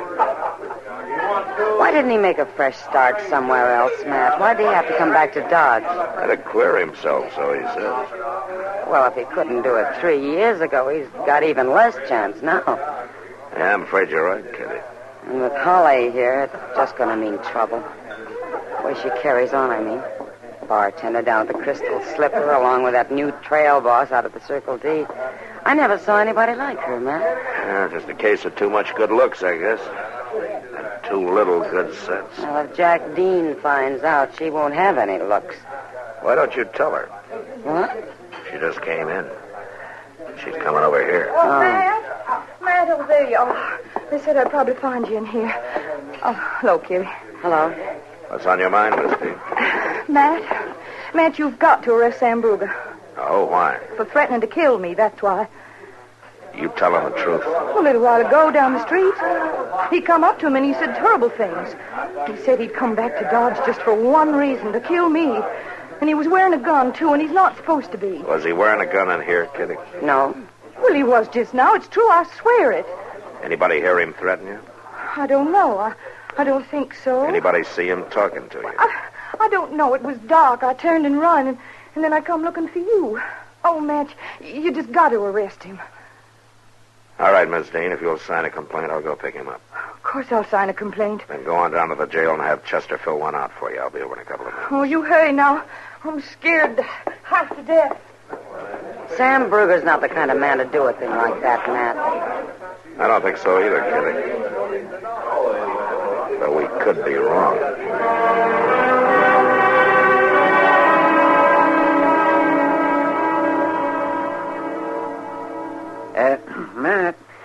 times when a man of honor like myself is appalled by the low ethical standards he finds among his friends and acquaintances. Oh, is that so, Doc? Go ahead, Doc. It's your move. Stay out of this, please, Chester. Matt, no doubt you know what I'm referring to. I just thought you were talking to keep from having to move that checker and letting me take 2 more of your men. Ridiculous. I've as good as got the game won right now. Then why don't you move? Yes, I never thought you'd do it, man. Do what? Let a passing weakness for a pretty woman make you throw an innocent man into that jail cell back there. He had to, Doc. She signed a legal complaint, didn't she? Not talking to you, Chester. Now, what makes you so sure that he's innocent? Plain Doc? common sense, that's what. Plus the fact that Holly Dean happens to be a born liar. Yeah, maybe. But he's got no alibi. So it's up to Judge Bent to decide it when he opens court. Judge Bent, she'll twist him around her finger just like she did you. Not unless she comes up with some witnesses.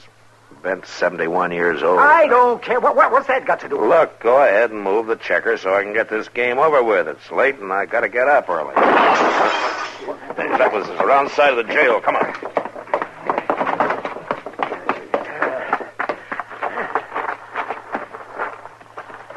There goes somebody on a horse. Yes, they're getting away, Matt. Yeah, they've already got away. We only had a moon tonight. What do you suppose they're trying to do, Mr. Dillon? And I got a pretty good idea.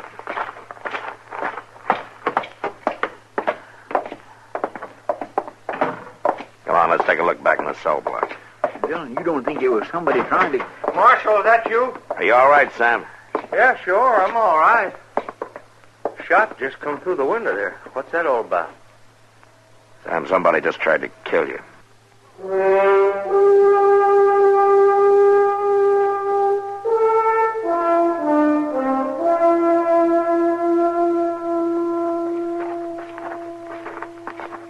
That's it, Mr. Dillon. The light's on. One of them must be there. Just what is it you're aiming to do, Matt? Surprise her, maybe. Catch her off balance. Got nothing else to go on. Sam. Look, if there's trouble, you stay out of it. Without a gun, I guess I have to. Holly's not likely to do any shooting. All right, come on.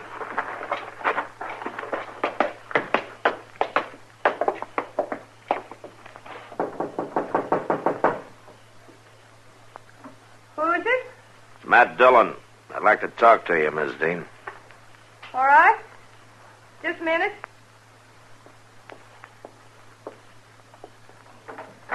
Kind of late, isn't it, to be coming around... Sam.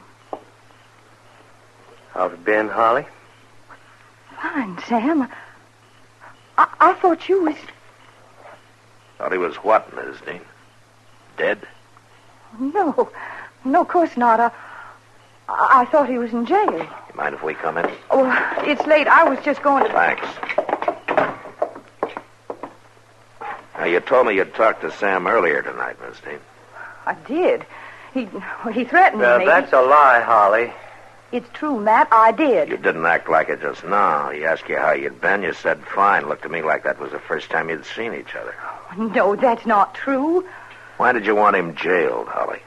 I was scared. He threatened me. Uh-huh. Who'd you send over to kill him? I don't know who shot at him. I didn't have anything to do with it. Shot at him? How did you know? Well, I thought you... I said kill him. I didn't say how. You lied at that trial, didn't you, Miss Dean? No, I didn't. Who did kill Tracy Walters? Now, come on. Who are you covering up for? Nobody. Who did it? He said he'd kill me if I ever told. Who said? Jack Dean? Matty's in the other room. Get out of the way. All right, come on out.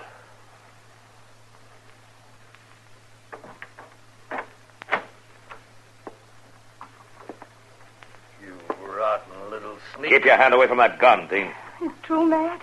He found out about me, and I mean, he thought I was seeing Tracy, and he was jealous, and he shot him. I didn't know about it till after we were married, and then he said he'd kill me if I ever told. I've been terrified of him for 3 years. You know, a jury might believe that. And he tried to kill Sam tonight. I didn't know he was going to. No jury's going to get a chance to believe it. Hold it, Dean. If I'm paying, Holly's paying. Dean, hold it!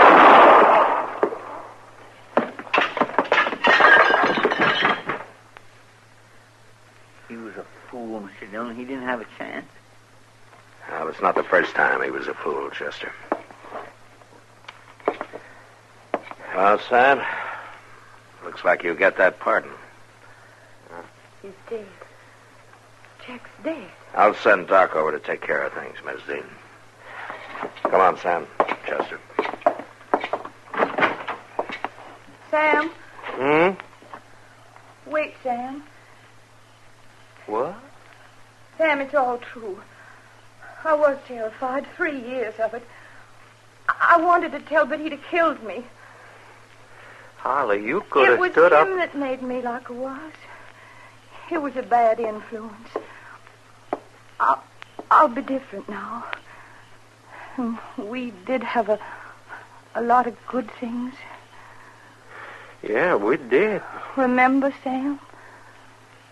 Oh, sure, Holly, I remember. Coming, Sam. Well, I just... Sam. Matt, I just want to talk to Holly for a couple of minutes. I'll be along a little later on. Come on, Chester.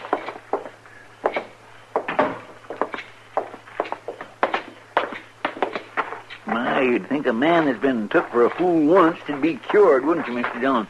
Either that or form the habit, Chester. As like you said yourself, she's mighty pretty.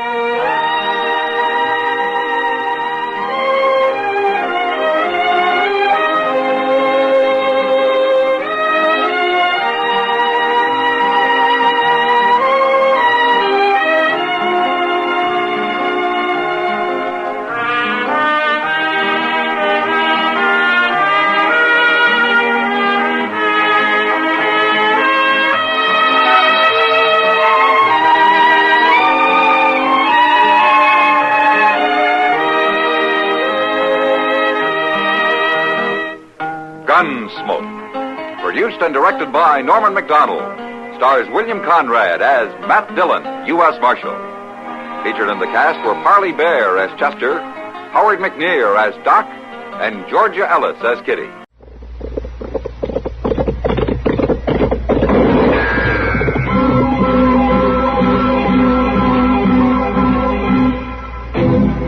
Around Dodge City and in the territory on West, there's just one way to handle the killers and the spoilers, and that's with a U.S. Marshal and the smell of Gunsmoke.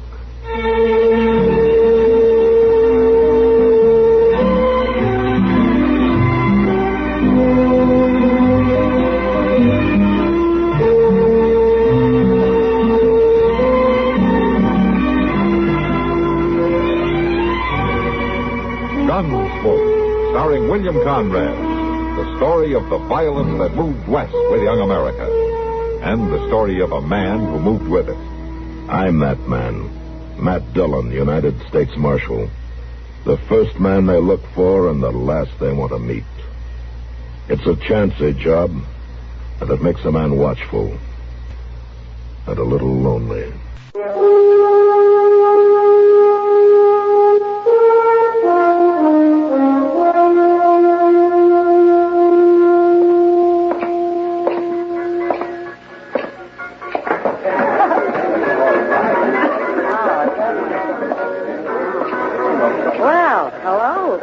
Evening, Kitty.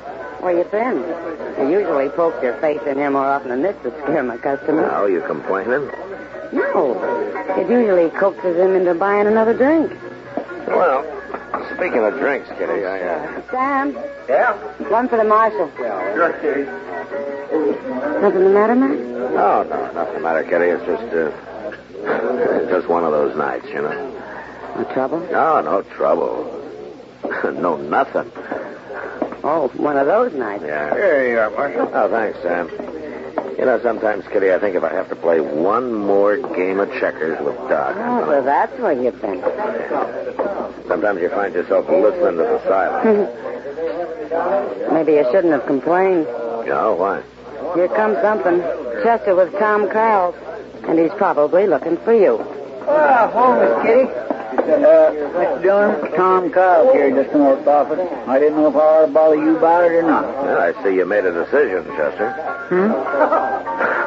Never mind. Yes, sir. Well, anyways, why don't you just tell him what you've seen, Tom? Well, Marshal, I don't really know what it was, but, well, it was down there in the willows, thrashing around like maybe it was some kind of an animal or something. Well, I got to thinking maybe it was an engine or a road agent or something. Now, wait a minute, Tom. Where was this? Well, down by the river, right under the bank. And what exactly did you see? Now, it was too dark to see, really, but I could hear it thrashing around, making a kind of a moaning sound. The way them willows was bending and waving around, I knew it must be pretty big. Why didn't you go in and look? Now, how'd we know what it might be? It was dark. We? Well, me and a young lady, we just left there quick, Oh, I see. Now, just where was this, Tom? Well, out by the point, just west of town, Yeah, I've heard about the buggies being parked out there. Tom, you sure that this wasn't your imagination? Oh, no. No, sir. There was something there. I know that. An animal, maybe, or engine. That's why I thought I ought to come and tell you. Are you sure it wasn't some friends of yours playing a trick on you and your young lady? No, ma'am. They'd have showed themselves. I know. I think you ought to go look, Marshal. All right, Tom. Chester, go get a lantern, will you? Yes, sir. Come on, Tom. I suppose it sounds kind of silly. Well, Mark, you were starved for excitement. Yeah. Some excitement, huh? You know what it sounds like to me? No, what? I think you're going on a snipe hunt.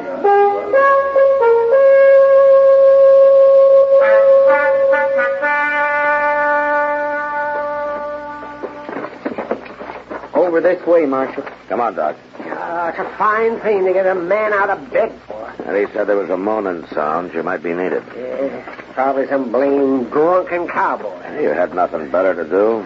What about sleeping? It's near midnight. You're always complaining about not being able to sleep anyway, Doc.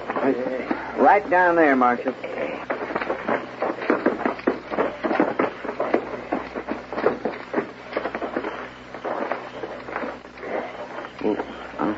I don't see anything now, but it was right down here. All right. Chester, bring a lantern, huh?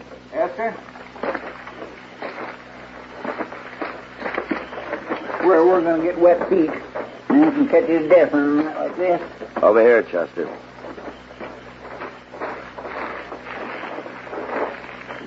Oh, gracious.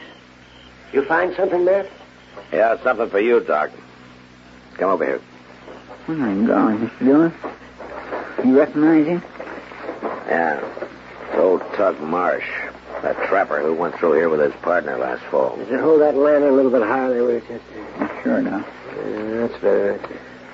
I declare I never would have recognized him. What could have done that to him, Mr. Dillon?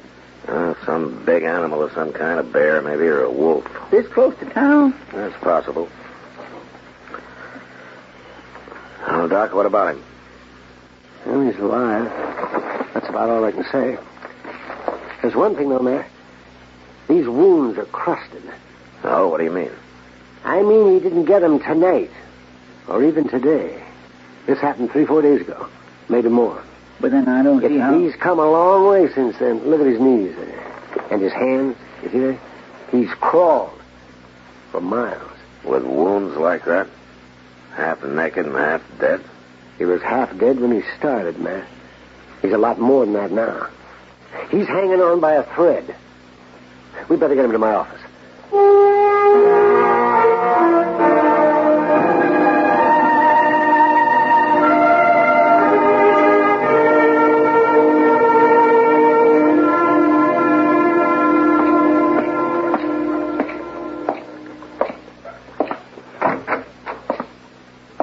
Morning, Matt. Morning, Doc. How's the patient? Well, I don't know how, but he's alive. And not just alive, but kicking, too. Oh? Hey, Doc, I'm hungry. See what I mean, Matt? You saw how he was not 12 hours ago. Who'd have believed it? Yeah. Can I talk to him? Why not? I can't keep him quiet anyway. Hello, Tug. Howdy, Marshal. Why don't you make that dang doctor give me something to eat? I'm making you some soup. Now shut up. Soup? I ain't eaten in a week and he gives me dishwater. You couldn't keep anything else down, and you need nourishment. Oh, dang it, if I could just get out of this darn bed. Take it easy, Tug. You've been through an awful lot. You're telling me what I've been through? Now I'm asking you. You want to tell me about it? It ain't no affair of the law. Maybe not. I just happen to be curious. Well, if you had any brains, you could see. I tangled with a bear, that's all. When was this and where? Oh, maybe 6, 7 days. Down the nations, out toward the Cimarron. Here you go. Now, you eat this, Tug. Dishwater. It's good for you. You need something warm in you. Hey, Doc, you ain't told me. You think you can fix me up? There's nothing to fix up. The scar tissue's already forming. I ain't going to be so pretty, huh? Oh, well, that bear took half your scalp and a good part of your face. So there's nothing I can do about that, Tug. Yeah, I never was too handsome anyways. But that's all right. I'm a trapper, not a drummer. And them Cheyenne squaws ain't scared off by a few scars. What about my arm? You lost some muscle, but you'll have some movement left. Tug, the main thing is that you're alive and mending. Here, now, take some of that soup. Yeah, well... With rest and a little food, you'll be walking around again in a few days. Maybe trapping again in a month. I got something to do first. Tug, tell me what happened, huh? I told you I tangled with a grizzly. Walked into him in this thicket, and the critter attacked me before I get my gun up. Finally killed him with my knife, but not before he chawed me. What about your partner, Billy Adams? Yeah, he couldn't wait. Couldn't wait? Yeah, found me near dead. Done what he could, but wasn't much. We both figured I was a goner. And there's hostiles around, Comanches.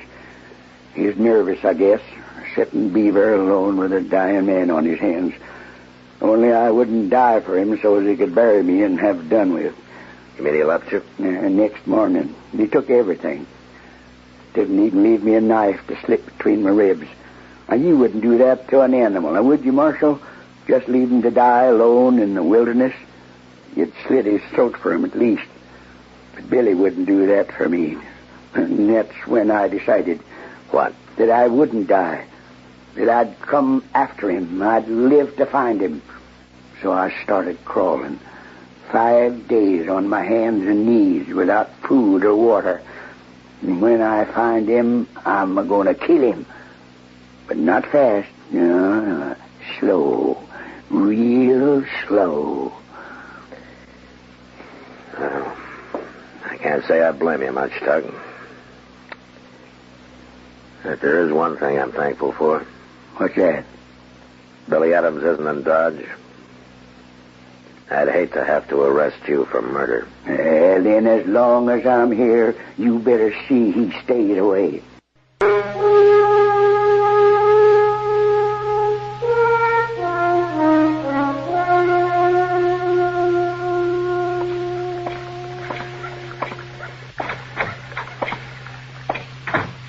Well, Matt, you're late. The food's getting cold. Oh, sorry, Kitty. No, Doc. Yeah, Matt. Sit down, sit down. Yeah. The hash is actually edible today. That's good. How's your patient these days, Doc? You mean a star boarder, don't you? Yeah, well, I guess he's been around here long enough to be called that. 3 weeks. He isn't even about to leave. Is he still complaining of his aches and pains, Doc? No, doesn't even bother now. He's just enjoying himself. At Doc's expense. Matt even bought him clothes. Well, he didn't have anything left, Kitty. I've seen him walking around town a couple of times, Doc. He seems almost back to normal. Well, yes. Well, considering everything, though, it has been a miraculous recovery. You know, I'm kind of surprised he doesn't want to be getting on about his business. Well, the truth is, he does. He's staying here on my orders. Oh, medical reasons, or are you trying to slow him down? Well, if I can help to keep him out of trouble, why not? You've kind of taken a liking to the old coot yourself. Haven't you, man? Yeah, I'm afraid I have, Doc. What kind of trouble are you talking about, Doc? The kind a man gets into when he's bitter about something. You mean Billy Adams? Yeah. Maybe we could keep Tug here long enough. He could cool down, Kitty, but I don't know how long Doc can afford the expense. Mr. Dillon? Mr. Dillon? Yeah, what is it, Chester? You know who just rode into town? He's down at Moss Grimmick's right now. Oh, who? Billy Adams. Good, Abe. Just goes to show you I'm not as smart as I thought. I should have sent Tug packing. It's Billy Adams who's going to be sent packing, Doc. And right now.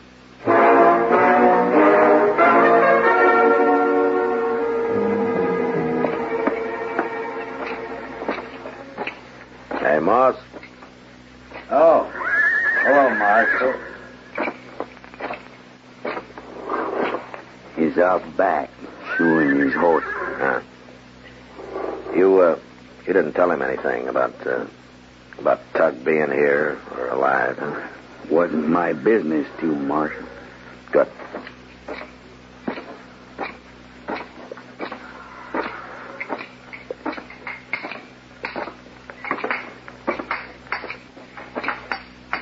Billy? Oh, Marshal. What are you doing here in Dodge, Billy? Oh, just passing through. Shoeing a horse, buying supplies. I'm going on west, back to the mountains. Why, Marshal? The last time he went through here, you had a partner, Billy. What happened to him? Oh. I didn't know anybody in Dodge heard about that. Somebody from Pueblo come through and told the story, huh? Suppose you tell it to me, huh? Well, just the way you heard, Marshal. Powerful sad thing. Tug got killed by a bear. He got caught in a thicket with a big grizzly. Killed Tug outright, did it? No, he lasted till next day. Or nothing I could do for him, no. He was clawed so bad. Oh. So you buried him, huh? Oh, that's it, huh? Somebody found the body. I felt bad about that, Marshal. I didn't have time to bury him. There was Comanches snuffing around, and I had to get out of there quick without no fuss or no noise. So I left him in that thicket. I figured he'd be just as safe there as in a shallow grave, what was left to him. Besides, Tug, he didn't put much stock in ceremony. You made just one mistake, Billy. What? You should have made sure he was dead. What do you mean, Marshal? He's alive. Right here in Dodge. He is? Oh, I'm right glad to hear that. Oh, I really am. I'm not so sure you will be, Billy. Maybe Tug didn't put much stock in ceremony, but he's sure looking for you. Yeah, I guess he would be. And my advice to you is to get on that horse and ride.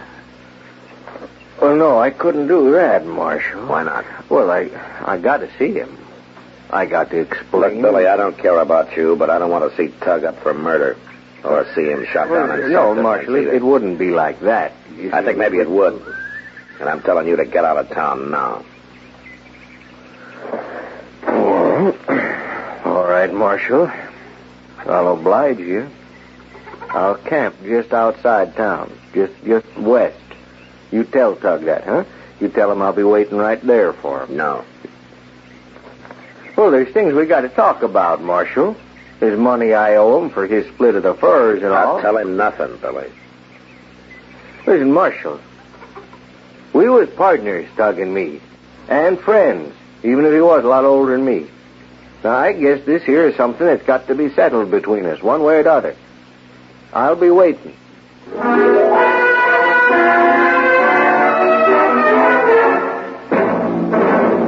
Mr. Dillon! Yeah, Chester. Did you see Billy? Did you tell him? Yeah, I told him. Well, the whole town's outside, Mr. Dillon, holding their breath to see what's going to happen. Chester, you didn't tell him. I didn't have to tell nobody. Plenty of folks seen him riding right down Front Street. And I suppose Tug knows. I don't know. He's up there, Doc. Is that where you're going? Yeah. You reckon there'll be a shooting, Mr. Dillon? Not if I can help it, Chester.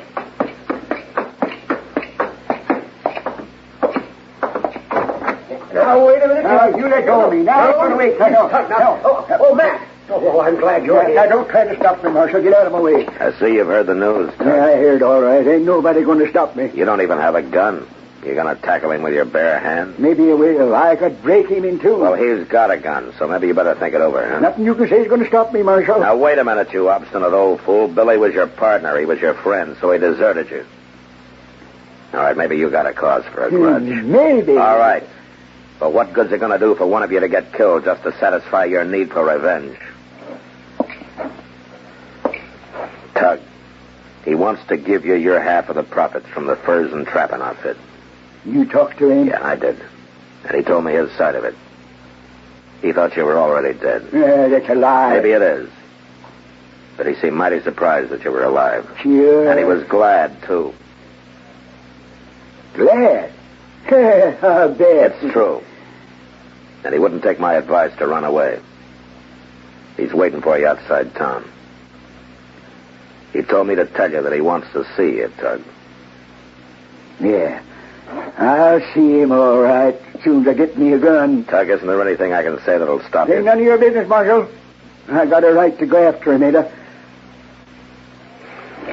Yeah, I guess maybe you have. All right, then. I'm going to find me a gun. Maxwell, what are you going to do? Not much I can do, Doc. They'll tangle sooner or later. I'm just going to be there to see that whatever happens fair.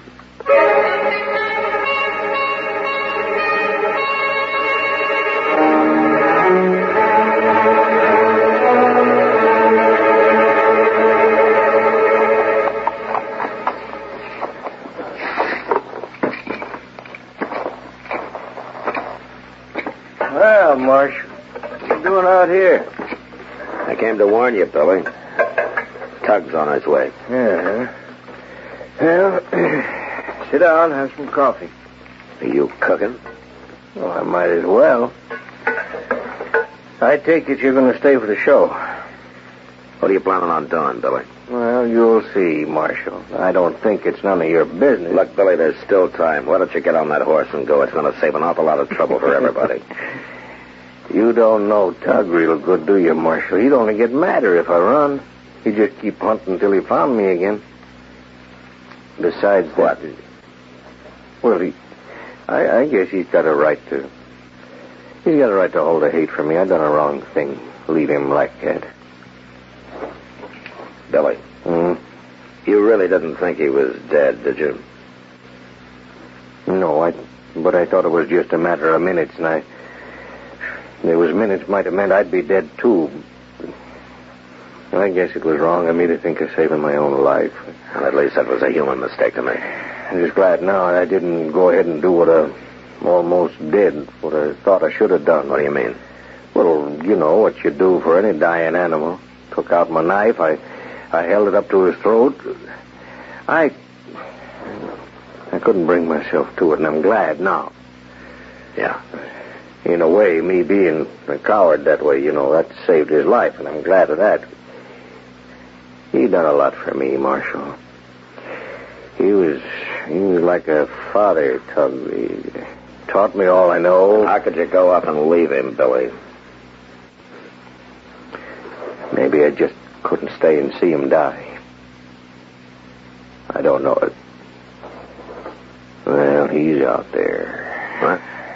Where? You sure? Oh. Marshal, him and me living the way we do, we hear things, we see things that town folks miss there. Don't you worry now. It'll come out the way you want. What do you mean? Well, I can't fight him, Marshal, but I'll make it look all right so you won't have to arrest him. Now, wait a minute, Billy. Tug, come on in. Coffee's hot. Hello, Billy. Biscuits be ready directly, Tug. Now, listen, Tug. Don't worry, Marshal. I didn't even get a gun. I guess I couldn't have used it if I had. Billy, a trapper needs a partner. Good ones is hard to find. You can't expect them to be perfect, not make a mistake or two. Now, just pour the coffee, Billy. Plenty of time for talk later. Oh, sure, Tug, sure. Won't you have some coffee, Marshal? I don't mind if I do.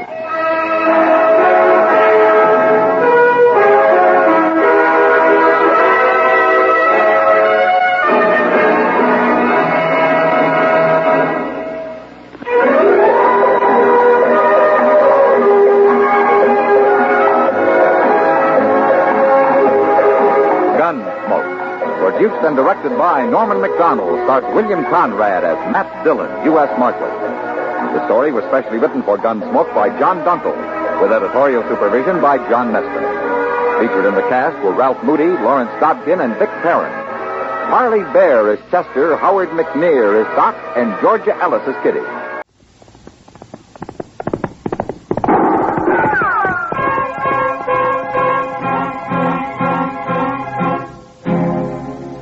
Around Dodge City and in the territory on West, there's just one way to handle the killers and the spoilers, and that's with a U.S. Marshal and the smell of Gunsmoke.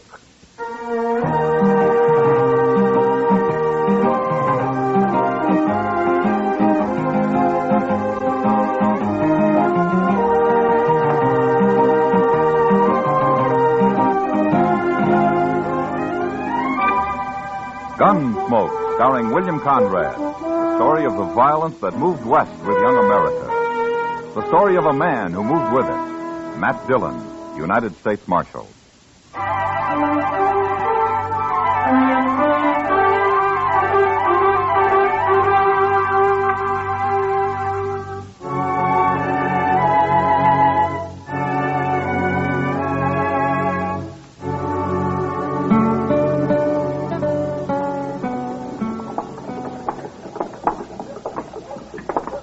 Long time since I've been in Dodge, Pa. Yeah, it's just as well you stay out of Dodge, Will. Man's a whole lot better off on a ranch than in a town. He's a whole lot lonelier, too. Well, then get married. Place needs a woman anyway. I got my eye on the Sutter girl, Pa. But she won't be old enough for another 2-3 years. You'll settle down, Will. It's your brother Prince worries me. He ain't as steady as you. Prince headstrong, that's all. Yeah. Now, you go get the wagon and load it up at the store. Our stuff's all ready. I've got a little business here in the lawyer's office, and I'll join you. Okay, Pa. But keep your eyes open with that Rab. I hear he's a sharper. I can handle him. You go along now. Sure, Pa.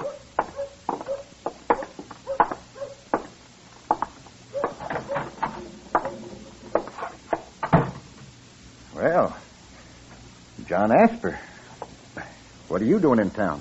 I drove in with one of my boys, Rab, after supplies. Not often you get to Dodge. No, it isn't. But it's a good thing I came in this time. Why's that? Well, last night I ran into the clerk from the land office. We got to talking about this and that and one thing and another. Eh? And then he happened to mention that paper you fixed for me here, the one I signed a few weeks back. Oh, the transfer of title, you mean? The one that said my boys own the ranch now, that they don't have to wait till I die. What about it? You wrote it out legal, and I signed it. That's right, Asper. And you said I'd have to wait a while before I could give it to the boys. I did. Well, now, Rab, the clerk told me I didn't have to wait any time at all. The clerk is wrong, Asper. I'm a lawyer. I know the law. Maybe so, Rab. But anyways, the clerk can read. And he told me that paper I signed says that my boys don't own the ranch at all. It says you do. All right, the deed is in my name, Asper, but I don't aim to do anything about it for the moment, so don't you get all upset. You cheated me, didn't you? I should have known better than to trust you, Rab. Everything's perfectly legal, Asper. Sure. Only you own my ranch. Well, I told you can go on living there for a while. What if I went to court about it, Rab? Oh, it'd take forever, and it'd cost you a lot of money, and you couldn't win anyway. That's just about what I figured. So you might as well just forget about it, Asper. I wanted the boys to own that ranch right now so they'd take a bigger interest working it. And it seems their old pa went and fuddled everything. You got outsmarted, that's all. Yeah, I sure did. Well, Rab, I brought this here gun along. And I'm going to kill you with it. What? Huh. Put that gun away, Asper. You can't do that. Last man I killed was in the spring of '69. Made up my mind then I wouldn't be killing any more men.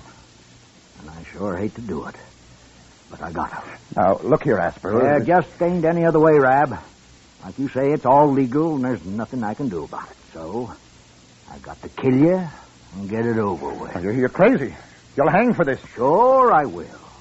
But I'm old and it won't matter much. And it just might learn you a lesson. No. Asper, I'll no. give you a few seconds to pray, Rab, but that's all. No, wait, Asper. Listen to me. You can have the deed back. I'll fix it up right now. I don't want your ranch. Oh, that wouldn't be much use, Rab. You just go tell Marshal Dillon I forced you to sign it back, and then they wouldn't re-record it. No, I won't. I swear I won't. And then I just have to find you and shoot you all the same. It's just easier I do it now. No. Here. Here's the deed. I'll fix it right now, and you can go file it yourself. You see, look, I'll do it now. You know I can't read. Then we'll take it over together and record it. Oh, no, the clerk can read it for you. Well, all right, Rab. Go ahead, fix it. There. Now, are you satisfied? As soon as we get it recorded, maybe I will be. Come on, then. We'll do it right now. You're a pretty smart lawyer, Rab. I think this is about the last job I'll ask you to do for me. And if you didn't do this right, I'll kill you sure. Now, let's go find out.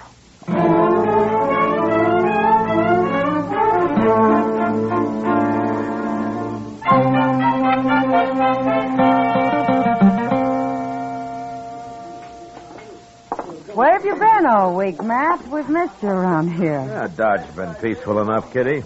According to Chester, anyway. Well, at least nobody's been shot, I know of. They've come close to it a time or two, though. Well, arguing doesn't fill any graves. Yeah, maybe someday men will learn that. I doubt it. Huh? You don't think very high of men, do you? Not very. After what I've seen of them. Well, maybe the trouble is you've never seen them when they were working. They aren't so bad, man. That's what they're always telling me. Matt, I'd like to go to St. Louis or somewhere for a while. I need a change. No? Why don't you go? Oh, I don't know. Wouldn't really be any good. Alone. Mr. Dillon? Oh, yeah, Chester. Oh, hello, Miss Kitty. How are you, Chester? Say, I just come from Doc's, Mr. Dillon. You better get over there right away. Rab's been shot. What? Rab, the lawyer? Yes, sir, right in his office. Doc isn't sure how long he'll be conscious. Well, who shot him? I don't know, sir. Some men heard the shot, and they found him there all alone. Whoever it was had got out the back way. I'll see you later, Kitty. Sure, Matt. Come on, Chester.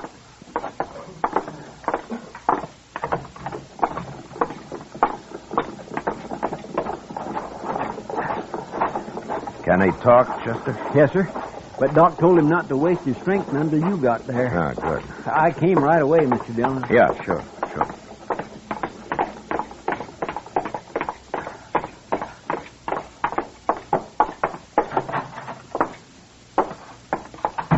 Now, Doc, how is he? He's alive, Matt, and still conscious. I've done what I can for him. Yeah.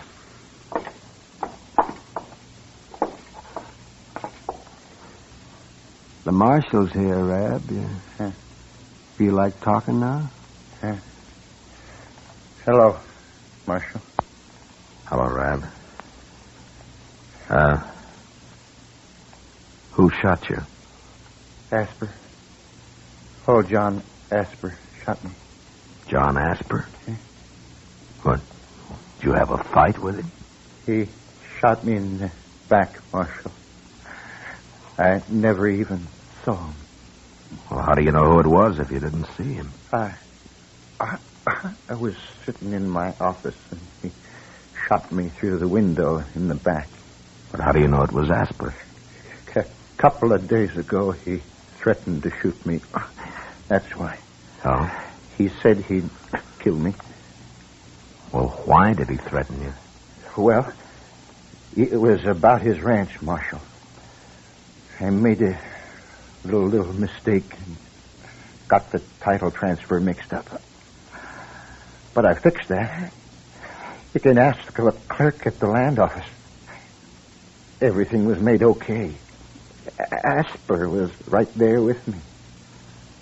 When was all this? 4 days ago, Marshal. The man's crazy.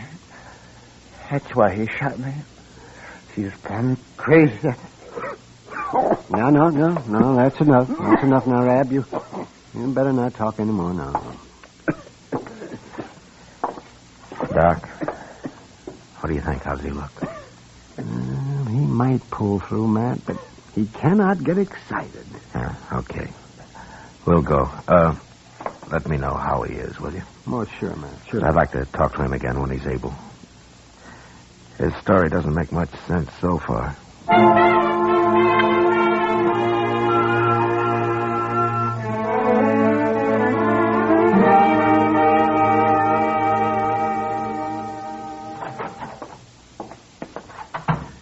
I found him, Mr. Dillon. Oh? He was just closing up the land office. Well, for a clerk, he works pretty late. Yes, sir. What'd he say?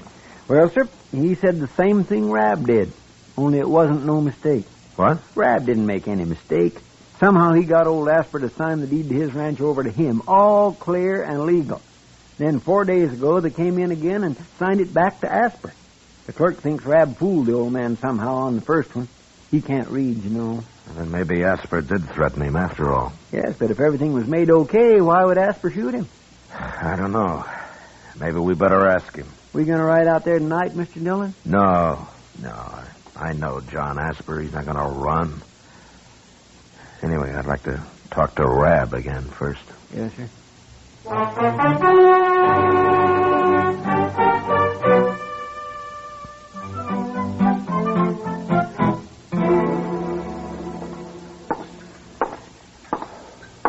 How are the eggs this morning, Chester? They've gone up, both in price and age.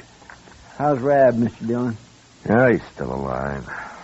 Couldn't talk very long, though. Did you find out anything? No, same story. Oh, say, I nearly forgot. Old man Asper was in here a few minutes ago. Huh? Well, where is he now? He said he'd be right back.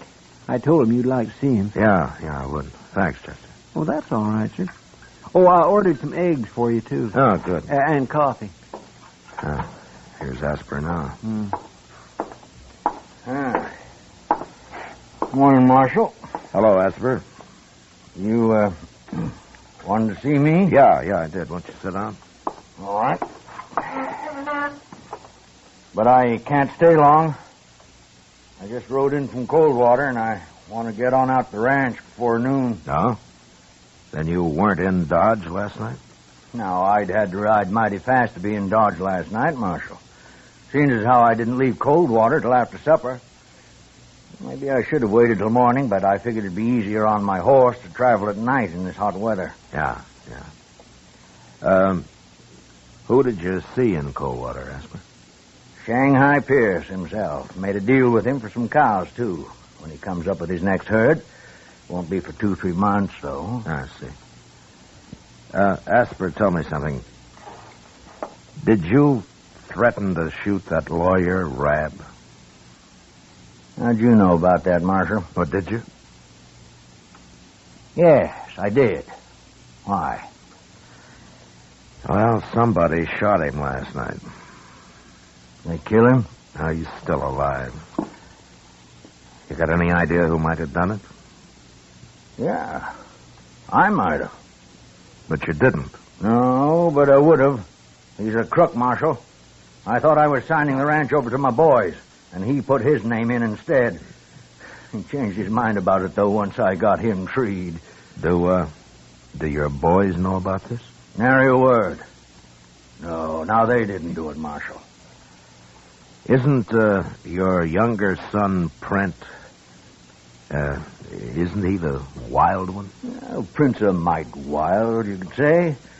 His mother didn't live long enough to have a hand raising him, that's why. But he didn't know about Rab, Marshal. He knew nothing at all. Might have found out somehow. Well, I sure don't know how. I never told him.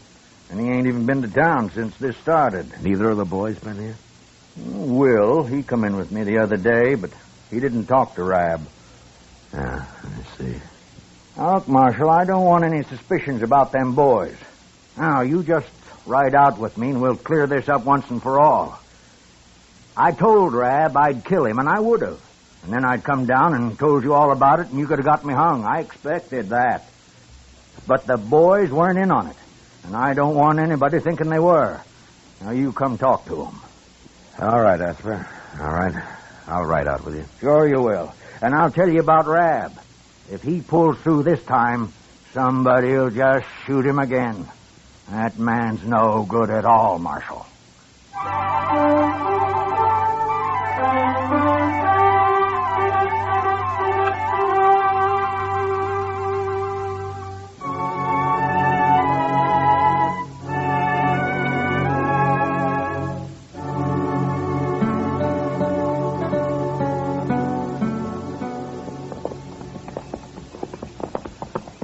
You've done a lot of work on this place since I was here, Asper.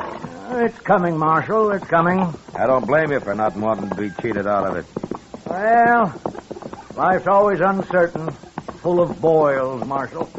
Never did have it easy on this ranch. Yeah. Well, I don't see the boys around. Maybe they're in the house. Come on, we'll have a look. All right.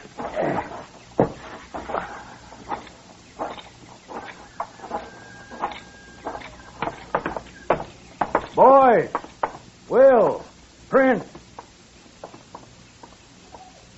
That's you, Pa. Come on out, Will.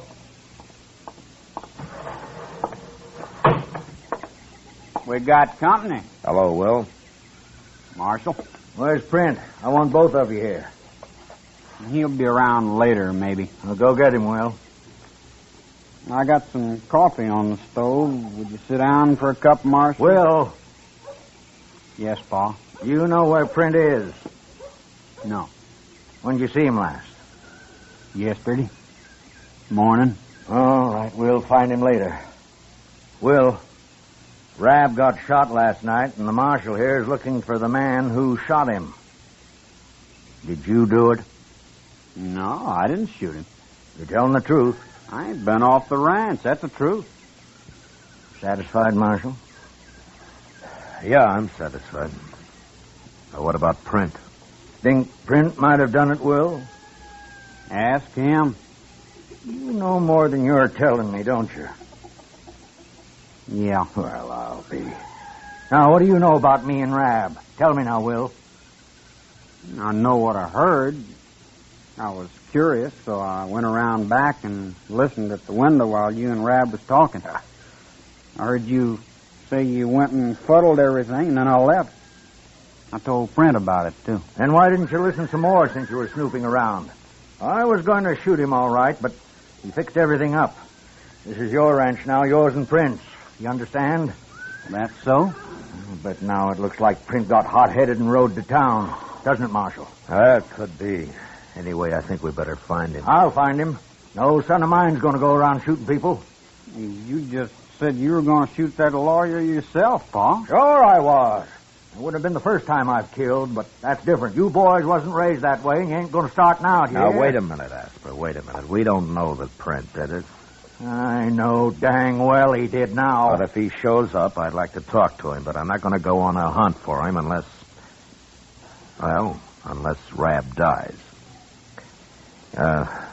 You can find me in Dodge. I'll bring him in if he comes back, Marshal.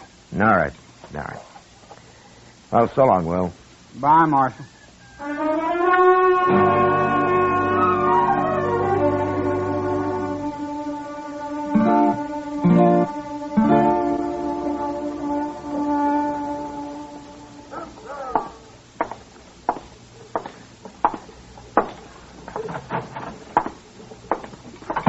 Hello, Chester, Doc. You're about a half hour late, Matt. Yes, I was just going to ride out after you, Mr. Dillon. Why? What's happened? Rab. Got shot all over again. What? He's dead for sure now. Yeah, right in Doc's office, Mr. Dillon. We was sitting down here, me and Doc, when we heard it. But by the time we got upstairs, he'd gone, whoever done it, and Rab was dead. Shot him right on the couch and jumped out Doc's back window. Nobody saw him that I could find. Well, he sure was determined, wasn't he? Chester, go see if you can find out if Print Asper's been in Dodge in the last couple of days. Old Asper's youngman? Well, he's 18, Doc. Oh. Well, yes, you're right. Oh, yeah, he's old now. Get going, will you, Chester? Yes, sir. And Chester, I'll be at the Texas Trail, huh? All right, sir. Doc, you've known John Asper for a long time. Oh, ever since I've been in Dodge, man. Yeah, well, so have I. I just hope for his sake Print didn't do this. Oh, yes, Matt. Asper's a crusty old buzzard, but he's straight as a come. Yeah, sure is. Well, I'll see you later, Doc. Yeah, sure.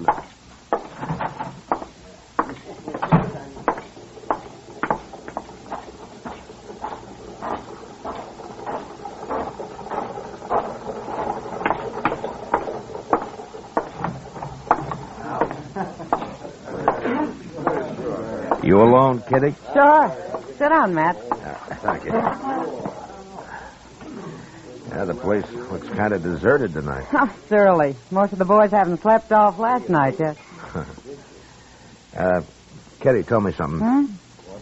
You know Print Asper? He's been in a couple of times.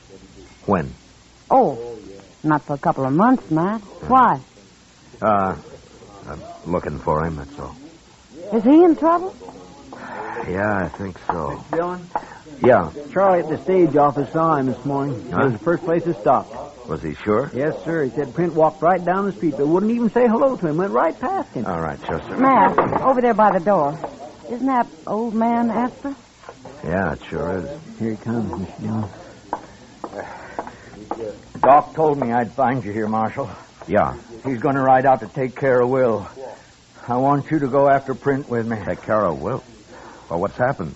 Just about a half hour after you left, Marshal. I was out at the barn, and then I heard Print and Will arguing, and I started for the house. But before I got there, Print pulled a gun on Will and shot him. Then he rode away again. I did what I could for Will, and then I come for the Doc. Well, is Will hurt bad? I don't know, Marshal. But Doc can fix him if anyone can. Let's go now. We'll get fresh horses at the ranch. Yeah, all right. Chester, go get our horses, huh? Yes, sir. I taught Print everything I know about the prairie, Marshal. It's going to be a long ride.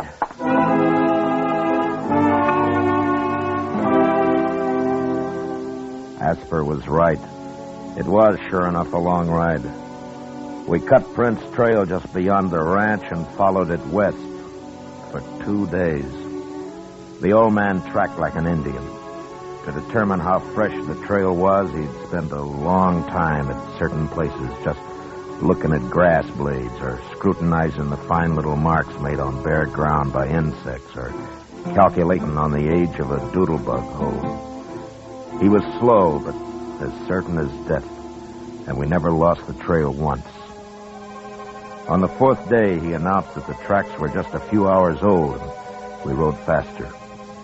About noon, we stopped behind a small hummock and walked forward to where we could see a cabin 100 or so yards off, surrounded by high brown prairie grass. He's in there, Marshal. Are you sure? Yes. He's decided to make his stand from there. It's a good spot. It sure is. He's got a clear field all the way around. Well, let's surround him and wait it out. Oh, no, that's too slow. And I'm in a hurry to get back to Will if he's still alive. Well, I'll put a couple of shots in there. Maybe he's ready to give up. I doubt it. But go ahead.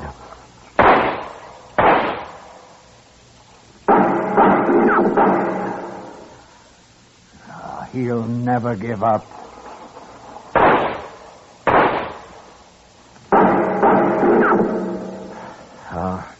All right. Let's spread out and rush him. No, Marshal. That'd just mean more bloodshed. He'd get one of us sure. I got a better idea. Oh? We'll burn him out. What? Look at that grass. It's as dry as tinder. All we have to do is fire it and take him when he comes out. He'll come out shooting. I know. I'll be waiting.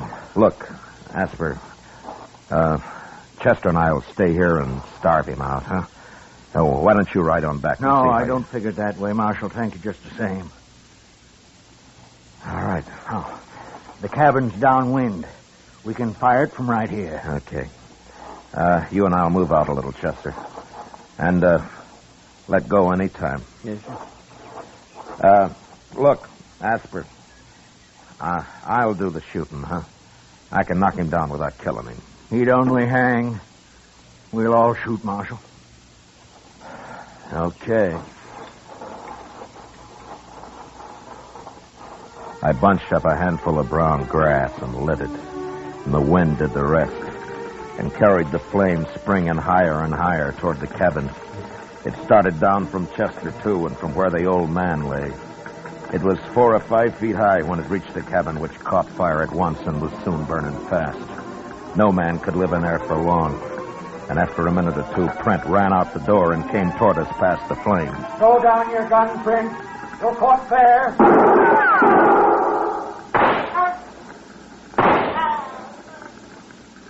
All right, Marshal. Chester. All right. Come on, Chester. Go watch him. He may not be dead.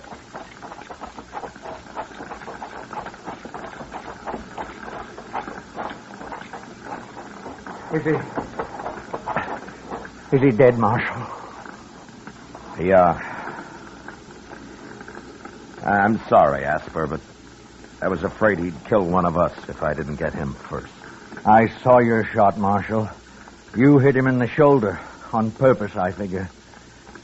I killed him. I had to. Now let's get him buried. I want to get back to Will.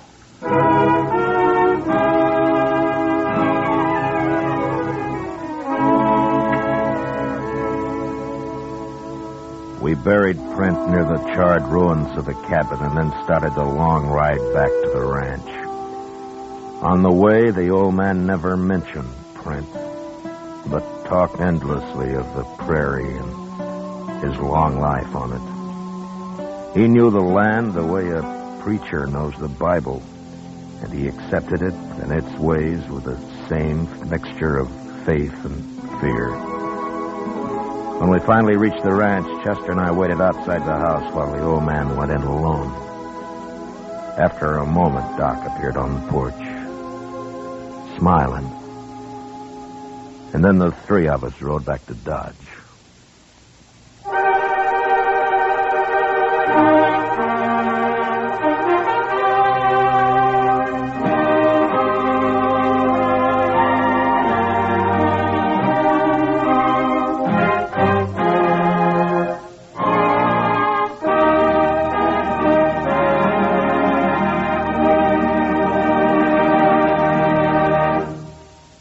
Gunsmoke, under the direction of Norman Macdonald, stars William Conrad as Matt Dillon, U.S. Marshal.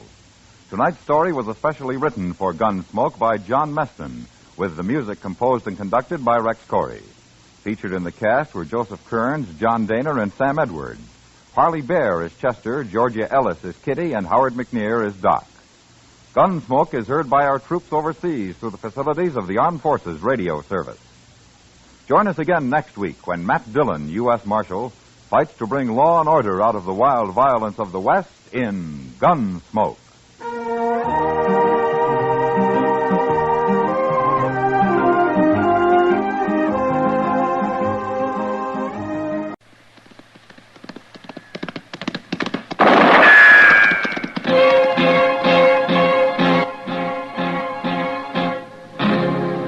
Around Dodge City and in the territory on West, there's just one way to handle the killers and the spoilers, and that's with a U.S. Marshal and the smell of gun smoke.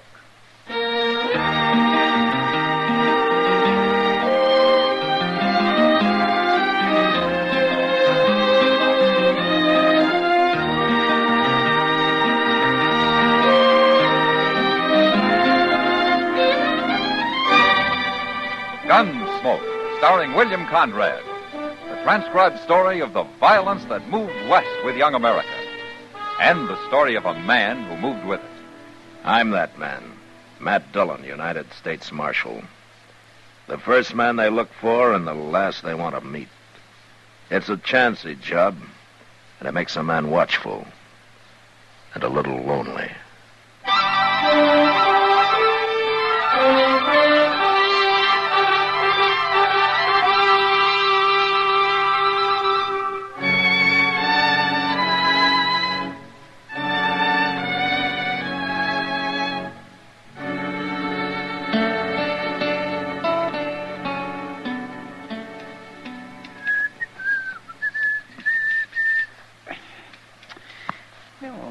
Mr. Dillon, ain't old Tater's ever going to finish cutting that man's hair. Oh, are you in a hurry, Chester? Oh, no, sir, I ain't, but I don't take to sitting around the tonsorial the entire day.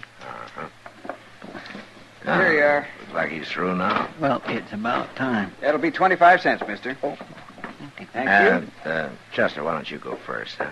Oh, no, sir, I don't mind waiting. You go first. Yeah, that'd be like eating pork chops in front of a starving man. Well, if you insist. I guess I'm going to be next, Mr. Teeters. I'll be glad to get you out of here, Chester. You're fidgeting around over there, and then they made me put a brand on that man. It's just 'cause I'm hungry, Mr. Teeters. I ain't at my dinner yet. Well, next time, eat before you come in for your haircut. I sure will, and bring a lunch, too. Sit still. Marshal? Yeah, what, Teeters? Heard something yesterday might interest you. No? A couple of strangers was in here. Ow. Heard them say they was taking the Santa Fe to Wichita last night. Yeah, that's pretty interesting. I ain't through yet. They come from Texas, Marshal. San Antone. What they said was there's a gambler down there who's coming to Dodge. Said he'd be here on the stage tomorrow.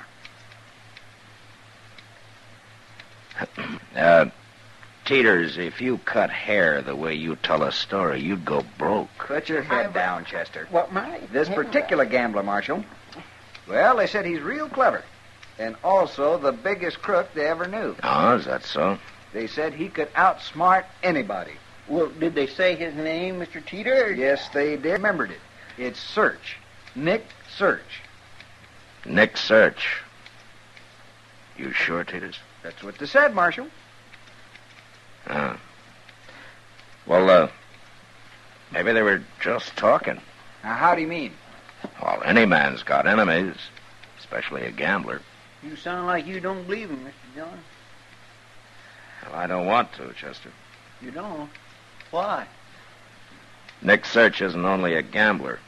He's also about as handy with a gun as anybody I ever knew. Now, Marshal, you don't mean you're afraid of him. We were friends once, Teeters. Real good friends.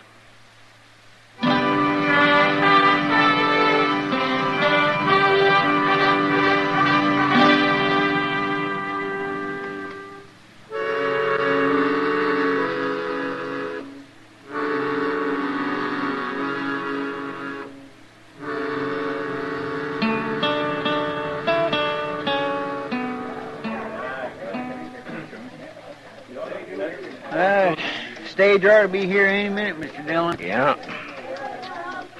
How long's it been since you saw this Nick Search, anyway? 10, 12 years. Was in Texas you knew him? Well, there and other places, yeah. Like I said, he was a good friend, Chester. Yonder it comes. My, you make it sound like he must have saved your life or something. That was just the opposite, as a matter of fact. What? I saved his. You did? Yeah, a man tried to shoot him in the back, and I put a stop to it. Well.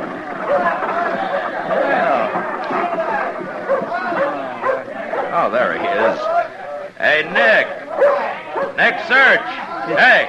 He sees you. Yeah.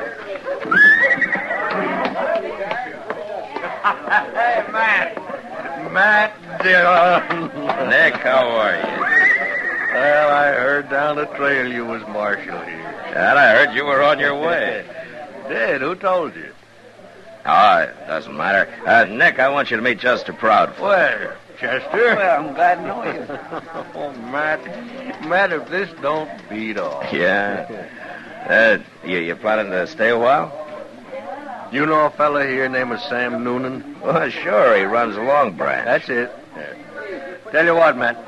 You wait here till I dump my war sack in that hotel over there, and then we'll go see him. Gambler can't work without a place to gamble. I'll be back directly. Okay, Nick. Well, I declare he seems like a nice fellow, Mr. Dillon. Yeah. You don't believe what them men told Mr. Teeters, do you? About him being a crook? Chester, when he comes back, I'm going to have to ask him about it.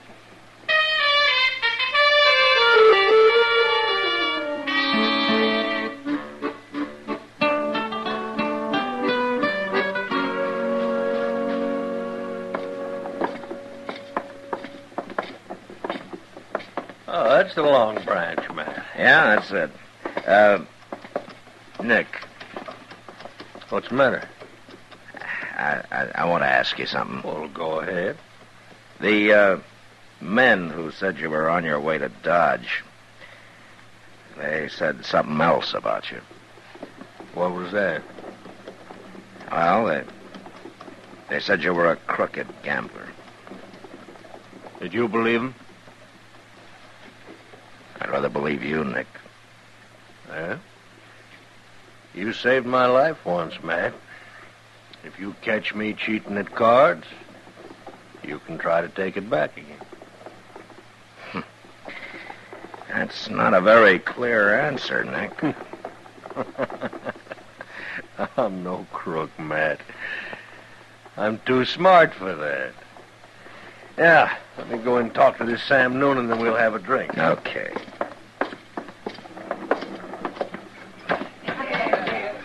Well, nice place. Oh, that's Sam behind the bar there. I'll introduce you. No, Matt, no. Never mix friends with business. Well, then I'll wait for you. I'll be with that girl in the corner over there, see? Oh, eh? I won't be long, Matt. Okay, Nick.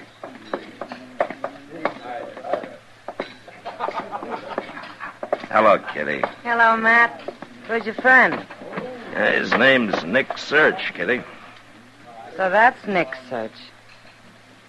Oh, you've heard of him, huh? A couple of Texans were talking about him the other day. Who were those men, Kitty? They never said their names, Matt.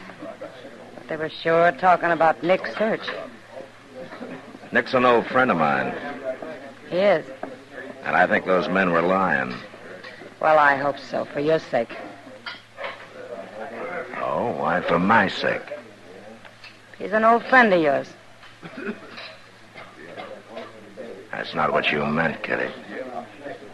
No.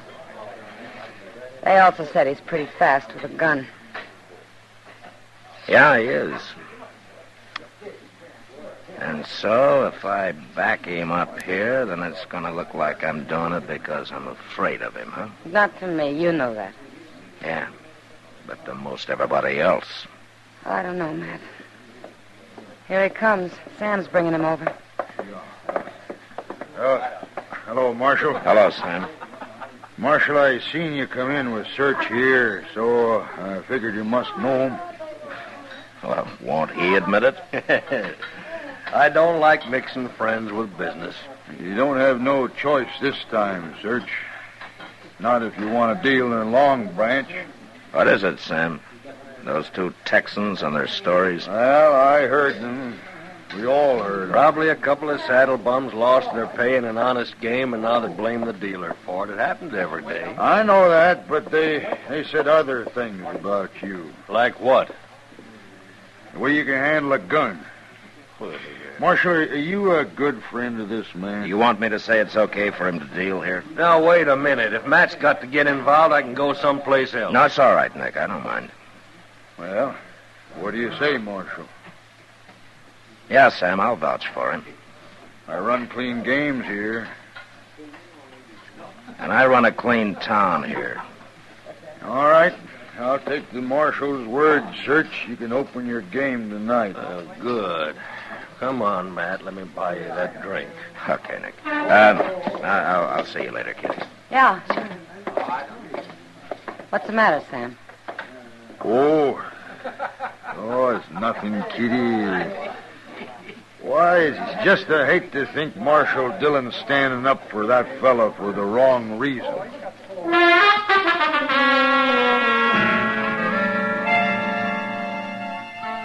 started with Sam Noonan. Before long, everybody got to thinking I was backing up Nick's search because I was afraid of him. I talked to Nick about it, but he laughed and said there were as many fools in Dodge as any place we'd ever been. Well, maybe he was right. Anyway, after a month passed without any complaints about his dealing, I began to forget it. Till one afternoon when Chester and I were taking our ease on the porch in front of my office. Mr. Dillon, did you ever know any Irishmen? Well, of course I have, Chester. I mean, do you know much about them? Well, I have a feeling anything I don't know, you're about to tell me. Oh, no, sir, it's not me. It's a fellow I used to live with. He was born on a place called Dingle Bay. That's in Ireland, sir. And what did he tell you? Well, sir, he told me never shoot a Irishman. What? Yes, sir. Because he said if you can lick one of them, then he'll be your friend for life. But he warned me about that, too. He said be careful, never punch one of them in the face. Just give him a good whack in the belly, and then a little child could whip it. That's a good thing to know, Chester. I'll remember that. Yes, sir, I've always remembered it. I've made lots of friends that way. Irishmen? Yes, sir, all Irishmen. All of them? All of them Irishmen. They're mighty fine people, Mr. Dillon. Yes, they are, Chester. I sure do like them. Hey, ain't that old Enoch Mills? No, where? Yonder, coming down the street there. Yeah. He looks mighty serious about something, too. Well, if I was the richest cattle buyer in Dodge, I'd look serious, too.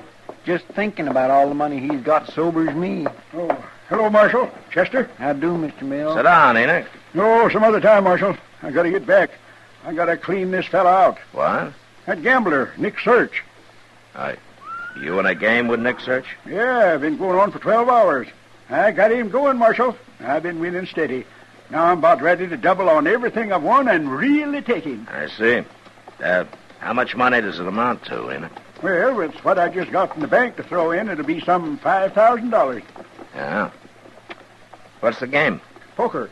Head and head. Just him and me. And the only time he wins is when I deal. So I don't do any betting till he gets the deck. Now I'm really going to give it to him. I'll break him good. I got to get back now. Easiest money I ever made. Well, I guess Nick ain't so much of a gambler after all, is he, Mr. Dillon? Nick knows what he's doing, Chester. I'm going to follow him down. I want to watch this.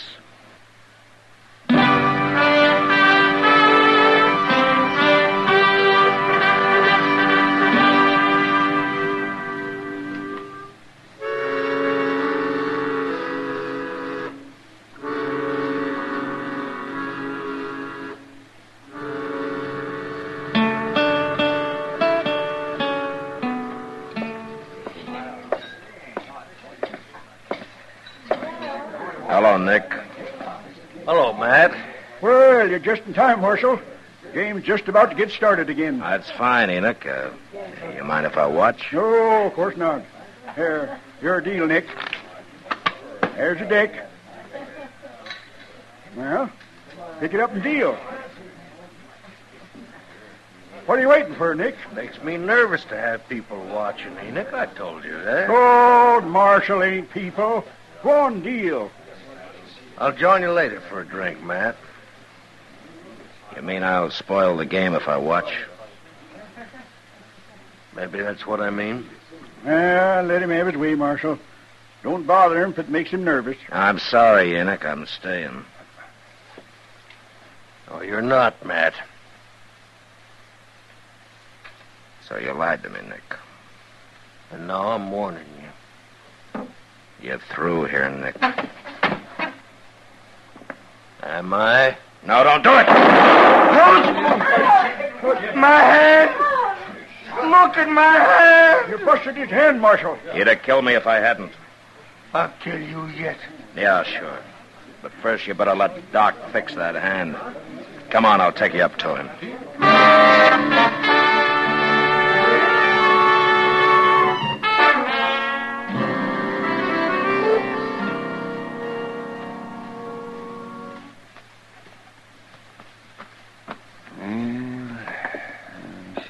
Well, Here you are. That's the best I can do for you. Here, Nick, have another drink.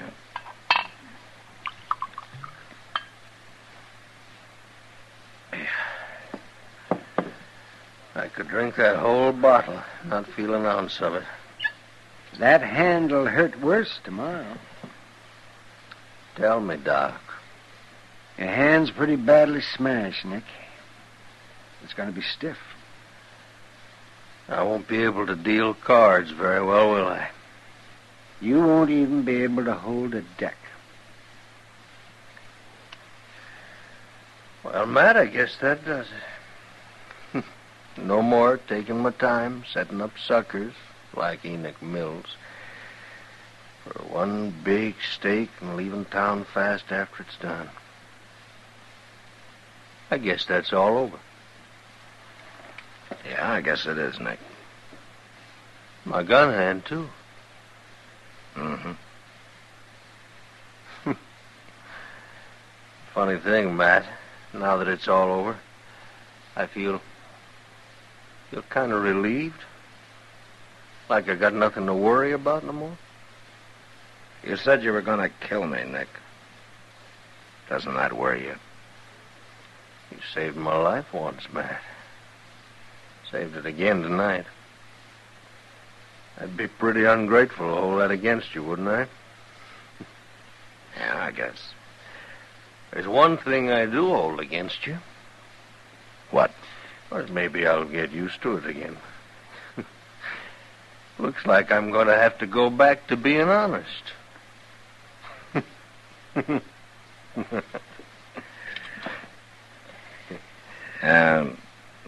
Doc. Yes, man? Why don't you and I sit down and help Nick finish that bottle, huh? Well, by golly. Oh, say, that's it, Matt. I knew there was something more that we could do for him.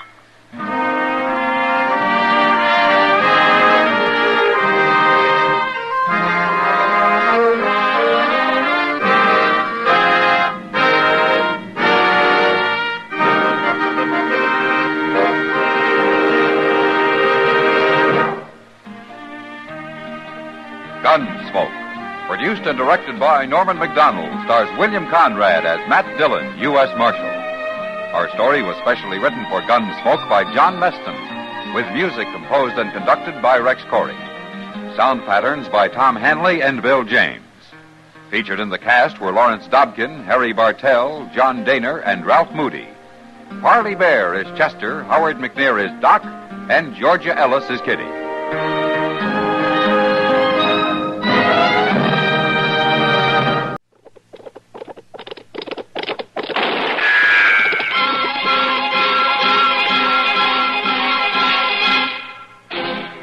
Around Dodge City and in the territory on West, there's just one way to handle the killers and the spoilers, and that's with a U.S. Marshal and the smell of gun smoke.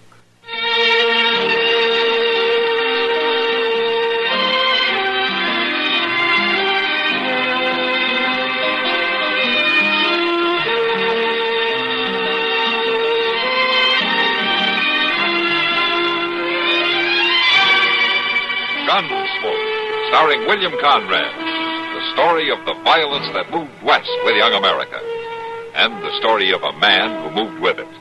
I'm that man, Matt Dillon, United States Marshal. The first man they look for and the last they want to meet. It's a chancy job, and it makes a man watchful and a little lonely.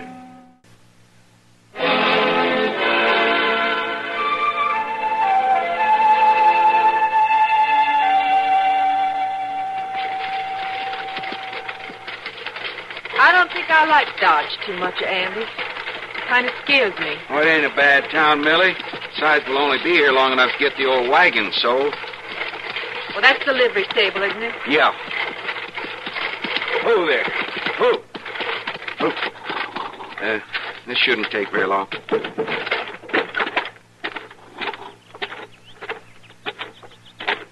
Hello? Hello, stranger. You run this stable? I own it. Moss Grimmick. Well, I'm Andy Coe. I had in mind to sell my wagon. Oh? I was told you might buy it. It's a good wagon. A little old, maybe. You must be kind of broke. We just moved into a shack down by the Arkansas, and we're looking to get a start somehow, but we need a little eating money till I find a job. I'll sell the wagon cheap, Mr. Grimmick. Well, maybe I can help you out. Let's have a look. What's that? Well, something spooked that team. They're running wild. Pull it! Pull back! Pull out of it! Pull out!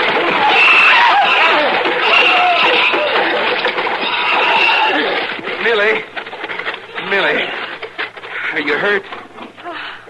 I'm all right. Are you sure? Let me help you down. I'm too scared. Shaken up so much. I should have jumped. Who was that man driving the team? Ed Fallon. He runs a freight line here. Now, Andy, don't start trouble. The woman's all right, isn't she? Can't you handle them mules, mister? Now, Andy. You do that on purpose? Of course I didn't do it on purpose. Some drunk come out of the saloon and spooked him. I feel terrible about this. Well, you ought to feel terrible. You nearly killed her, you darn fool. Andy!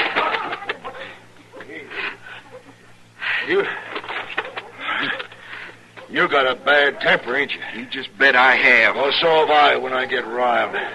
I'll fix you good for this. I'm waiting. Andy, stop it. Next time, you better be wearing a gun, mister. Oh, now you're threatening me with a gun. No, he isn't. And you're not going to start wearing one either, Andy. Well, we'll see about that. What's the trouble here? Hello, Marshal. Chester, it's a good thing you've come. Now, this man's threatening to come after me with a gun, Marshal. He smashed into my wife with his wagon. He didn't do it on purpose. No wonder he didn't kill you. He didn't kill me, though. I'm not even hurt. There's no cause for all this trouble. He shouldn't be driving mules if he can't handle them. What happened, Fallon? Cowboys spooked my team and they run off. I couldn't help it. Well, you sure ain't done their wagon much good. Oh. We were going to sell it, too. Oh. Well, I'll tell you what. I'll pay for it. What's it worth? Never mind about that. Would $20 cover I it? ain't asking for money. I'll take it. We need that money. Why, sure. Sure. Here you are, man. Thank you. You're pretty broke, are you? We're broke, all right. Well, maybe I can help you out. I'll give your husband a job, starting tomorrow. Andy, you here? Yeah. Yeah, I hear and I don't like it. Why should he offer me a job? It don't make sense. My gracious, Mr. Fallon's just trying to be nice to you. Looks to me like you could use a job, son. He's right, Andy. All right. All right, I'll try your job, Mr. Fallon, but probably not for long. You sure don't make it easy. Anyway, my office is right over there. I'll see you in the morning. And, good day, ma'am. Good day, Mr. Fallon. Why, you see? It worked out fine, Andy. I sold the wagon and you got a job. Yeah. But I don't like that man, Millie. You got quite a temper, son. Why don't you just relax and take your wife on home? Huh? Yeah, sure. Come on, Millie. Goodness me, he sure is a hothead, ain't he? Yeah, and a temper like that can cause a lot of trouble. Especially with a wife that pretty.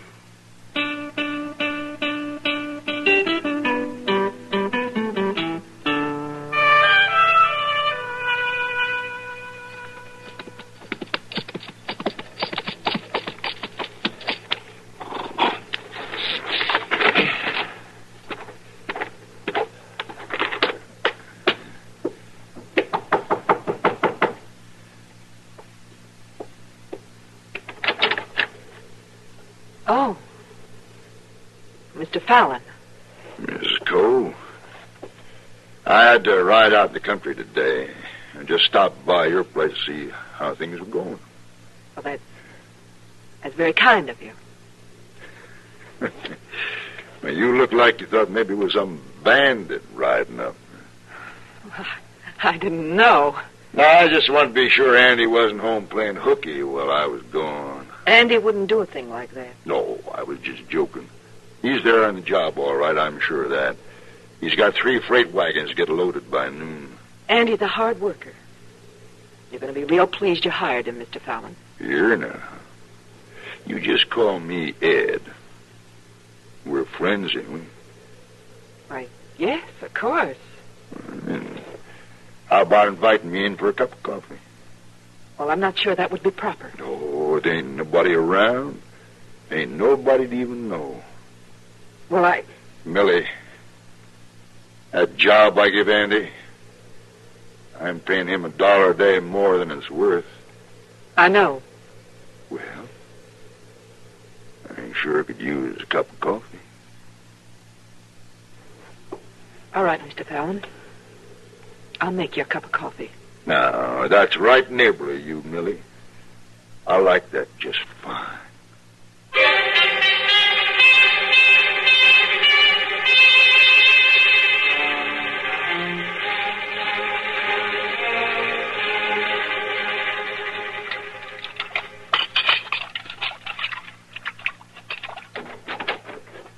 Hello, Millie.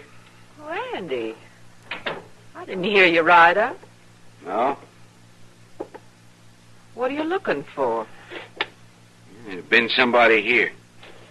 What? I thought maybe he was still around. I don't know what you're talking about. I seen tracks outside, boot marks. Well, they're yours. No, they ain't mine. I don't wear Spanish heels. Now, who was here, Millie? Nobody was here. What's got into you anyway? Now, don't you lie to me. You never lied to me. And I'm not lying now.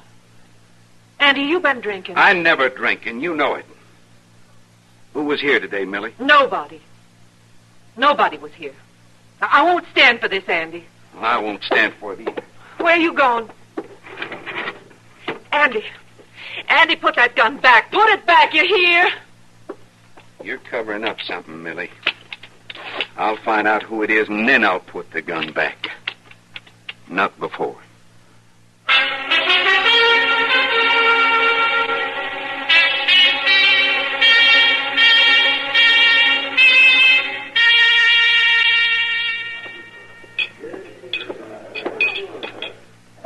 There you are, Matt. Thanks, Kitty. You know, that's better beer than we've been getting lately. Yeah, I think it is. Maybe I ought to start charging more for it. On second thought, it's kind of flat, isn't it? You're a hard man, Matthew. Say, how's Andy Cole getting along in his job with Fallon?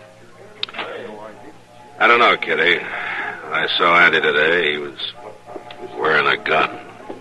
Well, that doesn't exactly make him stand out around here, does it? Yeah, that's the first time I've seen him wear one since he arrived in town. Oh? Yeah, I asked him about it. He told me some man was visiting his wife yesterday. She wouldn't tell him who it was. I tried to talk to him, but it didn't do any good. Never does in a case like that. Evening, Mac. Kitty? Hello, Doc. Sit down, Doc. Oh. How about a beer? Oh, now I'd like that. Sam, bring Doc a beer, will you? Yes, Miss Kitty. You two look mighty glum. Is something wrong? Hey, we're just talking about Andy Cole. Andy Cole? I met his wife today. Nice girl. Oh? Where'd you meet her? Here in town? No, I was driving by their shack by the river there, so I stopped and said hello. So you're the one? What? Nothing. What were you saying about Andy? Well, Matt's worried about him. Andy's wearing a gun today for the first time. What for? He suspects somebody's been visiting his wife. Maybe he's after me then. This isn't a joke, Doc.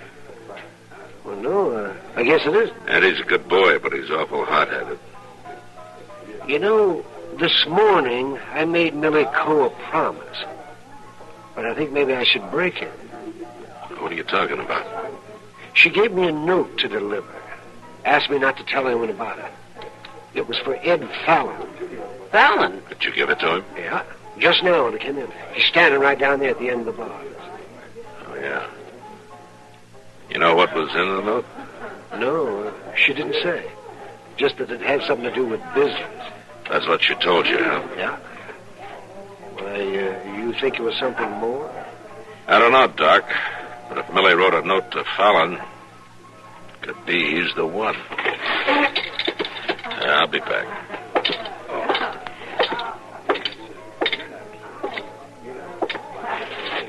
Fallon? Yeah. Oh, Marshal. Marshal, what's on your mind? I want to talk to you about Millie Coe. What? Have you been seeing her? What business is it yours would I do, Marshal? I'm trying to stop a killing, fella, and I thought you might want to help. I believe in law and order. You know that. Then keep away from Millie Coe. Now, look, Marshal. Andy's wearing a gun, fella, and you saw him. If you have been seeing his wife and he finds out, he'll kill you. You seem to know a lot about this, Marshal. Enough to know that you got a note from her today. That note had to do with business. Whatever it was, I'm just warning you. Stay away from her.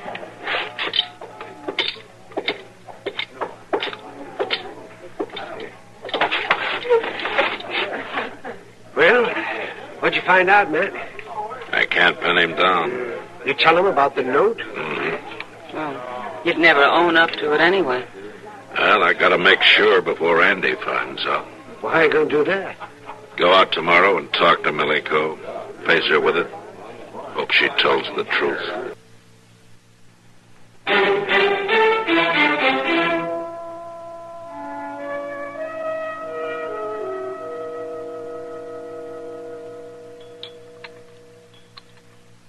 More coffee? No, thanks, Millie. Marshal, I don't know what makes you think Mr. Fallon has been visiting me. Andy's wearing a gun, Millie, and he means to use it. I know. Was it Fallon? Nobody's been out here except you and Doc Adams. Andy doesn't believe that. Do you? No. Marshal, it's true. What's the matter with you men? Would you take a woman's word for anything? Andy. Oh. Marshal Dillon. You're about the last man I would have suspected, Marshal. Andy, wait. You stay out of this, Millie. You just keep your hands where they are, Marshal. You're making a mistake, Andy. You've already made yours, and it was a bad one, a real bad one. Now, you listen to me. I'll kill you, Marshal. I swear I will. Andy, it wasn't the Marshal. No? Andy, I think it was Fallon. Fallon? I came out here to prove it if I could. How are you going to do that? By facing Millie with it. She's a poor liar, Andy. Was it Fallon, Millie? There wasn't anybody out here, Andy. You're lying. It was Fallon. Who else would it be? Sure, the whole thing figures out easy. Now, wait a minute, Andy. I know you're trying to stop a shooting, Marshal, but it won't do no good. I'll kill Fallon on sight. Not while I'm around, you won't. You're going to go back to Dodge with me, Andy, and we'll have this out there and without gunplay. Now, let's go. Don't worry, Millie. It's going to be all right.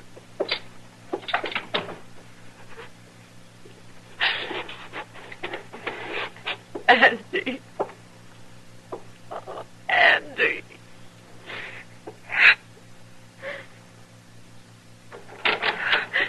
Andy. You. It's me, all right. You surprised? We're both here. Andy and the Marshal. Yeah, I seen them. I've been waiting for them to leave. How long you been here? Long enough to see Andy ride up. He knows it was you. He knows you've been visiting me. The Marshal told him. The Marshal told him. What kind of a lie is that? It's true. You told him, Millie. Nobody else could have. You got me in a fine mess now, hadn't you? I wish I had told him. I wish I had. You're no better than the rest of them. Prettier, that's all. You get out of here. Not quite yet. First, I'm going to teach you a lesson. I'm going to teach you to keep your mouth shut. Get out of here. Like I said, not quite yet.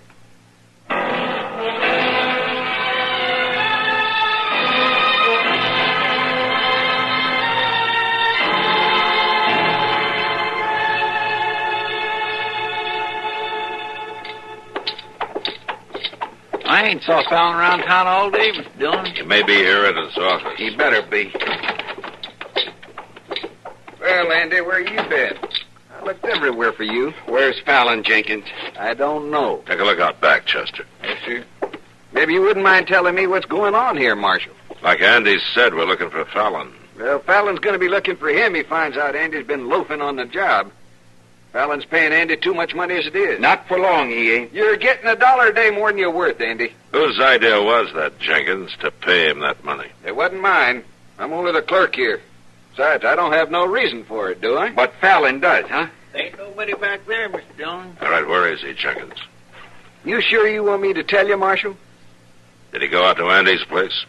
He was looking kind of worried after talking to you last night. Then he is out there. He sure is, and you're looking mighty stupid, son. Running all over the country while Fallon's out there courting your wife, having himself a fine time. Why, you... Come on, Andy, don't waste your time. Let's go.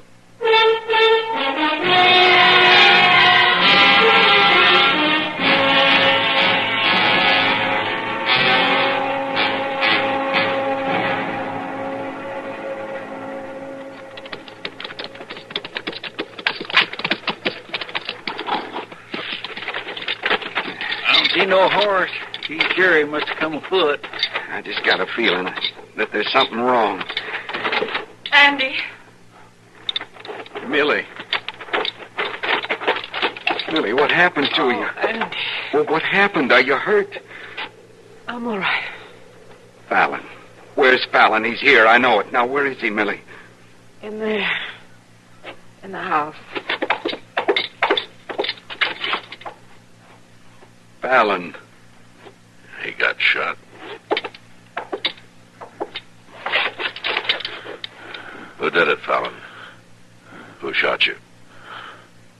Millie. Millie? I tried to beat her. She shot me. I ain't doing so good.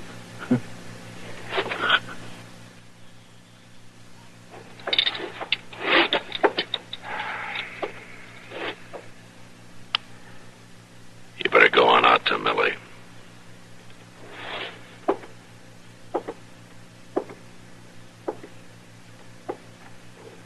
Millie? Millie, I was wrong not trusting you. Why didn't you tell me that first day? I didn't want any trouble, Andy. But I was wrong, too. I'm not telling you. Well, the trouble's all over now. I was going to the river to wash when I heard you ride up. Come on. I'll go with you.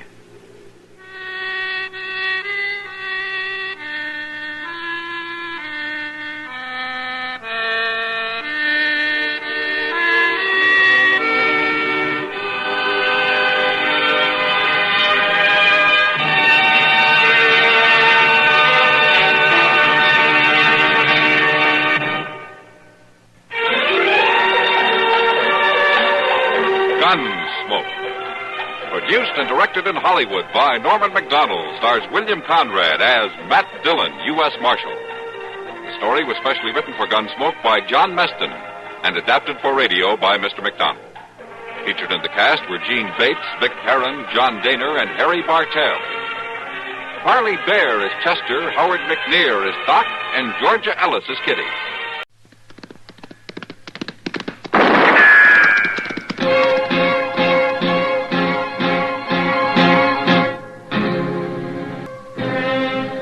Around Dodge City and in the territory on West, there's just one way to handle the killers and the spoilers, and that's with a U.S. Marshal and the smell of gun smoke.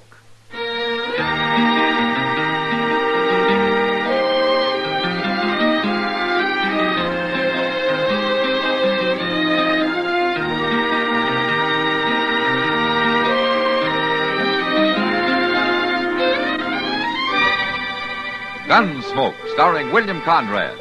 The transcribed story of the violence that moved west with young America. And the story of a man who moved with it. I'm that man. Matt Dillon, United States Marshal. The first man they look for and the last they want to meet. It's a chancy job, and it makes a man watchful. And a little lonely.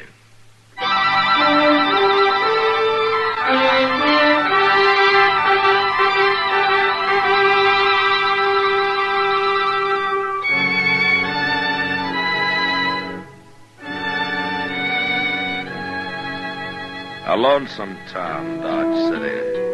A handful of sunburned buildings half lost in the empty prairie, with a few scrawny cottonwood trees along the plaza, and the river and the red clay bluffs to the south.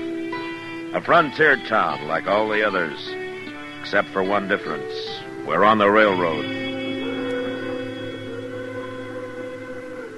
So about once a day, when the train starts whistling off in the east, the folks in Dodge listen and remember that they're part of a bigger world outside. A different world beyond the plains.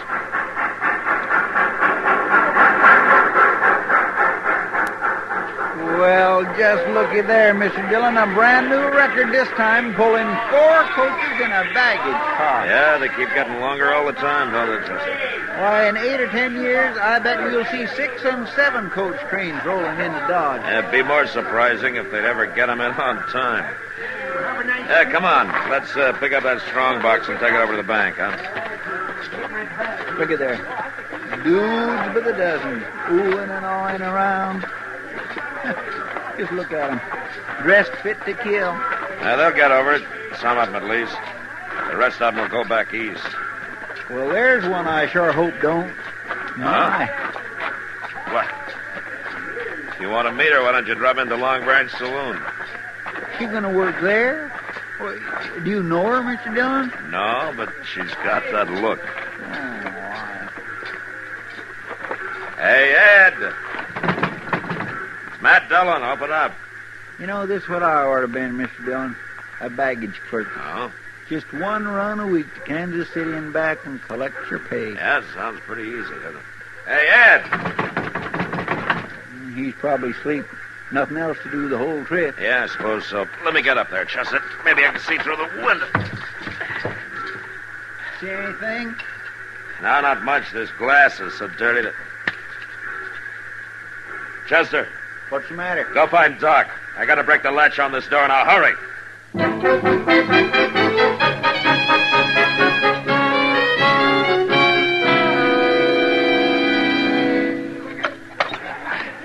Careful now, Chester.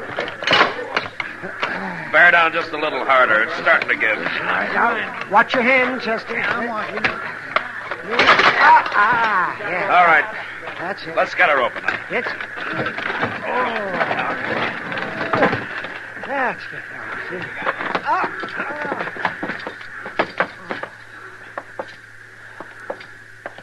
There he is. Laying over there in the corner. Yeah. Ed? I guess he won't be answering, Matt. 2 bullets. Right over the heart. Either one of them would have done the job. Yeah, but the baggage car was locked. Whoever done it couldn't have got out. Probably stepped out on the ledge there, slid the door shut behind him. The latch catches by itself. Oh, Matt. Yeah, what is it, Doc? There's another one down at the end of the car. What?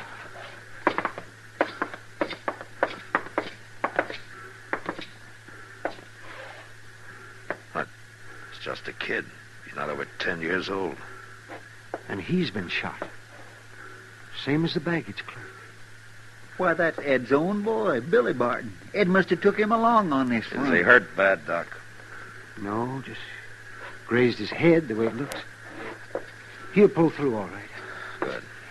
Look, I want to talk to the conductor and the train crew. You stay here and give Doc a hand, will you, Chester? Yes, sir, I will. Oh, Chester, by the way, that soft job is open now if you want it.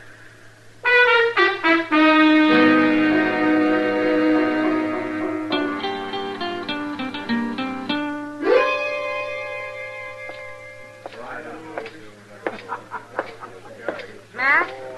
Hello, Kitty. What happened, Matt? Somebody said the train was held up. Yeah, somebody got into the baggage car and killed Ed Barton. Shot his son. Took the strong box, around $20,000, I guess. And they got away? Yeah, it looks that way. Train crew figures it must have happened near the Walnut Creek crossing. Whoever did it dropped off when the train slowed down for the trestle there. Well, what about the boy, Billy? Oh, he'll live. Doc's patching him up now.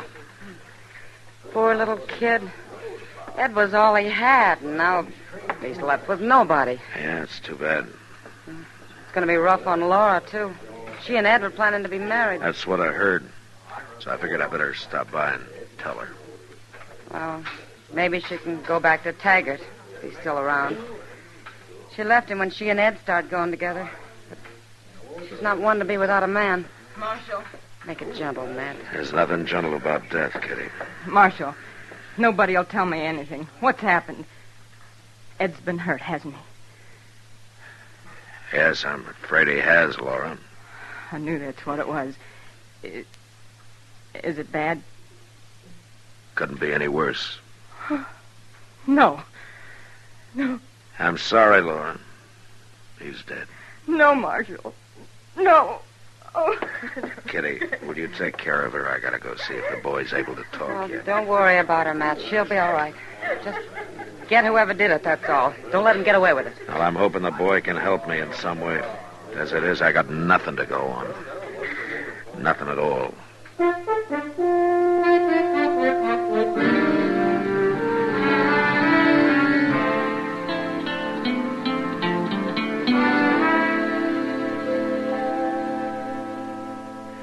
There now, son, I got you all fixed up.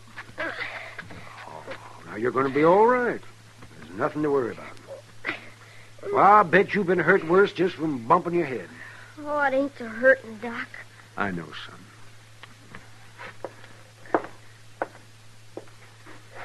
Make it sure as you can, Matt. He's pretty broke up about it. Yeah, all right, Doc.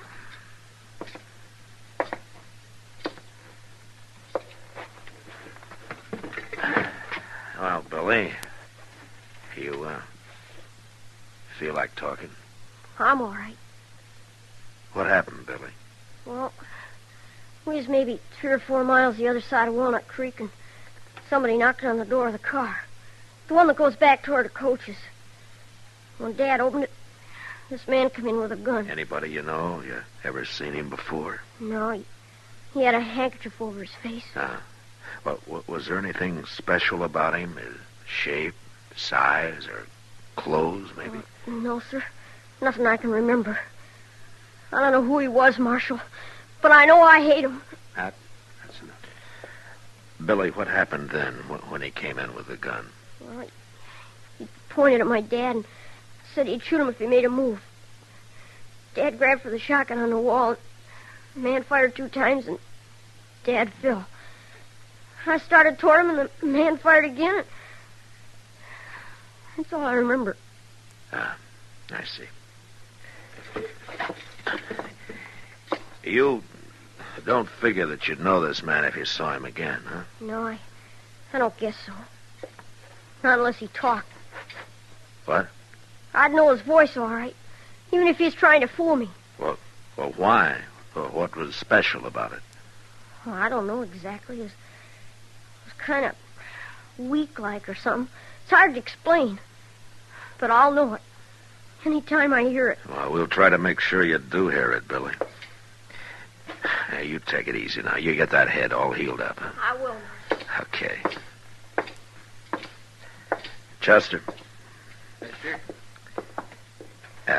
Fix up one of the cells over at the jail, huh?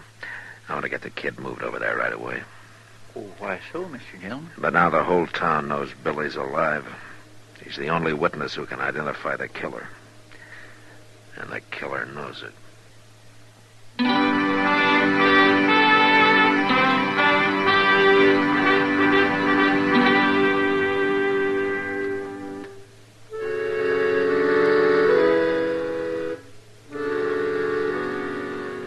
So Billy Barton moved into a cell at the Dodge City jail. And Chester stayed with him most of the time to keep him company and to keep him alive.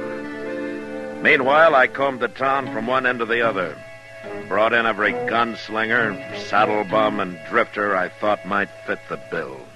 Get your hands up. Stand still. Don't make a move. Well, what do you think, Billy? Does that sound anything like him? No, sir. I mean, maybe it's kind of like him.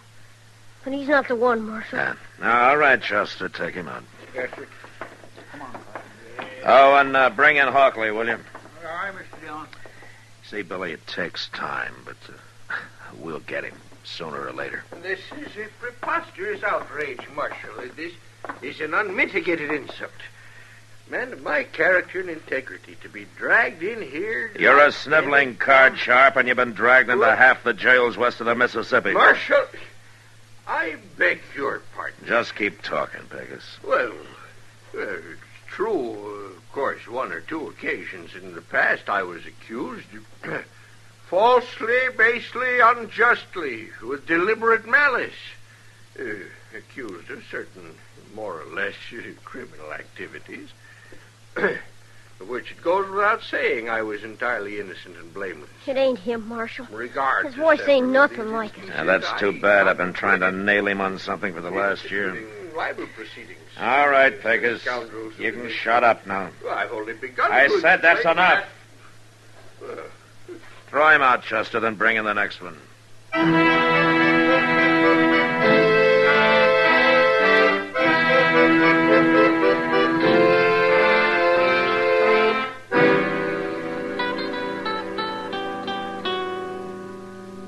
much longer am I going to have to stay here, Chester?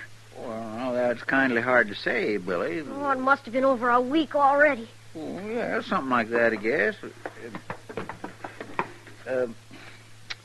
How about a nice game of checkers? Oh, I'm tired of checkers.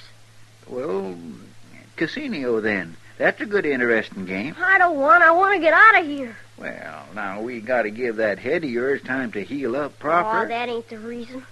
I know why you and the marshal are keeping me here. Well, it's just 'cause we're... Yeah, you think that man on the train's going to try and kill me.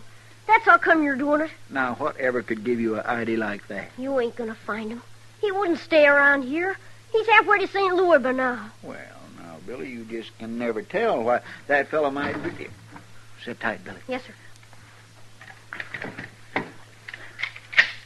Who is it? Who's there? Is that you, Chester? Oh, Miss Laura. Hey, just a minute.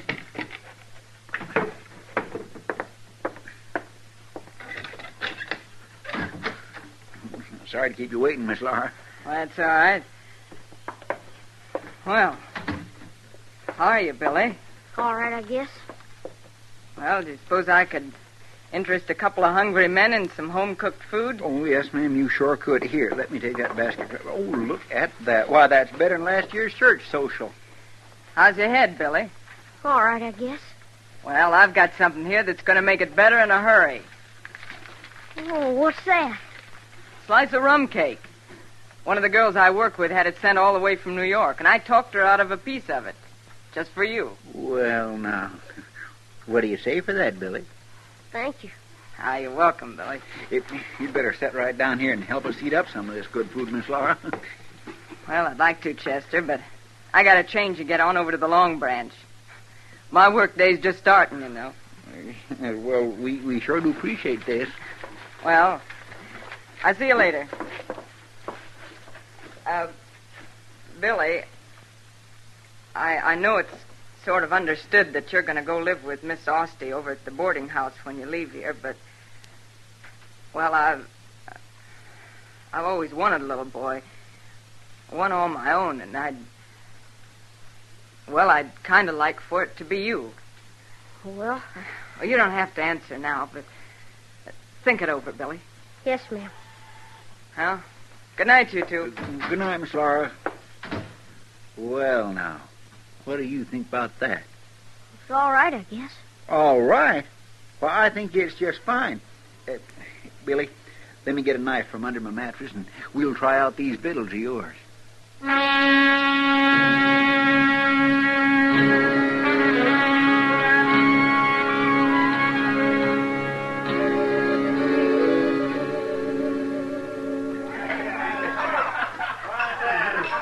Have a drink with me, Matt? No, not right now. Thanks, Kitty. It's Ed Barton's murder. Still bothering you, huh? Yeah, I guess so. Well, you can't win every hand. No, but this one's different, Kitty. Ed was killed in cold blood. And Billy, a kid of that age, shot down and left to die. Somebody's going to pay for it, Kitty. Well, you could be following a cold trail, Matt. Might have been a drifter, someone who never even came near Dodge City. No, I don't think so. For one reason. Only 3 people were ever told when those money shipments were being made. Me and Ed and Mr. Botkin over at the bank. And that killer knew exactly which trip to hit. Now, it was somebody from this town. Had to be. Well, it sounds that way, all right. The killer's here in Dodge and the money's here. And sooner or later, I'm going to find them both. Well, I hope it's sooner, Matt.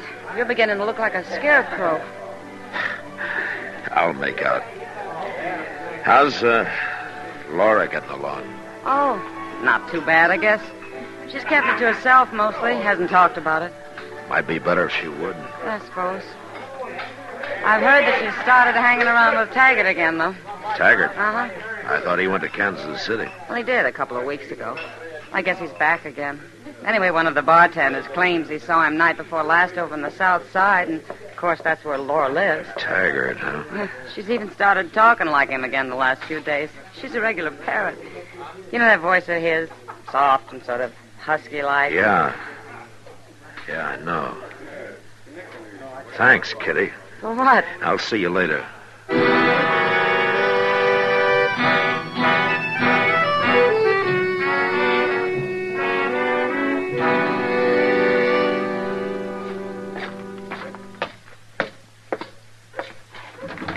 Chester, come on, open up. All right, I'm coming, Mr. Dillon. Well, it sure is good to see a face from the outside world, Mr. Dillon. Is Billy all right? Well, sure he is. Why wouldn't he be all... What's happening? I think I know who did it. Well, how you making out, Billy? How much longer have I got to stay here, Marshal? Well, I think it's just about over now. Say, where'd all this come from? Miss Laura fetched it. Oh, we had ourselves a real feed. At least I did. Billy wasn't very hungry. He didn't even eat the special slice of rum cake she brought for him. Special, huh? Mm-hmm. What'd you do with it, Billy? Oh, I'm sorry, Marshal, but I didn't want it. I give it to that old hound dog that's been hanging around. Oh, I see. Chester, I wonder if you'd step out back here for a second. All right, Mr. Dillon. We'll be right back, Billy. Yes, sir. Chester, go find Clint Murphy and have him come back here and keep an eye on Billy for the next hour. Well, ain't no need for Clint. I'll be here, Mr. No, you Dillon. won't. We're going to pick up a killer. I can't take any more chances. What do you mean? The dog. The one Billy gave his special cake to. It's lying out there by the edge of the street. It's been poisoned.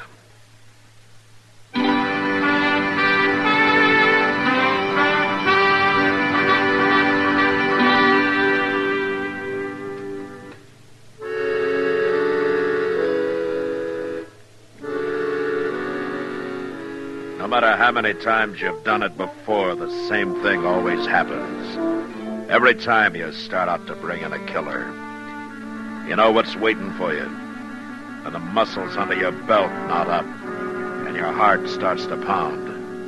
But after a few minutes, you go cold and loosen up. Then it's all right. You stop thinking then.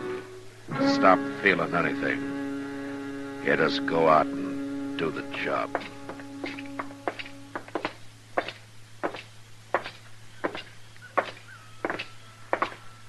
Nice night. Kindly peaceful like. Yeah. I swear I don't know, Mr. Dillon. It just makes you wonder. What is it gets into people? I got no answer for you, Chester. That's her place there, the second one down. Yeah, I know. Do you think he'll be there? I think he'll be there. All right, stay clear, Chester. Watch yourself. Yes, sir, I will. She was just using Ed Barton so she could find out the date of the shipment. That's right. I can't understand it. Get on, Chester. There he is, there by the porch, Mr. Dillon. Come on, over here by the back of the tree.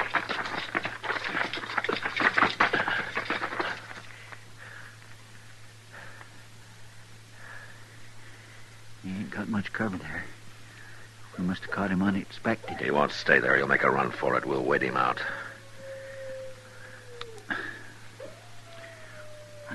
I don't know, Mr. Dillon. It don't look like he's... There he goes. Drop the gun, Taggart. You're under arrest. Your last chance, Taggart!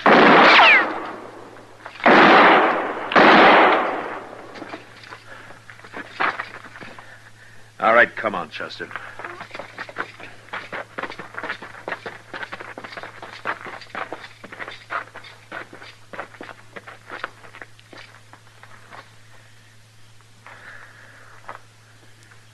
Well, I guess that's the end of it. No. Not yet. What? You wait here. Yes, sir.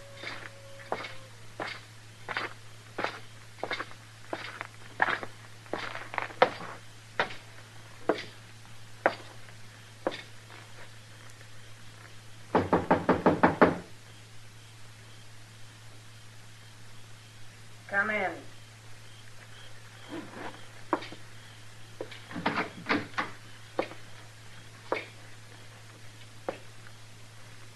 You killed him, didn't you, Marshal? Put that gun down, Laura. The only man in this world I ever cared about. And you killed him. You'd never stop me with one shot, and you know it. I'd still have time to draw and kill you. You're not the man to draw a gun on a woman. I never have before. But a little while ago, I saw a dog lying dead in the street. And if you'd have had your way, it'd have been a kid instead. So you better put that gun down and take your chances with a jury.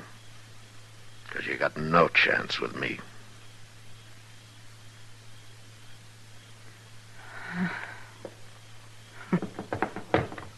You're under arrest. That kid. That's what beat us. The minute I heard he was alive, I knew it was starting to go wrong. It started long before that, Laura. What do you mean? When? The day you were born.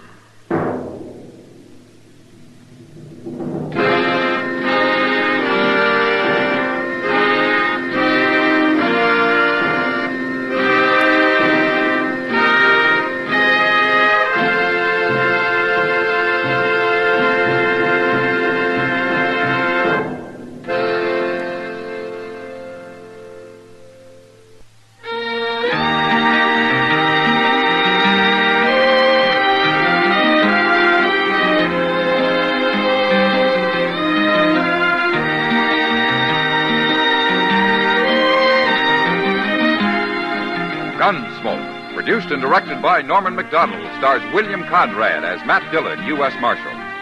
The special music for Gunsmoke was composed and conducted by Rex Corey. Sound patterns by Tom Hanley and Ray Kemper. Featured in the cast were Virginia Christine, Richard Beals, and Lawrence Dobkin. Parley Bear is Chester, Howard McNear is Doc, and Georgia Ellis is Kitty.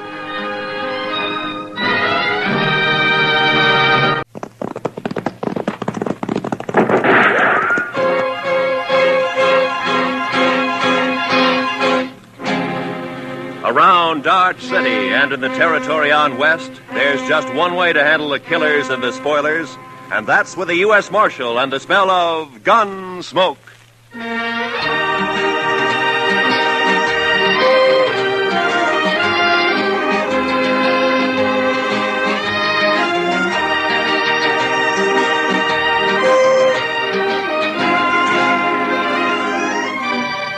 Gunsmoke, starring William Conrad.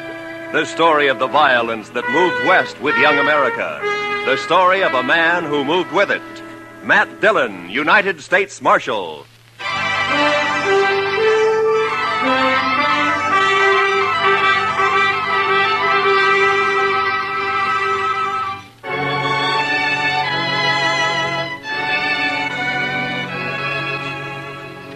Everything was all right until about a mile north of the Cimarron.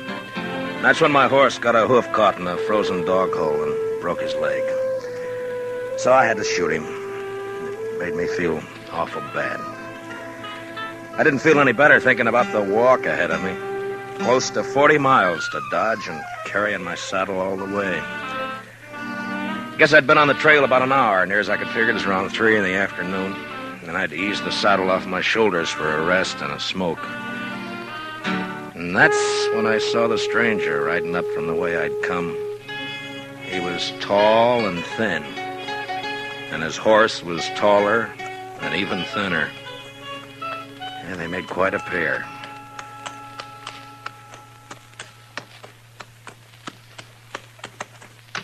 Hi.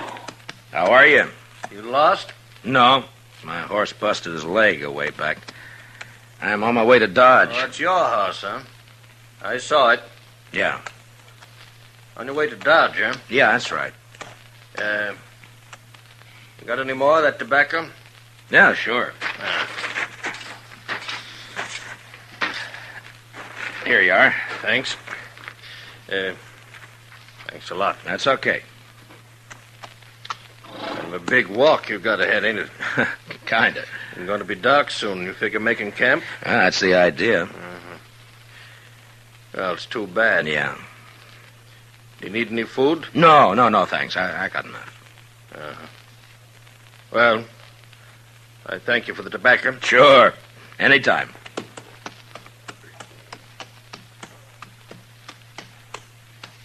Hey. Yeah? Not saying this beast won't drop dead from the shock, but do you want to climb on behind? Save you a piece of boot leather for a while, anyway. Well, I'd be much obliged if you think that animal of yours can carry us. Well, she won't mind. Should have been dead a long time ago, except she don't know it. She don't mind. Well, okay. Thanks. Here, will you hold my saddle till I get up, huh? Yeah, give it here. Yeah.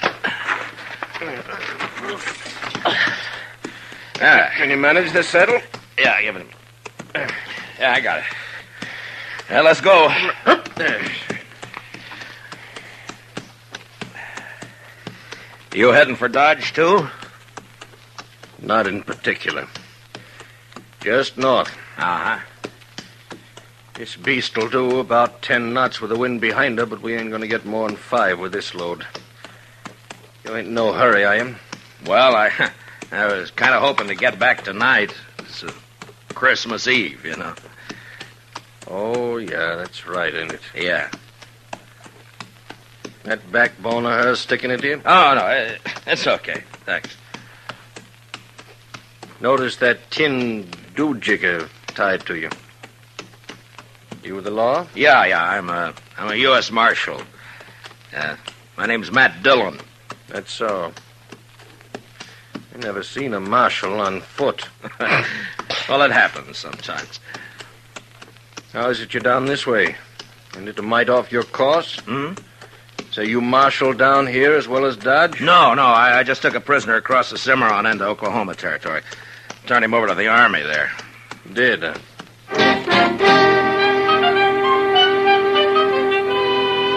And then he shut up tight. We must have ridden a couple of miles without a word. I got to thinking about Dodge and Chester and Doc and Kitty and the rest of them. You know, there's something pretty special about any place at Christmas time. The backbone on the stranger's nag was just about to split me in two when he talked up. My name is Cowley. Oh? Cowley. We better heave to a spell. She's breathing mighty hard. All right, hold up. Yes.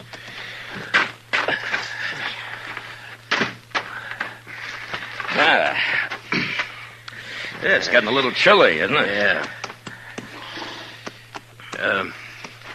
Could I trouble you for another smoke? Oh, sure. Here you are. I thank you. Say, what's it like in Dodge?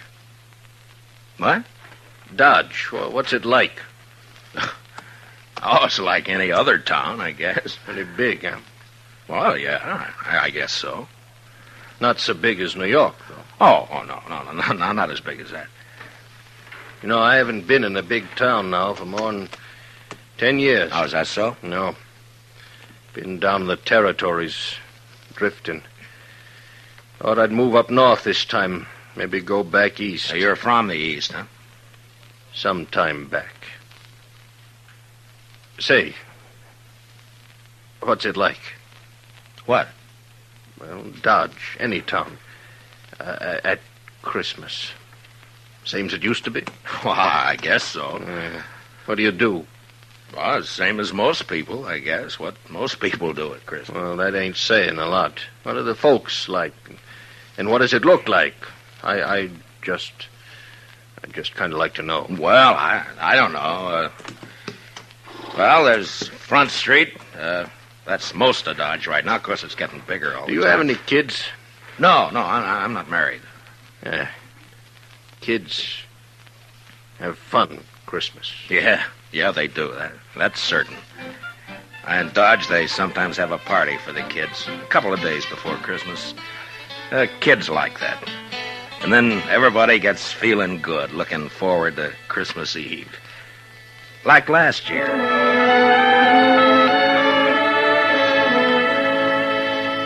There was snow on the ground, but the sky was clear. You could even see the stars.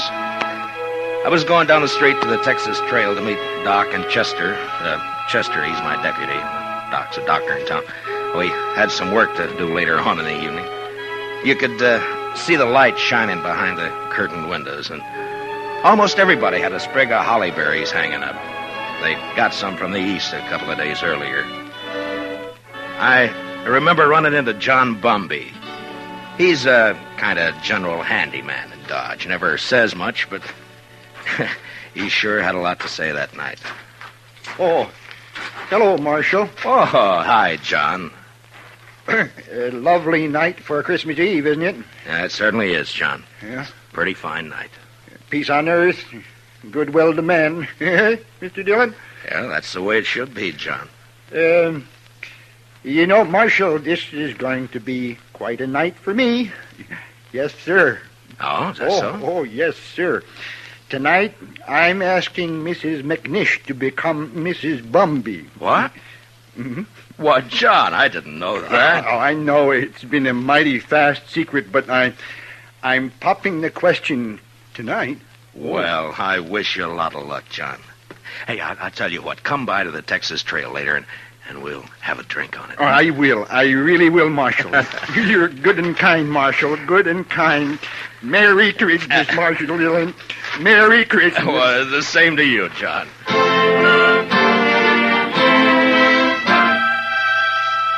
That may sound kind of funny to you, but John Bumby's a good man. A little peculiar sometimes, but good as they come. And they don't make enough like him. Of course, most everybody in Dodge suspected Doc and Ms. McNish were sweet on each other. But it just goes to show you. I'll tell you about John and Ms. McNish a little later. So I went on down the street. You know, it's a funny thing about those words, Merry Christmas. Men say it to each other, and, well, it makes them feel kind of good. Yeah, I know what you mean. Used to be a seafaring man myself. When you're on the sea and it comes Christmas, things like that they can count a lot. Yeah. Well, we might as well get underway again, huh? Sure. All right. Hey, you want to take my saddle? Give it here. Okay. Give it to me. Okay. Come. I guess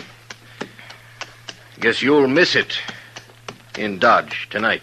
Won't you? Well, if you could get a little more out of this nag of yours, we might make it tonight. No, there's not a chance. She'll be on her beam ends pretty quick. She's been on a long reach since sunup. Oh. Mighty bare country up this way.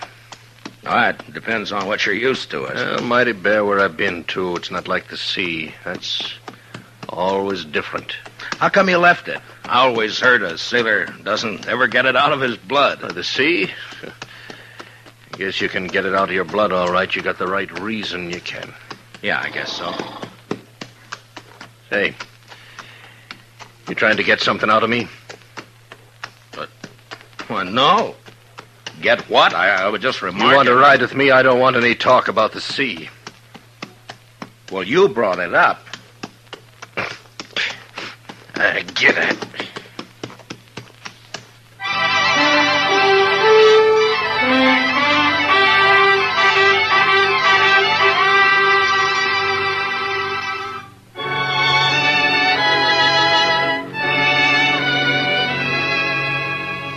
Amos Cowley sulked his way along the trail for the next while. And then it was almost like he couldn't stand the quiet. Or maybe he had things on his mind. He turned his head. Go on. What? Go on. Tell me some more. Oh, about Dodge? Yeah. Well, I don't know. Well, you try some more, huh? Well, they got a little pine tree in the Texas Trail. Tree? Yeah, come down a long way from the north. Kitty Russell, she's a hostess in the Texas Trail. Well, she got a lot of ribbon and gewgaws and made it look real nice. That was last Christmas. A star at the top? A star? Yeah. Yeah, I think so. It looked like a star, I guess. It sure looked pretty. And there was a difference in the place that day. Everybody was celebrating and feeling real good. The doors would swing open and somebody would come in and, maybe somebody you just knew to nod at, but because it was Christmas Eve, he'd come right up and say, hello. Oh, maybe that's a good reason, maybe not. I don't know. All right, I'll tell you. Anyhow, it was still kind of early. Just wait till you take it. Kitty and Chester were standing off looking at the tree. Hi, Matt. Good evening, Mr. Dillon. Hi, Kitty. Chester. How do you like it, Matt? Christmas tree. That's Oh, that's real pretty. Only tree but one in the whole town. Yeah, Kate's got one over at the Alfaganza. Oh, well, I'll have to see it later. You're next. Where's Sam? I don't know. Maybe he started celebrating too soon. Oh. Doc's taking over the bar. Yeah, that's right. You want a drink, Kitty? Sure. Oh, right away. I'll get you a drink. I'll get you. You haven't forgotten anything, have you, Mr. Dillon? Forgotten? What, Chester? There. What did I tell you, Miss Kitty? I knew just as sure as my nose that you forgot. That. No. I hadn't forgotten. Oh, well, I thought as soon as I get Sam sober enough to take care of the customers, we could go on over to Doc's like we planned. Sure, we'll do that, Chester. Here you are, Matt. Thanks, Doc. Yeah, well, it's still snowing out. No, it's not. Where are you going, Kitty? All right. Just want to look outside.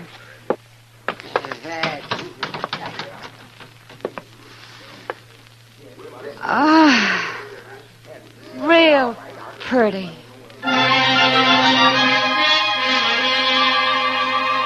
Man thinks of a lot of funny things that don't mean much.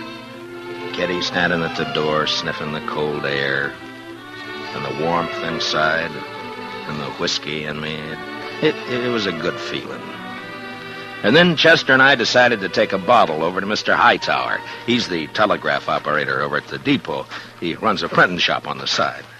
Say, Mr. Dillon? Yeah, Chester. Do you mind if I stop by the church for a minute? Well, no, I don't mind. I just feel kind of right tonight, Mr. Dillon. Figure I ought to thank somebody for it. Sure.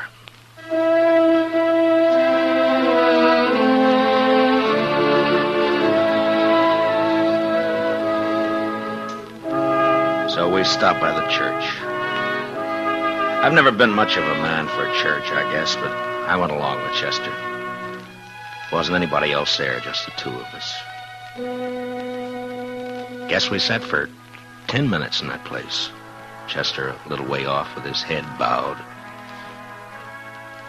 There's a lot of peace in a church. Maybe it's the quiet. Maybe it's the good that people find in there. Whatever it was, it made a man feel glad about pretty much everything. I haven't been in a church since I don't know when. Oh, is that so? I heaved to. Well, she's becalmed again, mister. Okay.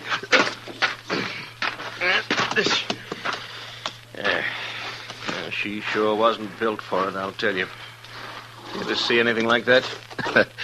She is kind of old, isn't she? I've had her going on 8 years. She hasn't changed a mite. Eats like a pig and looks like a four-legged mizzenmast.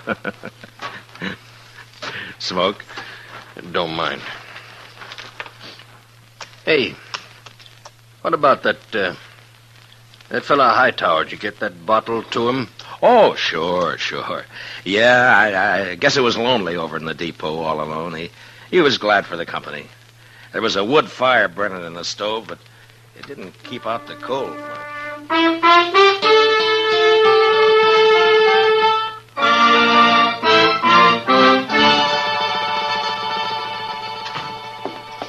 Well, how are you, gents? Merry Christmas. Well, how's it going, Mr. Hightower? Oh, slow, Marshal, slow. Bit of excitement about an hour back, though. That so? Yeah, 9:15 got stuck between here and Hutchison. Lots of snow back there. They getting her out? Oh, sure, they're trying, but I'm sure glad I'm not on it. It's going to be a cold night on that train. Well, it's kind of chilly in here, isn't it, Mr. Hightower? Any warmer, and I'm going to sleep. Well, say, we brought you over a bottle of Irish for company. Jameson's. Well, I declare I was just thinking about a tot before you boys come in. Now, that's real friendly. Will you have a drink with me? We sure will. Let's open her up, huh? A couple of glasses up on the shelf there, Chester. Get them down, will you?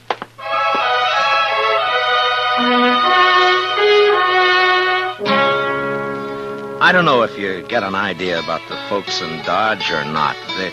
They're not any different than any other people, nor the town either. I guess maybe it's a pretty small place at that. The depot, the hall, a few stores, a church, Doc's office, a Texas Trail, Alafraganza, my office. Well, not much, but it's where you live, you know? Sounds all right. I lived in a town once back east. Small. I know what you mean. Well, maybe you'll be going back. Maybe. Say, the kids, they still believe in St. Nick? Oh, sure, I Mighty suppose. few kids down where I've been. Injun kids, they don't believe in St. Nick. No reason they should, I guess. I used to believe in it, you know that? Well, I guess most people did one time or another. Hey, you figure we come maybe 10 miles? Maybe. Yeah, it's getting dark. Yeah. Well, come on. You want to ride the saddle for a bit? Oh, no. That's okay. Well, then, okay. We rode on, and I thought about last year, about Kitty, Doc, and Chester and me going over to Doc's place after Doc got tired at tending bar at the Texas Trail. It was about 1:45, and we stood around and sang Christmas carols. And I remember how it sounded that night, how it looked. The glow in the stove in the middle of the room, and the frosty windows. On a cold winter Yeah, it was Christmas Eve, all right. It was so deep. Noel, Noel, Noel, Noel. Born is the King of Israel. Say, that was fine. That was just fine. Yes, it was. Oh, gee. Say, now, what do you say if we... Hey, Listen. Huh? Huh? Oh. Merry Christmas. Merry Christmas. Merry Christmas. Merry Christmas. You know, I feel sentimental. That's exactly what I feel. I feel sentimental. I know what you mean, Doc. I surely know. Okay, Doc. Bring him out.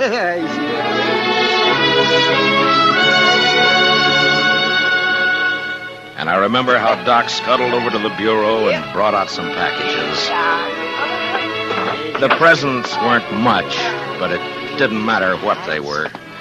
And when we'd finished opening them, it was Chester who said what we were all thinking. I just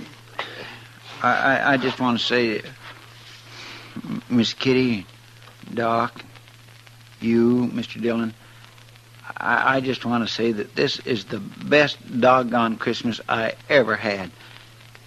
And that's what I want to say.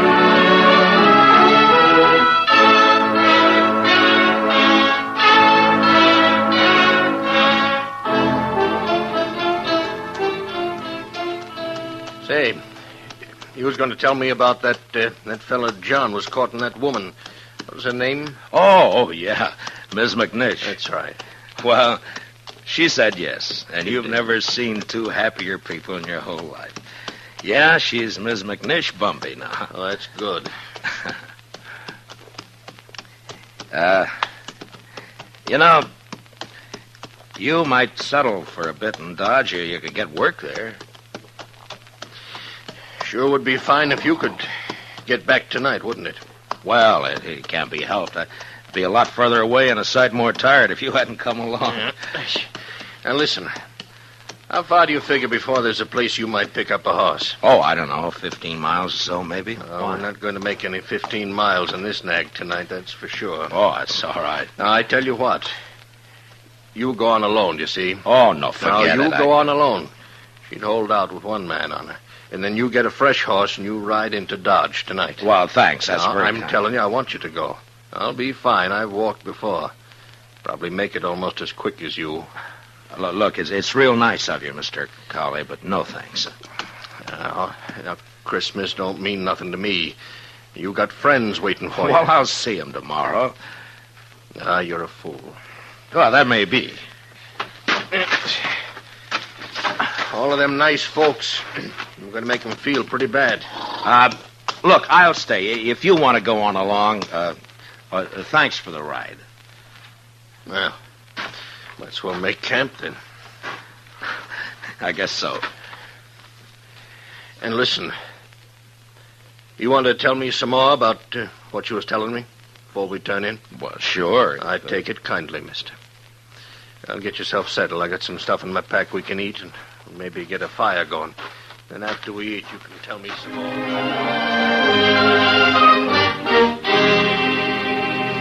We made a fire and then shared what we had for supper.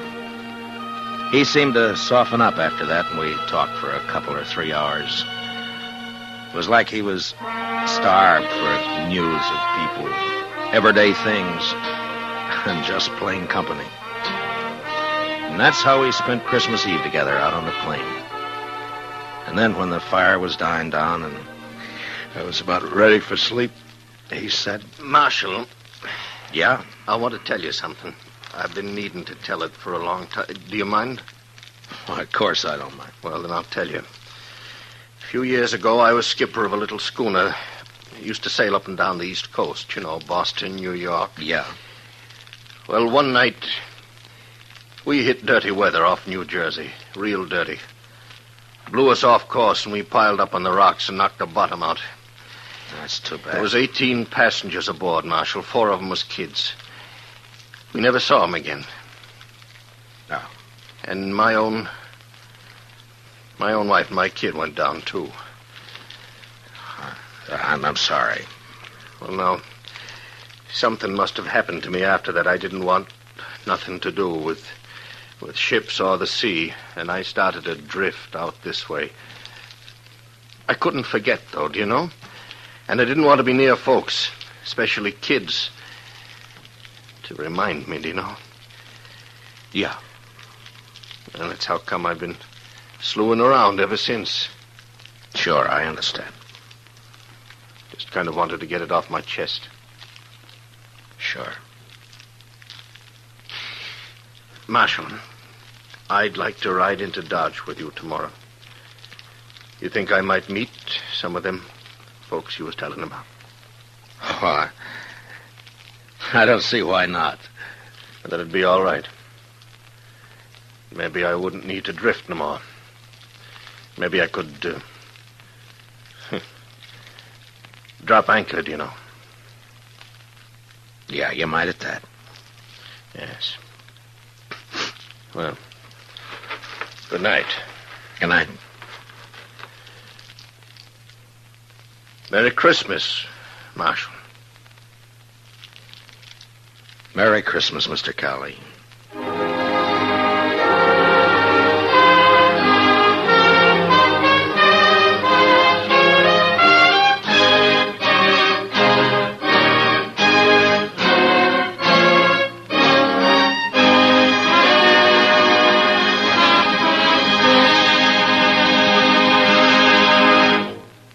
Gunsmoke, under the direction of Norman MacDonald, stars William Conrad as Matt Dillon, U.S. Marshal. Tonight's story was specially written for Gunsmoke by Anthony Ellis, with music composed and conducted by Rex Corey. Featured in the cast were Lawrence Dobkin, with Harry Bartell and John Daner. Parley Bear as Chester, Howard McNear as Doc, and Georgia Ellis is Kitty. Gunsmoke is heard by our troops overseas through the worldwide facilities of the Armed Forces Radio Service.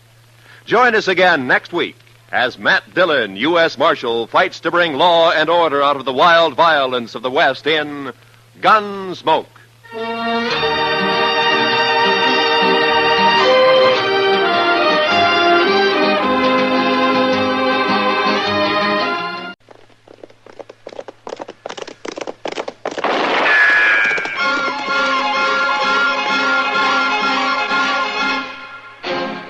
Around Dodge City and in the territory on West, there's just one way to handle the killers and the spoilers, and that's with a U.S. Marshal and the smell of gun smoke.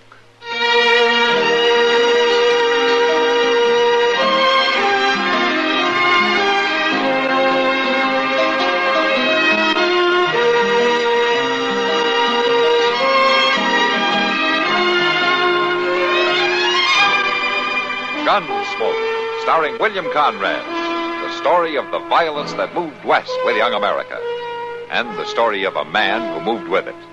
I'm that man, Matt Dillon, United States Marshal. The first man they look for and the last they want to meet. It's a chancy job, and it makes a man watchful and a little lonely.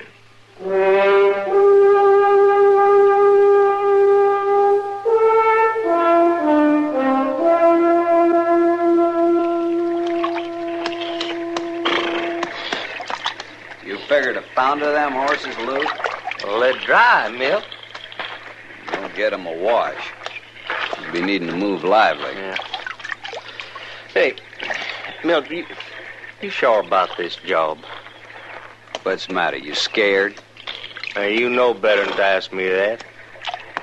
Just holding up a bank right in the middle of the day. I told you, Lute, I know Dodge City. It's asleep on its feet when the sun gets high. Folks don't even rouse enough to swat flies. Come on, boss. Well, it's your game. So don't you worry.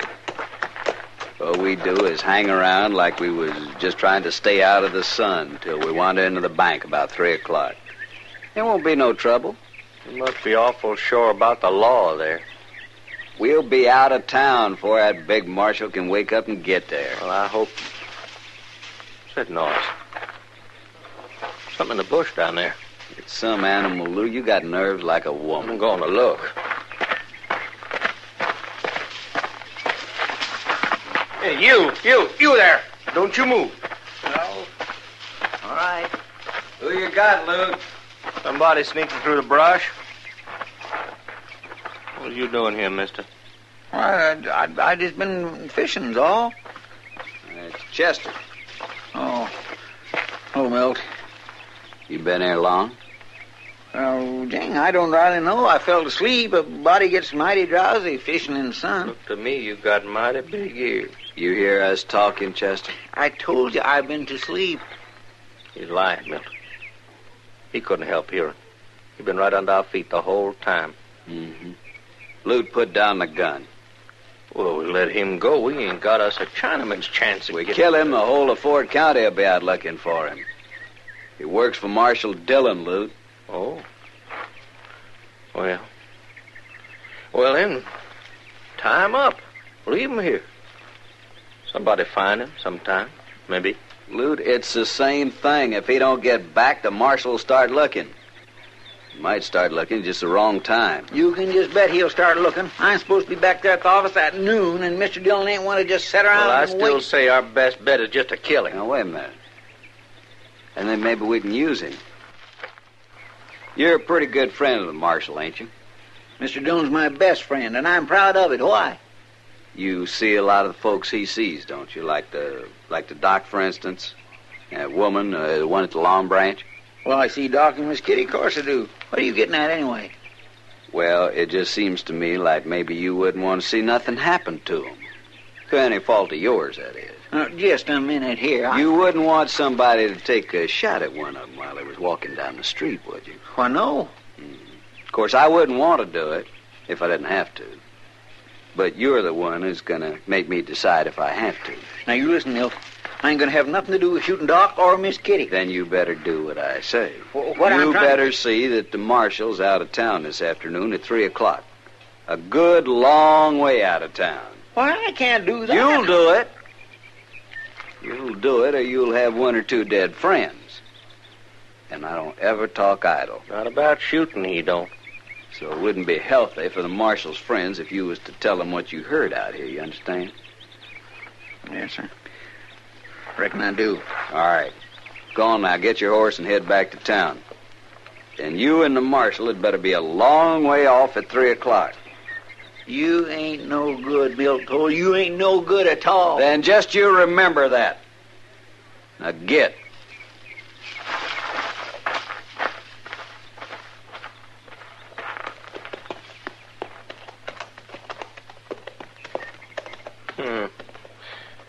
You think he'll really do it? Get the marshal out? Sure he will. He's too scared. Anyway, he hadn't got enough sense not to.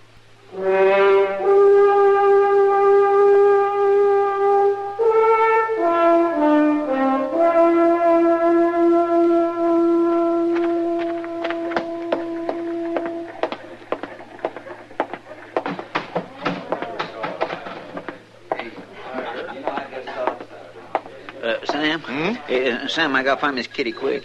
Well, she's right over there, Chester, over at that table. Oh, thank you.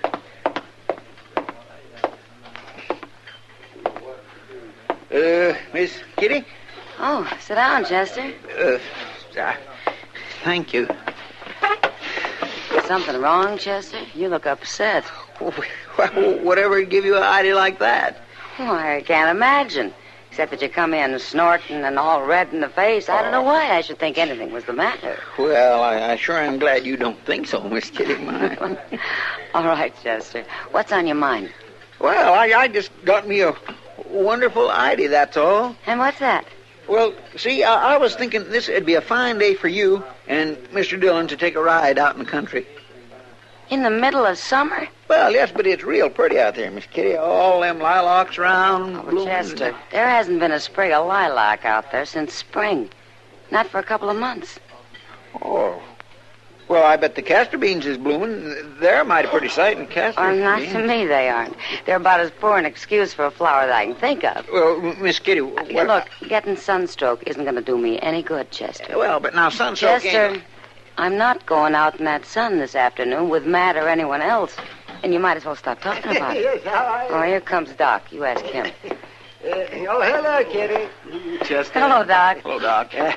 Well, what are you two doing to pass the time of day? Why, Chester's trying to talk me into going out riding with Matt this afternoon. Oh, wow, right. A pretty hot day for traipsing around the country, Chester. I just thought it might maybe do him some good to get away from town for a little bit. You were just acting silly about it, Chester. Well, maybe I got a good reason for it. There's no good reason for sending folks out into the prairie sun. Yes.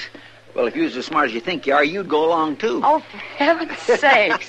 Don't worry, Kitty. I'll take Chester off your hands. Come on, Chester. Come on. Let's have a bite of food. It's getting toward noon. Now, maybe you'll feel better after you have something to eat, Chester. Miss Kitty, food ain't got Come nothing to... on, Chester. Goodbye, Kitty. Goodbye, Doc. Some other time, Chester. Another time ain't the same thing.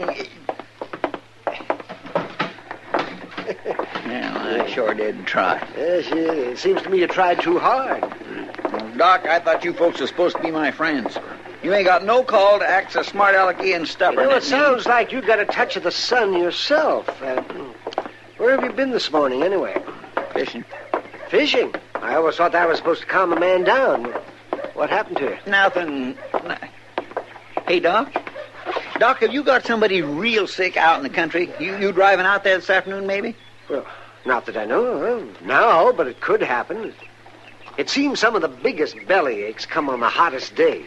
Sure, they do not. Now, I expect that can be mighty worrying, can't it? Well, what do you mean? All that driving by yourself. It seems a body should have some company. Oh, Chester, if you think I'm going to go back there and try to get Miss Kitty to go driving with me this afternoon, no, you're... mine. No, Doc, no, you told me yourself it wouldn't be good for Miss Kitty. I ain't thinking about a thing like that. All right, then. I was thinking it might do Mr. Dillon some good to get off with you this afternoon. Oh, now, Chester. Well, he might could even help you, like lifting a sick person up or holding him down. Oh, Chester, you stop this nonsense right now. Just what is it that you've got on your mind? Nothing. You've got some reason for wanting Matt out of town. Now, is that it? No, Doc, no, it ain't nothing like that. All right. Let's hear no more about it. Well, come on in here. Come on, let's get some food. Yeah, no, I ain't got no time to eat, Doc. I'll see you later. Good, but where are you going? Chess? Oh, my, that boy. What in the world's the matter with him?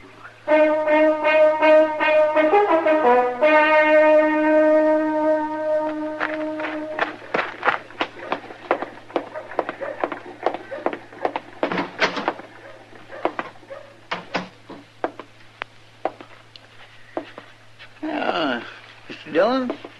Oh, hello, Chester. Well, I see you're busy. Yeah, I got to get these forms filled out for today's mail. Mr. Dillon? Mr. Dillon, you been down to Reed's Creek lately? What? Reed's Creek. The fish sure are biting down there. It's only about an hour's ride. Uh-huh. And sure would be a nice day for it. You could go down there and catch a mess of fish for dinner. Chester, what are you talking about? Reed's Creek. I just thought it'd be kind of nice if you was to go fishing this afternoon down to Reed's Creek there. Oh? If you could go. I thought you went fishing this morning. Yes, sir, I did. That's why I thought maybe you could Well, go. think again. The fish won't be biting in the middle of the day, will they? Oh, now, you can't be sure, Mr. Dillon. I knew a fellow one time... Then why don't you get him to go fishing, huh? Yes, sir, Mr. Dillon.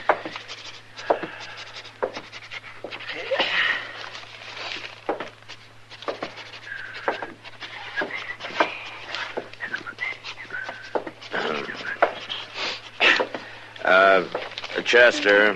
Yes, sir. Why don't you light someplace? You're worse than a horsefly. Yes, sir.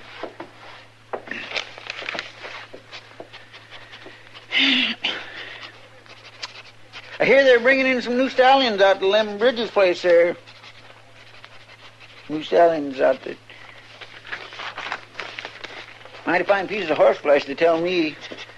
Some stallions. Make a nice little ride this afternoon to go out there and Chester. see them. Yes, sir? I'm not going fishing. I'm not going out to Lem Bridges' place. I'm not going any place but to Hayes City, and I'm late right now. What'd you say? I'm going to Hayes City, and that's all. Oh, Hayes? You're going... Now, do you think maybe you might stop talking just long enough to take these envelopes to the post office for me? I gotta get going. Oh, yes, sir, I sure can, Mr. Dillon. Yes, sir, yeah, I sure can. Mr. Dillon? Yes, what is it now? Mr. Dillon, I just want you to know, well, if anything was to come up while you're gone, I sure would do my best to take care of it. Yeah, sure. I don't want to worry you none. I'll handle things. Sure, Chester, I know. Reckon I'll say goodbye. All right, Chester, goodbye. Mr. Dillon, I'd kind of like to shake your hand if it's all same to you. Chester, will you get on down to the post office with those letters, will you please? Huh? Yes, sir. Yes, sir, I'm going. Bye, Mr. Dillon.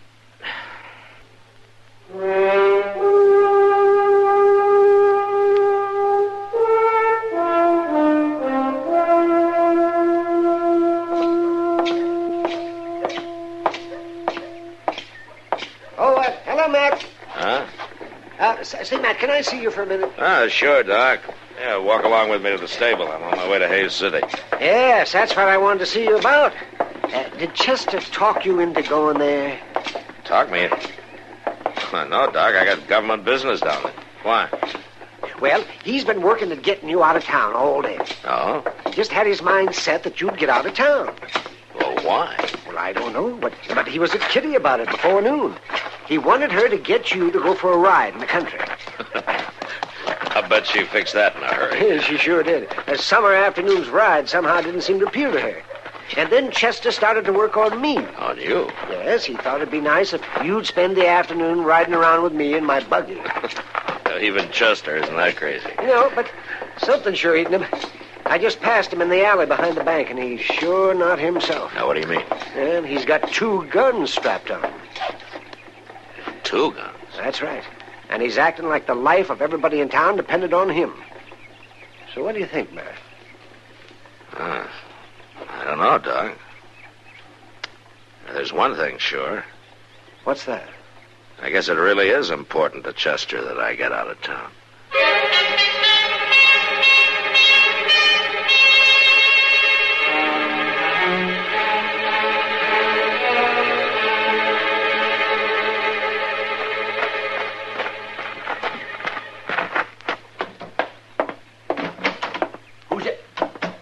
Well, for land's sake, Chester, you could scare a fella half to death, sneaking into this bank through the back way like that. I got a reason. Now, if I didn't know you better, I'd think you come in here to rob us. You wearing 2 guns. Well, you ought to be glad I'm wearing them now. You listen to me, Alvin, and you won't get hurt if you do what I say. What are you talking about? I ain't got much time to do any explaining. I'm just telling you that this bank is about to be held up. Held up? I was talking to the fellas that's going to do the job. Well, why isn't the marshal here then? He had to ride out to Hayes City. You mean you knew the bank was going to be held up and you let the marshal ride out of town? I had to do it, Alvin. Look, I come to take care of things. Now, you do like I say. You go right on up front there like nothing was happening, and I'll carry you from back here. I sure you hope you know what you're doing. You don't need to worry none. I got you covered. And I got you covered. Now drop them guns. Lute. Wait, mister, now. You drop them. It was real smart to get the marshal out of town. I seen him ride out. But you should have quit when you was ahead. Oh, I should have had more sense. I should have told him. The Milt's out front waiting. You just stand easy till he gets in here, you hear? 'Cause I got this gun right spang in your back. I tried to be so blame smart. Doggone it, I should have known. That's out front. Milt! Hit the floor, Chester! Mr. Dillon!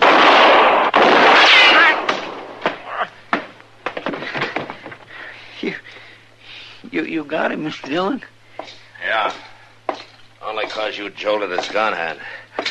Where'd he get you, Chester? In the leg here. Huh? Right there. It ain't nothing. What about the other one? Milt? Well, he's dead. I caught him on his way in. Mr. Dillon?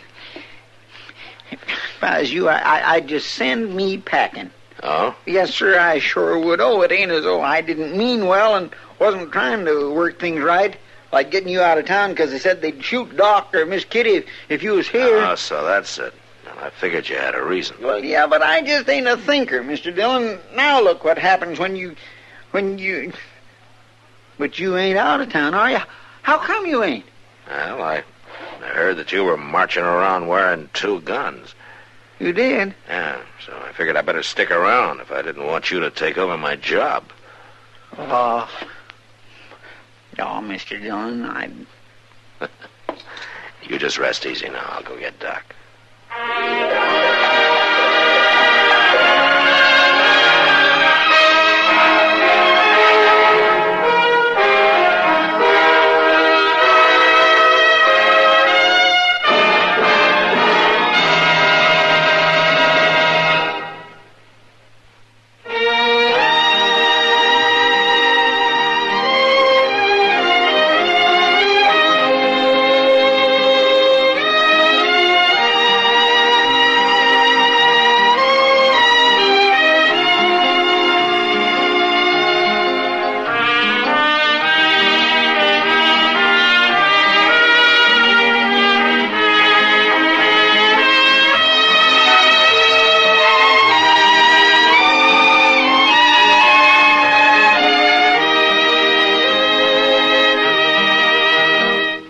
Gunsmoke. Produced and directed by Norman MacDonald. Stars William Conrad as Matt Dillon, U.S. Marshal. Featured in the cast were Parley Bear as Chester, Howard McNear as Doc, and Georgia Ellis as Kitty.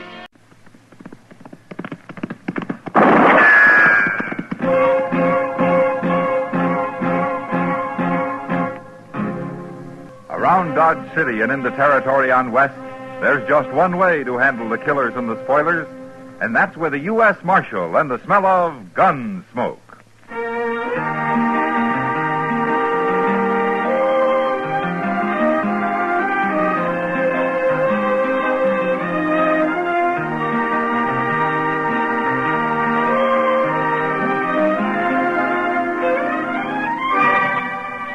Gunsmoke, starring William Conrad. The transcribed story of the violence that moved west with young America. And the story of a man who moved with it. I'm that man, Matt Dillon, United States Marshal. The first man they look for and the last they want to meet. It's a chancy job, and it makes a man watchful. And a little lonely.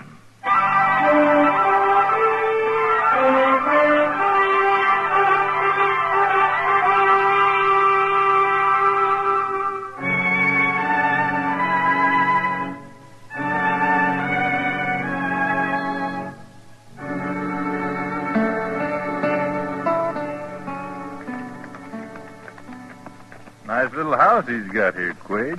Fellow with all his money can afford a nice house, Mitch. Here he is, coming out of the barn. Let's go have a little talk with him. He ain't a very big fella. We shouldn't have much trouble. Nah.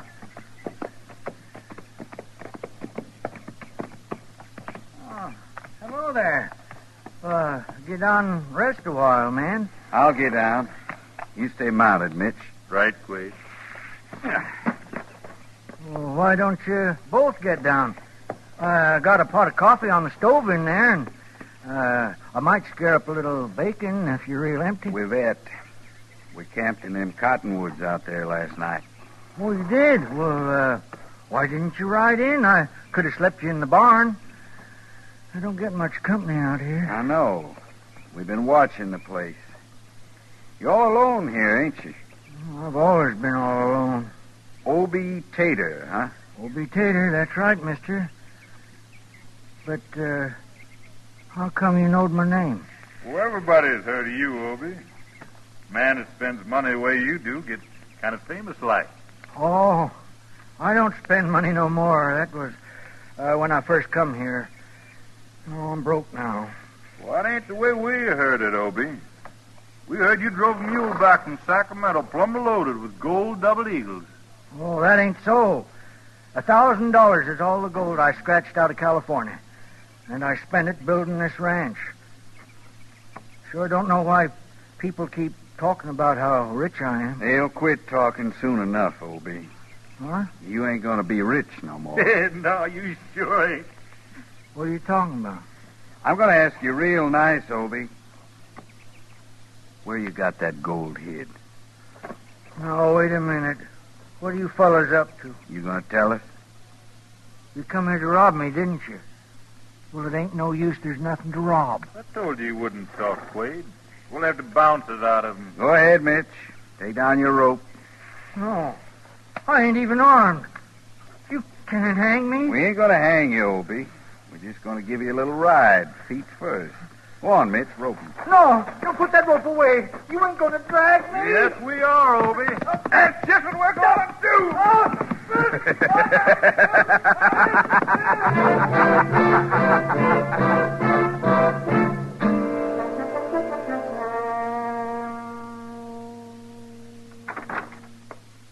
Well, looky there. It's Obie Tater. Oh, Chester. Marshal Dillon. How are you, Obie? What brings you into Dodge? Well, I had to see Doc Adams, Marshal. Well, you are kind of peaked looking, Obie. You been sick? No, I ain't been sick. I've been hurt. Hurt? Well, what happened, Obie? 3 weeks ago, Marshal. I like to died. What'd you do? Did you fall off a horse or something? No, I didn't. I got drug. What? Well, 2 fellas. They come by my place and they throwed a rope on me and they drugged me across the prairie. Well, who did? What for? Oh, I never seen them before, Marshal, but one was called Mitch and the other Quade. That's all I know about them. Well, I never heard of no Mitch nor Quade around here. Well, why did they do it, Obie? Well, Marshal, you know how everybody thinks I come back from California with a lot of gold double eagles, and they say I'm rich. Oh, it ain't true, of course, but that don't stop 'em. They just go right on saying it. Yeah, I've heard the talk. So these two fellas, they wanted to rob me. I told them and I told them that I don't have no gold money, but they wouldn't believe me. It's a wonder they didn't kill you, Obie. Oh, they pretty near did, Marshal. I felt awful when they got through. You think they'll come back? They said they wasn't done with me yet. They said they'd find a way to open me up. It's a terrible thing, Marshal, being treated like that for no reason at all. And especially when you ain't even got no gold money. Well, it's too bad the rumor got started in the first place, Obie. I tried to stop it, but you know how I am. I ain't very smart. I can't hardly sign my name, Marshal. Guess that's why I've always got jobbed by any fast talker that comes along. All my life it's been like that. Well, we can't stop what people think, Obie, but maybe we can find those two men. Do you think you'd recognize them? Yes, I sure would, Marshal. Okay. They just might be hanging around Dodge. Let's go look the town over, Obie.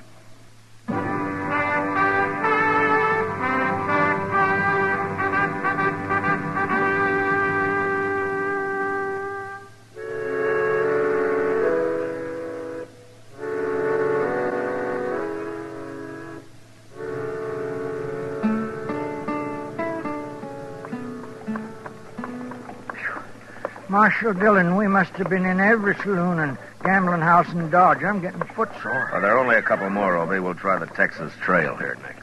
Well, what are you going to do if we find them, Marshal? Put them in jail? Well, if there's enough left of them when I get through. Now, here we are.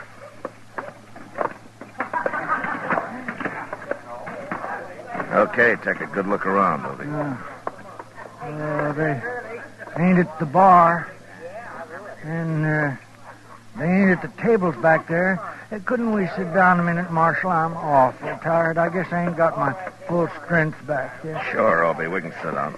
Oh, let's go over there with Kitty and whoever that other girl is. Huh? Oh, I'd like that, Marshal. I ain't heard a woman's voice in over half a year. Hello, Matt. Hello, Kitty.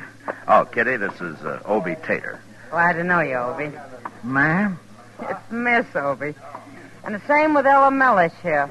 And this is Marshal Dillon. How do you do, man? How do you do? I'm glad to know you. Oh, sit down. Sit down. Thank you.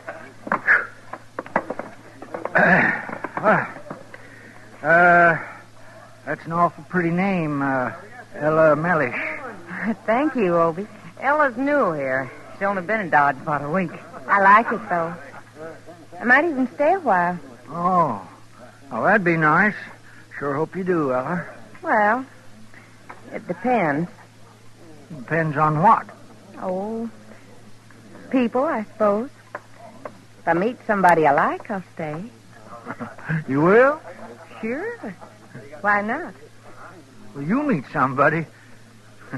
Pretty girl like you. You're nice, Obie. By the way, how you feeling now? Oh, I'm fine. Doc Adams couldn't find nothing real wrong. He just said to take it easy for a while. What's the trouble, Obie? You been sick? No, it's not that. Couple of fellas come by my place and treat me kind of rough. I'm okay now. You look fine, Obie. You can't hurt a young man like you anyway. Oh, I ain't very young no more. Not pushing 60. 60? Oh, I don't believe it. Well, you look more like 35 to me. I do? Well, of course you do. Ella. Yeah? I'd be proud to take you over to the bar and buy you a drink. Any kind of a drink you want. Wait a minute now, Obie. We got a couple of more places to look No, into. that can wait, Marshal. It ain't important. We'll do that tomorrow sometime. Will you, Ella? Come on, will you come? Oh, I'd love to, Obie. And maybe you'll tell me about yourself. Out in California and all. Oh, that ain't nothing. I'd rather hear about you and how you come to Dodge. Well, that sure didn't take long. Ella Mellish, huh? What do you know about her, Kitty? I don't know anything, Matt. Not really. I was a good talker, but she doesn't say much about herself. Did she come here alone? As far as I know, she did. Yeah. Does she have any friends here? I mean, have you seen her with anyone in particular? No. I don't pay much attention to her. Why, Matt? Something wrong? No, not yet, Kitty. But, there's sure gonna be.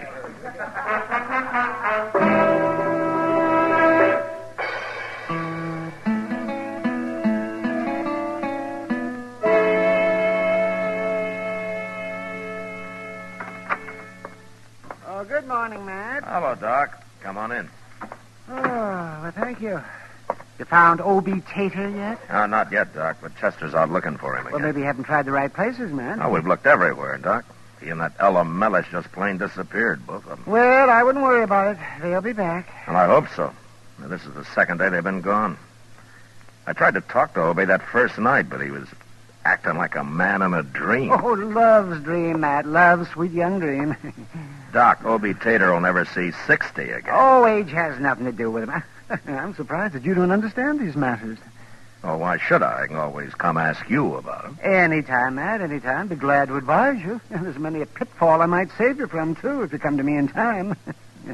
And you may consider me like a father. Like a father, huh? Certainly. Well, that's mighty nice of you, Doc. Yes, the benefit of my experience is yours, Matt. Just any time. Good, good. Tell me, Doc, how does a man get out of New Orleans with two different husbands gunning for him? Two husbands gunning for him? Why, it's out of New Orleans. Oh, my goodness, I must have been drunk. When did I tell you about that? The same night you told me about how you come to leave Philadelphia. Philadelphia? I did? Oh, well, that happened a long time ago. And I don't appreciate your remembering that either. Here he is, Mr. Dillon. What? I found him. Come on in, Obie. Obie Tater? Well, it's about time you showed up again. Well, what's all the fuss about? You think I was a criminal or something? We've been worried about you, Obie. Where you been? Honeymooning? What? Honeymooning at the Dodge House. I paid the clerk $10 not to tell nobody we was there. I think it will up all the... You mean you married Ella Mellish? It was love at first sight, Marshal. I proposed to make her my wife, and I am proud to say she accepted me right off. I never thought you'd go that far. She's a fine girl, Marshal, a fine girl. Is she, Obie? Well, I hate to say anything against your wife, but there's something I got to tell you. You're jealous, Marshal. That's what you are. Yeah, shame on you. Obie, if I'd known you were going to do this, I'd have made you listen to me the other night. Well, say it out, Marshal. I got to get back to my bride. We're leaving for the ranch today. And I'm half tempted to let you find out for yourself. I'll find out what? What are you talking about? Don't you remember the other night when you first met Ella Mellish, how she asked you if you were feeling okay again? Now, ain't that just like Ella? Always considering other people, me in particular, I'm happy to say. Well, while you're feeling so happy, tell me something. How come she knew you'd been hurt? Huh? You came here straight from Doc's that day, and nobody knew anything about what had happened to you except Doc and Chester and me. Now, who told Ella Mellish? Well, I don't know. What difference does it make? Oh, Obie, listen to me. There's something wrong with Ella. I don't know for sure she's in with those fellas, Mitch and Quaid, but if she isn't, she's got explaining to do. Marshal Dillon, Ella Mellish is now Mrs. Obie Tater. And she don't have to explain nothing to nobody. Oh, I give up. She's a fine woman, Marshal, and I won't stand for no talk again her. Love's sweet young dream, huh, Doc? It's like being loco, Matt. He can't hear you or anybody else, except that girl. Now, that's no way to talk about me. I thought you were my friend. We are your friends. Not Obie. anymore, you're not. You or Doc or Chester or nobody. Well, I got me a wife now, and I don't need you. You'll see. Yeah, we'll see. But I hope it isn't too late when we do, Obie. And I hope you're still alive to see, too.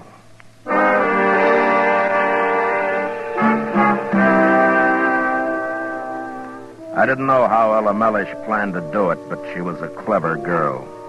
And I was sure she had some way in mind to handle Obie Tater. What she didn't know, of course, was that he didn't have any money, and that she was wasting her talents on him. And I was afraid that when she failed, Mitch and Quaid had come back, and well, this time they'd kill Obie. He was still alive about a week later, however, when Chester and I happened to be in the country not far from his ranch, and rode over to have a look.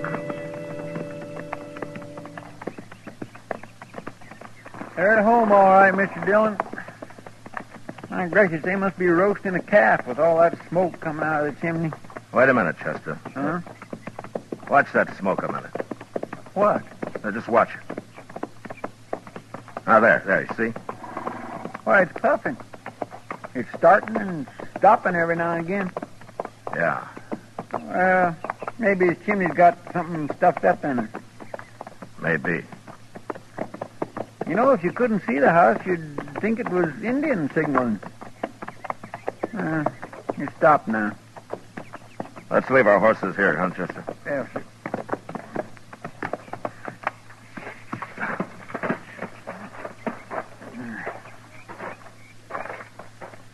Chester, when we get inside, don't say anything about how that smoke looked. You mean you think it was a signal, Mr. Dillon? We'll see.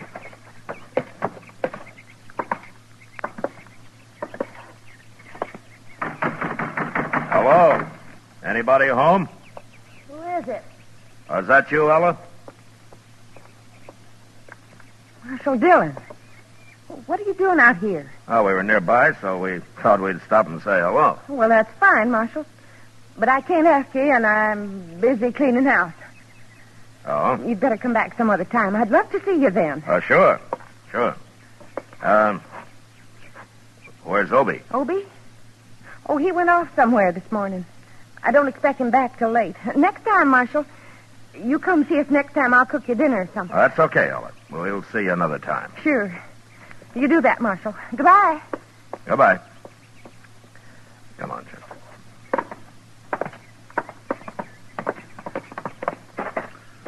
Well, I declare, Mr. Dillon, I never got treated like that in my whole life. Not by nobody. She wasn't expecting us, Chester. It had her upset. I don't care. That's no excuse for not even offering a man a cup of coffee. She didn't want us in the house. Yeah. In fact, I don't think she wants us anywhere around here. Hey, where are we going? Well, I want to take a look in the barn. And if Obie isn't out here, we're going back to the house. Well, but Ella said he took off for somewhere this morning. Ella was kind of nervous, Chester. Maybe she didn't mean it. Here we are.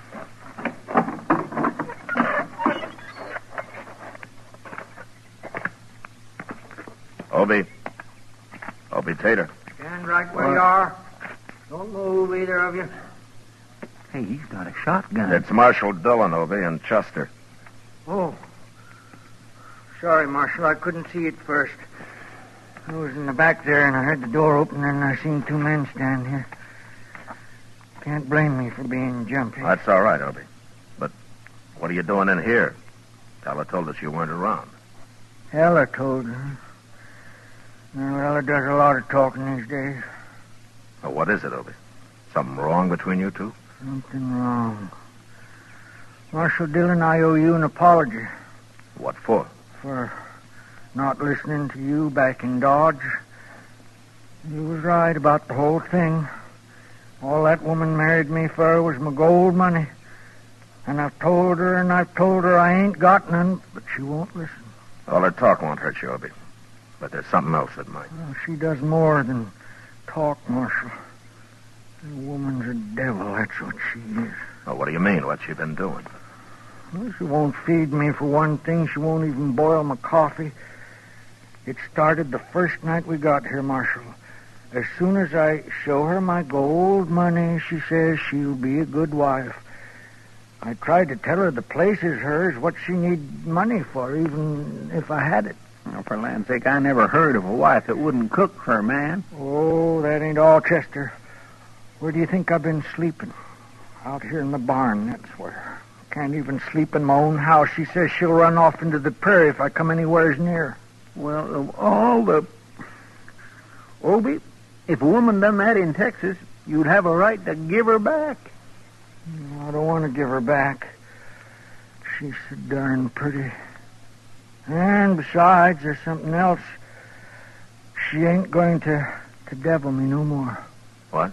After tonight, she said. She said after tonight it's all over. She said she won't give me no more trouble. After tonight, huh? That's what she said, Marshal. Chester. Yes, sir? Go get our horses and bring them into the barn where they can't be seen, huh? And when you get back, you and Obie and I are going to go into the house and sit down and wait. for tonight.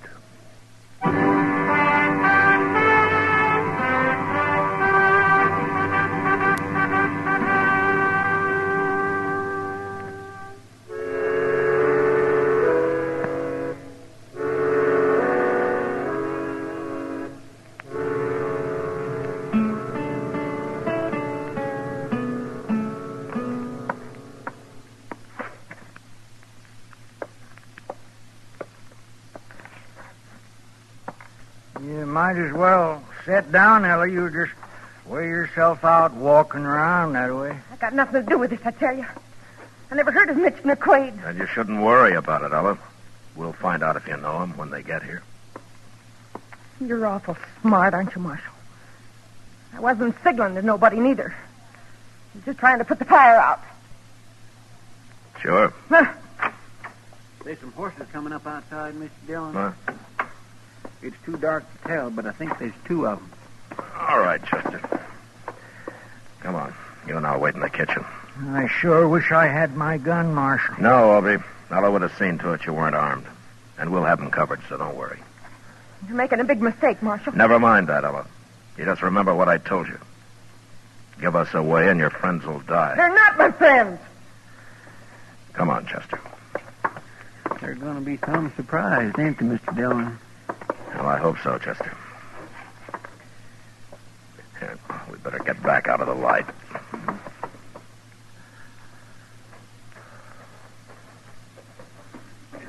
There they come, Mr. Dillon. Quiet now. You do that again. Evening, Obie. Mitch, you remember Obie Tater? Sure. He looks better than when I last seen him, though. Wait, you shouldn't be here. You're making a mistake. What? Shut up, Ella. It's true. He's going to give us away, Mr. Dillon. Yeah, all right, heads up, Chester. All right, don't move, either one of you. What is this? Who are you? Get your hand away from that gun, Quaid. You're caught now, Quaid. You and Mitch both. He'll fix you. That's Marshal Dillon from Dodge. Marshal. Ella's double-crossed us, Quaid. No, I didn't. I tried to tell you. You signaled we was to come in. You know nobody double-crosses me, Ella. Nobody. Don't do it, Quaid. All right, Mitch. You're next. I got my hands up, Marshal. I ain't drawn. Quaid shot her, Marshal. He done killed her. Chester. Get Mitch's gun. Yes, sir. Come on, give it to me. Get your hand away. Who'd think any man could be low enough to shoot a woman? She double-crossed him. That's why he did it. No, Mitch. Ella had nothing to do with the Marshal being here. She signaled us to ride in tonight. That meant she'd given up and she was going away with us. Given up? If Ella couldn't find his money, nobody could. You're nothing but an old liar, Obie Tater. You ain't got no money at all. A liar. I told everybody 1,000 times I ain't got no money. It doesn't matter now, Obie. Chester, take Mitch outside and tie him up. Yes, sir. Come on, Mitch, outside. Get moving. All right. I'm going to use your own rope to tie you up with. All right. She's dead, Marshal. I'm sorry, Obie. It just wasn't fast enough. It wasn't your fault, Marshal. You know something? What, Obie? I was awful fond of her. Ruinous as she treated me. She was so doggone pretty. And I'd have told her she just acted like a wife should. That's all she had to do. Them other fellas could have killed me before I'd have told them. But I'd have told Ella. Well, what are you talking about, Obie? You'd have told Ella what? About my gold money. Your money? It's in the rain barrel outside, Marshal. A whole big sack full of gold double eagles. What? You mean you had that money all the time? Sure, it's true. But, you won't tell nobody, will you, Marshal? No, Obie, I won't tell anybody.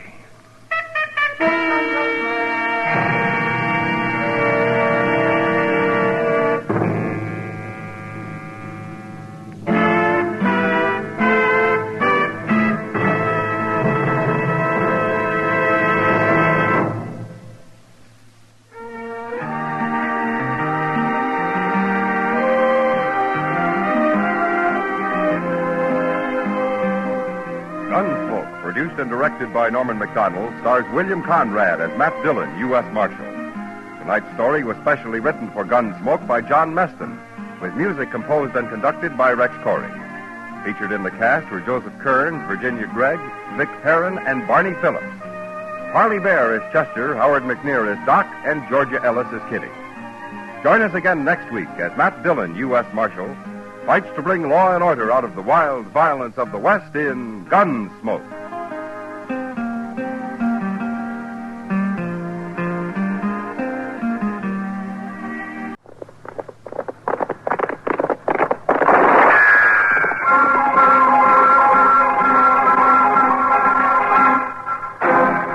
Around Dodge City and in the territory on West, there's just one way to handle the killers and the spoilers, and that's with a U.S. Marshal and the smell of gun smoke.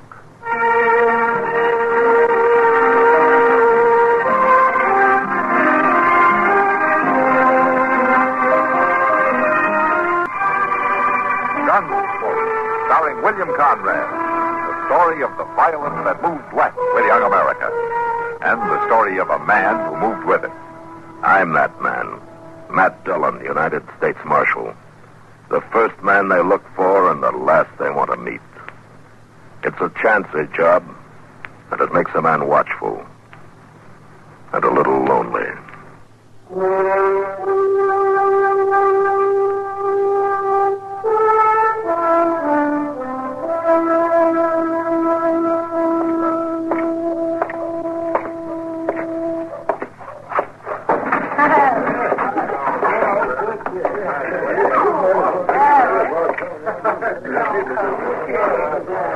Hello, Chester.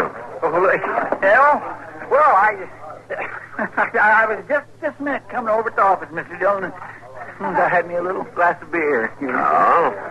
Well, that sounds like a pretty good idea. I'll have one with you. Can I have a beer, please? Sure, Marshal.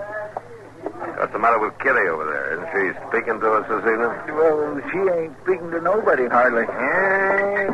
Here you are. Ah, thanks. She's been sitting there with her nose in that book ever since I come in here. A book? Kitty? We'll have to look into this. Hello, Kitty. Hello, Matt. Chester. Miss Kitty? Sit down. Thank you. Oh, I didn't see you come in. Oh, you were too wrapped up in that thing there. It's not a thing. It's a book of poetry. Poetry? Sure. That young Boston fellow that came through last week left it here. Oh? It's poems by Tennyson. I never knew words could be so beautiful, Matt. Here, listen to this. Here are cool mosses deep, and through the moss the ivies creep. And in the stream the long-leaved flowers weep, and from the craggy ledge the poppy hangs and sleeps. That sounds so nice, Miss Kitty. Yeah. That's quite a place he's describing, Kitty. Wherever it is. Well, it's sure not Dodge City. Well, you could leave, you know, and find some place like that poem's about. Oh, I won't. You know that. I don't even try anymore. Yeah. Marshal Sam Lackett's whopping his wife again. Something awful. They're right out here. All right. I'll be back with that beer in a minute, Kitty. Sure, Matt. I'm to beat some sense into you if I have to break every bone in your body. Sam, please. All right, Lackett, that's enough. You just stay out of this, Marshal. What's between a man and this woman ain't nothing for the law to poke into. Marshal, She'd stay home like she ought to do. She wouldn't have no complaint. I don't aim to have you lose all the egg money on gambling and drink. Shut up, or I belt your teeth out of your head. Don't hit her again. I've already told you, Marshal. It ain't none of the law's business. Well, a few days in jail might change your mind about that. Jail? You jail a man just for keeping order in his own household? I'll jail any man for beating a woman. You can't jail me. I can if she signs a complaint. Oh, no, Marshal. I wouldn't do nothing like that. You just let me catch you signing a complaint. Miss Lackett, this isn't the first time he's hit you, and it's more than likely won't be the last, unless he learns that he can't get away with it. Oh, no, I wouldn't want to sign no complaint. 6 months ago, when Doc set those broken fingers for you, didn't Sam do that? She's a liar if she says so. No, it was the gate on the corral. One of the calves was trying to get out. Oh? You told Doc you dropped a piece of stove wood on it. Well, I don't remember. Well, what you better remember is where you left the wagon. Go get it. Get back out to the place. I'll have more to say to you later. All right, Ken. I'll go. Ms. Lackett, you know you don't have to put up with any more of this. Now, if you want to sign a complaint, I'll see that you're protected. No, Marshal, it's all right. I'll go. Yeah. Maybe that'll learn you not to butt into a man's personal affairs more. I'll butt in if you hit her again. I'm warning you.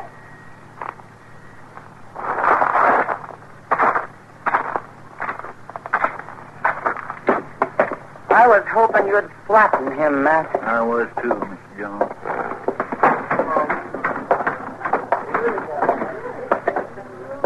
Give me a glass of rye, bartender. Sure, Marshal. Poor little gal.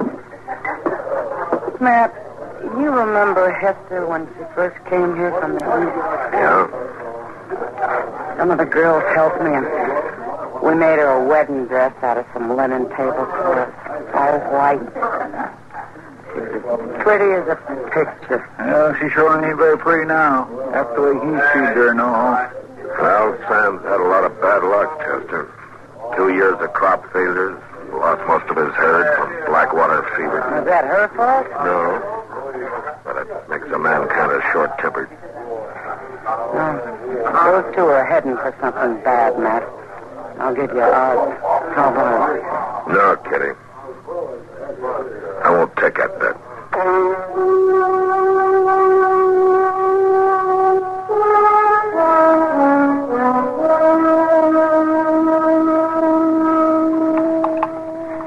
All right, Matt. Breathe in now. You mean just like this, huh? More. Deeper. All right, now. Breathe out. Slow. That's fine. Now, once more.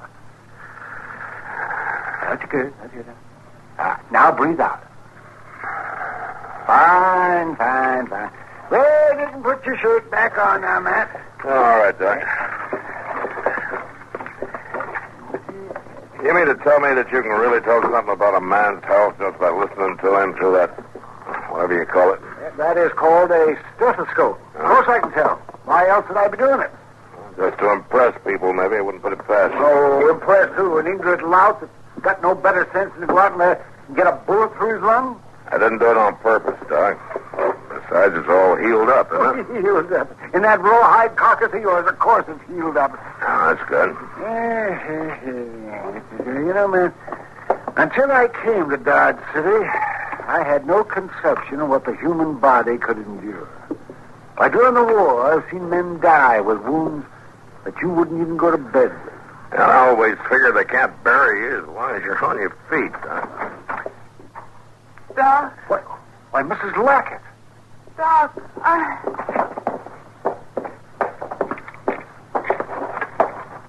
Doc, she's been beaten half to death.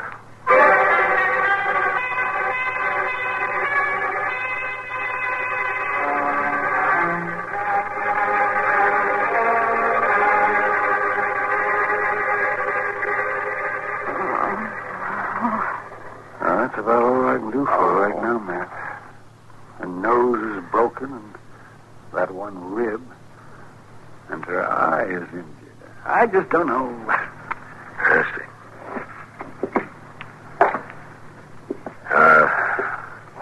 You feel like telling me what happened, ma'am? I don't know, Marshal. Nothing, I guess. Now, Miss Lackett, I wouldn't call it nothing when you were hurt so bad that you could hardly crawl up those stairs. It don't matter. Nothing does anymore. Now, how did it happen? I don't remember, Marshal. I just don't remember. It was Sam, wasn't it? No, I fell off the wagon. Now, all this didn't happen from a fall. You may as well tell me, Miss Lackett. I'm going to find out one way or the other. Now, was it Sam? He'd kill me for telling you. He said he would. He won't hurt you. I'll see to that. I thought he was going to tonight. Seems like he just keeps getting more mean and cruel. Tonight I know he'd really have killed me if I hadn't gotten away. He's not going to kill anybody. Look, you just sign the complaint and I'll take care of him. It's just all so different when we got married. Him and the way the world looked. Everything was different. Miss Laird, maybe that's enough talking for now. I used to think back on it lots of times, laying awake at night, listening to the coyotes across the prairie. I don't do that much no more, but I used to. Like when we were first married. He was so kind and gentle. He'd tell me I was the prettiest girl he'd ever seen in his whole life. Now, Miss Wackett, He'd want me to put on my good dress and when we'd sit in the porch in the evenings and wear my brooch with the pearls, he'd pin it on me himself and would always laugh because he was so clumsy and he couldn't. That's what it was about tonight, Marshal. He wanted that brooch to bring into town and sell, but I wouldn't tell him where it was. What is it? Changes people that start out good and breaks them and turns them bad. I don't know, man. It's time, maybe, or maybe it's a prairie. A prairie. I hate it. Will you sign the complaint, Miss Wackett? Yes. Yes, I will, Marshal. All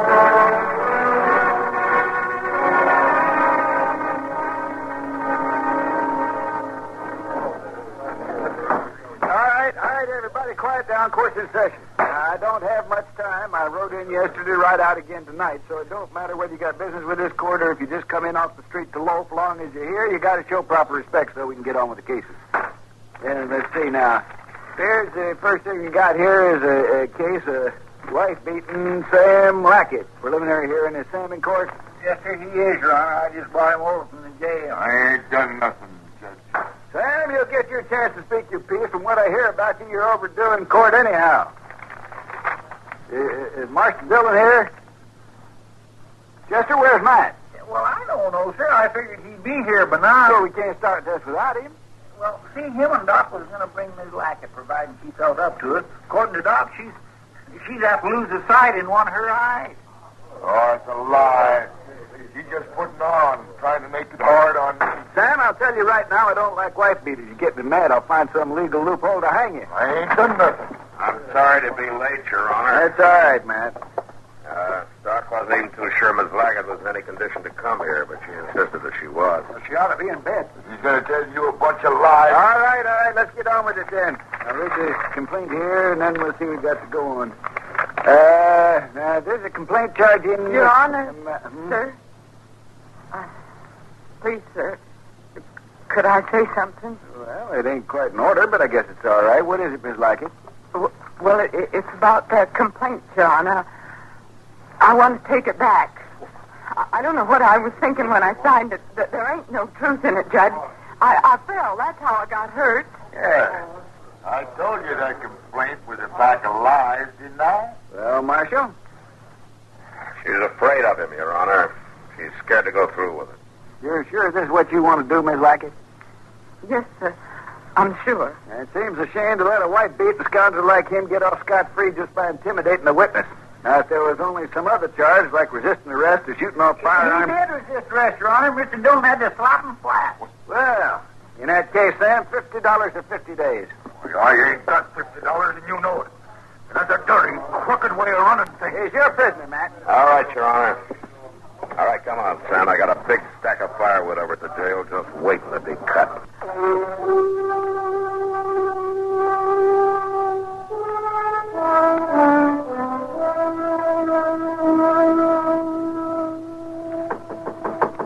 It's not locked. Come on in. Morning, Marshal. Oh, how are you, Miss Wackett? Here, you take this chair, huh? Thank you kindly. Good morning, Chester. How you feeling, ma'am?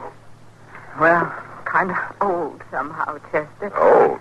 You must be all of 25, I guess. Well, it ain't the years that make you old, Marshal. I didn't come to talk about that, though. You shouldn't be here at all, Miss Lackett. Doc told you to stay in bed for another week at least, didn't he? Well, I just couldn't get used to it, Marshal. It didn't seem proper. Well, you want to talk to Sam, huh? How's he taken to it, Marshal? Mean? Maybe we can work some of that out of him by the time his 50 days are up. Well, now, the way I recollect it, the judge said $50 or 50 days. Yeah, that's right. And that if the fine was to be paid up, you'd turn him loose. Well, yeah. $41 as it stands now. He's been here 9 days, but I doubt anybody's going to pay me more. I want to pay his fine, Marshal. What? I got the money. I sold my brooch to one of the girls at the Lawn Branch. Here, see? Yes, I see. But Miss Lackett, he pretty near killed you a couple of weeks ago. Next time he might just do it. No, Chester, he won't. There you are, Marshal. $41. Well, all right, go get him, will you, Chester? Yes, sir, but... Miss Lackett, why are you doing this? First withdrawing your complaint in court and now paying his fine and getting him out. Why? I don't know exactly. At least not how to put it in words. I've been trying to think things out for the last 2 weeks. My life and how it's wasted and what's become of me and all. Well, you'll get over this in time. No, Martha. You get beat just so many times and you get over it. Then there's one finally you don't get over. Because there ain't nothing left of you. Esther, what do you think you're doing here? Come around the gloat, did you? No, Sam. You just paid your fine, Sam. You're being released. Wow. So you finally come to your senses. That's right, Sam. And you, Marshal, maybe this will learn you not to interfere between the man and his wife from now on. I don't call a wife beater a man. Ain't you done no thinking, Sam? Ain't you even sorry at all for what you done to me? You better keep your mouth shut if you know it's good for you. What I done ain't nothing to what'll happen to you if you try lawing against me again. You'd beat me. Is that what you're saying? I'll beat you a plenty you don't stand lying. I might just throw you clean off the place. I can't see no reason keeping somebody as ugly and broken up as you. And it's still the same. And it'll go on being. You ain't changed one bit. You really think he would, Miss Lackett? I just hoped that was all, Marshal. The last little piece of hope I had. Sam, come over here by the window. I brought you a present. I got it wrapped up in here. What'd you do? Finally sell that brooch of yours? I let you off in court, Sam. But I guess you're kind of back in court now. Charged with killing a woman. Your wife. How do you plead, Sam? I don't know what you're talking about. How do you plead? I'll plead you when I get you out to the place. No, you won't. And if you won't answer the charge, or even say you're sorry or promise to do better, then the court's going to decide for you. He's got a gun! That's like it. Don't do it.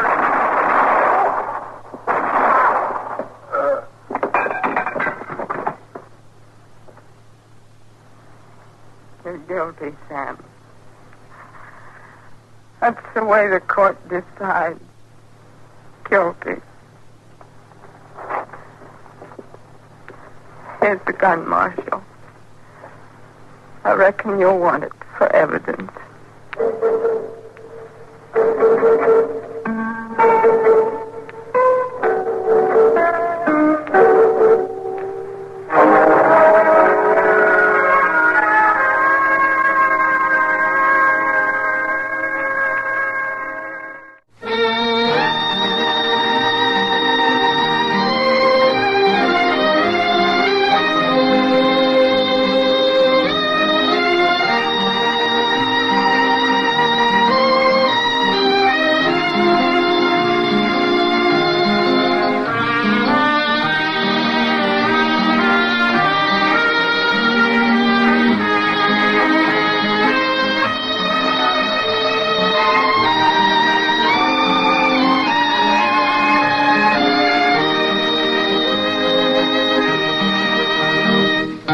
Gunsmoke. Produced and directed by Norman McDonald, stars William Conrad as Matt Dillon, U.S. Marshal. The script was specially written for Gunsmoke by Les Crutchfield, with editorial supervision by John Meston. The music was composed and conducted by Rex Corey.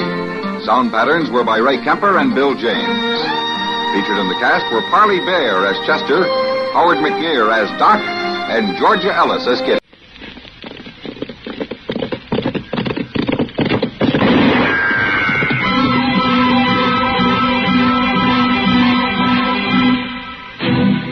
Around Dodge City and in the territory on West, there's just one way to handle the killers and the spoilers, and that's with a U.S. Marshal and the smell of Gunsmoke.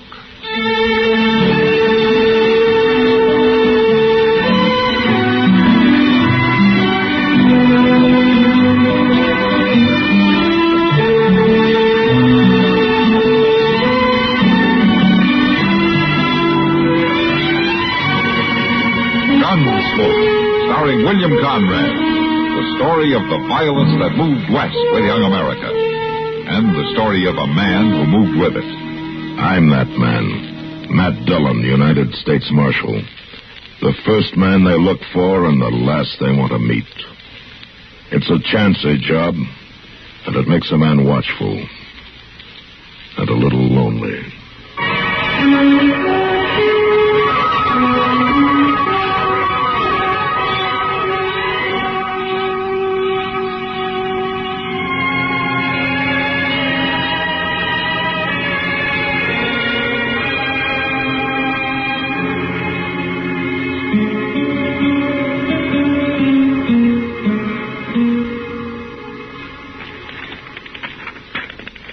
I sure do hope things... Mr. Dillon, are you listening to this? Huh? Oh, yeah, sure. Go ahead, Chester. And I sure do hope things has been good with you like they has been with me. Take care of yourself. Maybe I will come up to see you one day soon. Your loving brother, Magnus. And down here at the bottom of the paper, he says, your Uncle Will got tromped on by a cow last week. Well, now, ain't that nice, Mr. Dillon? What do you mean about Uncle Will? No, I mean getting this letter from Magnus. It's real thoughty of him. It's the first one I remember you getting. It's the first one he's wrote. To me, at least. It sure is funny, though. I never knew that boy could ride a lick. Oh, maybe he's learned since you saw him last. No, I don't think so, because Magnus don't hold with schooling. No? No, sir, none of my kinfolks does. Why, my ma always said that all a body needs to know is how to cook, care for your own, and get to the church. Well, she must have made your pa a very good wife. Well, I don't know as he ever said. He run off when I was only 4. Him and me never talked to each other much. You the marshal, mister? Yes, ma'am, that's right. I'm Nancy Creed. Well, come in, won't you? This is Chester Proudfoot, Miss Creed. How you doing, Miss Creed? Marshal, I come to see you 'cause my pa's going to shoot somebody dead. What? And I want you should stop him. Well, who's your pa going to shoot, Nancy? Fella that worked for him for a spell. Name Ben Tolliver. Well, why's your pa after him? Ben run off last night and took one of Pa's studs. Pa says he is just about the best stud Pa ever saw. Well, where do you and your pa live, Nancy? About 20 miles from here, out along the Arkansas. And you think this man, this Ben Tolliver, came into Dodge? I don't just think it, Marshal. I know it. And so does Pa. Ben always said he was coming here. I see. So I sneaked away this morning after Pa went down to the corrals to come tell you. I figured you'd be the feller to see. Being the marshal and all. Well, look, Nancy, if this man stole one of your pa's horses, why doesn't your pa come in here and tell me? He could swear out a warrant for Tolliver, and then I could arrest him. Pa don't want to. He says he'll take care of his own troubles. Do you think you can stop Pa from shooting Ben? Oh, I can sure try, Nancy. Tell me, what does your pa look like? Look like? Well, you see, I don't know your pa, but if I knew what he looked like, I could watch for him, you see. I never thought about Pa as looking like anything. except just Pa. He's kind of gray. But then he's always looked like that. Well, anything else?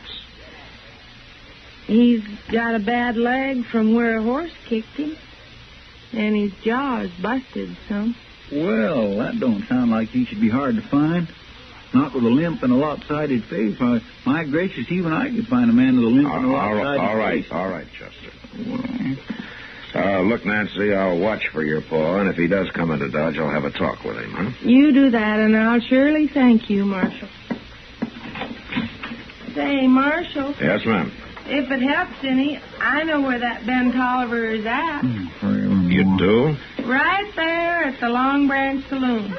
Having a beer. You know where I mean? Yeah. I seen his horse tied outside. So I went up and looked through the window. He's there right enough. Nancy, why didn't you tell me this before? I never thought of it. Well, you'll do something about Pa now, won't you, Marshal? I declare she don't know get up from hole, does she, Mr. Dillon? She's kindly pretty, but goslin, chin, and slack jaw. Come on, Chester. Let's go have a talk with Ben Tolliver and find out what this is all about.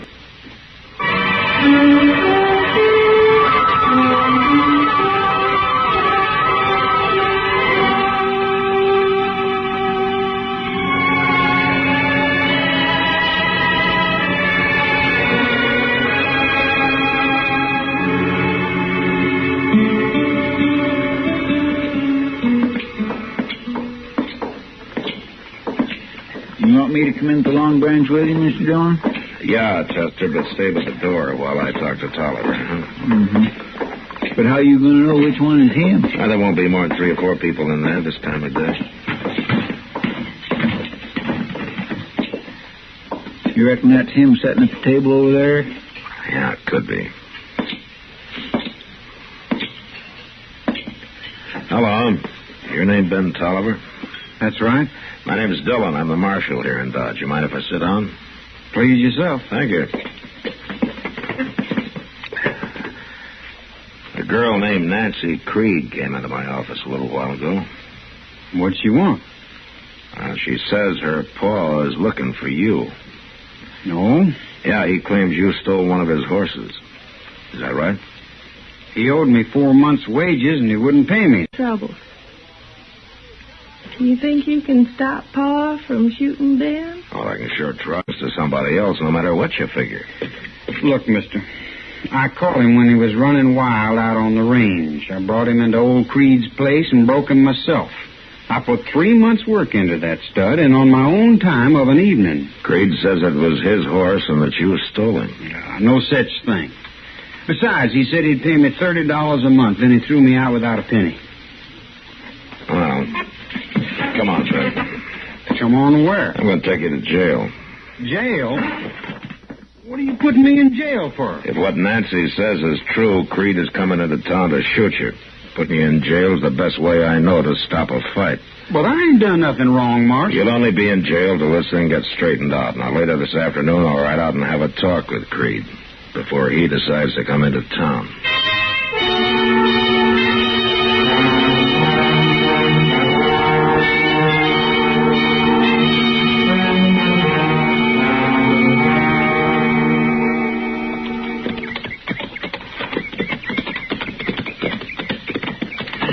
Sure is hot out here, ain't it? Well, there ain't a speck of shade for miles around. Well, if he's breaking wild horses out here, he doesn't have time to worry about the heat. We better leave our horses here, Chester. All right, sir.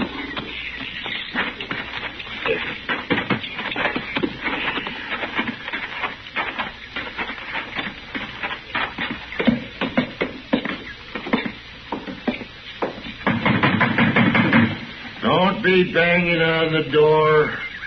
I seen you coming. You Jake Creed?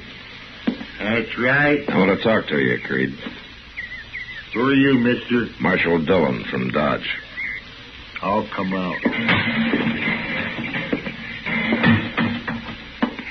What is it you want? I want to know about Ben Tolliver. That fool Nancy run to Dodge and told you. That's right. Well, since she did, I won't try to fool you. That boy stole a horse of mine. I figure in a couple of days I'll go after him. find him, shoot him. Now, look, Creed, you just can't shoot a man down, you know. Why not? He stole a horse, so I got cause to shoot him. Oh, now, listen to me, Creed. I don't have to listen to nobody. Being a marshal, you're all filled up with laws. But I ain't got time to mess with that, no. I'll just shoot him. Creed, either you come into Dodge and swear out a complaint against Tolliver, or you forget about the whole thing. I got better than 40 range horses out here, only half broke. I can't be wasting time fooling around with no trial. Did you owe the boy money? Of course not. Everything he did, I had to show him how.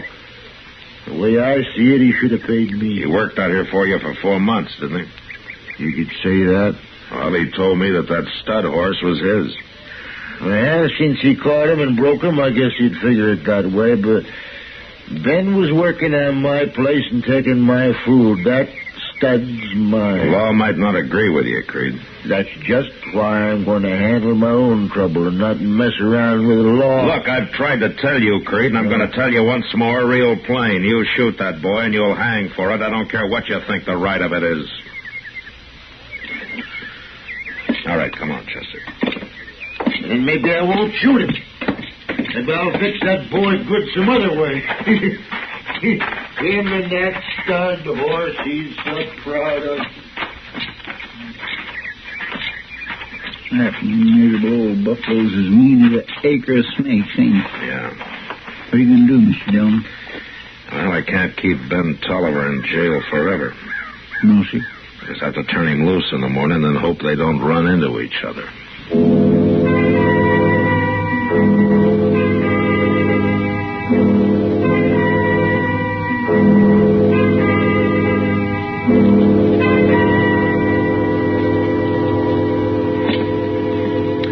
You're free now, Ben.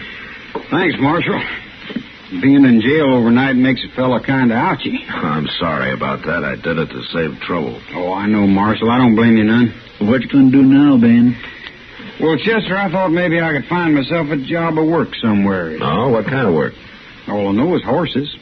There ought to be some spread near here that could use a hand. Well, if there is anybody looking for a hired hand, Sam over at the Long Branch would know about it. I'll tell you what, Ben. I'll walk down with you if you like. Well, thanks, Marshal. Mr. Dillon? Yeah, what is it, Chester?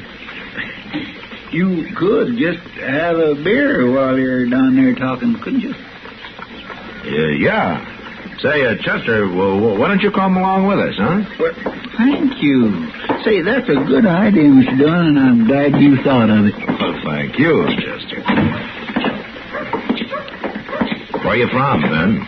California. California? What are you doing in Kansas? This is the cow country, Marshal. California just don't have the spreads. Yeah, but all that gold out there. The gold rush was 20 years ago, Chester. Well, I know that. But there might just be a little dab of it left laying around. I sure didn't find any, Chester. Maybe you didn't know where to look.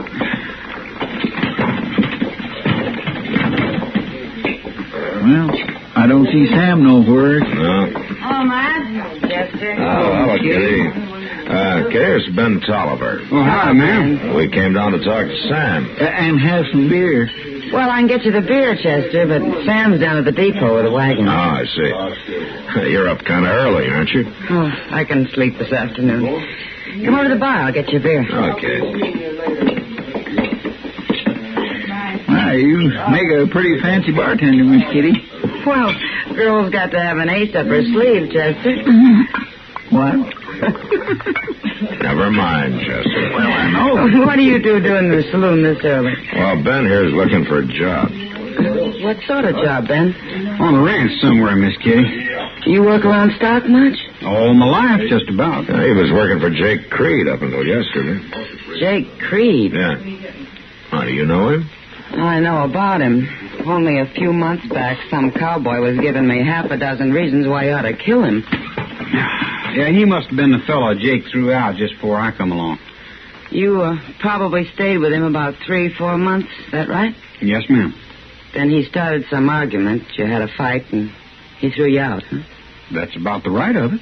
And no pay in the bargain. I swear, I don't know how Creed gets away with it. Well, I guess there's always somebody new drifting by who doesn't know his reputation. What'd you argue about, Ben? Oh, a little bit of everything, Miss Kitty. But mostly on how to rope. How to rope? Yeah, Creed says when you're working stock, the only way is to tie hard and fast, and I dally. Oh, I sure couldn't argue that. Kitty, you see, hard and fast means that you tie the end of your rope to the saddle horn. And when you dally, you just hold the end of the rope in your hand and twist it around the horn a couple of times. That's right. That way, if the rope gets tangled up in your mount's legs or yours, you let go and you're free. There ain't no way to get dragged if you dally. Of course, most fellows don't think it amounts to much, but some do in California. Well, they sure don't in Texas. Well, I'm glad I make a living in here. It sounds complicated, I guess, Miss Kitty, but it ain't to a horseman. Well, no matter what the argument was about, he should have paid you, Ben. Say, Ben, have you got any money at all? No, sir. Look, here, I'll give you $5, and then, well, you can pay me back when you make it, huh? Well, thanks, Marshal. As long as you've got your money out, Marshal. Don't forget the beer. Yeah. There you are, Kitty. Thank you. Marshal, I think maybe I'd better go down and have a look at my horse. Make sure he's been watered this morning. Say, could I go with you? I'd like to see your horse. Oh, sure. Ben, you come back later this afternoon. Sam will be here, and we can talk about a job for you. Thank you, Miss Kitty. He seems like a nice young fellow, Matt. Yeah. What's the matter? Oh, I was just thinking about Jake Creed. What about him? He's got something on his mind, Kitty. He'll try to get even with Ben Tollivers some way.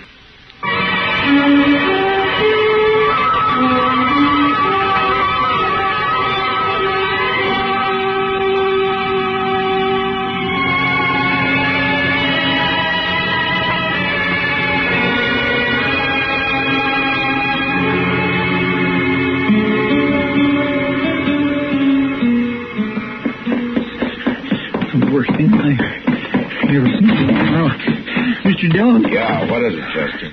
Mr. Dillon, he's gone. What? Who's gone? Ben Tolliver. He took a horse from Moss Grimmick's and he's headed out to the Creed place. He says he's going to kill him. Well, what for? What's this all about? Well, this morning I was having a cup of coffee with Ben over at the Long Branch, and I walked down to the stable with him to kind of keep him company like while you fed. And that's when we saw it. Oh, that poor old stud. He was... Saw what, Chester? Moss told us he'd seen old man Creed out and back to the corrals, but he didn't think too much of it. Chester, will you tell me what happened? That mean old devil hamstrung Ben's stud, Mr. Dillon. He hamstrung her. He cut the tendons in both hind legs. That poor horse couldn't budge an inch out of his tracks. Ben just stood there, real stony-like, looking at the stud. And then he shot him. Didn't say nothing more, just turned and walked away with that funny kind of look on his face. All right, come on, Chester. Let's ride out to the Creed place before Ben does something he'll be sorry for.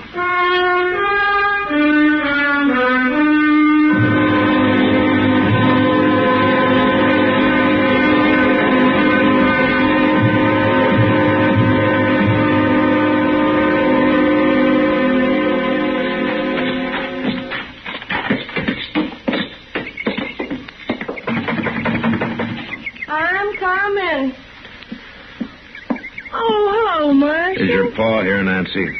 Down to the catch pen. It ain't time to eat, so he's working. Nancy, have you seen Ben Tolliver? Sure did. He rode up here a few minutes ago, wanted to see Pa. I told him Pa was down to the corrals.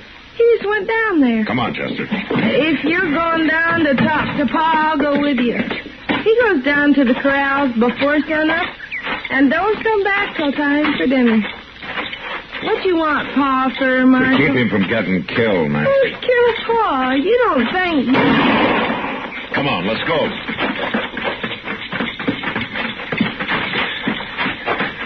Mr. Dillon, look. Out there in the middle of that catch pen. All right, Tolliver. Hold it right where you are. I ain't moving.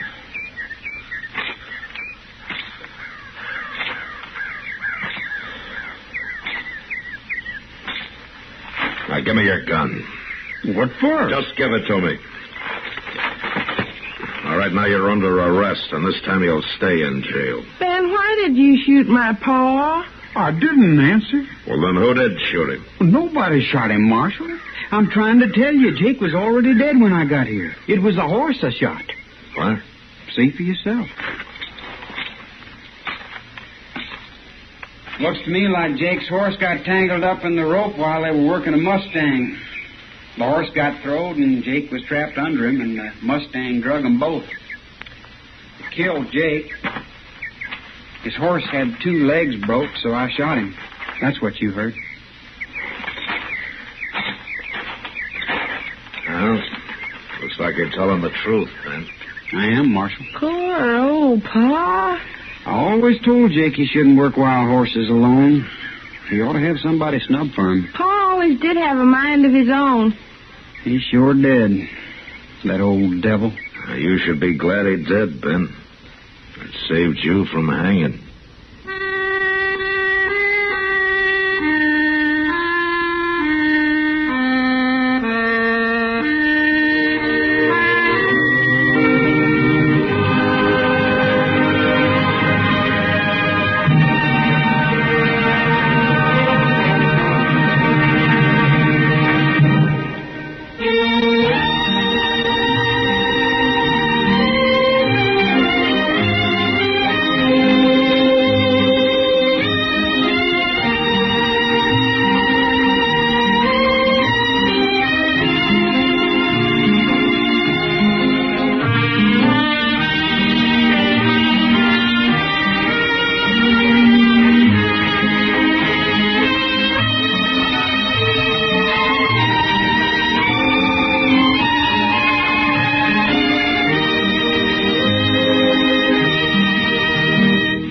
Gunsmoke. Produced and directed by Norman McDonald, stars William Conrad as Matt Dillon, U.S. Marshal. The script was specially written for Gunsmoke by Les Crutchfield, with editorial supervision by John Meston. The music was composed and conducted by Rex Corey. Sound patterns were by Ray Kemper and Bill James. Featured in the cast were Parley Bear as Chester, Howard McNear as Doc, and Georgia Ellis as Kid.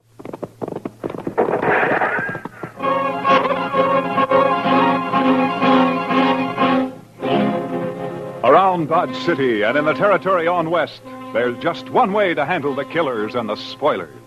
And that's with a U.S. Marshal and the smell of gun smoke.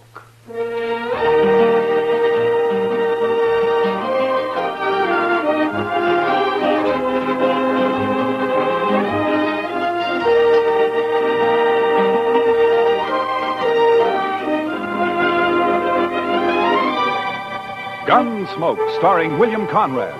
The story of the violence that moved west with young America. The story of a man who moved with it. Matt Dillon, United States Marshal.